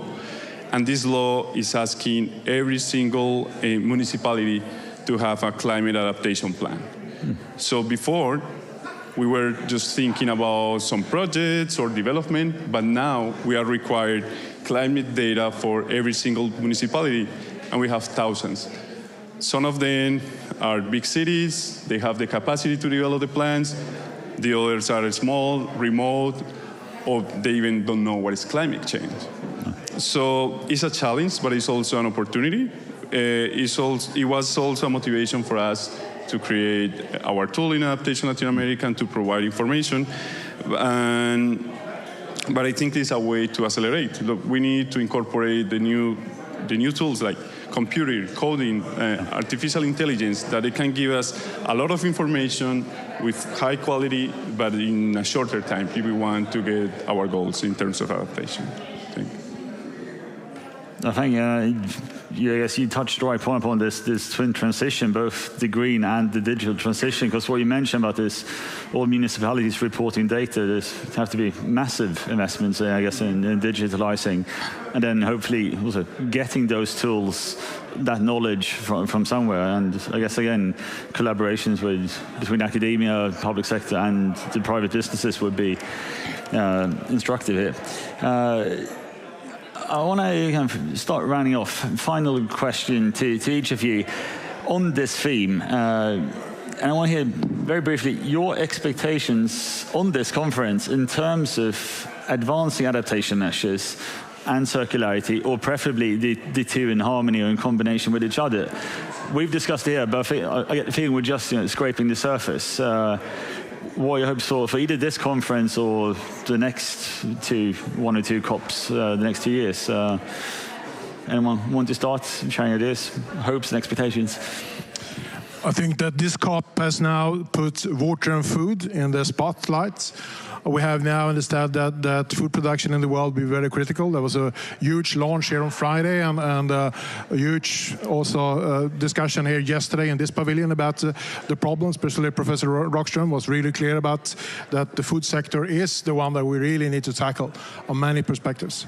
So I hope that discussion will continue, and that will be part of the coming COP conferences. We know that ammonia, as an example, will increase as a huge problem and overshoot in the end.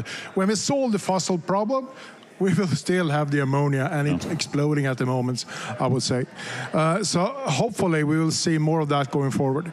And I would also like to make some kind of, a commercial here for a session on Wednesday at 4:30 at the World Trade House. As a chairman of International Chamber of Commerce Working Group of Circular Economy, we are launching 5 key enablers for circularity, stressing the importance of trade, resources, food and water. So it's aligned with also the theme that has been discussed besides the fossil discussions. I think one more quick reflection with time for anyone. Then I can just go quickly. Then I think what I've found so far is that the discussions at this meeting has been so much more tangible. We are talking about challenges and opportunities in a way that is not just on a strategic level, it's actually on action level. And we're talking with companies, we're talking about with politicians, and I feel that the climate has actually changed, that there is an opportunity to actually have some actions when we leave from here. So that's fingers crossed. Thank you. And I guess it's clear that we probably still haven't really untapped this full potential of the circular economy in this context, but hopefully we've heard some promising new initiatives, maybe get the discussion up to the next level for the upcoming conferences over the next few years. But what's clear to me at least is we have to keep building on this momentum, bridging mitigation and adaptation efforts together, because I get the impression we've just started exploring a new field and how circular economy can be used as a tool to bridge both and of course build more resilient societies. So with those words, I would like to thank you very much for participating, and those of you online as well and in the audience, and let's give a warm round of applause for our participants. Thank you. Tackar.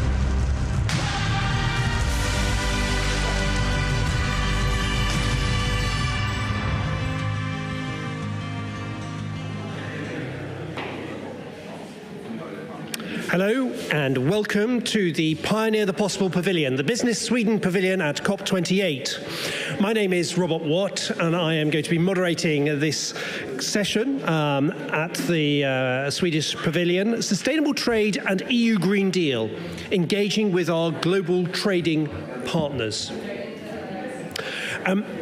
The European Green Deal has been the North Star for the European Commission in its work over the last 4 years or so. Many people will be familiar with the Fit for 55 package, which set out the European Union's greenhouse gas goals for 2030.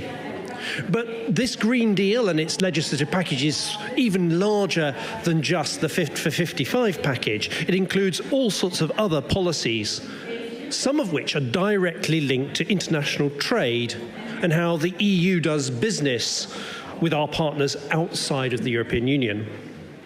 A couple of examples. First of all, the deforestation-free products regulation, which requires importers of several products to be providing evidence that the production of those products does not contribute to deforestation. Another example is the carbon border adjustment mechanism, which would mean that certain carbon-intensive products will face an additional levy at the border based on the embedded carbon emissions in their production. These sorts of new rules have an effect on producers in low and middle income countries that wish to enter the EU market. This session is going to explore the issues that this sort of regulation raises and what we can do to make sure that established and new trading relationships remain resilient even in light of this new package of sustainability measures. And fortunately, I have 4 fantastic panelists with me to help explore these issues, and I'd like to introduce them to you now. First of all, may I invite to the stage Dr. Chantaline Carpentier, who is Head, Trade and Environment, Climate Change and Sustainable Development at UNCTAD. Welcome, Chantaline. Thank you. And also Ms. Maria Celine, Head of Regional Development Cooperation, MENA, at CEDA. Jesper Kansbod, Head of Governmental Relations at SSAB. And finally, Erik Merkus, Sustainable Trade Policy Advisor at the National Board of Trade of Sweden. You're very warmly welcome, all 4 of you. Now, when we do these sorts of panel discussions, we often want to end on a high note. We want to end on a positive note. But we're going to try and set the tone by starting on the positive note. So I'd like you to concisely, we'll go down the line and give some concise answers to this question. Can you give one aspect of this European Green Deal that is delivering benefits for trade partners in other parts of the world? May I start with you, Chantaline? Yes, well, first, the good news is there's ambitious policies being put in place for climate change, which we need. In terms of benefit for developing countries, those that receive some early help, such as Mozambique, because we know they will be highly affected, potentially, so that's the positive, I guess. Thank you. Yes, I mean, I work in this region, the MENA region, which is definitely acutely prone to climate shocks. Also in desperate needs of jobs and economic development, which trade can deliver. But it has to be just, it has to be inclusive, and I think that the EU Green Deal can actually push for that. Thank you. Continue, please, Jesper. Yeah, I think, I mean, looking at where we are, and I know the motto of the Swedish pavilion, urgency and opportunity. I think that looking at this, I was at the breakfast this morning and we were discussing a little bit what is really needed to kind of get this going. And I would like to introduce again a global carbon pricing. I think that's what we need, and maybe a bit, utopic, but I think that the instruments that the EU now is pushing forward could kind of push that up on the table again. Thanks, Jesper. Yeah, actually, I was going to say the same thing. The fact that there are developed countries all over the world that are trying to copy some of the policies that the EU is pushing for, such as CBAM. We hear discussions in Australia, in India, in the UK. I think this is a clear example where, unfortunately, the EU needs to, unilaterally do the first step, but maybe others will follow. And I think that this is a hopeful message for the future that we are seeing right now. So this is really helpful, sets the stage for our questions, and I'm going to start with you, if I may, Erik. why do we need the sustainability package that the EU has put forward with all of these trade measures? You've already explained a little bit about how it might be stimulating people to think in terms of carbon pricing, but how do you think it might actually affect trading relationships themselves? Yeah, thanks. I think the current trading system, or especially the trading system maybe before COVID, was not sustainable. We cannot continue to exploit peoples all around the world, but also the natural resources that we need in order to, have a functioning economy globally. So something needed to be done. And I think that the EU Green Deal is at least trying to address some of these externalities, as we call them, through policies. And unfortunately, this needs to be done unilaterally, as I mentioned just now. There is no movement on the multilateral, plurilateral level yet, for various reasons. So therefore, the EU moving forward to address these issues themselves, I think, is an important first step. It's not first best, it's not second best, it's not third best, it's maybe the fourth best solution. But we need to start somewhere, and I think, the start is here from next year onwards. The deforestation, as you mentioned, Robert, regulation will be in place, and CBAM will start to really enter into force in 2027 as well. So in the next couple of years, we will see things moving. Now, when it comes to our partners that will obviously be affected by this package of legislation. We have done a short analysis, and we have identified that pre-war Ukraine, for instance, was going to be one of the countries that was going to be hardest hit in at least the EU neighborhood region. Of course, we will need to see how the reconstruction of Ukraine will be after, hopefully this war ends soon. And I think there is an important role for the EU to contribute towards a decarbonized reconstruction of the Ukrainian industrial base. So Ukraine is one of these countries that, could potentially be hard hit. A second one, and I think Chantaline already mentioned Mozambique. Mozambique is, when it comes to the low-income countries, Mozambique is one of the likeliest, hardest hit countries. And I think here there is a clear role for the EU to help with, technology transfer, funding on how to, exchange these ideas of how to create aluminium, how to produce aluminium in a decarbonized world. So that's where we're at. And then finally, we have also recently published a report on the due diligence legislation more broadly. When we look at, for instance, the deforestation regulation, one of my colleagues, she found that maybe a not well thought through regulation may actually have the opposite effect, where we can no longer trade with some of our partners that we're trading with now because of our requirements being too high. And this is all theoretical for now. We will see how this plays out in the real world, but I think the EU needs to be active. We need to make sure that we talk to our partners, with the smallholder farmers in Ghana and Côte d'Ivoire, in the cocoa and the chocolate. We're not done yet, and I think this is why it's so exciting to be discussing this here today and at COP more generally. Thanks, Eric. So we've ended up having to take the fourth or fifth best option, unilateral. I want to turn to you, Chantaline. You're based in Geneva. You have plenty of contact with the whole of the trading world and policy world. How has the EU's approach been taken on board, shall we say, in Geneva? That's the first question, and I'll come back to a second on what challenges there might be. Well, as you can imagine, not very well, to be honest, because developing country, as you mentioned, both of you, it's perceived as a unilateral move, not respecting the multilateral trading system. We all know that trade rules help the smaller country. I'm Canadian, you're Swedish. We need trade rules, but developing countries need trade rules and certainty in those rules. Otherwise, there's no investment. They're anxious.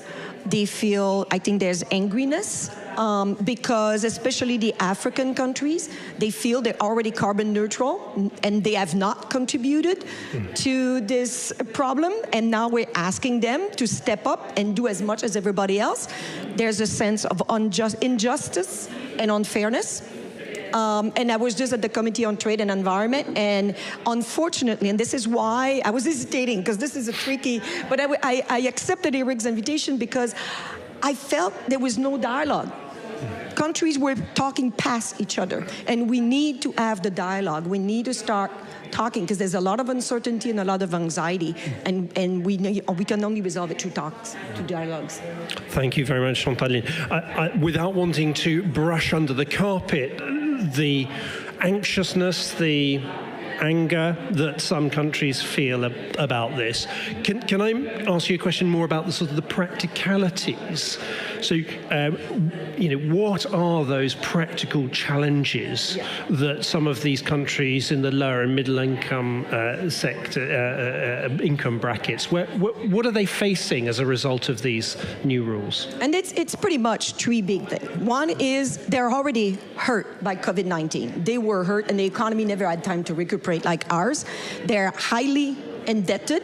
They don't have the fiscal space that the EU, US, Canada, Sweden has to support their industry for that transition. Second, they have committed to decarbonizing. Their NDCs are very ambitious, and they're willing and they want to mitigate. But they say, guys, we're already affected. We need to invest in adaptation at the same time, so you can't just impose this on us tomorrow. We need, and I'm Canadian, we negotiated the NAFTA. Mexico was given 15 years to adapt to the NAFTA. Now we're telling these developing countries, you have 3 years to come on board.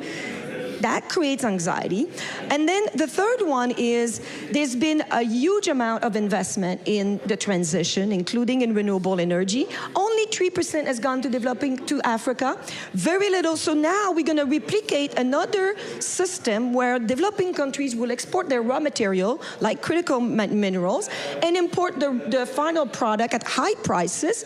And that's not what we want. We want developing countries, and that's what they want. They want to be producers of this new energy, so they can actually use this as an opportunity, this decarbonization, for new business opportunity and decarbonize their industry. Fantastic. Thank you, Chantaline. First of all, then, they're already making commitments.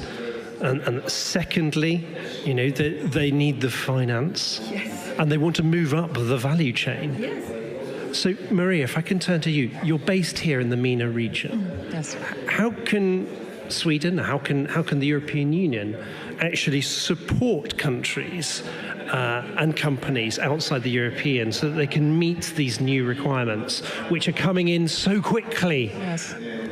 Yeah, no, thank you. And I think, the challenges obviously outlined here are very, very obvious. As a development partner, I think we can work on 3 levels. We can work on the global level. We can facilitate the discussion, the dialogue. Dialogue is mentioned. That needs to take place at all levels, so that the initiatives also are harmonized, and we can in different ways stimulate that.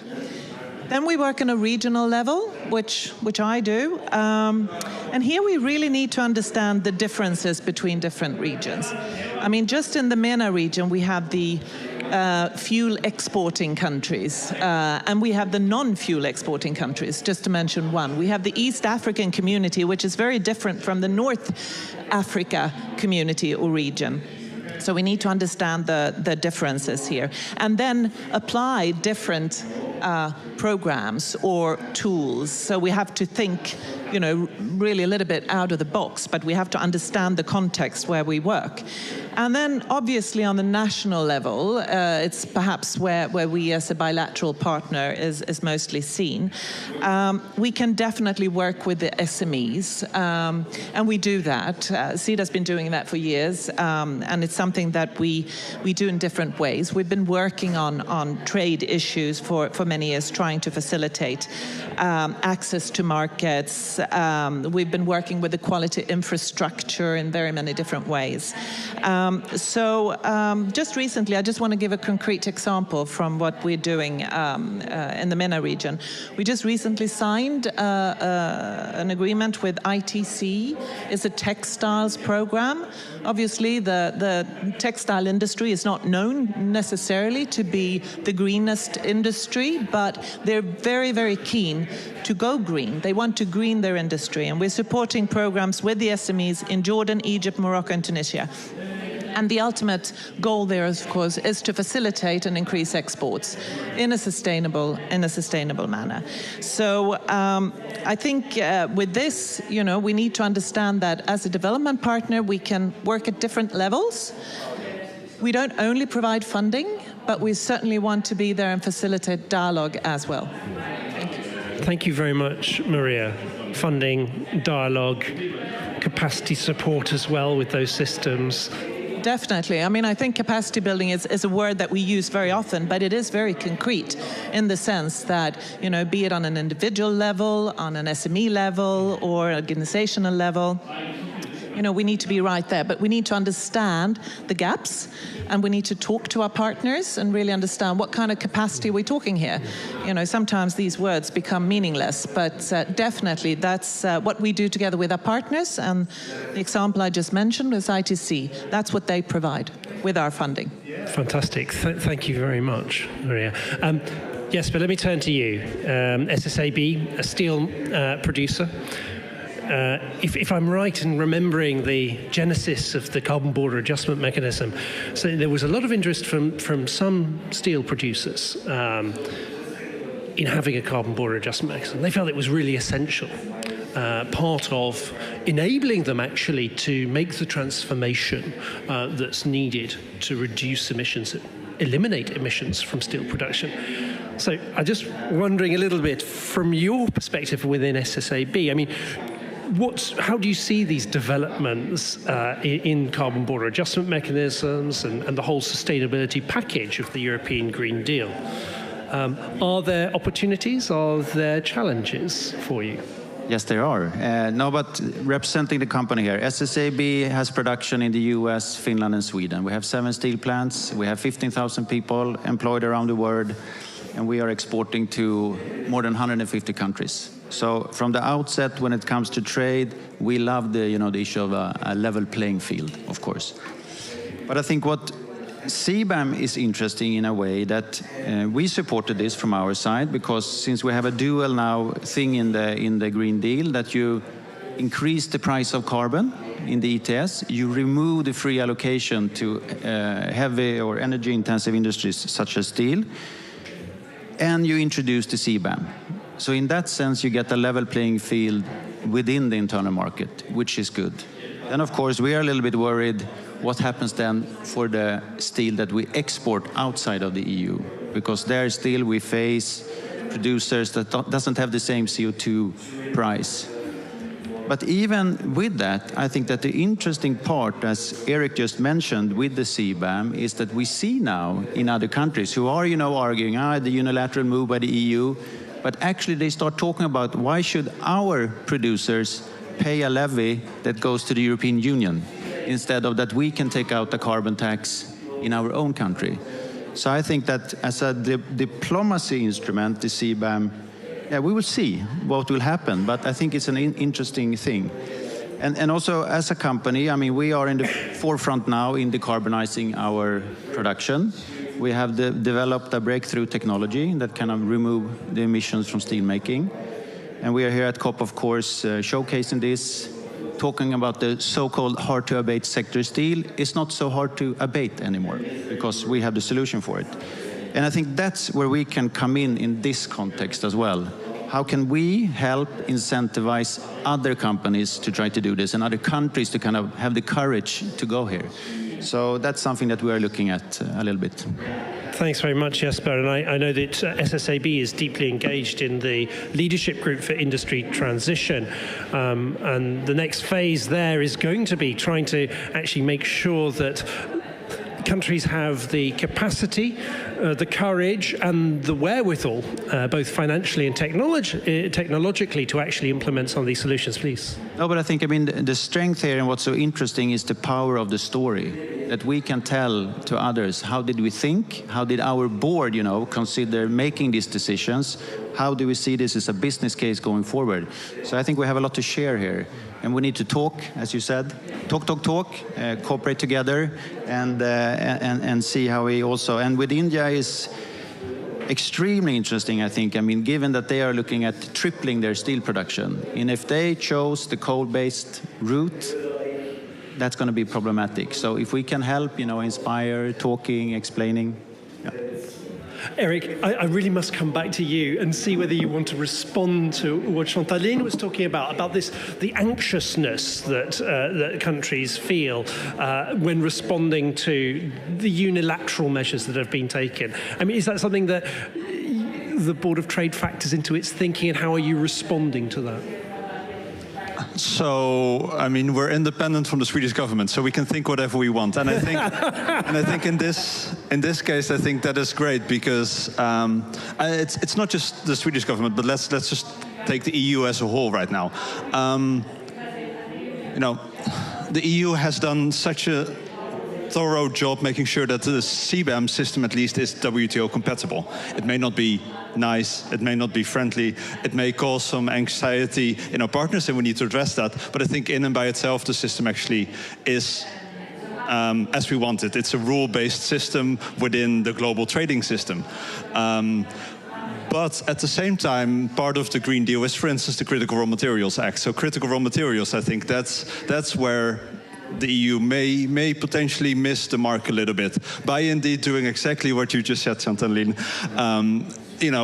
Talking to our partners that have natural resources, just say, hey, give it to us, we'll process it, we'll do the stuff that we've been doing for the last 50, 60 years. And that's not how it should be. Building maybe the first step in the value chain, building production facilities there. I'm talking about the DRC, Bolivia, Chile even. There's so many partners that we kind of push in the hands of other global players by rushing into, legislation that may not be fully thought through. So I think we're not there yet. And this is, again, the Critical Raw Materials Act is maybe the 8th best solution that we have. So, we're actually going down. We need to keep this discussion going and adapt where needed if indeed, things seem to be going the wrong way. Thanks very much, Eric. The 8th best solution we're at now. I'm so glad that we started with a positive question. So just looking at this and introducing legislation might have unintended consequences, that is a more sort of almost promoting an extractive model of trade. Chantal, let me come back to you. You talked about that countries in lower and middle income countries that have these resources, they don't just want to be extracting and sending them to the industrialized world. They want to be adding value. They want to be moving up the value chain. What do they need in order to be able to do that? This is, I'm so glad you asked this question, because this is the crux of the matter. If you instead of just looking at trade and climate, and you look at trade, climate, and sustainable development, because we've all agreed to the 17 SDGs, then you start looking at the co-benefits between climate and the SDGs, job creation, gender equality, access to healthcare and education, and sustainable consumption production. Once you start looking at the co-benefit and the trade-off, they're going to be specific by sectors, and we've kind of started alluding to this, and they're going to be specific by countries. And so what we need is to start looking and disaggregating this by sector, by region of the world, to start looking at what accessible, affordable technology is needed where, Who can provide this? Do we need to have an agreement on IP sharing at different tier pricing for different type of country and stop just saying, oh, we can't transfer technology because it's in the end of the private sector? Because that's all we hear, right? Can we just have a real dialogue? Because we're all in the same boat here, right? If the country, I think you said it, if they decide to go with coal, or if we don't decarbonize the shipping, which is 80% of trade, fuel, we're not going to get there, whether it's developing country or us. So we all in the same boat. Can we make sure that the right technology, the right investment, going up the value chain, because developing countries have competitive advantage in many of these sectors that we've not been respecting so far. Can we give them the chance to leapfrog in the 21st century that we all want to? And that's the only way we're going to reach the Paris Agreement and the SDGs. And if we don't, we're going in a geopolitical breakdown that is not going to be helpful for any of these objectives. Thank you, Chantal. And you begin to touch upon some other issues. So we've sort of thought about this very much from a climate and a mitigation point of view, but you've brought in the SDGs, and I'd like to turn to Maria now, and perhaps you can reflect a little bit about the importance of bringing in that broader perspective, and especially in the context of SMEs as being a key driving force in many of these regions. So we're talking about issues to do with pollution, but also women integrated into the workforce, for example, just generally providing more jobs. How do we make sure that when we're supporting partner countries, that we also make sure that they're taking those things into account? Thank you. Yeah, I think it's definitely clear that we have to have somewhat of an holistic approach here. I was in a different panel just now talking about gender inclusivity and how do you really make sure that women are part of the decision making and advancing the agenda there. And basically, we work with development, we work with many different areas, and clearly we also have to talk about governance issues. We have to talk about the fact that there's need for transparency, accountability. We need to have people's voices heard. We need to have the civil society on board. And of course, it's not easy to pull everything that into one intervention or a program, but we must try, because otherwise we're not going to, we're just pushing the problem down the road. So I would say a participatory, inclusive approach is certainly needed. And let's not also forget about the generational gaps here. Because as I said, I work in the MENA region, which is a very young region. It's the youngest region. And then how do we make sure that the next generation is on board with whatever decisions are made? Now, obviously, I understand this might sound a bit off the topic, but I think if the question is, how do we jointly move the issues forward, and how do we combine the different themes or topics, be it climate or trade or economic development, we must also look at the broad range of actors at play here. And from the civil society, from the grassroots movements to the governments, and also keep talking about the governance deficit that we also see in some of the countries we work. Thank you. Thank you, Maria. Jesper, please. No, but I'm thinking, starting from discussing now the Green Deal, and that Europe now is showing the way to become a climate neutral continent, that drives the transition for us as companies. We are adapting our business strategies, we are going fossil free. And in that word, with exports, a question maybe for us in the panel is, is the WTO trading rules fit for purpose when you're going now fossil free, you're going green, you have a new kind of products on the market, you have new value chains going. And that also comes down to the question, now, yes, CBAM is a unilateral action by the EU. Maybe we need that. We have also in my sector then, steel, discussions between the US and the EU on global steel arrangements.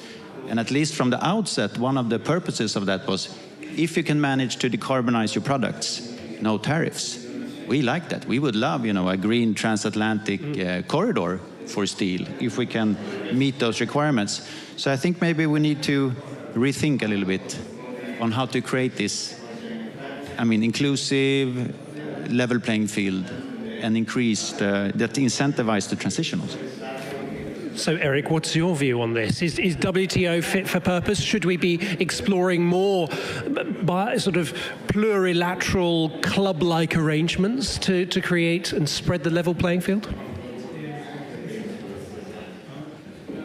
So this is not really my area of expertise, and it makes sense to think, as I mentioned before, the current global trading system, it works, but it's not sustainable.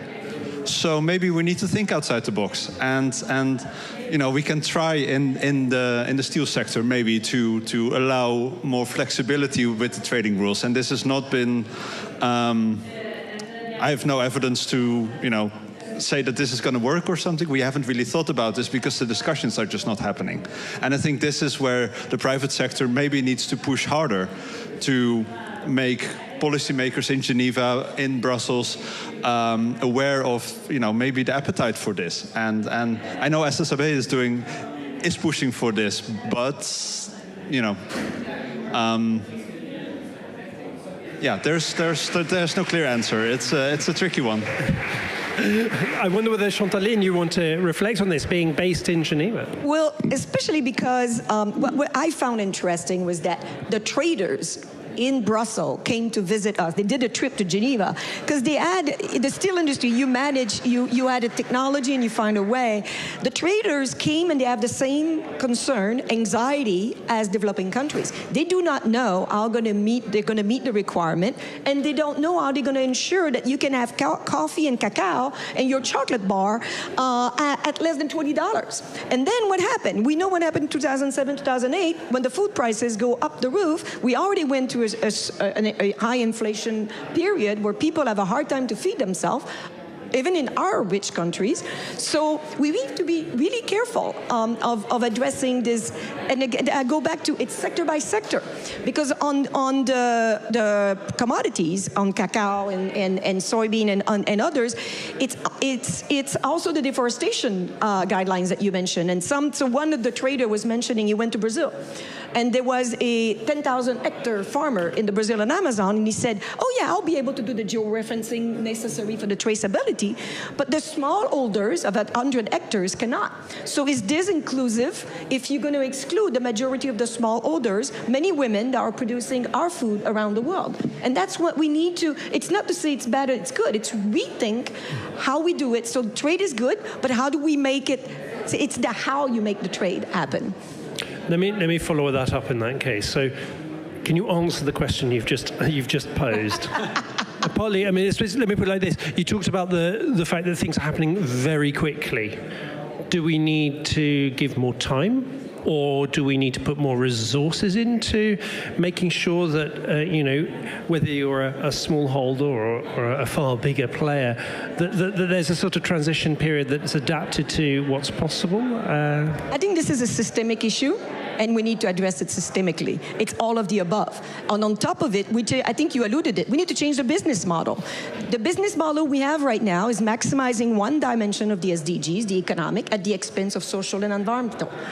We need a different business model that has at the center social and environmental, and then you find a way to make money out of it.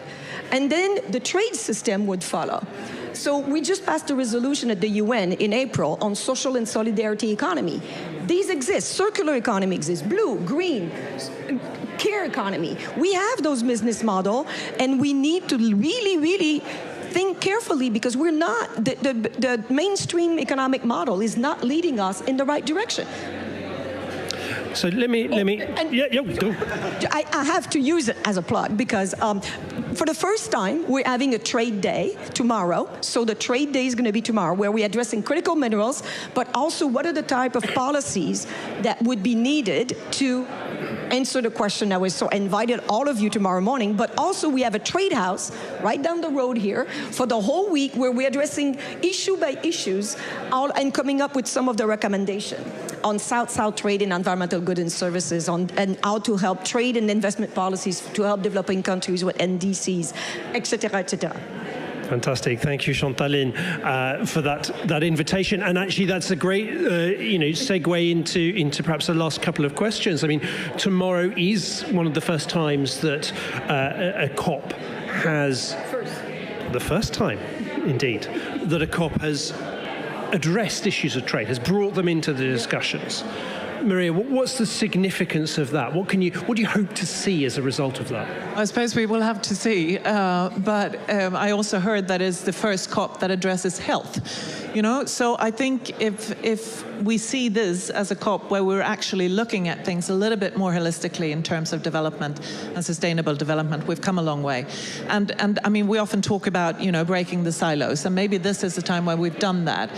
From where we sit, we often talk about, the need for economic growth for sustainable poverty reduction. And economic growth hinges on trade. So it has to be at the same time, sustainable. It has to be green, and we have to move into that green transition. And I come back to what I, hope ultimately it will be, that it will also be a just transition, so that when we talk about trade and economic development, we're really also looking at those who must benefit the most and those who are the most vulnerable. So yes, let's see, but it seems like an excellent step. Thank you very much, Maria. Eric, what about you? Tomorrow, the first time that trade becomes an integral part of the conversation here at COP, what do you hope to see as a result? Yeah, so in addition to, of course, breaking the silos and, we're going to be able to talk to climate policymakers as trade policymakers. And I think that already adds benefits that we will not see the day after tomorrow, but that we will maybe see, in the years to come, that we start to understand each other's jargon a little bit better. And on top of that, it's not just policymakers. It's also, to borrow this OECD term, responsible business conduct. I think just taking into account the entire value chain of businesses, and that includes climate, that includes everything in a just transition. There is momentum, and I think it is good that this year trade is for the first time on this climate conference, and if it's health as well, just transition is more than just climate. So this is, I'm looking forward to tomorrow. Fantastic. I've got a last question for Jesper. We're looking forward to tomorrow. I'd like to look a little bit further ahead. Next year, there'll be European Parliament elections. There'll be a new commission taking office. The Green Deal was very much the blueprint of the current commission. What is your hope for the next commission? Do you hope that they will continue? What should they be looking to continue? And I think they should continue with the Green Deal thinking. What we think as a company has been lacking a little bit in the couple of last years is also to look at the competitiveness issue. Because Europe as a global continent, we're falling behind others. But we need to do this in a smart way. So that's something that we would like to see, and it's going to be a super interesting next year to see what the outcome will be in the election and also new commission priorities. Thank you very much, Jesper. And the last question to you, Chantaline. If we were to look ahead to COP29, a year's time from now, what's your hope that will have been achieved? What will we have achieved over the next 12 months that addresses some of the concerns, the anxieties that the lower and middle-income countries have when faced with these new trading rules? Is what I hope and is what I think we can achieve. But I'm hopeful because for the first time we have 3 women at the head of the trade agencies. So, and that is, I think there's more collaboration. So the Trade House, it's 4 of us. You mentioned ITC, WTO, UNCTAD, and the International Chamber of Commerce. Because we came together, and usually we compete with one another. Now we came together because we feel we change the narrative. We need to change the narrative about trade. I hope what's going to happen is that we're going to make more use of the ITCs and UNCTAD and ICC to have a dialogue without the negotiating hat on, so we can have the dialogue so they can, when it gets to the WTO, some of this can be discussed in a more diplomatic and productive way. So I really hope next year is the 60th anniversary of UNCTAD and the G77, and this is something that we hope that we can help with.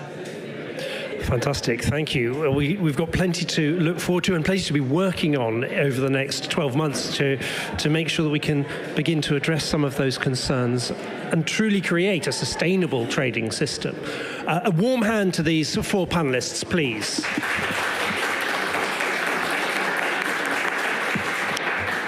thank you very much for your attention, and it'll be time for a new seminar shortly.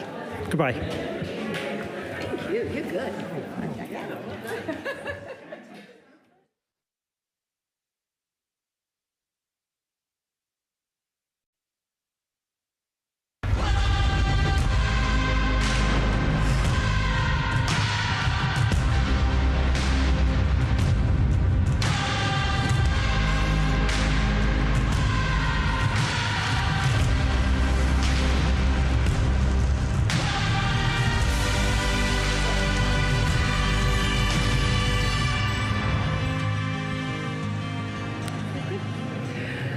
Good afternoon, everyone. Welcome to this session.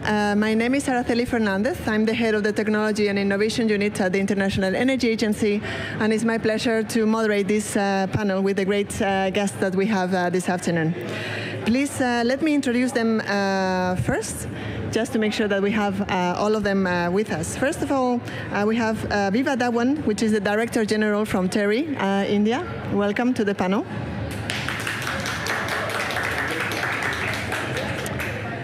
We also have with us Arina Freitag, which is the Chief Financial Officer at TenneT. Welcome. Julie Taylor, Director, Commercial Regulation and Supply Chains from National Grid. And Johan Soderstrom, which is the Executive Team Member and Head of EMEA at Hitachi Energy. Welcome as well.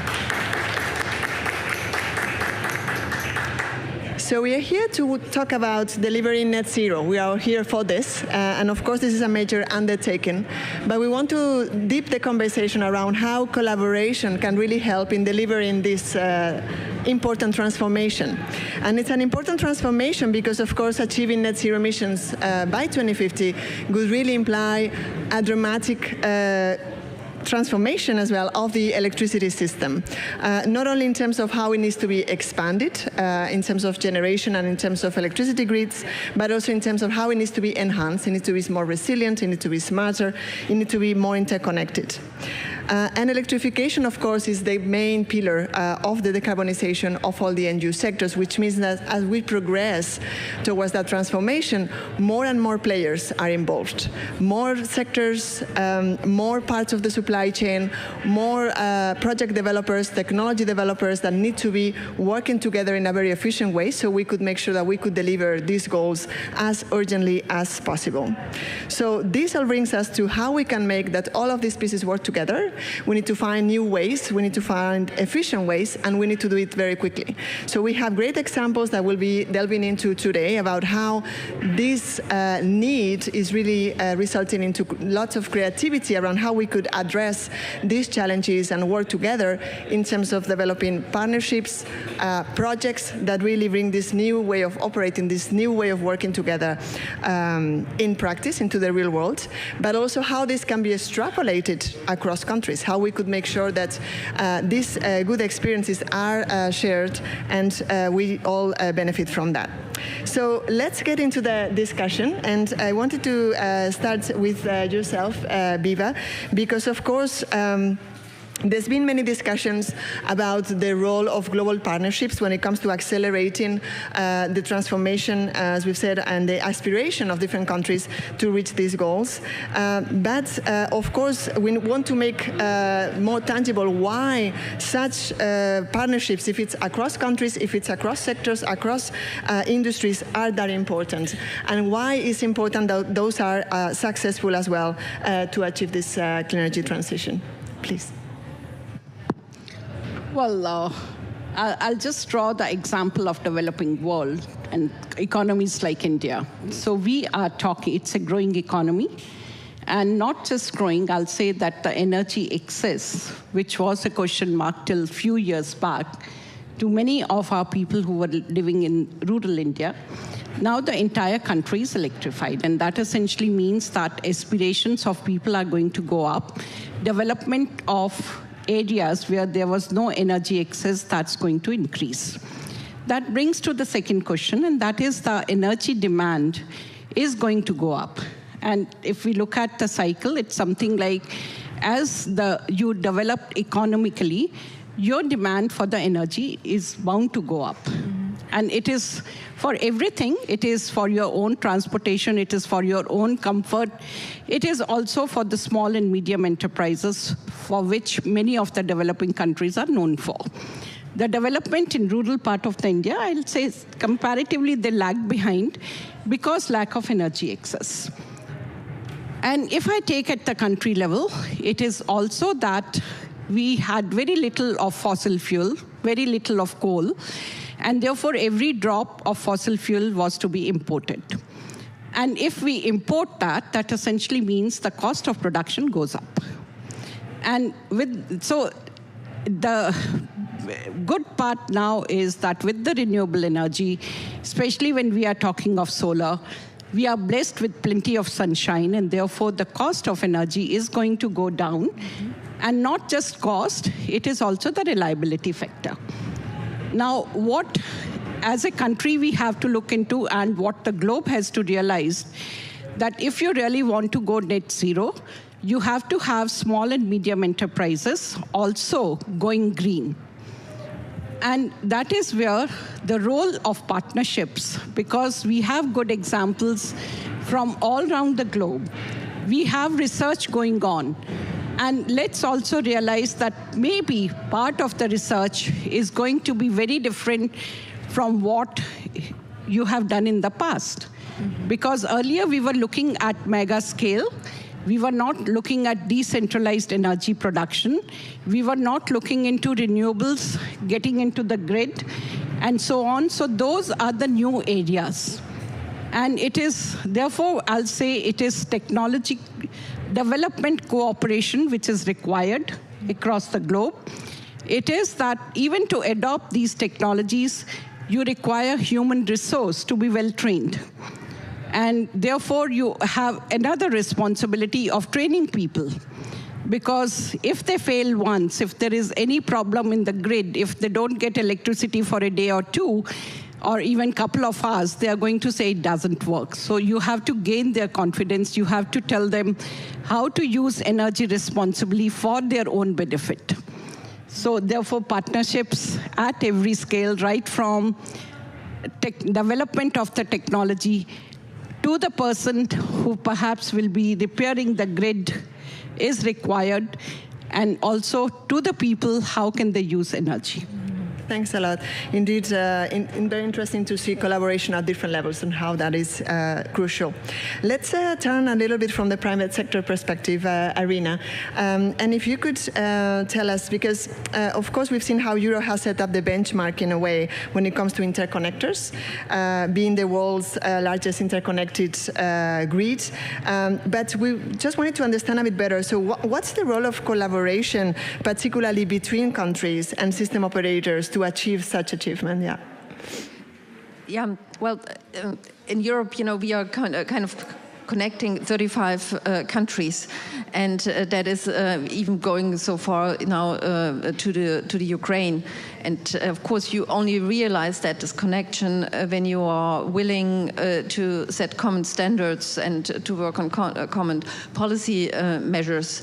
And so therefore, I think this collaboration has been essential. Also, if you really think about as Russia has attacked Ukraine, I think one of the greatest achievements within our European framework was that we managed to connect the Ukraine to the European grid within 3 weeks, and of course that has been so essential also for the Ukraine inhabitants to really secure the energy conditions there. And to provide a stable energy infrastructure in the Ukraine, also in times of war. And I think that also has pretty much surprised Putin that could be manageable. So pretty much with that framework, really 35 countries collaborating so closely, that really has helped also to really take away some of the really severe pain the Ukraine people have suffered so far. So that has been really a huge advantage, and it's a dividend, a freedom dividend as well. That's a very important point. Thanks for that. If I can continue with you, Johan. Of course, I think we could all agree that to reach 1.5, mitigate the worst effects of climate change, no one single solution would make that would resolve that challenge. From your perspective, how can collaboration again across countries, across stakeholders, can really help accelerate the deployment of these technologies at scale? Yeah, first of all, I'd like to reiterate what Ebba and Arina said, and also you said in the beginning, and Julie will say the same. We never lived in a situation where we see this unprecedented growth of electricity, because basically all sectors need electricity. We talk about 4 times the electricity need of generation, 2050, and more than 3 times on transmission and distribution. That makes that not one single company or country can solve it alone. We need to be humble and do it together. What is so great is that I'm standing here in this panel. I'm a little bit nervous because I have 2 of my biggest customers here. And I have one of the biggest countries where we invest a lot in and part of the development in India as well. And a big respect for you and IEA as well. But we see that we can really do it together if we collaborate across regions, across countries, and also utilizing the fact that small companies like startups, they can also make us more agile and thoughtful. And then the collaboration with academia, Ebba, is super important. And we really need more young people coming into our field as well, with sustainability and digital in the DNA. We talked about it in the pre-meeting here. So it's a lot of undertaking for us to make it happen, but it's also very positive. Thank you. And if I turn now to Julie, I mean, from a company like National Grid, I mean, how do you approach strategic collaborations when it comes to policy, regulators? I mean, is there some best practices, lessons learned that you'd like to share with the group as well? Sure. So we already have partnerships. So I'm TenneT, and we run one of the interconnectors, and we have a strong history of trying to ensure that we are having the right joint ventures, we're having the right relationships with the supply chain. I think just to go back to Johan's point, the challenge in front of us is unprecedented. So whatever we've done in the past around collaboration, we need to do more, we need to do better. I think the lessons we've learned from our collaborations are that transparency is really important. I think we all feel that we can trust our partners, and that is a really, really important part of the process. I think as we move forward and we need to address this huge challenge, for every pound of renewable energy that is built, we need to spend another dollar, whatever your currency is, on the network to carry it around. And we're very, very preoccupied by that responsibility. We see ourselves having to work differently with our supply chain. So we see ourselves having to completely collaborate, co-create with them, support them to do what Johan said, which is get the smaller and medium-sized enterprises to support this process, find the right people. It's going to be a huge challenge, but we're really up for it. We have had some of our best successes, indeed, our interconnectors, through the collaborations. And it's fascinating what collaborating with someone outside your own culture brings. So yeah, we're very excited, although somewhat, daunted by the challenge ahead. Indeed. Maybe just building on this kind of spirit of lesson learned and to share best experiences as well. If I get back to you, Ebba, of course, we know Terry has a long-standing history of working on sustainability and working on that by, establishing partnerships and engaging with a multiple, diverse range of stakeholders, different sectors, different actors. Again, what would be the best experiences you could share more, let's say, less from a project-specific perspective, but more on a, across sectors angle? Sure. As you said, if I want to describe terrain towards its sustainable development, so we look into all possible angles for sustainability. Now, I'll just like to also continue what we have discussed, and that is in terms of when we talk of partnerships. Those are international collaborations, but those are also partnerships within the country. Like one doesn't expect Hitachi to go to every nook and corner of the rural India. It's a distribution company at a larger scale. You talk of storage, you talk of generation. So that is what we expect from bigger players. And then comes the role of, I should say, the small generators.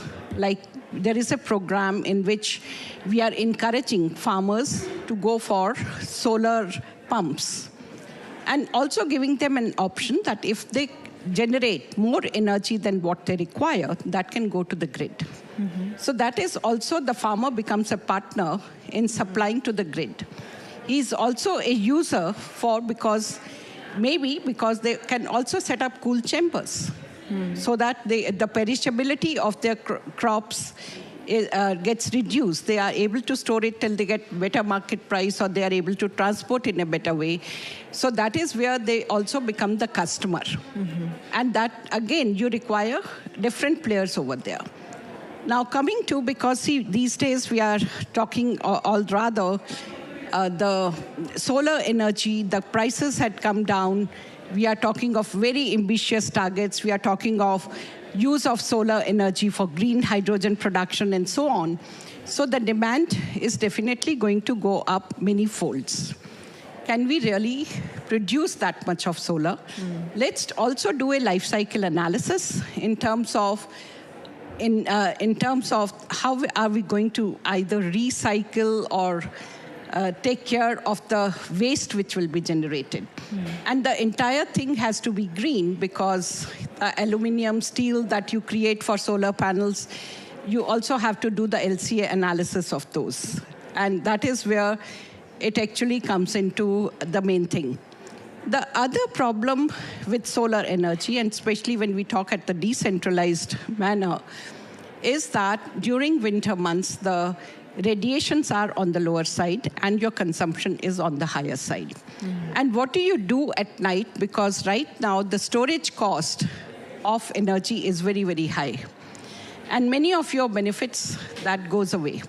So again, partnerships, when we are talking of one sun, one grid, one planet, how soon we can actually make it a reality. Because the sun is shining somewhere or the other every hour. So that is where can we make use of that energy, and can we also look into what are the other alternatives available. One more point which I would like to make is that we are talking energy transition in a big way, but let's also look into, even till the time we have the clean energy being given to the rural households, can we do something for immediate thing?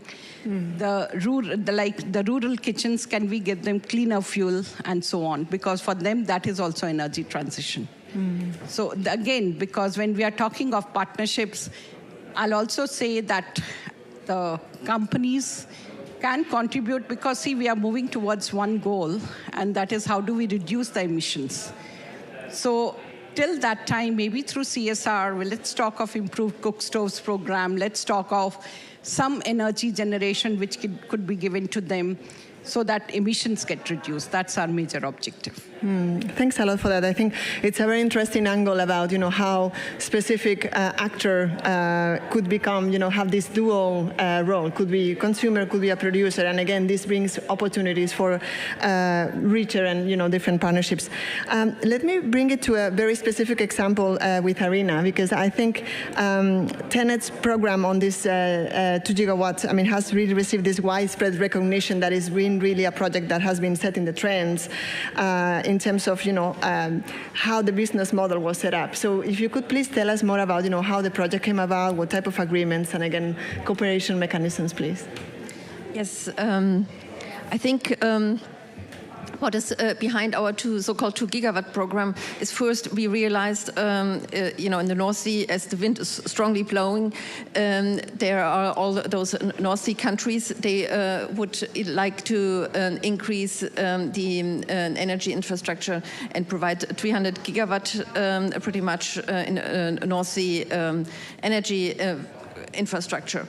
And that means for us, we were asked now to have to come up to connect 40 gigawatt pretty much energy infrastructure from offshore to onshore.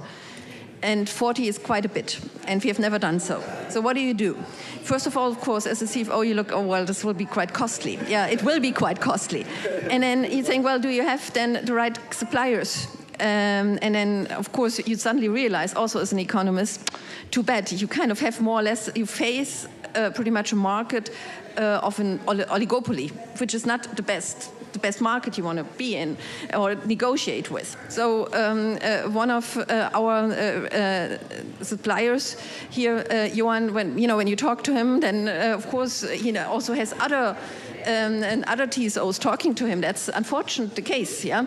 And then of course you kind of feel also the pressure, if someone is really talking, then to also to other TSOs, and they can say, well, we can't you produce faster and build faster, connect faster, yeah. And I think every one of us pretty much, or the whole TSO landscape, we all facing this challenge. So then we said, okay, we also have to become powerful. And that is pretty much powerful. And also, as a customer, we need to be predictable. And somehow we also need to be easy to handle. So normally, if you deal with TSOs, they're not quite the easiest customers because every one of us, of course, you talk about security of supply, and everyone has their own rules, national standards, and So you can also be, as a customer, become quite difficult. Of course, you can also ask high financial guarantees, and so we thought, well, we would be not an easy customer, but we would become a very important customer to Johan and his colleagues, and say, well, now we will ask for up to 14 2-gigawatt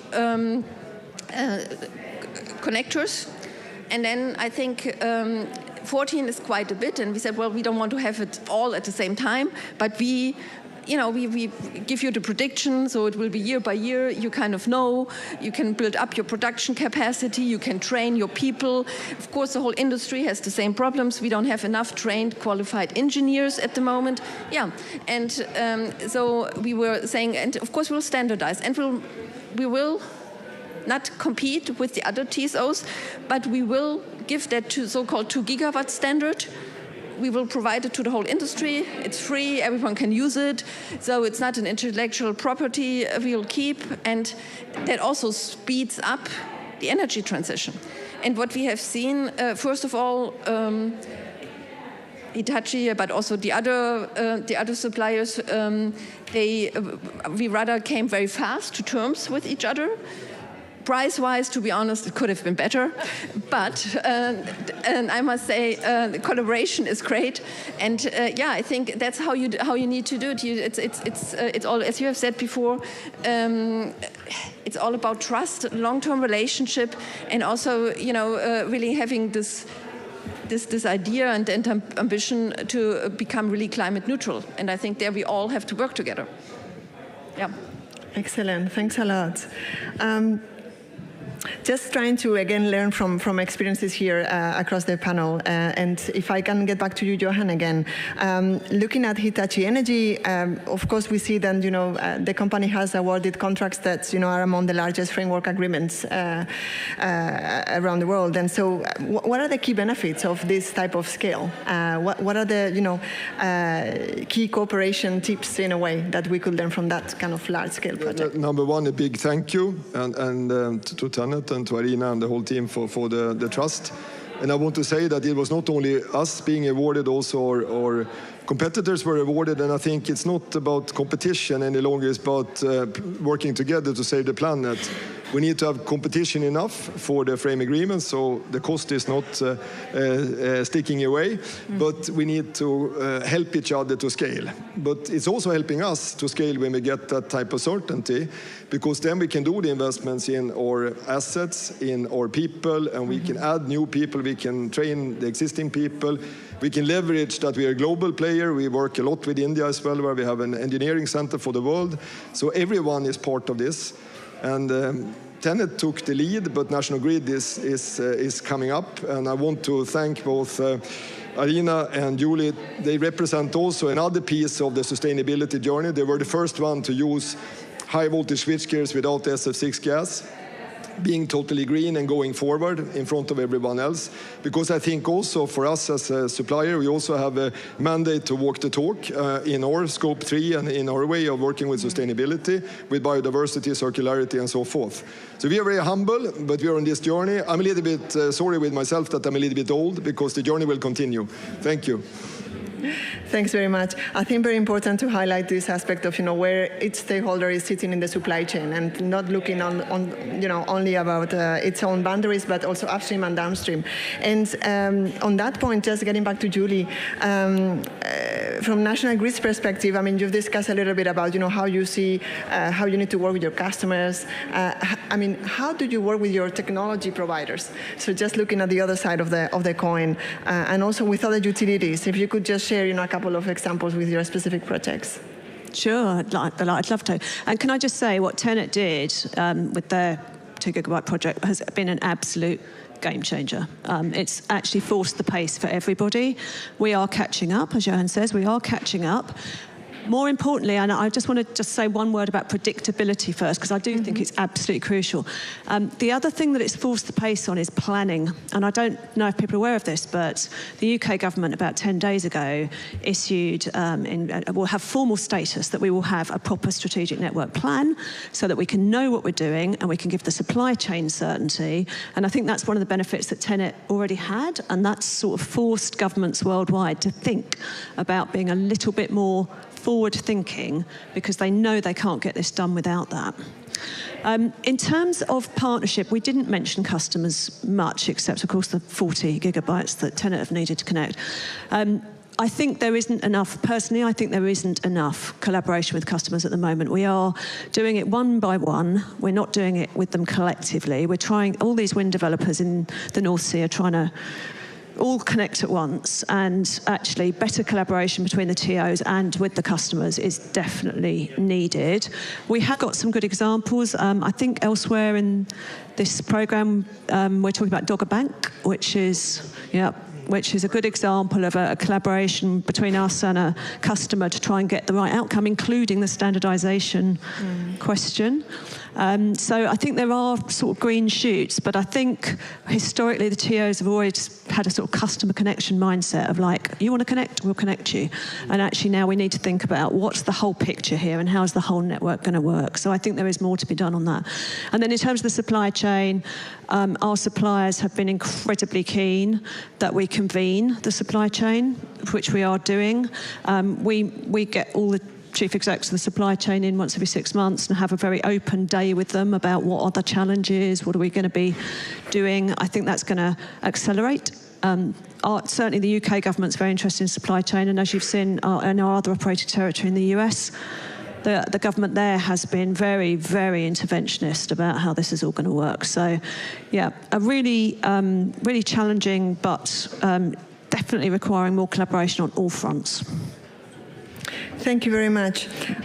If we just allow for a final kind of round, where I would ask you, please, just to think about what is the single most important thing that you think from a particular partnership or a collaboration needs to have to make sure that it's effective in the pursuit of achieving net zero. I heard trust, I heard transparency, I heard common goals, predictability. So I don't know if that's the summary, if you want to add on to that, but if you could just use your last round for, what do you think we should really pursue in this type of partnerships? Yeah, I think it's not only trust, but it's really a long-term will to cooperate. I think first of all, it's with the financial world, because obviously we need lots of capital. For us, for TenneT, it means at least 111 billion worth of investments for the next 10 years. So that's more or less sometimes state budget high. So collaboration with the financial world, on all the regions, the local communities, because there is quite some resistance to build the energy grid of the future. So that is, I would say, those are really essentials, and of course continue the collaboration on the supply side. I think we need you all. Yeah. Perfect. Just after you. So I'm very preoccupied with the fact we need more dialogue. I think we will need to spend more time talking to customers, more time talking to suppliers, and more time talking cross national boundaries, because the points about this being a global challenge are not just about making sure that we are globally getting to where we need to be on the science-based targets, but it's also about thinking about the opportunities for how we can globally share energy and globally share intellectual property. So.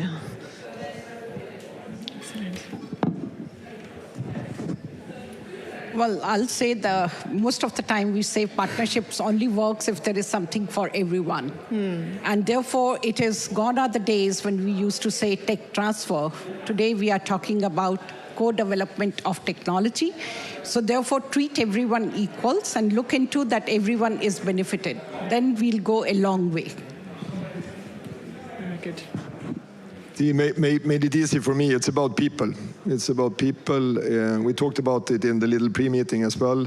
It's about mindset. It's about diversity. It's about listening in to many. Don't come with the answer before the question is posed. And we have a big job to do that, we who are engineers, because we are good at finding answers. So we need to be humble, but I'm very optimistic. On the energy transition, we're going to make it. Thank you. Make a last point, and that is that we really have to involve the governments. And therefore, it shouldn't be the kind of suspicion on each other. Like many a times we feel governments are putting hurdles, and sometimes they say that private sector is there to make profit, while none of them is true. It is that we don't understand each other's voice. So over there, a well-researched policy papers needs to be brought, and they have to be hammered again and again on various governments, the benefits and so on. And I'll say there the role of institutes like TERI, that because we are not for profit, so therefore we give research-based advice. So such organizations should also be important part of the ecosystem. Thank you very much to all of you. It's been a great pleasure. Thanks for sharing all this with so much generosity, all these learnings and experiences. And I really liked, the final tone of the conversation, being positive, diverse, inclusive, listen to the others. So really very well done for your achievements, and that's very helpful for the rest of the discussions at COP. So really join me with a big applause for the great panelists we have today.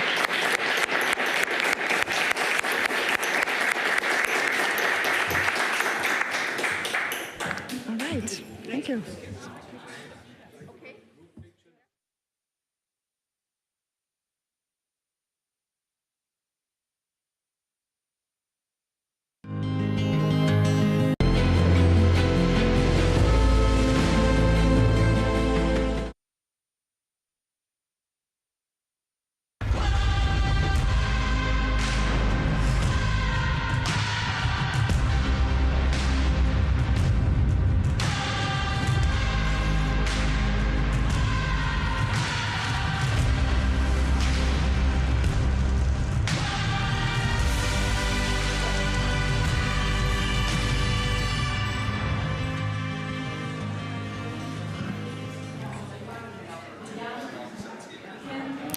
Welcome to this session at the Swedish Pavilion at COP28 on cities leading the green transition.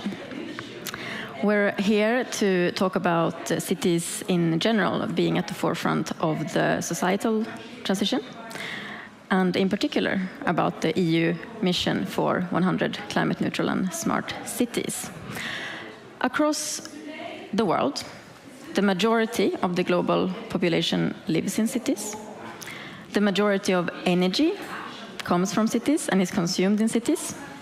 And the majority of emissions are governed in cities. So there's no wonder that cities have a day here at COP on the 6th. And it's no wonder that we need this event to hone in on the potential of cities in the transition.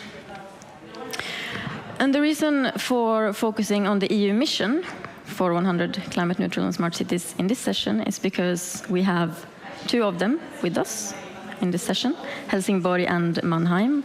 And we also have the director of Viable Cities, Olga Kordas, who is heading up the biggest investment in city research and innovation ever in Sweden, Viable Cities. And she will give us the welcoming remark. So over to the studio in Stockholm with Olga.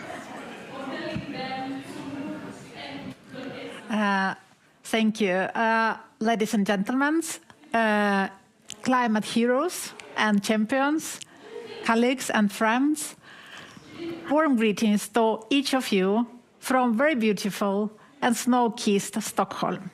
Stockholm is a city that is one of 2 capitals in Europe that was awarded the European Mission City label. Label that is a check for the quality of their climate ambitions, of their action plans, and also of the investment plans, how to become climate neutral. The second capital is Madrid. And let me use this opportunity also to congratulate all 10 cities that were awarded the European City Mission label, and very many cities to come. So today we put focus on a very vital role of cities as drivers of climate transition globally. And this role is increasingly acknowledged, not least at COP28, where the first ever local climate action summit was taking place. In Sweden, we have recognized and started to act on these roles already for 10 years ago. That time, at my university, the Royal Institute of Technology in Stockholm, we invited many of our society partners from so-called quadruple helix, from municipalities, national and regional authorities, companies from different sectors, civil society organizations, universities, and research institutes, in order to co-create our strategic innovation program, Viable Cities. And today, we are more than 130 members who are working towards the mission of climate neutral cities. And we're very, very happy and proud to have both Climate Views and the city of Helsingborg as one of our important members. So, Viable Cities became a forerunner of what we called mission innovation. So we already 2018, we formulated our mission of climate neutral cities by 2030 with a good life for all within planetary boundaries. And with this mission provided us both intentionality, directionality, but also accountability. And our mission is connecting clearly the climate targets and the multiple benefits and also multiple sustainable development goals with this good life for all within planetary boundaries. So we want clearly to show the pathway where the work on climate mitigation would also bring the better health, biodiversity, and other benefits to society. We also want to highlight the principle of planetary boundaries. Those principles would show us that, for example, electrification within transport sector would not be enough. We need to focus also on active mobility, on shared mobility, and on public transportation. So the systems innovation, systemic innovation and transition are very important. We started to work with 9 cities, and now we're working with 23 cities in Sweden, representing 40% of Sweden's population.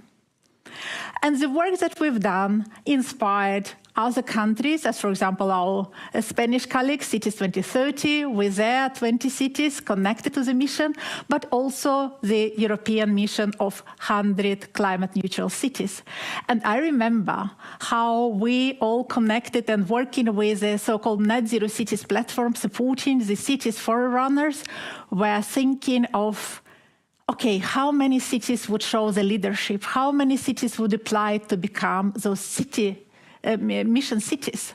We thought maybe 100, maybe 120, and we were so happy and so relieved to see that more than 370 cities applied.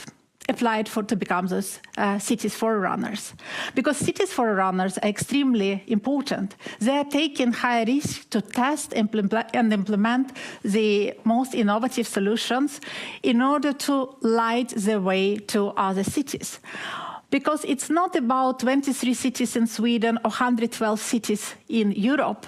It's about how to scale up and how to help all cities in Europe to become climate neutral faster. So the main principles of the city mission, I would say, is systemic innovation, it is radical implementation, and it's also different ways of upscaling.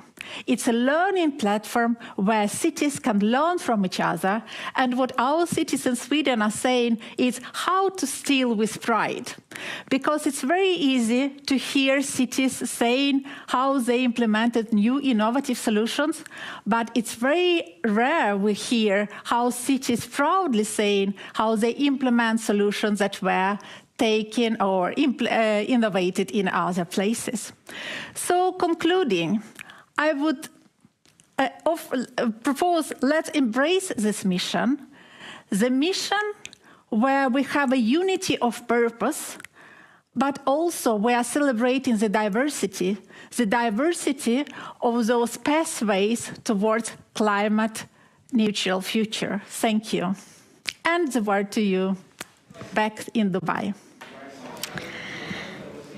Thank you, Olga. I think that for the crowd here to know that the EU mission for 100 climate neutral and smart cities is, as Olga was saying, it's a testbed for how we can actually transform the places that we live into something that is fit for the 21st century. And I think we shouldn't underestimate that everything that heats us, that moves us, that feeds us needs to shift when cities shift. This needs to go from carbon to non-carbon, and there should be co-benefits. So this is a huge mathematical equation, and it's not an easy political mandate to push through locally. And that's why we have Helsingborg on the line. We have Amir Javad with us. Hello. You are hello. You're heading the environmental committee down in Helsingborg, and Helsingborg is known in Europe for being, I would say, one of the really brave and innovative cities, really taking the lead and making leaps in this. So super curious to hear from your point of view, what is it like on the inside of this kind of administration? Thank you very much for inviting me. I'm delighted to be here, and I'm gonna do my best to explain how it is to be a part of this excellent work.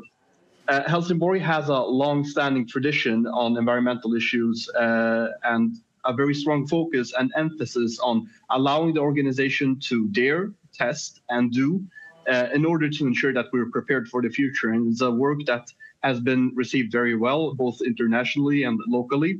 And we're recognized as not only one of the pioneer cities of Sweden and Europe on sustainability, but also on our capacity for innovation. And that's why we're very happy to be one out of 23 cities in the innovation program Viable Cities, as well as one of the 112 European cities that are working closely together within the cities and with the European Union to reach climate neutrality by 2030. And we as a city are determined to make a meaningful impact, making sustainability rather than talking. And this is a way for us to build a business case for both investments and to attract awareness and stand out in a positive way. And our investments aren't just about numbers, they're about making informed choices that keep our city both sustainable and thriving.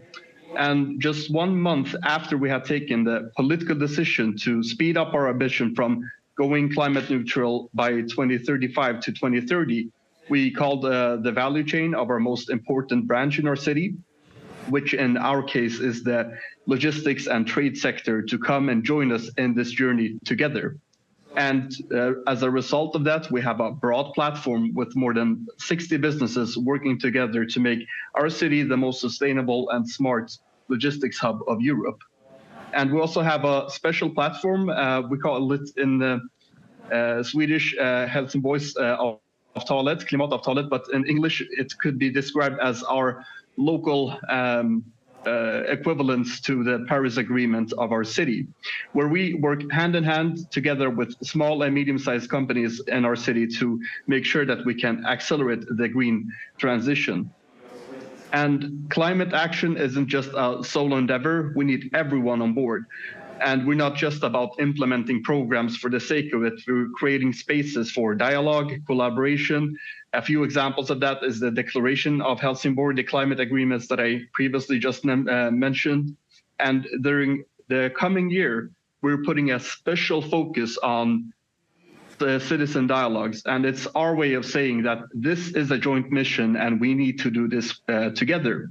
So in short, the reception within the city has been quite positive, with a broad consensus among the political lines and the representatives, as well as from the businesses from both within and outside our city and citizens alike.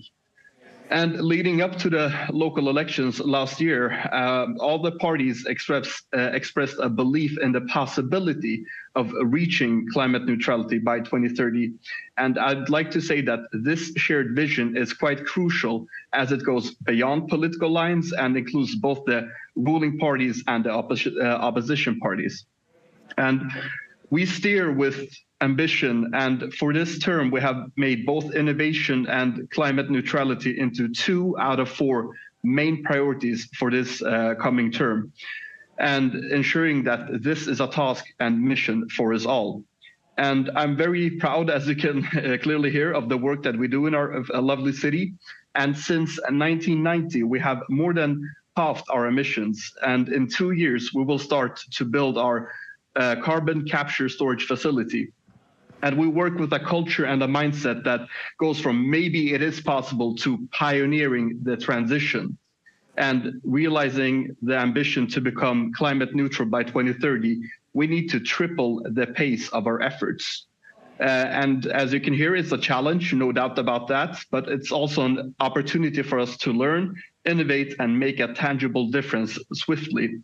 And we don't claim to have the answers to every question here, but we're open to finding them. And we're putting out our hand here and saying, come help us, come work together with us, and let's make an impact together. Thank you very much.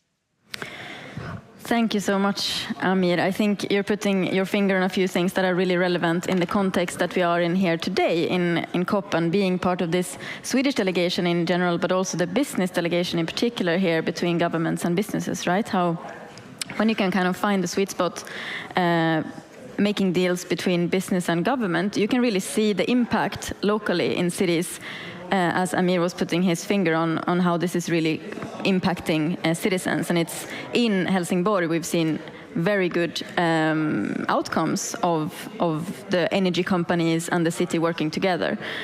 So thank you. And as you might have noticed, we've moved from Stockholm down to Helsingborg, the south of Sweden. Now we're moving even further south. Feels a bit like Eurovision, moving down to our colleague Agnes Schönfelder in Mannheim. Hello, Agnes. Hello from snowy Mannheim. So it's very unusual that we have snow, but we have a lot of it. Okay, so you have the Christmas feeling down there. Yes, it's the first Advent for Christmas, so we really feel in the Christmas mood. It's different from here in Dubai. So if we turn to you, I mean, you are the spokesperson for the EU Cities Mission and also the local Green Deal. And you're here to share with us how you've worked with inclusion and transparency and data. You want to tell us more? Yes, of course. I like to tell you more. So I'm also the spokesperson of the 9 German cities in the EU mission. So you see the sign in my back, the Stronger Cities for Climate Neutral Europe. The GER stands for Germany. So we have a name and we work together also with the others in Sweden, with the cities. I know very well the colleagues. And so we're struggling to fight together. And so the question what we all have is how to involve all the stakeholders to make the mission possible. And it is only possible if all the stakeholders in the city feel responsible for that goal, for that mission. So they need water. You see also in the background, that's coming from our local Green Deal approach. We are a pioneering city in a local Green Deal, what means we are giving the answer to the European Green Deal in a city, how to deal with all the stakeholders. And stakeholders are, for us, all people in the city. It begins with our administration, with politicians, decision makers, businesses, small and medium-sized enterprises, research, and citizens, of course.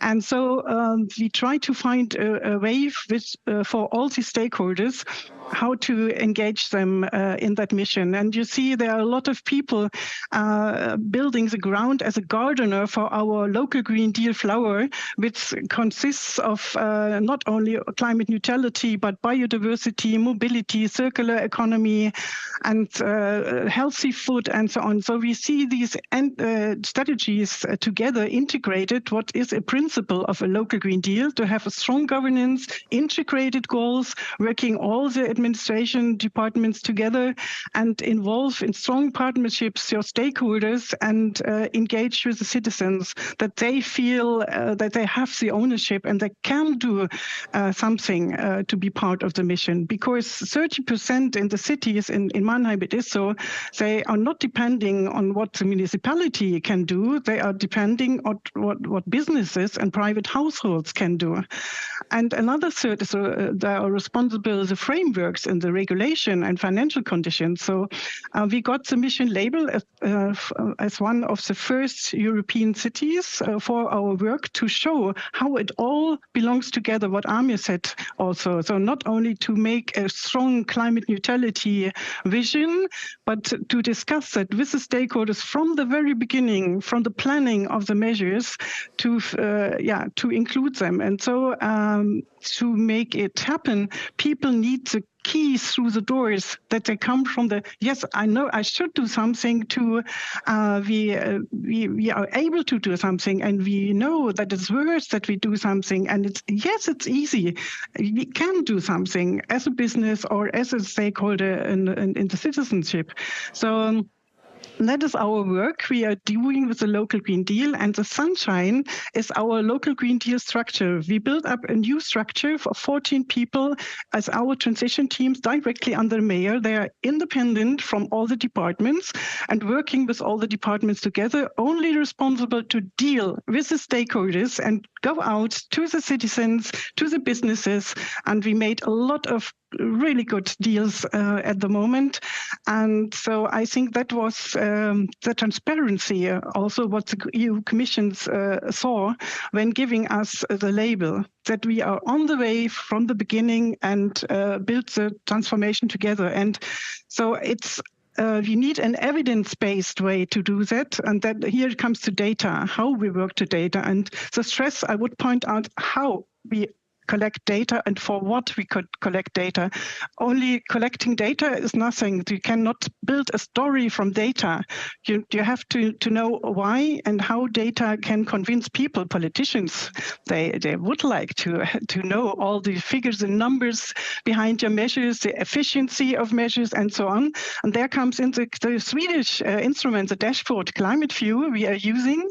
And so we can show how the mixture of measures belongs together and how one measure influences another, and we can go step by step with experimenting with measures and to find the right keys and the evidence on that. And the second one is how we work with data. We regularly report over the CDP disclosure system, and we are really proud to be second time A-rated on the A list of the cities, also for adaptation, not only for mitigation. So And so we are able to have a really good basis to find the relevant mixture of measures to be climate neutral in a sustainable way and to leave no one behind. And that is really, really important for us. And we want to let all our stakeholders shine on stage, that they can show their impact in our work. That is what I would say the principle how Mannheim is approaching the EU mission. And I think together we can make the difference, and with our strong partnerships, we can make the ideal city, what is a slogan of our local Green Deal, ideal Mannheim for Mannheim, means I, as a stakeholder, deal for Mannheim. So let's us make it happen in every city. Thank you. Thank you, Agnes. And I think that you really put your finger on how clear it is that cities are more ambitious than governments. I mean, you, Amir, Olga, all of you are literally part of setting the standard, being role models in how cities can reach net zero by 2030. There's barely a government in the world that has 2030 as the goal for net zero. So I think a round of applause for all of you. And it's time to bring up our studio participants, which are Maja Kuttner from CDP and Einar Bodström from Climate View. Welcome.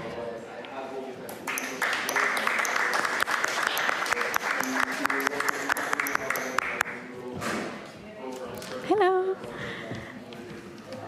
Hello. Welcome. Thank you. Thank you. Thank you. Great, so we heard CDP being mentioned here a few times. Mannheim is on the A list and also on the adaptation part they mentioned. And if I get my data right, you've had at least 17 times as many cities reporting since 2011 to CDP? Many times at least. Many times, Many yes. times. Over 1,000 cities, I'm quite sure. Yes, we started with just over 40 cities in 13 years ago, and now there's over 1,000. There we go.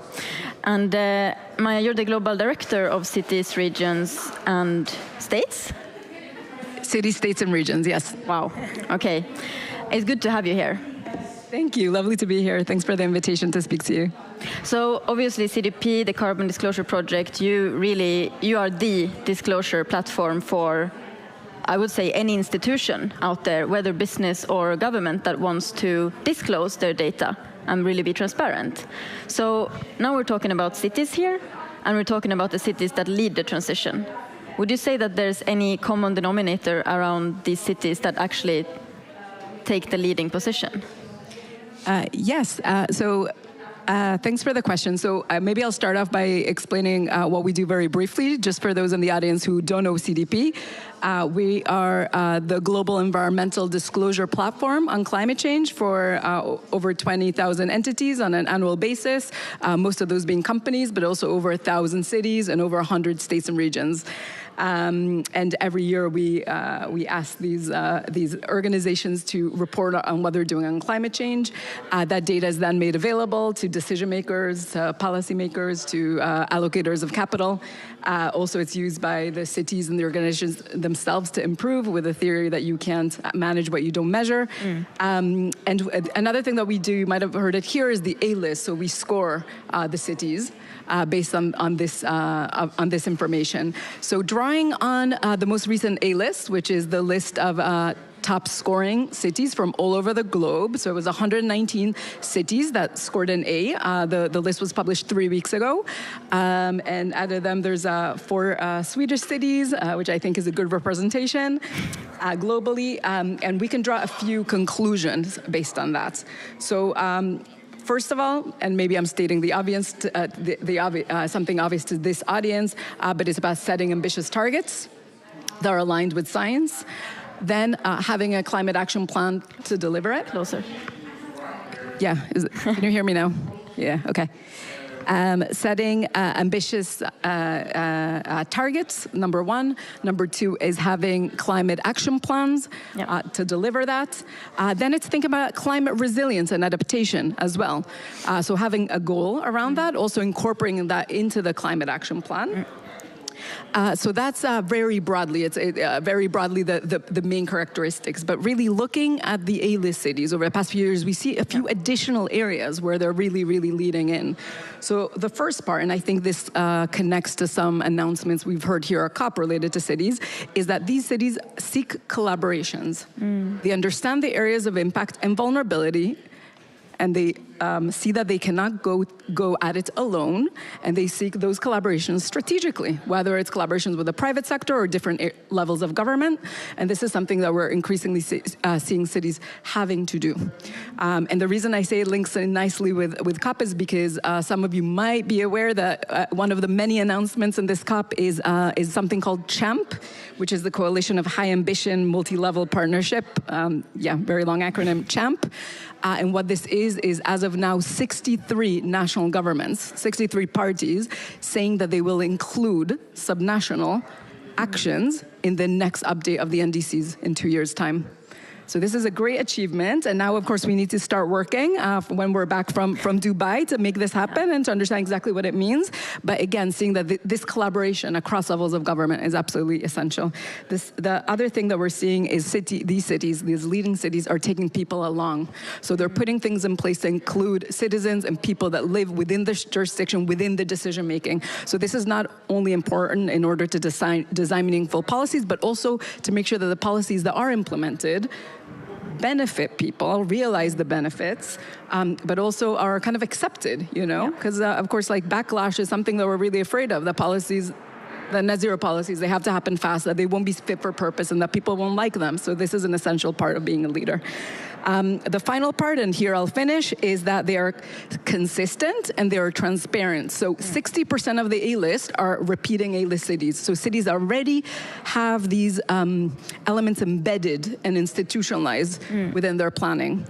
And of course, that is important. It's not just the one-off. It's about having a system to monitor and evaluate on a regular basis.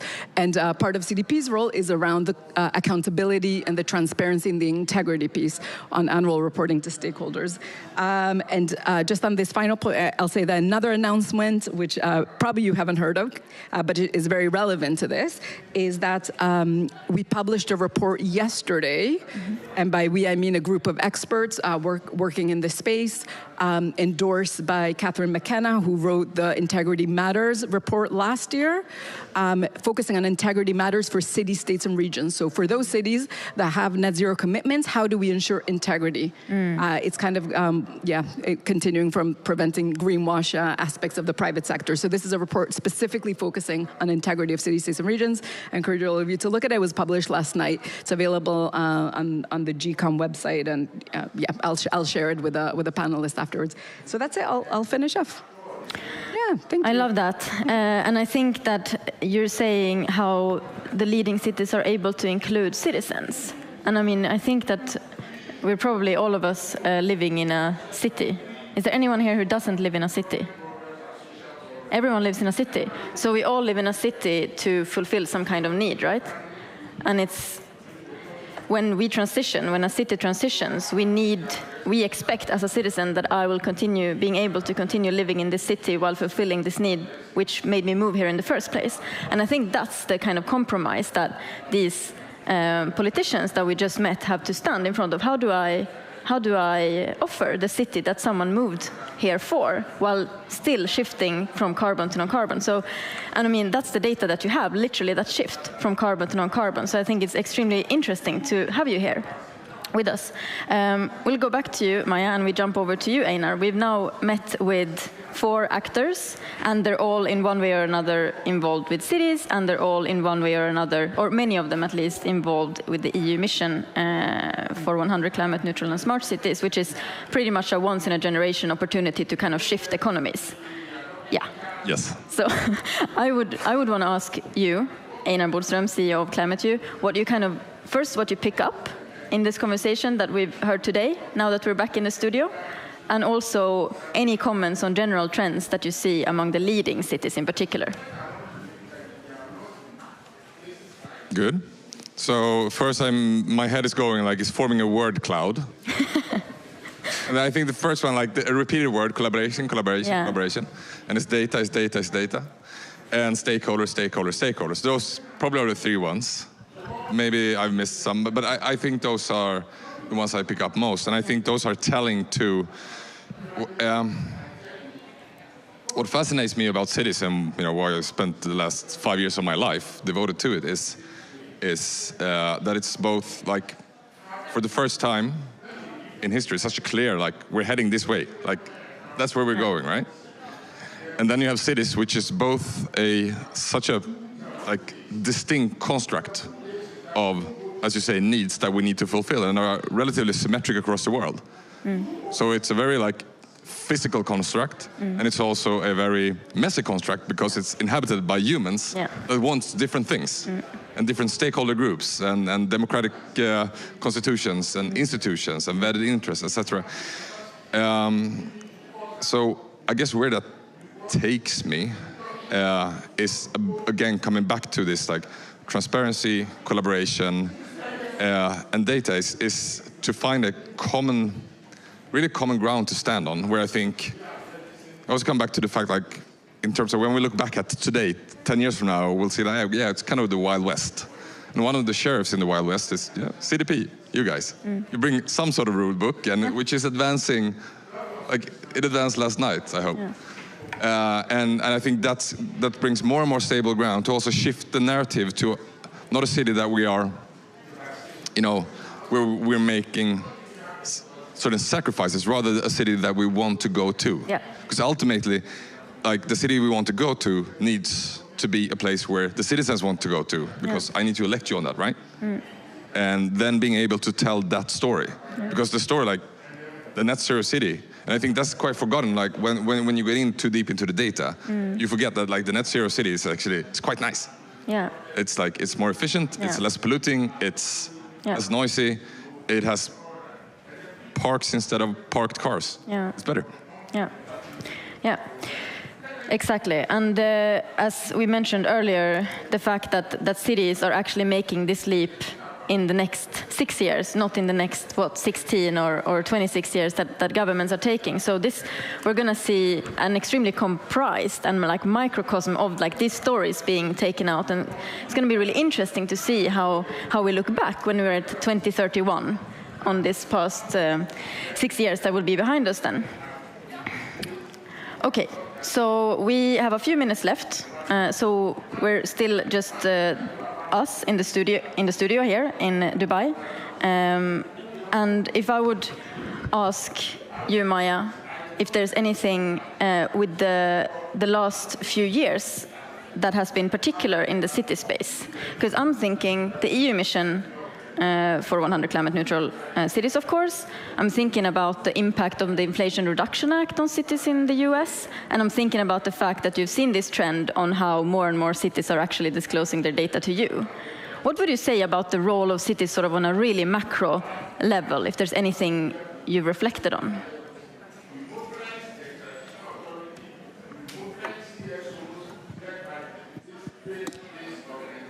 So, cities are critical, and I'm not going to repeat everything that you said around, being over 70% of emissions from energy, being very vulnerable to climate change, and therefore having to act, being the place where people live and work. I think what we're encountering now is what are the kind of barriers we need to overcome to really unlock that potential that cities have. So of course, you work with many European cities, the leading cities. CDP works globally, so particularly in the global south. How do we share learnings from places where cities are very advanced and have more access to finance to places where that's not the case? And I think that from my perspective, that is a very, very interesting and important angle to focus on. Because these are places are currently building infrastructure which might lock us in. Those are places where you might think, oh, they're not polluting too much, so let's not worry about them. But they will start polluting if they don't get on a different track. So I think here there's the issue of transitioning cities that have already a certain area, a certain level of research, etc., but also thinking about other places. So that's one reflection. But I think the role of cities has never been more critical. And if I think about what I want to get from this COP, I really would love to use this opportunity of, 63 so far, it might increase, like really significant countries, such as Brazil, many European countries, saying we want to work with cities to strengthen our NDCs. Okay, maybe I'm being a little bit, more generous here in terms of what the commitment actually says. It's perhaps not that direct, but but it's part of a bigger trend. That is the gist, and that is the trend. Yeah, that is a movement. Like seeing that 3 years from now, like I would be very surprised if that doesn't like just continue in that direction. Exactly. Yeah. I just want to jump back on one thing, Maya, and you mentioned on the A list that you had adaptation too, right? Yes. Yeah. Would you say that there's any city out there that is a good example of adaptation? Any particular city? Yeah. So there are many cities there that we have, also in the Global South in the A list. And I'm not going to kind of single any particular city out, if that makes sense. But I think the most interesting examples that we've seen around adaptation in the past few years are solutions that look at both adaptation together with mitigation, but also together with the other benefits that you're talking about making green space more accessible, increasing biodiversity, improving air quality, and kind of the buzzword of nature-based solutions is actually a thing that is very exciting and that offers a lot of opportunities. So this is solutions to climate change, building resilience and reducing emissions that involve using nature. So that is an area that I definitely would want I'm keeping a very close eye on that, because I do think that that's something. I would be surprised if we don't see many of these examples come up in the mission innovation cities too. Yeah. No, I don't have any comments on the adaptation part. No, but it looked like you wanted to jump in. Great. No, but I think I want to put my business hat on as well, and so we have all the co-benefits around shifting the cities to net zero, but then just if we think about it in purely capitalistic terms, in terms of since we know where the world is heading, essentially the cities that go there first will create business ecosystems that will be superior to the ones that sit on the side. I think that's super clear. It's such a no-brainer. So I think you come at it, and I think that's really where I see a Mannheim or a Helsingborg really gather the entire city around one vision. Yeah. It is about both the business side of things and the viable city park kind of. It's both hard and soft values basically. And I think if I was a city, I would hop on the next train, electric car, maybe flight, to Mannheim or Helsingborg to really suck the juice out of them. Because I think, as Olga said in the beginning, stealing with pride, there should be a prize for best thief of cities. I actually think that the cities are so symmetric; they can steal so easily, but they do so way too little. That would be my What does the sheriff say? Sorry? The sheriff. Yeah, the sheriff. I wrote it down because I've never been called a sheriff before. I kind of like it. So just to say that bit about stealing or collaborating, CDP... I mean stealing in a very good way. Yeah, exactly. So CDP works with a lot of companies. Companies are really competitive and not always in a nice way with each other, as you know. With cities, it's something different. They compete, but they collaborate. They compete with a real thirst to work with each other and learn from each other. And that's why I love working in the city space. I work with both. I work with companies and I work with cities. And now, that's what I like about it. And I agree with you that is such a big part of this. And that's such a big part of having the data to enable this kind of knowledge sharing at scale. Yeah. I think that with those words, we're reaching the end of this live stream and this studio session. So thank you so much to you, Maja Kuttner, and to you, Einar Boström, and to our participants online, Olga, Amir, and Agnes. Thank you so much. Thanks to everyone here.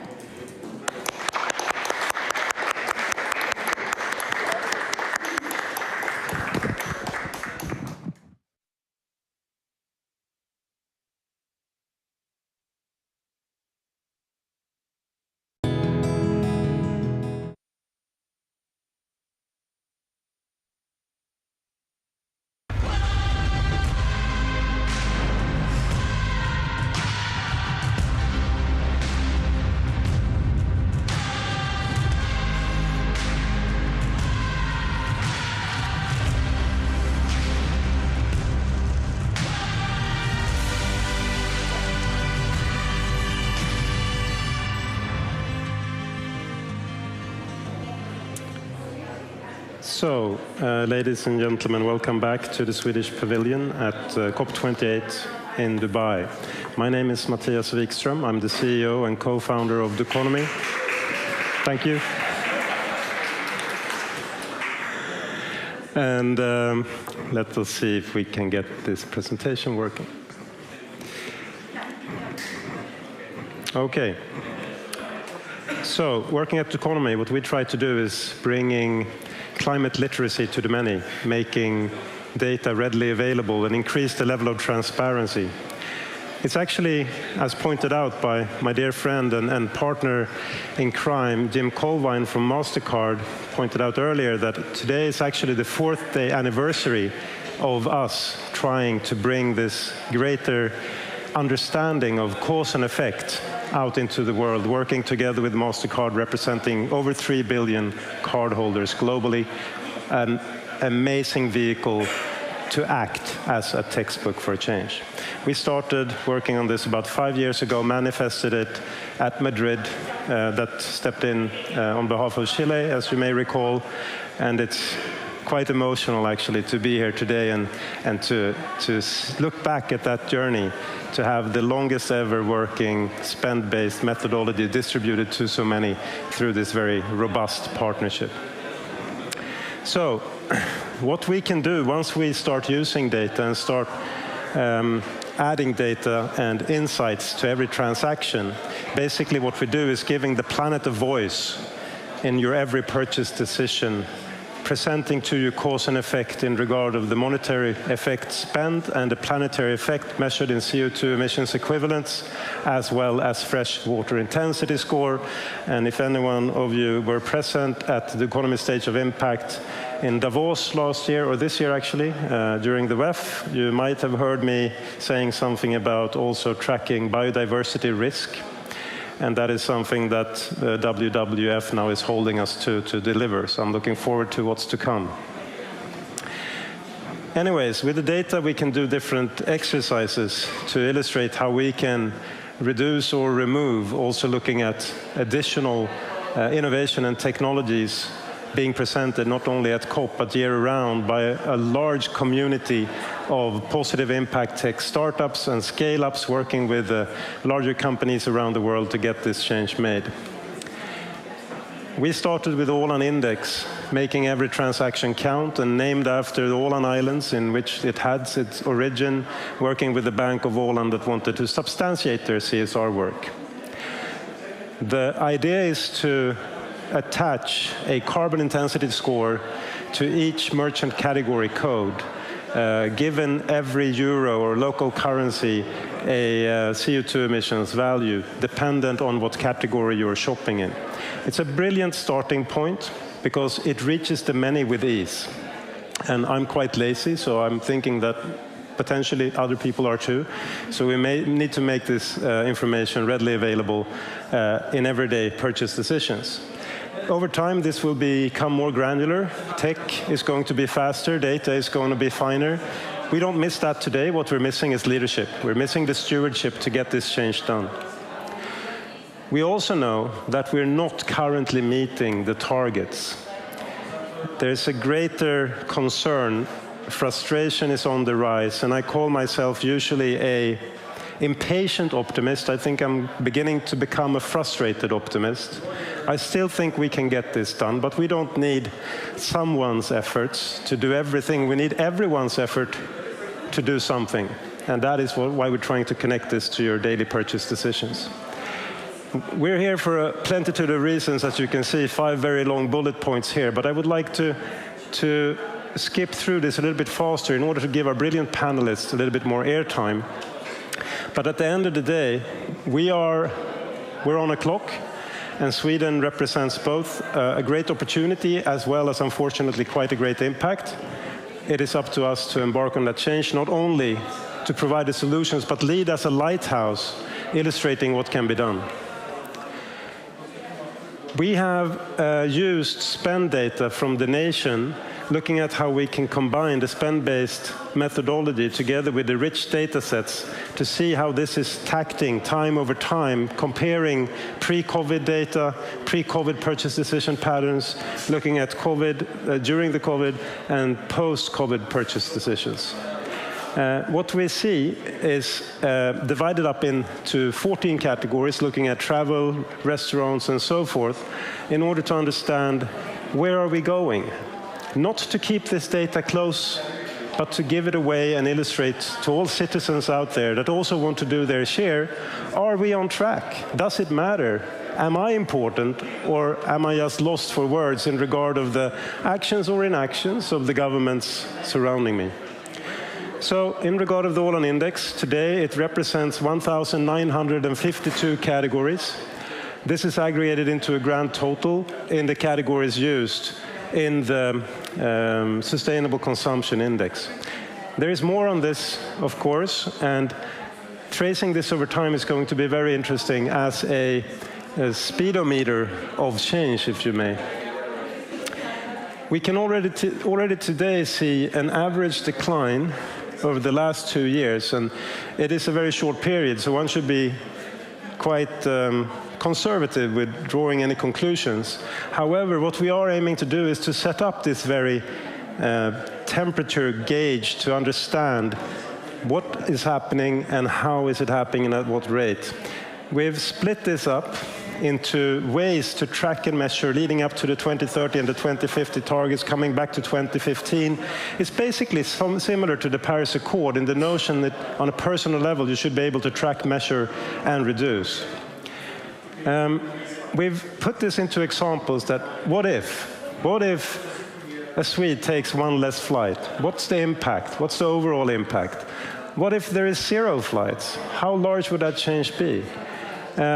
What if we were only buying vintage clothing, coming back to circularity, and what everyone is talking about, giving these numbers, dressing it in data, making it more tangible, not just saying it would be good if.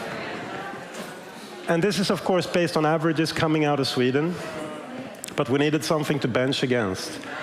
What if we were only buying vintage furniture? What if we were, vintage electronics? What if we choose a vegan diet once a week, looking at what the EAT Foundation is trying to drive in regard of a planetary aligned menu? What if we did it for a whole year? Boom.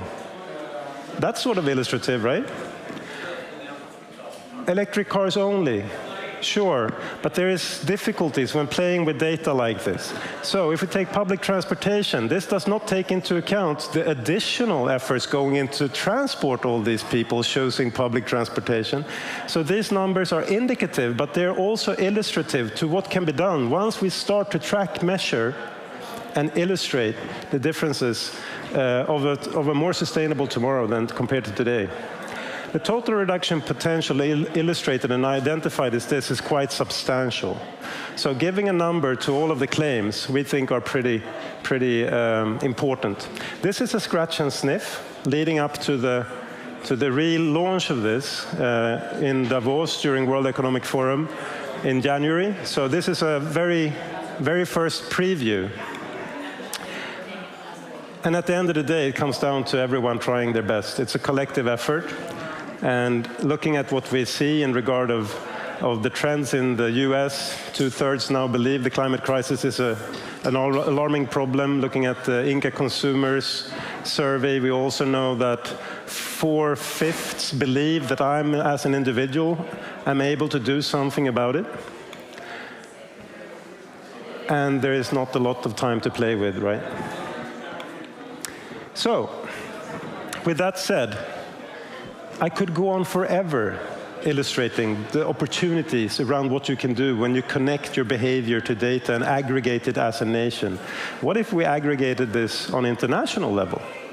What if MasterCard and Duconomy said any country that want to track and measure this as an indicator, we can help you? I think it's a good idea. I'm not going to pull the old, what gets measured gets managed and all that airport literature stuff. I'm just saying that we need to become more tangible around the climate crisis. We can't just say it's something really bad and it's going to happen far away. People have a great idea around impact. I think the pandemic proved that.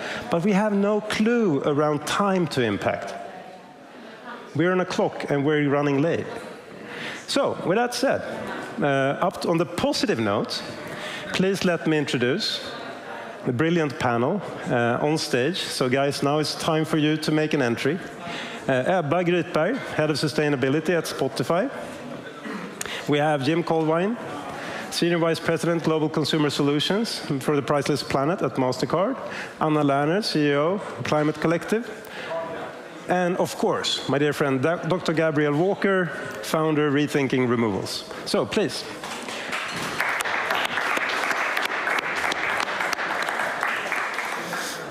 And you have microphones in the bucket, so to say.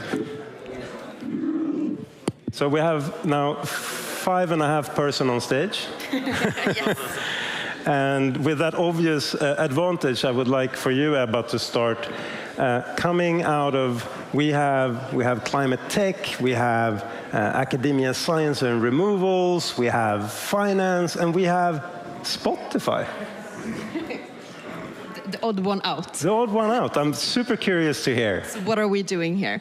I mean, the first obvious thing, we're a company with an impact. As any other company, we have a physical impact somewhere in the world and a negative impact on the world that we need to handle. But that aside, we see a great potential in kind of using our platform to drive positive change in the world. And for us, with more than, I think the kind of current number now is 574 million people using our services. I mean, imagine that leverage. I mean, imagine that potential reach we have.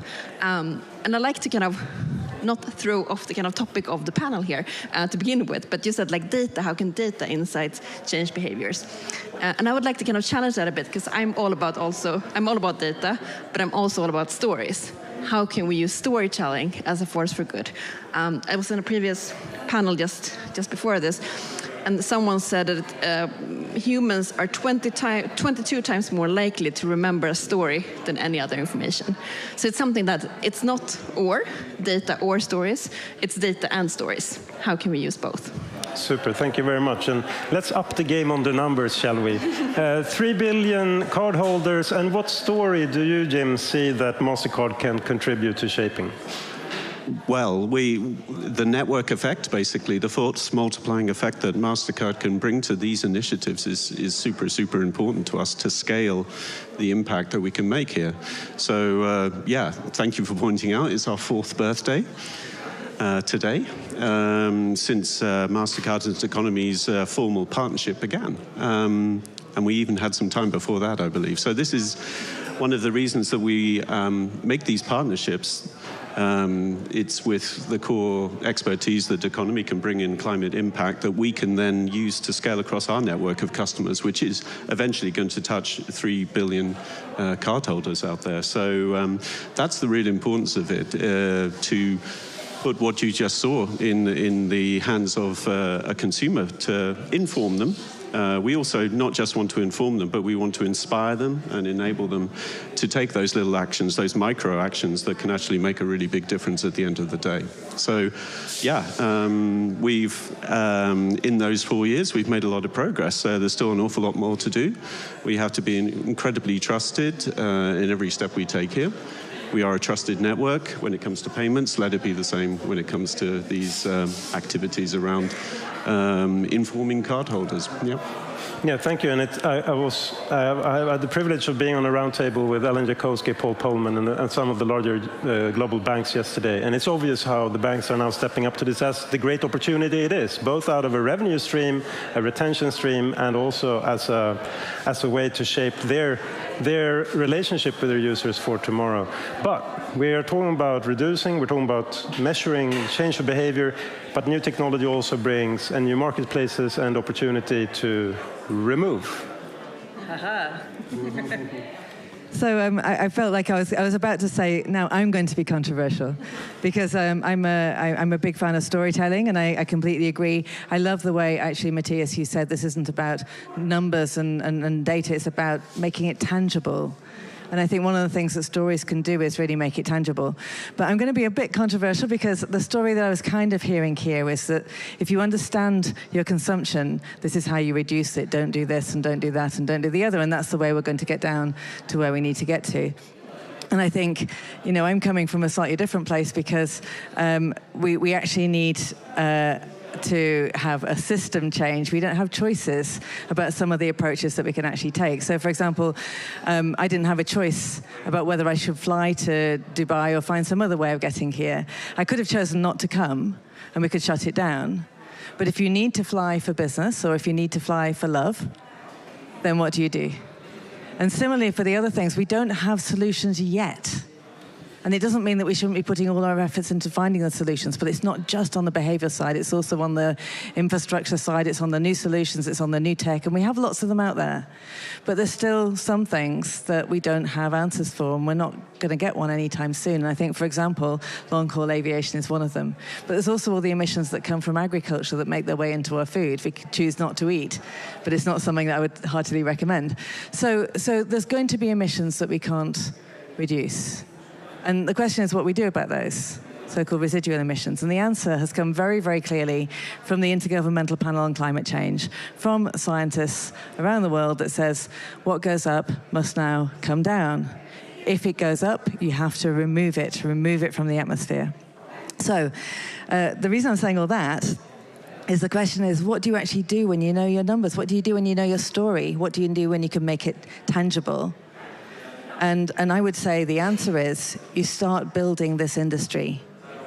Because at the moment, we cannot remove more than maybe a few million tons a year from the atmosphere. And yet we're going to have to remove 10 billion tons. That's what Johan Rockström was saying yesterday to world leaders around the pavilion just around here. So if we're going to have to get to 10 billion and we can't really reduce only, a few million at most, how do we do it? We have to build the industry. So I'm building all this around to say, you have your index, you understand where the emissions are. You sort of say, how can I change my behavior? You can also say, how can I contribute to building this new industry? If I remove my emissions, not only am I saying that what goes up from me that I can't stop now comes down, but I'm also saying I'm building this entire new industry, which is what I'm going to need. And when we're talking about stories, when I go around talking about carbon removals, there's a lot of confusion. Is that kind of offsets? Is that stuff you shouldn't do? No, it's just what goes up has to come down, as simple as that. And there's loads of ways to do it. But the best bit of the story, as far as I'm concerned, is I keep talking to people who say, this is the first thing that's kind of given me hope. Because if we can build carbon removals to the level that we need, we can go further. Instead of just stopping this problem getting worse, we can start it getting better. We can actually start to fix this thing and clean up our mess. So this is a suggestion to you in your partnership, in all of your partnerships, to say, we can understand, we can make suggestions about behavior. What about what we do about what's left? What about actually building in an option to remove some or all of what's left and help create this industry at the scale and pace we need to? Thank you very much. And on the note of hope, thank you, Gabrielle, for bringing hope. If nothing less, at least to me, in our many conversations in a sea kayak back in the day. Very much appreciated. No, but your background also in being the storyteller in this is extremely instrumental. I think we're lacking the narrative. We have a 1.5 degree limit that we are not going to make. No one dares to talk about it because we have used it as a hook to hang all our hope on. Let's make it to 1.5. Let's keep it to 1.5, which is a very high number to begin with. We're not going to do that. So what new narrative are people going to be able to hope for, to trust in, and to contribute to? I think you're bang on target there. And looking at additional features, what's next, what's new, what's coming around the corner. And I know that we had a conversation last night around all the brilliant opportunities that you see coming into the market. But first, a brief introduction, of course. Yes, absolutely. Thank you so much for having me, and I'm really pleased to be back home in Sweden, if you will. My name is Anna Lerner. I represent the Climate Collective, which is an innovation network made up of entrepreneurs working on digital technologies or climate data in service of climate and nature outcomes. So we have several companies working on removals. We have a lot of companies working on other types of data storytelling, data surfacing efforts to enable people to take action. And I think just from our perspective, climate tech is so much. Climate tech is so wide. It's anything from deep tech, decarbonizing our systems and enabling this transition that we need to speed up. In our community, we represent more the digital side, so digital and data. And I think it's really important in the sense that climate is a time game, and we're running out of time. That's very clear. 1.5, 2, whatever it is, we're running out of time. And digital technologies and data can help us accelerate pace towards these goals. And from that perspective, I'm really grateful to you all for doing this work and putting this data out there. I think it was in 2017, IBM said data is the new gold. It was for them and for a lot of other companies. But now I see data being made available to individuals, to organizations, to nonprofits that maybe didn't have the ability to create that data in the first place.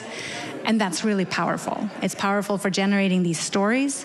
It's powerful for building really substantive and important technologies that can address this data. And from sort of the collective side, for the many climate or nature tech entrepreneurs that we represent across the Climate Collective, having access to these data points and understanding the trends in Sweden, and hopefully beyond Sweden, I would say, allows them to build solutions both upstream and downstream to these actions. Personally, I think it's a little unfair to put all the onus on the individuals. I don't want to cause more eco-anxiety. It's already tough to deal with the stress and the pressure of dealing with this massive problem. But allowing entrepreneurs having access and understanding of the opportunities of the market makes them able to build solutions that makes our changes easier, and it won't increase the pressure that we all have in turning. And I think the removals is an excellent example. If we can get the removals industry moving, then that's a really great, readily available solution that people can turn to and not have to feel so sort of pressured around their individual lives. So again, thanks for this. So thanks for saying that, and I think I just wanted to say that I'm actually I'm building two organisations. You mentioned Rethinking Removals, which is a non-profit which is trying to help make carbon removals happen. I'm also a co-founder of a startup, a tech startup, Curate, which is trying to provide carbon removal solutions. And particularly from Curate, the reason I mention now is we've been doing a lot of work into what will actually help to build the approaches at the speed that's needed. And there's an incredible ecosystem of probably lots of your members of these dynamic, fantastic entrepreneurial people looking at, you can store it in oceans, you can store it in soils, you can store it in trees, you can store it in rocks, you can store it in products and buildings, and yet they can't get the money. They can't get the money. So there's two things that are needed here. There's the data and there's the money, and this is where the two can actually go hand in hand. Because the other thing we found at Curate is that the way to get money in the hands of the project developers is to have people promise to buy the carbon removals. If they know that they've got a sale, if they know that they've got a market, then they can actually go to the bank and get the project financing. So individuals can actually help with that.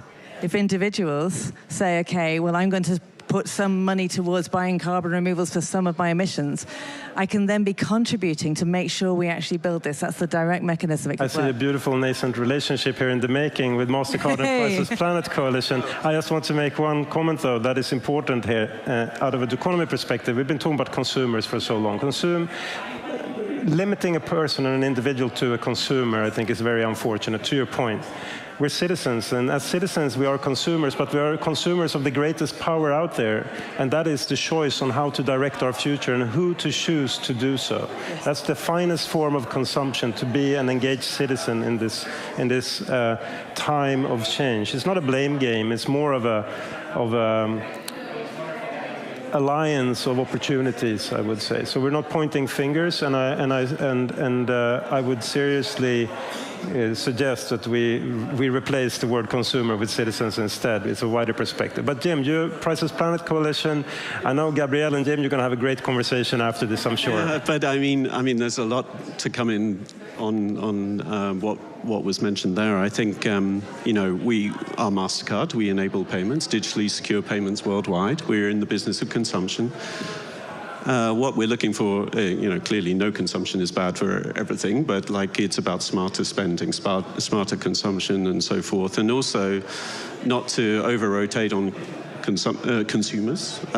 We have to think about producers, because, if this is chicken and egg that we can encourage people to make more greener choices in the things they purchase, that will eventually have an effect on production where we can really decarbonize and get greater scale.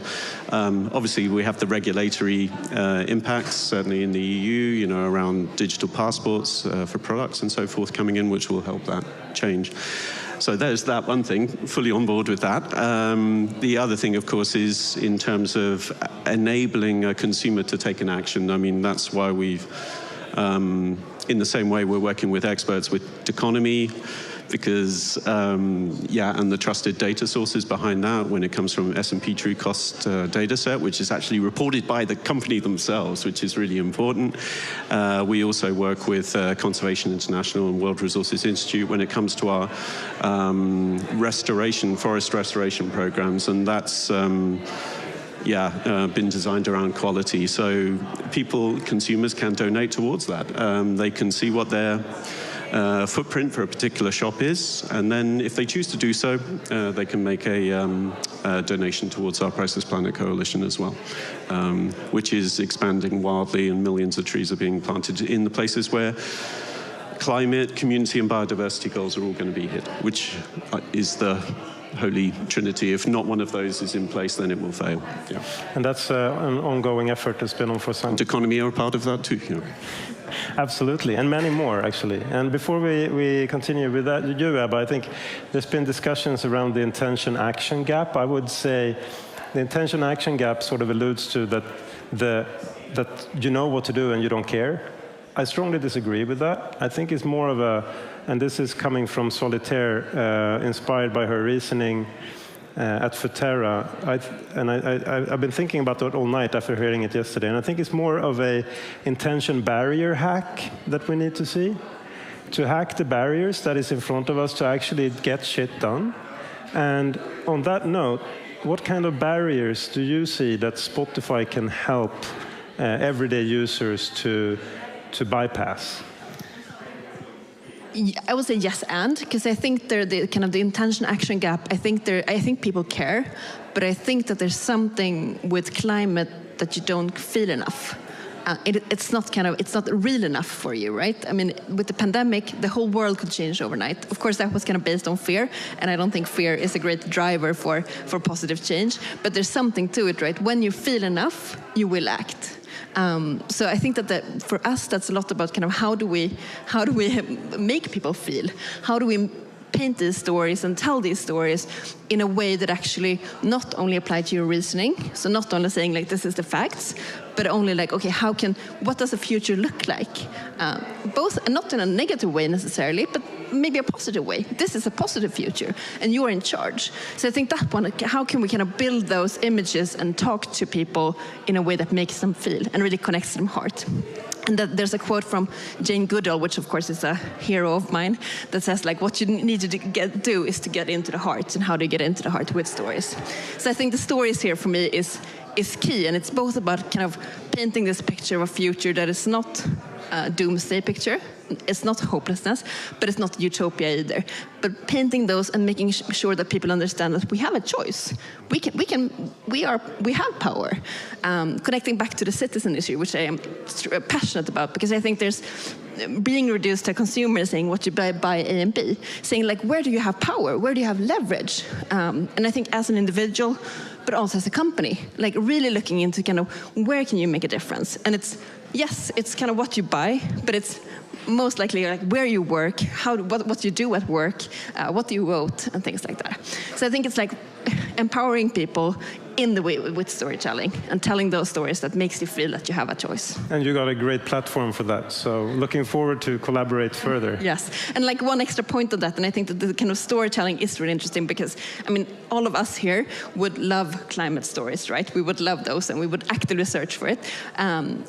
Sad to say that that's not the majority of the people in the world. So it's also about like finding ways to, I need to find a better way than to manipulate people to hear this kind of content, but to find the ways of kind of infusing content and infusing these stories where people already are. So finding places where they already are to paint this picture of kind of make people feel, think, and then I think that will lead to act. Super, thank you. And I think we have 2 brilliant storytellers. We can record, 15-minute sessions, 7 of them, and put them on repeat on Spotify and educate everyone. When people sleep, maybe, then the... Okay, now we're pushing it. Yeah. May I quickly? Yes, please, Kevin. So, just a beautiful thing that you said. Thank you. And I think that I've heard almost every talk I've ever given about climate change, and God knows I've given a lot in the 30 years I've been working on this, people say, what can I do? What can I do? Tell me what I can do. And for most of that time, I have not had an answer for them. I used to say things like change your light bulbs, or try not to eat so much meat, and it's not commensurate, and they know that it's not commensurate with the task, and so it doesn't feel real. So I would say the 2 barriers that are absolutely clear. The first one is, I don't know what to do, give me something to do. And the second thing is, if I do it, can I trust that it will actually help? And I think that trust thing has been massively hit over and over again, sometimes by enemy fire, sometimes by friendly fire, but it's been massively hit. So I don't know what the right thing to do is. And if you don't trust it, the airlines have been telling me, nobody clicks on that little thing saying, do you want to offset your flight? And I said, they don't trust you. They don't trust you to tell it to them. Why would they?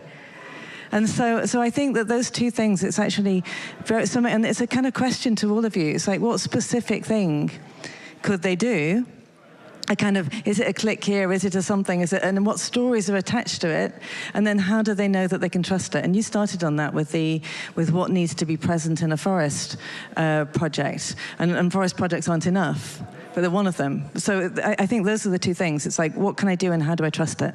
I love that, because it's basically the brief for the Sustainable Consumption Index by Duconomy and MasterCard, showing the impact of your choices. So thank you very much for that one. Anna, would you like to build on the barrier side and what you see in the market and how to address them and what kind of radical innovation we see? Yeah, absolutely. And I'm like yes and one plussing everything here. It's a really good conversation. I would say, so I think of digital technologies as a great kind of equalizer and as a kind of a way of democratizing access. It can be democratizing access to markets, democratizing access to fractional small carbon removals that represents a little transaction that you do, or not having to be a big corporate and kind of take part of this in your net zero pledge. But I think there are 2 challenges to it. One, we need to find people where they are. That's where Spotify is so important. It's also thinking about, could we leverage social media in a better way? Are there ways we can create climate communities? Frankly, running a climate community is really hard and it's really tiring, but it's extremely important and energizing as well. And there are all these really interesting climate communities that are popping up now. It's climate communities for the CSOs. There are climate communities for people working in the railway industry. There are climate communities for climate community managers, so we can share experiences and figure out ways to fund our organizations and scale. So one, find people where they are is really critical. And then the second piece, more around sort of democratizing the access to these actions. That's again where I think technology is so important. A lot of our members are working with identifying frontline communities that are sort of the guardians of biodiversity hotspots, for example, or critically endangered ecosystems, mangroves, etc. And the world has had a really hard time finding models to channel funding to them.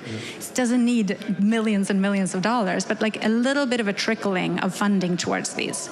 Some people are experimenting with universal basic incomes, maybe 50 cents per day to just receive as a little trickle for the environmental impact that you're having every day.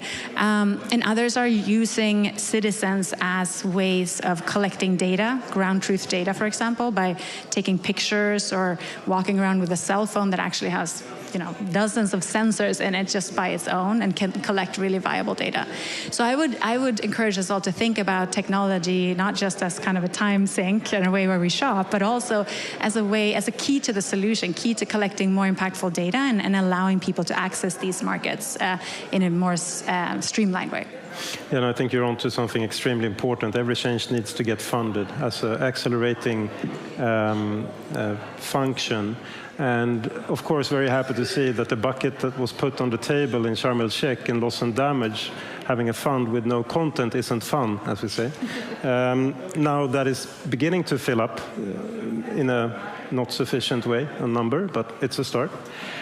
But what it is, it's indicative to basic financial analysis, right? Follow the money.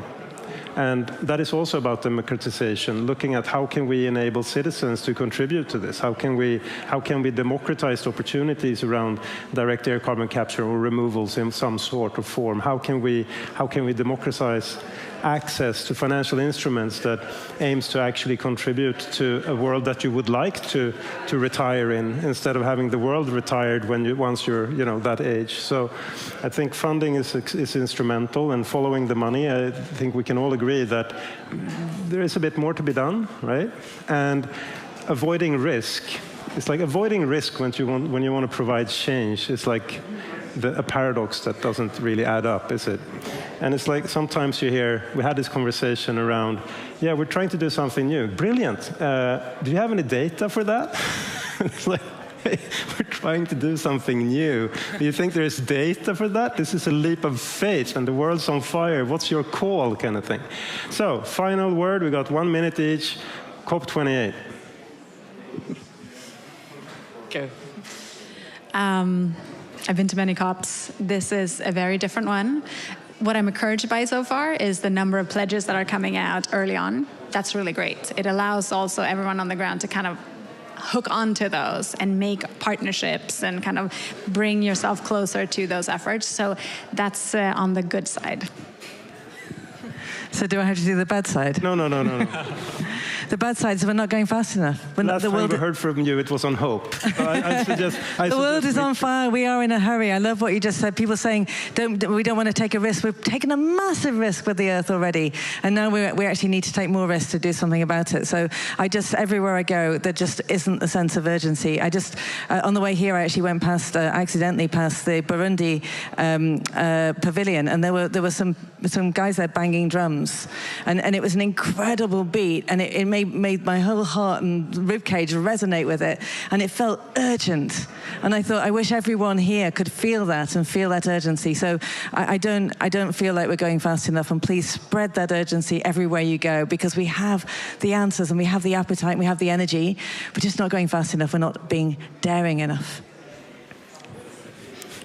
Well, yeah, all of those themes, there's absolutely the same for me as well. It's great to be here, having been to a good few now. 4 years ago, obviously, in Madrid, sealing our partnership, but that's still got a way to scale up even more. So there is hope that we can now get this exponential effect when it comes to what we're doing, but it has to be a real collective action. And do we see that? Fuller collaboration and collectivity, I'm not sure yet, but I'm always that eternal optimist on that front. So. Great, agree. I would like to see even more of companies focus not only on the bad side, but also like on the opportunities. There are huge opportunities in this. There's huge business opportunities, but also huge opportunities in actually having a positive impact by leveraging things that they already do. So it's so easy, kind of tweaks. So I think I would just want to see more of that. Thank you very much. And to Leia and Morris, if you're watching, this is what my day job is. And these are the brilliant people that I work with trying to get change done. Ladies and gentlemen, and a round of applause for these brilliant people, please.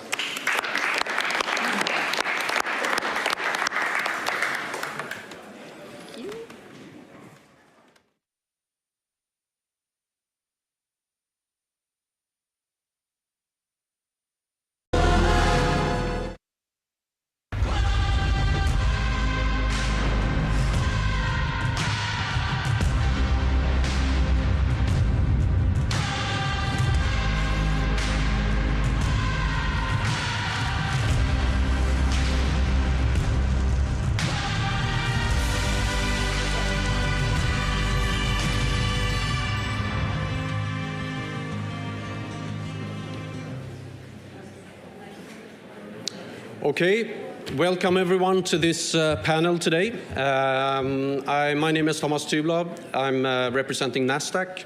NASDAQ, as you probably know, we operate markets around the globe. We provide technology to more than 150 marketplaces, and we are very engaged in the carbon market as well. And today I have the pleasure to host this panel on VCM and the Article 6. And to help me with that, I have the honor to have Anna Lerner, to moderate this panel. And Anna is climate leader with expansive partnership, technology and financing experience across public, private and civil organizations like the World Bank, Meta and bilateral cooperation. So thank you very much for helping us out with the moderating. Thank you. Thank you for having me. I'm very excited to be here. Hi, everyone. I'm excited to be back home in Sweden, if I can say that. Yes, my name is Anna Lerner. I'm the CEO of Climate Collective. It's an innovation ecosystem, a network of climate tech and nature tech companies. So if you are building products in climate or nature tech, come see us. We're here to help. This is a massive topic. So again, kudos to all of you for coming here. Kudos to all of you for listening in. It's a super important topic. It's very complicated. So we're going to do the best we can to make this crisp and approachable and hopefully land in more clarity around the topic. So to do that, I'm going to dive in and kind of give a high-level sort of overview of the topic, and then I'm going to call my excellent panelists up. So, just to say, this is taking shape. This is a topic that's taking shape right now at the COP, so it's not even a topic that we have the clear answer to. It's emerging as we're talking. Highest level, putting a price on carbon is critical to scaling up climate action. Today, there are two broad strategies to put a price on carbon. You have carbon taxes or carbon markets. There are roughly around 40 countries, 20 cities that are covered by one or the other.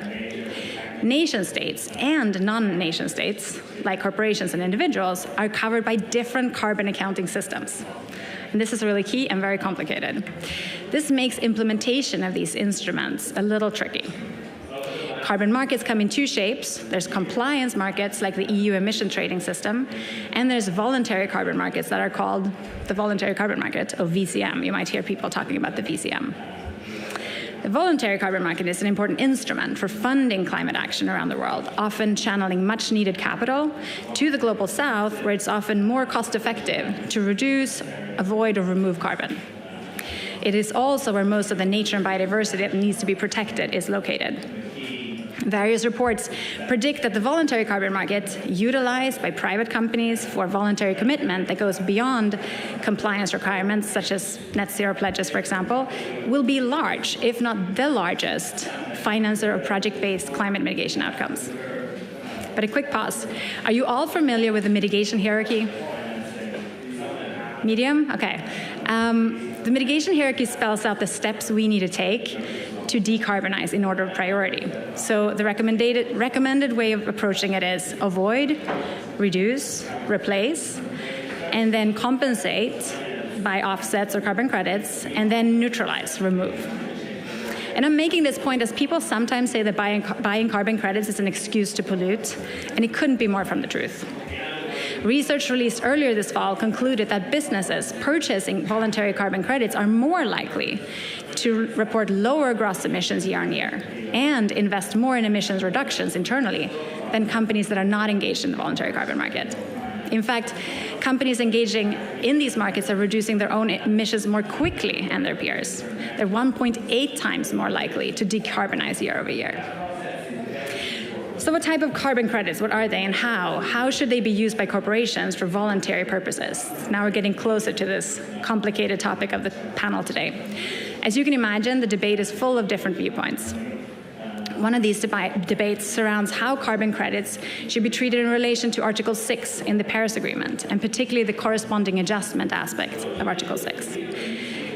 Corresponding adjustments, so we're all on the same page, are upwards or downwards adjustments of a country's national determined contributions, its carbon accounting framework, if you will, and it's tracked in the UN's reporting system. The VCM is one of our most important market mechanisms designed to increase voluntary private capital to the much needed investments in mitigation and removal activities. And to unlock these investments needed to scale the VCMI, clarity and certainty around policies and frameworks on this topic is critical. I'm thrilled to be here with the distinguished panels of thought leaders, experts, and brave early movers in this space. Before we dive deeper on these nuanced topics, I have 3 quick questions for the audience. please raise your hand if you represent an organization that has ever purchased carbon credits for compliance or voluntary purposes. Okay, great. We got a couple here. Thank you. Raise your hand if you think it's important to accelerate climate finance from the global north to the global south. Okay, this is great. Raise your hand if you're excited about the opportunity to scale permanent carbon removals to reach net zero. Fantastic. Okay, we're all going to be friends. Excellent. I'm going to invite my panelists from different directions. Thomas, Michelle, Alexia, and Robert, please join me up here on stage. All right. I'm going to do a quick opening question to all of you. There's so much expertise and so much experience on this panel.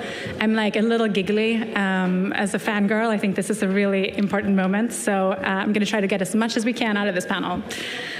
So concise response, first of all. I'm going to start with you, Alexia, so get ready. From your perspective, why is the voluntary carbon market so important on our journey to net zero? Thank you, Anna. Great to be here. So thanks for taking time to join us today. I'm Alexia Kelly. I'm the Managing Director of the Carbon Policy and Markets Initiative at the High Tide Foundation, and I'm here as a board member of the Integrity Council for Voluntary Carbon Markets, which is a new threshold meta standard for the voluntary carbon market, seeking to really raise the bar on integrity across the way in which the market operates today.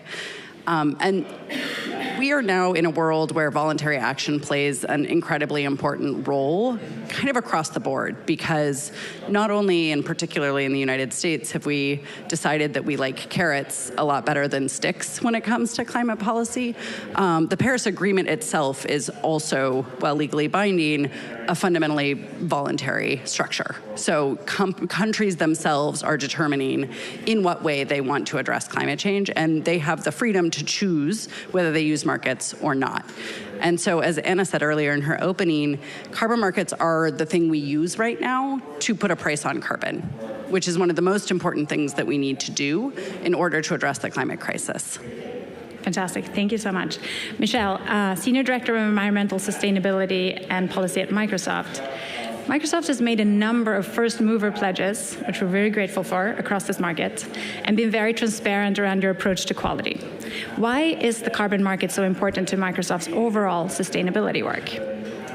So it's pretty simple. You know, the world is not taking action fast enough. We talk about an ambition gap, but we actually have an action gap. And voluntary action allows non-governments to take action, like a company like Microsoft. And that's why in 2020, we made a pledge to be carbon negative by 2030. And then we made a second pledge to remove all the carbon that we've put in the atmosphere since our company was founded in 2050. So it's two separate targets. It's carbon reduction and carbon removal target, and we take a carbon reduction first approach. And so these markets are very critical to us to be able to achieve our goals. This is across our entire operations. So what we make, the carbon that is generated from our own buildings or our operations, electricity, and from our supply chain. And so, we've been doing a lot and look forward to sharing a little bit more on the carbon removal piece. One thing I do want to share is we also transparently report every year the progress that Microsoft has on its carbon goals, as well as our other sustainability goals. And we talk about our emissions and our removals, and that's a completely separate report. It's about a global footprint that Microsoft has and what we're doing versus the reporting that countries do, which is the efforts and the activities that happen in their own jurisdictions and their inventories. And so we see these as two very separate reporting, and that's why it's really important to have this conversation today to really unpack a little bit why. That's fantastic. Thank you. Robert, you're the fund manager and advisor of Milky Wire and Carbon Gap. As one of the thought leaders of the emerging carbon removal markets, do you have anything to add to these two? How do you see this opportunity? Yeah, I think it's governments and it's policy and that's compliance that sort of wins the day, but it's the corporate voluntary market that gets us through the morning, sort of, and can kickstart it. And government is slow, it takes a long time with policy, and we have seen how Microsoft and Frontier and also the Milky Way Fund, which Klarna, Spotify supports, and others have been able to kickstart new technologies, be the first buyer, get new expensive technologies tried out so that they can grow and become a bigger part of the solution. And yeah, that kind of voluntary action is super important to get those things to happen. Yeah, it can complement whatever the policy side does. Fantastic, thank you.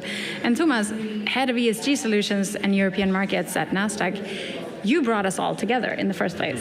So thank you for that, first of all. It's your fault that we're here. I know you have some specific ideas of why the VCM matters. So from Nasdaq's perspective, how are you thinking about carbon markets? We think it's a really important instrument. It's a way, like we have said before, a way to channel and allocate private capital, which is needed to reach the climate change efforts we need to mobilize. And we believe in markets. We think it's an efficient way to distribute resources. And we see a huge need and a huge willingness from corporates. I mean, we have 6,000 listed corporates around the globe. They want to do good, and they want to find good instruments to be able to utilize. And I think that's where the VCM comes in and will play an extremely important role, complementary role to all other efforts. Yeah, absolutely. Thank you.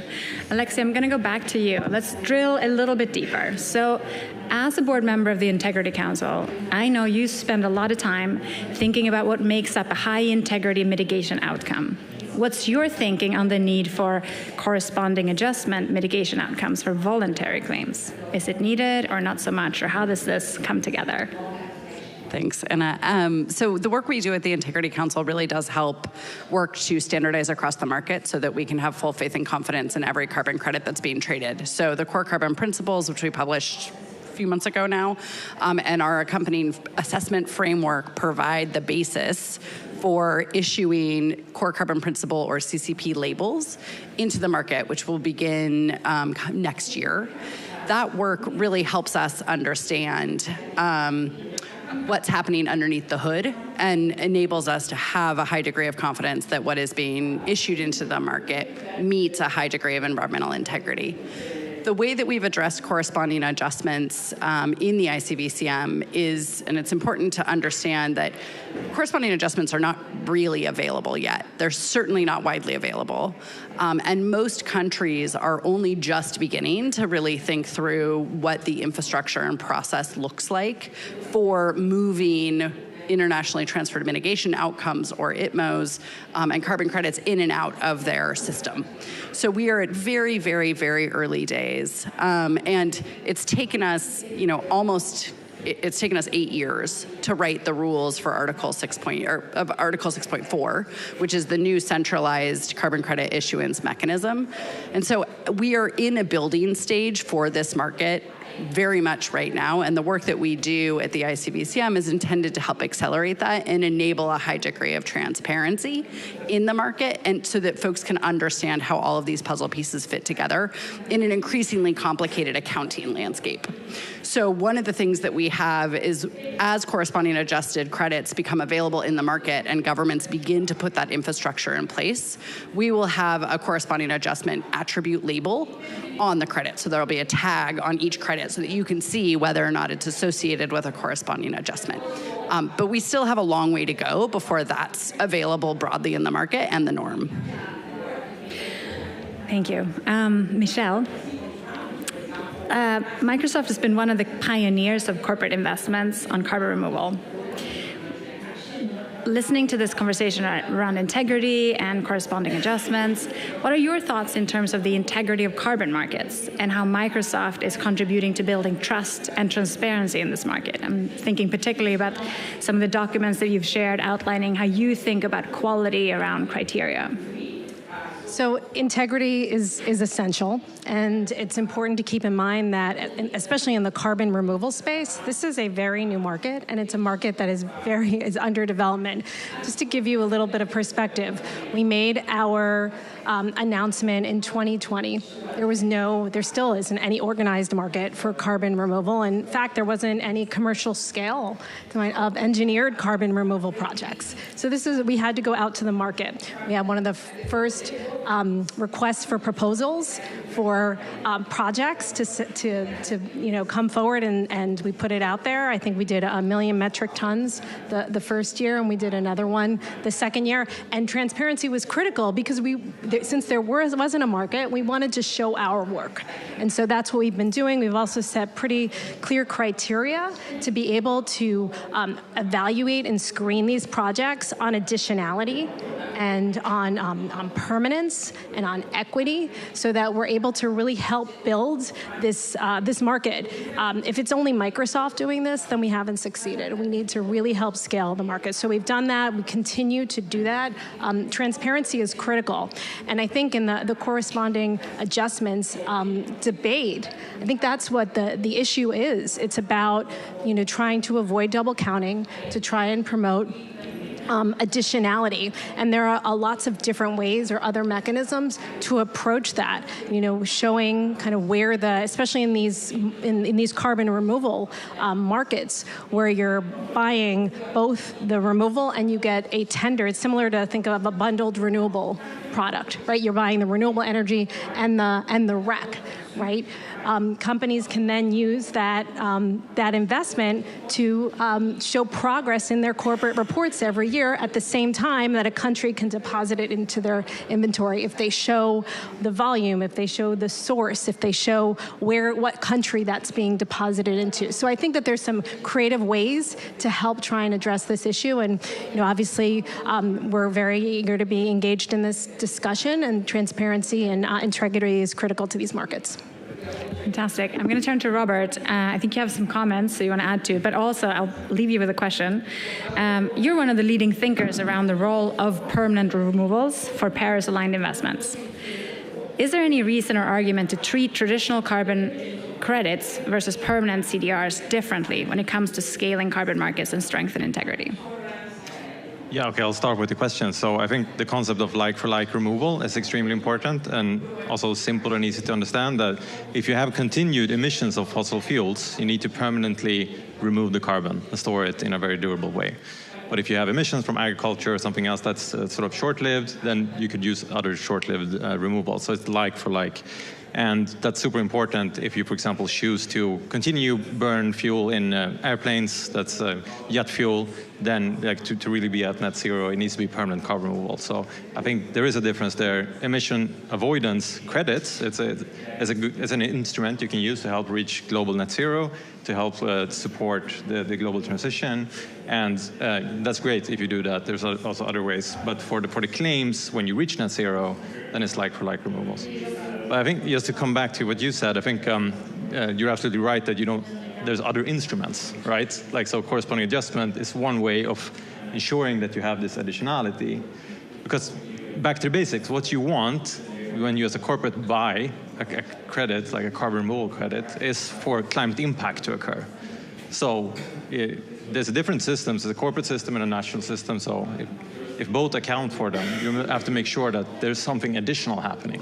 So having separate targets, for example, for your carbon removal and for your emission reductions could be another way of ensuring that there's an additional impact.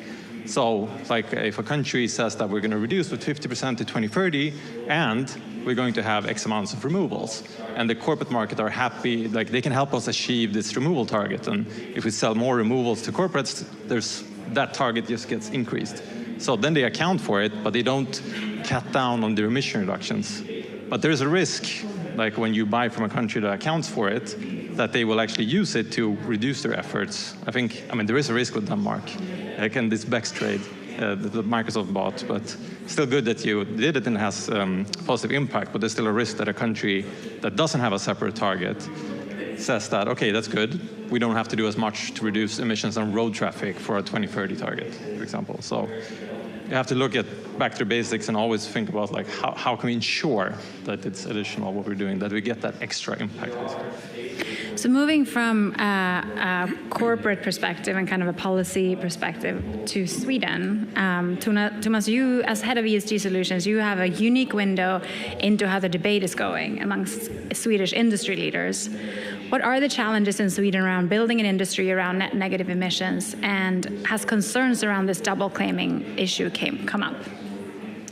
Yes, I follow this quite closely now for a couple of years, and first of all, I think the possibilities and the opportunity in Sweden is massive. It's like 30 million tons at least per annum to be able to create net negative emissions. Sweden was pretty early in the starting point, so to say, and be able to start to build this. But it has partly been stuck on this double claiming issue. And I can understand that, because if it's a signal that the corporates that are, or the producers are not able to sell these carbon removal credits to corporates that can use them for net zero claims, the demand's going to not be there. And now it's so important to create these contracts for like 5, 10, 15-year offtake agreements. And we need clarity around this issue to be able to get those contracts in place and thereby scale this market. So I think it's good that the discussion has popped up here in Sweden, because then we can discuss it and find a solution for it. Because once again, I think transparency, which someone talked about here, that's going to be key. It should be clear how it's treated, etc. But I'm very convinced that the permanent removals and the growth and the scaling of that type of instrument will not be possible with corresponding adjustment. It won't work. And then Sweden shouldn't lobby the EU to be able to use those BECS credits to reach the 2030 targets, which they have been doing. So, like, hopefully the EU has separate targets, sort of, because the 2030 target is set. You can't use BECS to reach it. So then it's safe. Like, if you buy BECS credits from Sweden, it won't be used for that unless they change the rules, which Sweden wants. But yeah. But just one add to that. I fully agree. I think this separate targets is key, but we won't fix that problem by doing this rule with the corresponding adjustment. Then we are on the wrong track, because then the carbon removals won't scale, and we won't reach the goal. So we have to fix this with the target setting, with the separate targets. All right, so we've pulled out a lot of very conflicting and interesting terminologies and tensions across these markets. And again, we have these two different accounting systems. We have different markets. We have lots of different players. They're acting with lots of different reasons. There's carrots and there's sticks. Keep putting you on the spot, Alexia. But as someone that actually has a mandate to continue to provide clarity here, and I think everyone is in good intent seeking clarity. Where do you see the need for clarity, and who do we need to get to clarity? What are the players or actors or policy instruments that we need to get to? Thanks. This is a really interesting debate, because I think we want things to be different than they are as a general matter in this space a lot of the time. And so I think we're trying to solve a lot of problems, including the fact that we don't have a unified and standardized price on carbon, and we don't have real ambitious regulatory systems in all of the markets that we need in order to drive the decarbonization target. And so we've put an enormous amount of pressure on our friends in the corporate world, and thank you to Microsoft for your pioneering commitment, because it's really hard for a company to raise their hand and say, hey, I'm going to go first, and I'm going to do this, and we're going to make it happen because it has to. And the science, couldn't be clearer that we need to invest heavily in emission reductions, and we also need to invest in carbon removal and get that industry going, because it really is still in its infancy. And so I think the debate is really, okay, what is the best sort of incentive structure to make that happen? We announced at the ICVCM not that long ago, the continuous improvement work programs. And what the continuous improvement work programs are intended to do, we have 10 of them, and 3 of them pertain specifically to the interaction of the Paris Agreement architecture and infrastructure and the voluntary market and the existing standard setting bodies and registries. And so the goal with those efforts is to develop interim guidance that gives the market the clarity it needs in order to mobilize the money that we need to mobilize, because that is actually what needs to happen now. And the lack of certainty is impeding financial flows that we desperately need to the global south. And so we, as I think the policymaking community, is going to have to come together and say, you know what? We know this isn't perfect, but it's what we're going to use right now because we need to get going. We don't have any more time to waste. And so the goal of these I think there's going to be some interim guidance steps as we wait for all of the Paris Agreement architecture and accounting infrastructure to be developed and put in place over, what is realistically going to be the next decade. Because what we've done is we've essentially relegated the responsibility for designing all of this infrastructure to each individual country. And so the work that the World Bank and some of the other initiatives are doing on the Global Climate Action Data Trust, initiatives like that, where we sort of say, okay, guys, we're going to develop some standardized contracts. We're going to develop some interoperable registry systems so that we can do issuances out of registries, connect those up, and have those actually land in buyer accounts so that Microsoft can have the proof that they need in order to make the claims they want to make. That whole infrastructure needs to be established, and it needs to be established quickly, and it is in the works. So it's not happening quickly enough, but significant progress is being made across the market in order to get that interim system going so that we can get the money flowing. Fantastic. I'm not jealous about your task, but I appreciate you all doing it. Michelle, let's be a little specific. As you think of procuring some of these assets as part of your bigger strategy, given the current uncertainty around corresponding adjustments, but also these sort of two accounting systems, do you factor policy change in as a risk factor in your purchasing strategy? Or also considering the fact that these are often long-term impacts that you want to see?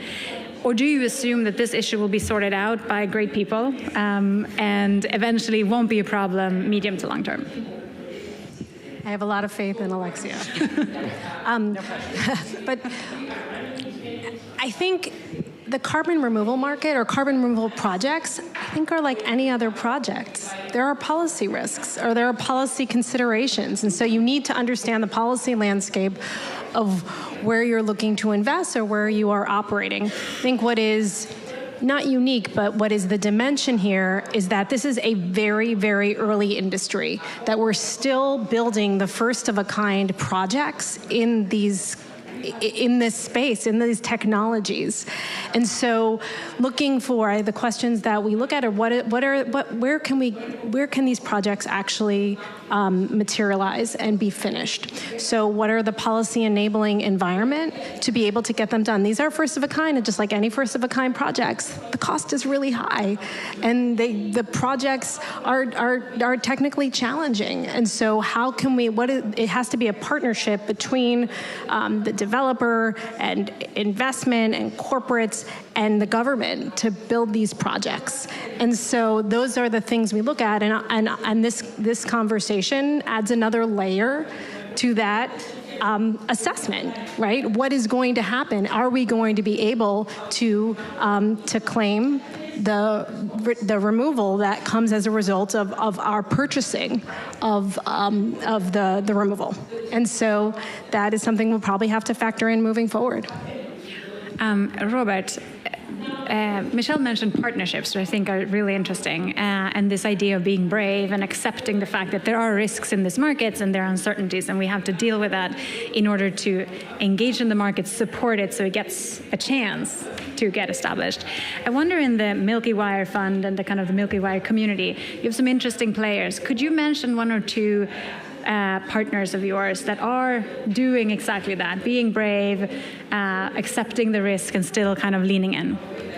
Yeah, certainly. So Klarna was the one we started this fund with. They implemented a climate tax internal carbon fee, $100 is scope 1, 2, and travel, and then $10 across scope 3, and that's their internal carbon budget, climate budget for external initiatives. So they put it into the fund, and we buy early carbon removal, like as the first buyer, support new initiatives, but also support decarbonization projects like advocacy and policy, as well as nature restoration and protection. So, and a lot of those projects are high risk at a very, very high cost. But if you're not fixated on trying to reach some kind of climate neutrality target, then you can support those things. Then you can go back to the basics and look at how can I get as much impact as possible for my climate dollars. And then you can go out and think more like an investor. You can choose if you want to prioritize near-term improvements or if you want to go for kind of more long-term R&D, etc. And there's many projects that become available once you broaden your scope a bit and not focus on like, yeah, how can I be climate neutral? How can I buy 100% emission? Like, then it's just a race to the bottom, basically. So, but yeah, I think many of those donors that we have, I think, are brave. I mean, Spotify, ING Bank, Avanza, Mentimeter, some others are also part of it. Fantastic, thank you. Thomas. We're getting closer to the end, and I'm going to have a quick ask for the questions of either a question from the audience or a final word from all of you. But I have a question for you, Thomas, before. What makes you the most excited about the time we're in for the evolution of the VCM? These markets go up and down, we know that, but there's slowly emerging more clarity around Article 6.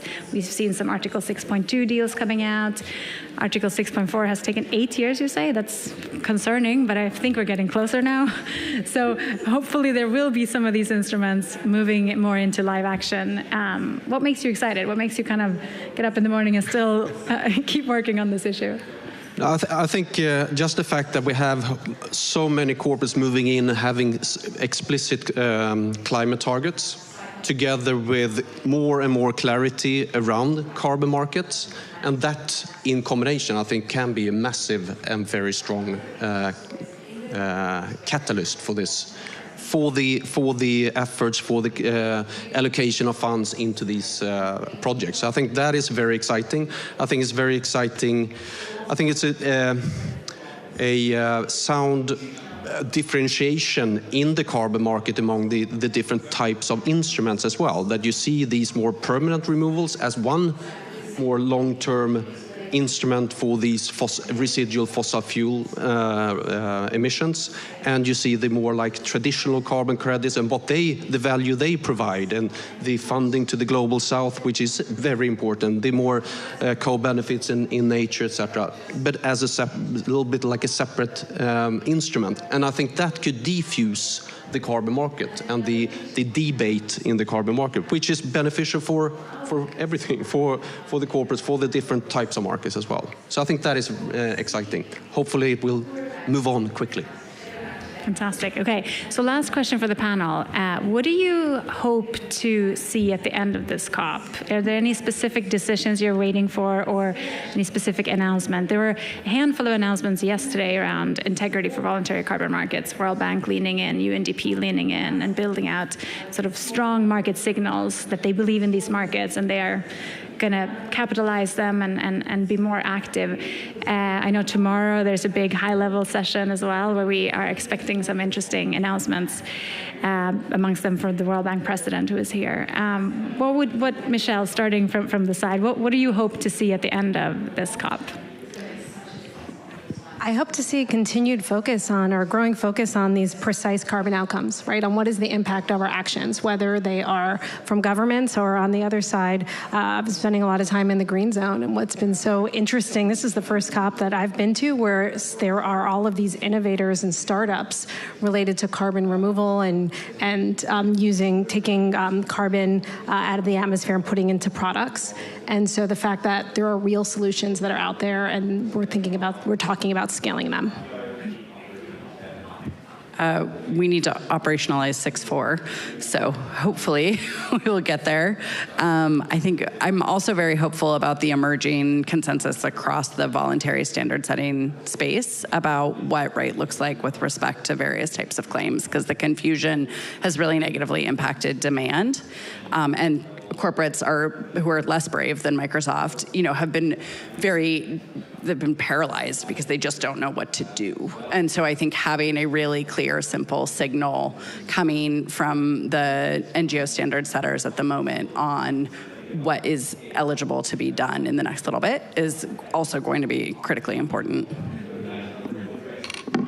I hope that the global stock take is successful and a lot of countries strengthen their NDCs. A lot of countries have really bad NDCs, like some are rich, look at Singapore, for example. Like, there needs to be a lot of improvement, sure. Finally, I think I have the same comment as you. I think it would be so good with some clarity around what is the good way to implement carbon strategy and the utilization of the carbon instruments for corporates. So to get them to know what to do and without any risk of negative exposure. Fantastic. Thank you so much. I believe it's okay to take 1 or 2 questions. Perfect. We have a question in there. I don't know if we can send a microphone, maybe? Wonderful. Thank you. And if you can state your name and organization as you ask the question, please. Hi, my name is Nadia, and I'm working with started a startup called climategains.org. And it's, I was thinking about the trust setting, right, in terms of voluntary carbon market, the compliance markets, and so on. And one of the things, so our project is one of the first that's probably going to start issuing ITMOs in January. We're in a realization, and it's operating within a framework of a bilateral agreement between Ghana and Switzerland.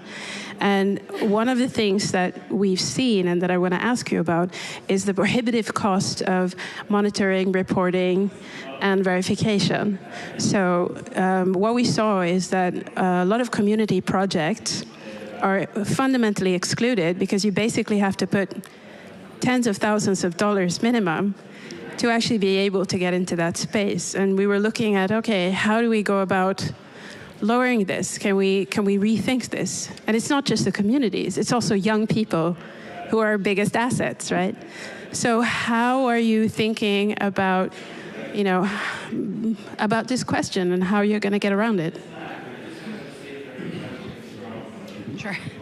So the Integrity Council for Voluntary Carbon Markets just announced this week a new Indigenous peoples and local communities governing body, and this set of issues is one that we anticipate will be taken up both under that body, which is what is the process that we can undertake to really develop accessible and fully participatory carbon markets moving forward that deliver kind of justice and equity outcomes in a meaningful way on the ground. We also have a continuous work program on this exact issue. The developing country representatives that participate in the ICBCM have been very clear that this is a huge barrier to the market. And hopefully the increased availability of lower cost technology, standardization, digitization of the project development cycle, along with machine learning and AI and all of the other resources that we have, will hopefully make it easier for smaller scale projects to feed in and move through the approval process in a much less costly way than is currently the situation. But the VCM is not everything, right? So, I mean, companies should also be supporting climate products that they think are effective, even if it's not on the voluntary carbon market, right? A lot of grassroots organizations, a lot of work that's being done that it's not a great fit. So we shouldn't restrict it to just buying credits, right? Yeah, building on that, a lot of Climate Collective members are working on innovative instruments like payments for ecosystem services or other ways to try to channel funding towards frontline communities that are protecting biodiversity or driving climate mitigation outcomes. So yes, I would agree. There are lots of ways to get to those increased funding flows, but they're urgently needed. I'm being told we're absolutely out of time, so I'm going to wrap up in a kind way. It was in a kind way, but I'm going to wrap up. And we had some more questions, so maybe please approach the panel afterwards and we can answer a couple of questions over here. Thank you all for being here. It's a really important conversation. We need to get this right. We need to get clarity in order to make corporations comfortable to do more in this space. And I, for one, am really grateful to these colleagues and many others who are working really hard to try to get to that clarity. So a round of applause.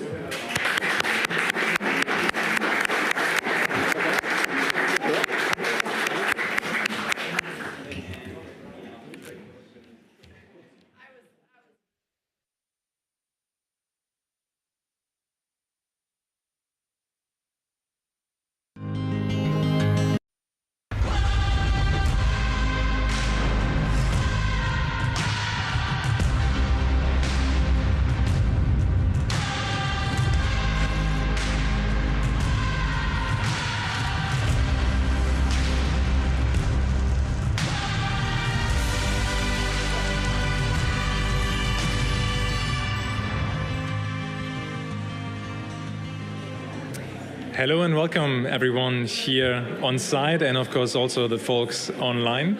I want to welcome you to this session of Ahead of the Curve with Value Chain Engagement. My name is Alexander Schmidt. I head Normatives, Science, Sustainability and Climate Research Department. And I'm going to kick us off real quick before handing over to the moderator in a brilliant session in the following. But just to kick us off, I would like to set a bit the scene for this topic about ahead of the curve and what value chain engagement actually does here. So we actually teamed up with researchers, as we often do, and this data is in collaboration with the Net Zero Tracker, a project supported also by, among others, Oxford Net Zero. And we looked at actually companies who should be ahead of the curve. And those are companies who are committed to reducing their emissions to net zero. So we found that roughly 970 companies with existing net zero commitments, they would account for approximately 78% of industry emissions around the world. So this means, again, ahead of the curve, those are leaders who have committed to net zero, large publicly traded companies. And they would actually, if they were all to reach net zero, bring us almost 80% of the way, which is, of course, very encouraging news, right? This is really, really promising here. These are, again, companies who are ahead of the curve. But what happens now if you look behind those commitments, and what happens if you cannot see actually the impact and maybe you can't even see what you have committed to? What happens then? Well, the problem is this creates a huge gap, a business execution gap, right? So we have the willingness, we have the commitments, but now if those leading companies can't even see what they have officially committed to reduce, how could we actually get there? So we dug a bit further and deeper into this topic, and what we found is, once more, encouraging news. Those leading organizations, they start to make progress. I want to emphasize this because we often hear doom and gloom about nothing is moving at all. It's not as dire as it sometimes sounds. So we're making progress. Actually, in Scope 2 emissions, leaders in those industries were able to reduce emissions by over 7% in the last year. We need a reduction, annual reduction of over 7.6% per year to keep net zero in sight. So they are quite close in Scope 2. So those are emissions that they have a reasonable amount of control over. Now we move to Scope 3. Again, encouragingly, they make progress. However, at a much too slow rate. And once more, those are leading companies, right? Those are ahead of the curve. Those are already companies who have realized and committed to reducing net zero across their entire emissions. I want to emphasize this point by another survey that we just released, where we surveyed 200 leaders in Europe and the UK, so EU and the UK, for how they do carbon accounting.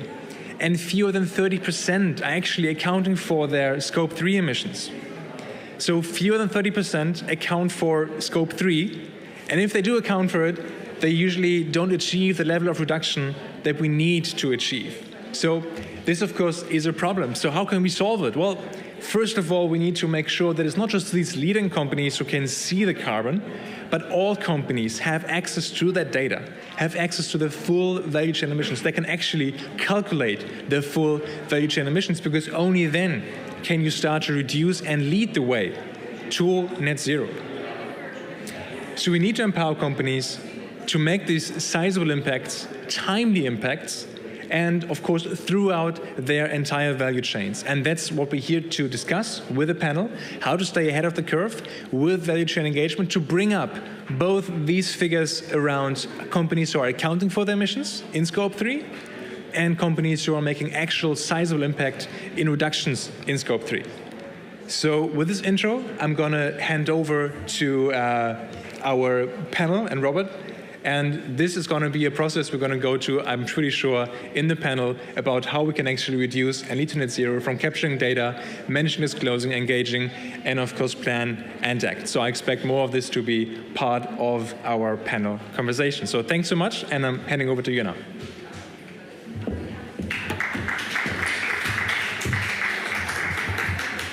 Thank you very much, Alexander. You've run off the stage. I'd like you to come back up again, if you could. So let me introduce you to this fantastic panel that will really dig into these questions around how to make the invisible visible and why we need to do it. First of all, I welcome back onto stage Alexander Schmidt, who is the Head of Science, Sustainability and Climate Research at Normative. Alexander, thank you for your presentation. I think it's set us up really well for this conversation. Then let me invite Jonas Otterheim, who is Head of Climate Action at Volvo Cars. Very warm welcome to you, Jonas. And lastly, Maria Simonsson, who is Head of Sustainability at SEK.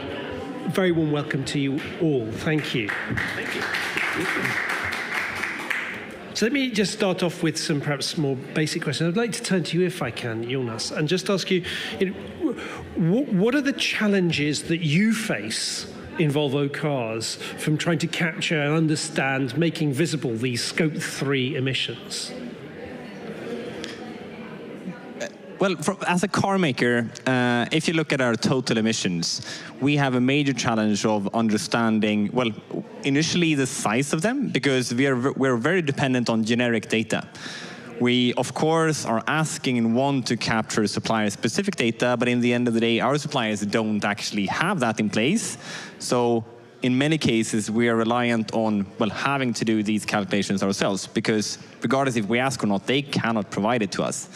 And then secondly, we need to ensure that that data we do get, which is usually generic then, is accurate and specific enough so we can act in line with what we need to do. So those are sort of two generic challenges that I suppose many companies recognize themselves in, which we are at and we're trying to solve.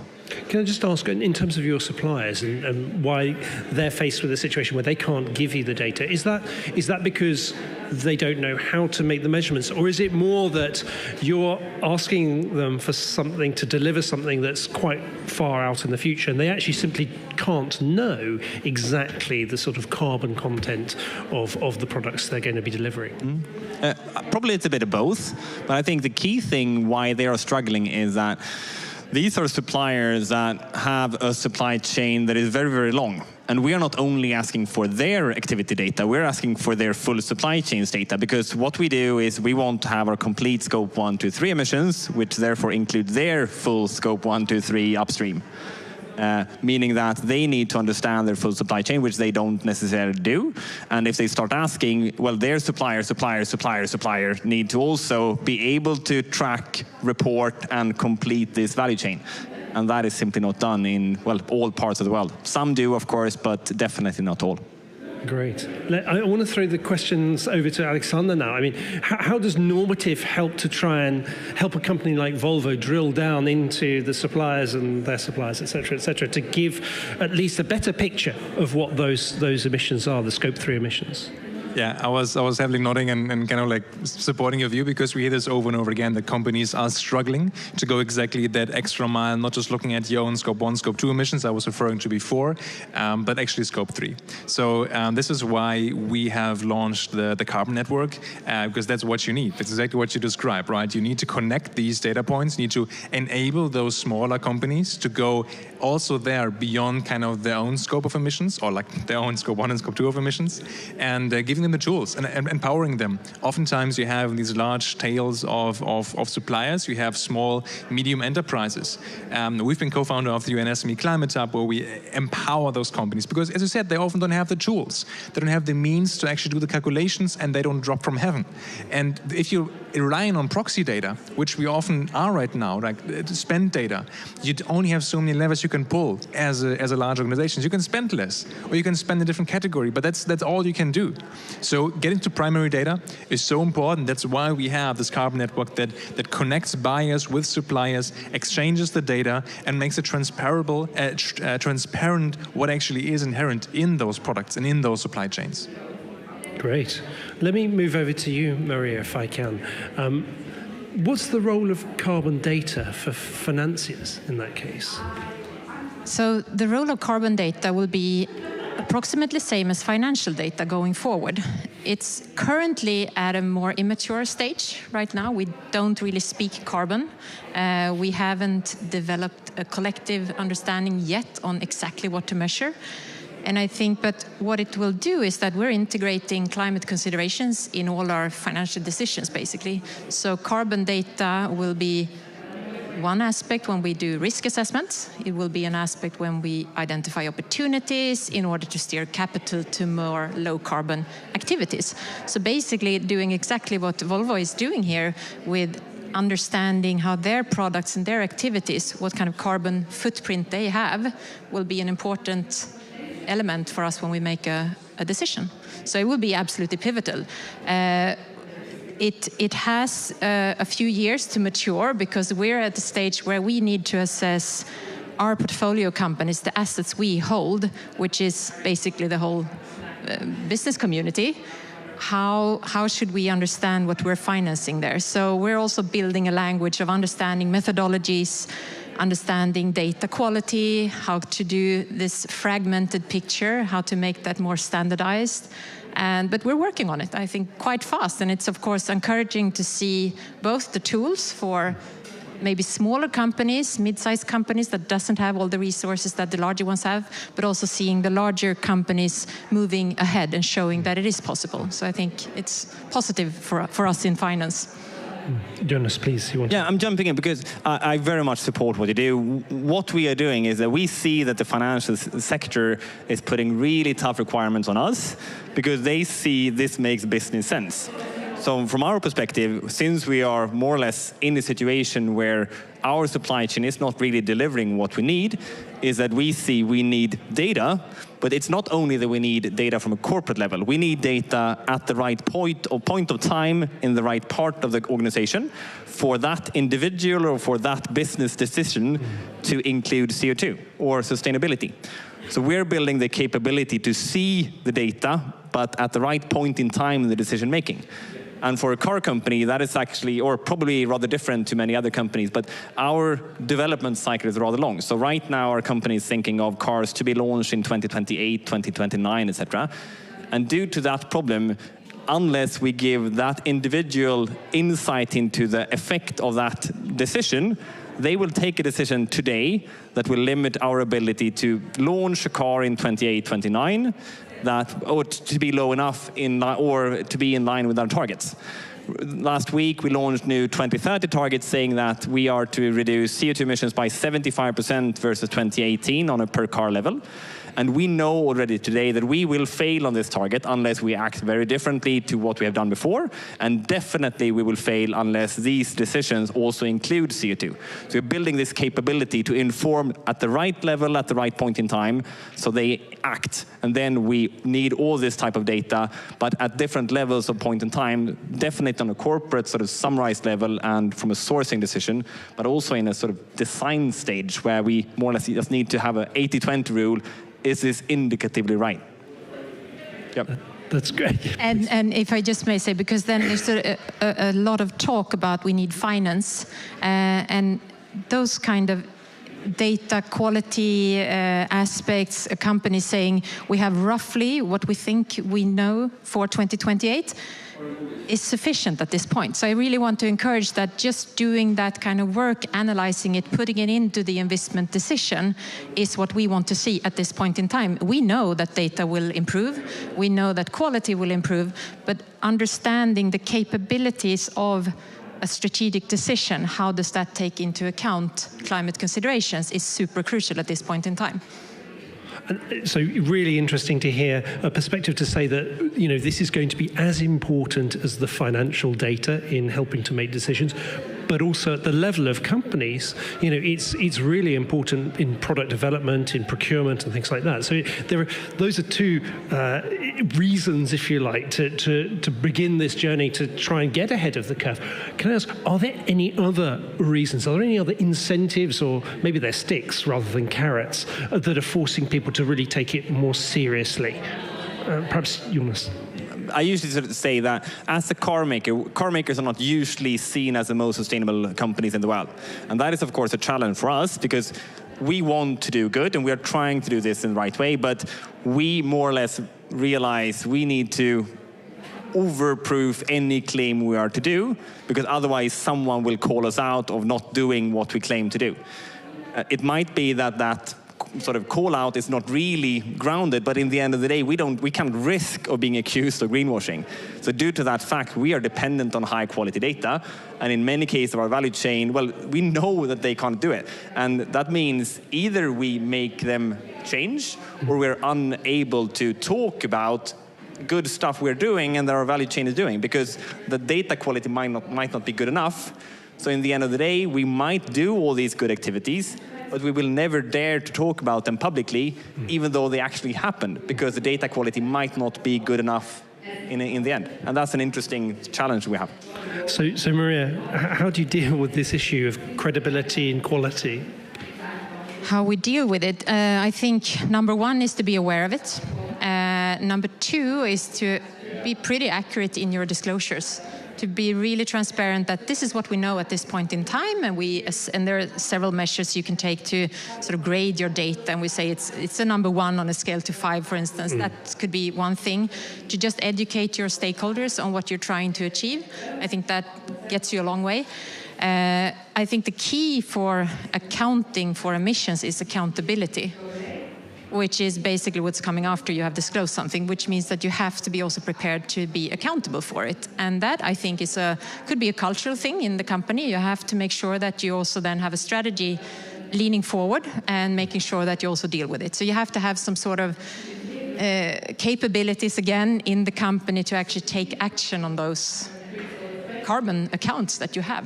But there's going to be a journey with double accounting and data proving to be not what we thought it was be. But I think if we don't move forward against those insecurities, we're not going to get ahead. So I think it's that kind of mindset that you need to 80-20 rule, perhaps.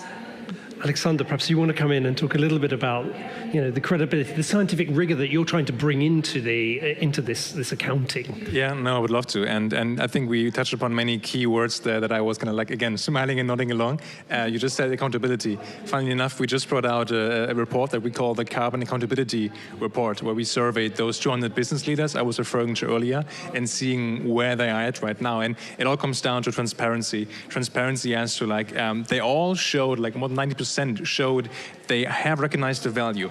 They incorporate this in business decisions already now. They know they need to have the standards, the protocols in place, and yet we see this gap still, and that's something that's so concerning when you see there is just always still this execution gap. So to your question, how do we try to empower them? Well, I think on two fronts. One I already was alluding to as to our software solution, how we help them to accurately account for, connect them to other accounts, and not just getting single data points. You mentioned before, it's important to have foresight, right? What comes next for them. So beyond just looking at the carbon data right now, you can also then see in this platform where do they stand in terms of strategy and targets? Because maybe you have a large contributor to your value chain emissions, but they are on track. They have everything figured out in terms of net zero pledge is in place, they have a strategy, and then there might be a mid-sized polluter in your value chain. They have nothing yet.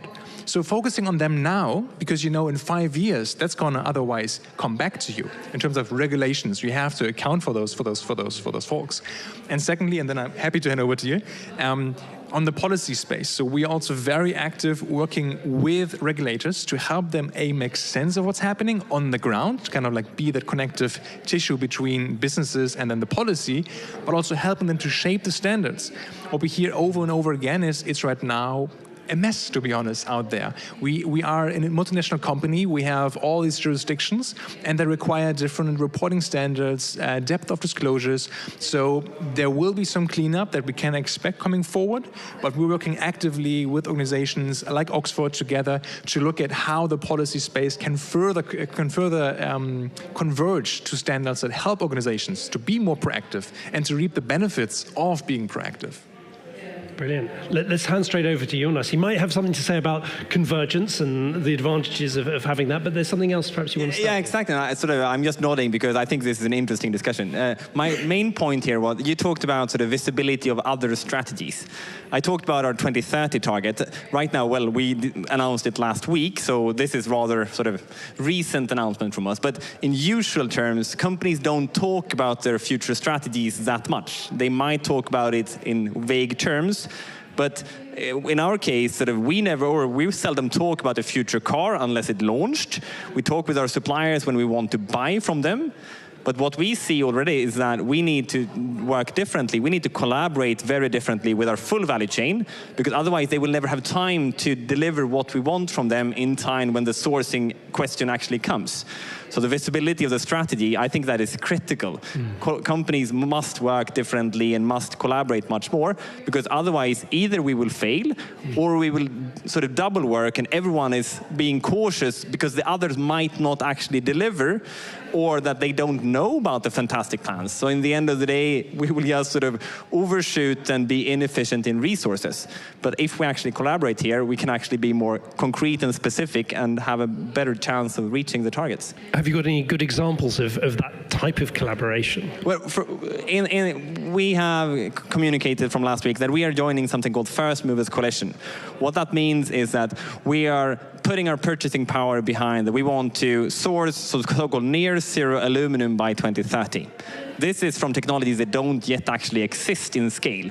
But what they're saying is that we are willing to pay. We're setting that 10% of our primary aluminum by 2030 will be such near zero aluminum. And due to that fact, there will be money available here for the suppliers that can come. Of course, we're a global company, so we need global supply. There might be a few companies in some countries that have it, but in the end of the day, we need it across the world.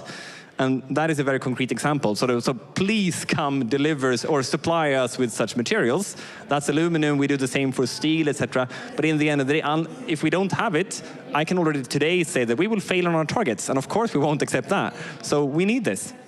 Great. Maria. I think that's brilliant, because you see that in other industries as well. Shipping, for instance, they've gone forward and said, we're going to build a ship that's going to run on fuel that doesn't really exist yet. So there are those kind of examples where I think, so we all put down, how many companies was it? Like 2045, 2050 targets, net zero targets. That is an indication of strategy. So that means that you're going to do something else tomorrow, that you're going to be future-proof tomorrow. And I think that kind of forward-looking strategy is exactly where we want collaboration and engagement on, because you don't understand exactly what you need to do. I might have a view that if you do that, you can access those kind of funds. And those kind of talks, there is transition funds available for those that want to transition. And for that, we need carbon data to show where you're going to transition from. So that could be an entry into those kind of financing. So actually, there are developments in, if you like, carbon or climate financing, such as transition finance, that will depend partly on having strategies and having the sort of data in order to be activated. We talk about a baseline sometimes. Yeah. Like, where's your starting point? Yeah. And that's irrelevant if you don't know where you're going. So if you have a starting point, now we know where we're going, but we don't have the starting point yet. We're trying to get it, everyone. And when we have that, it will be much more simple. It won't be simple, but to say, okay, I'm going to go there. I have those kind of investments in place. I have this kind of capability in place. Take a bet on me. Give me the money. And that would be a loan application, actually. And let me just go a little bit further, because I know you have a background in not only in SEK, but also in banking. Do you think that a bank might look more favorably on a loan application that comes from a company that understands its baseline and has an ambition to address Scope 1, 2, and 3?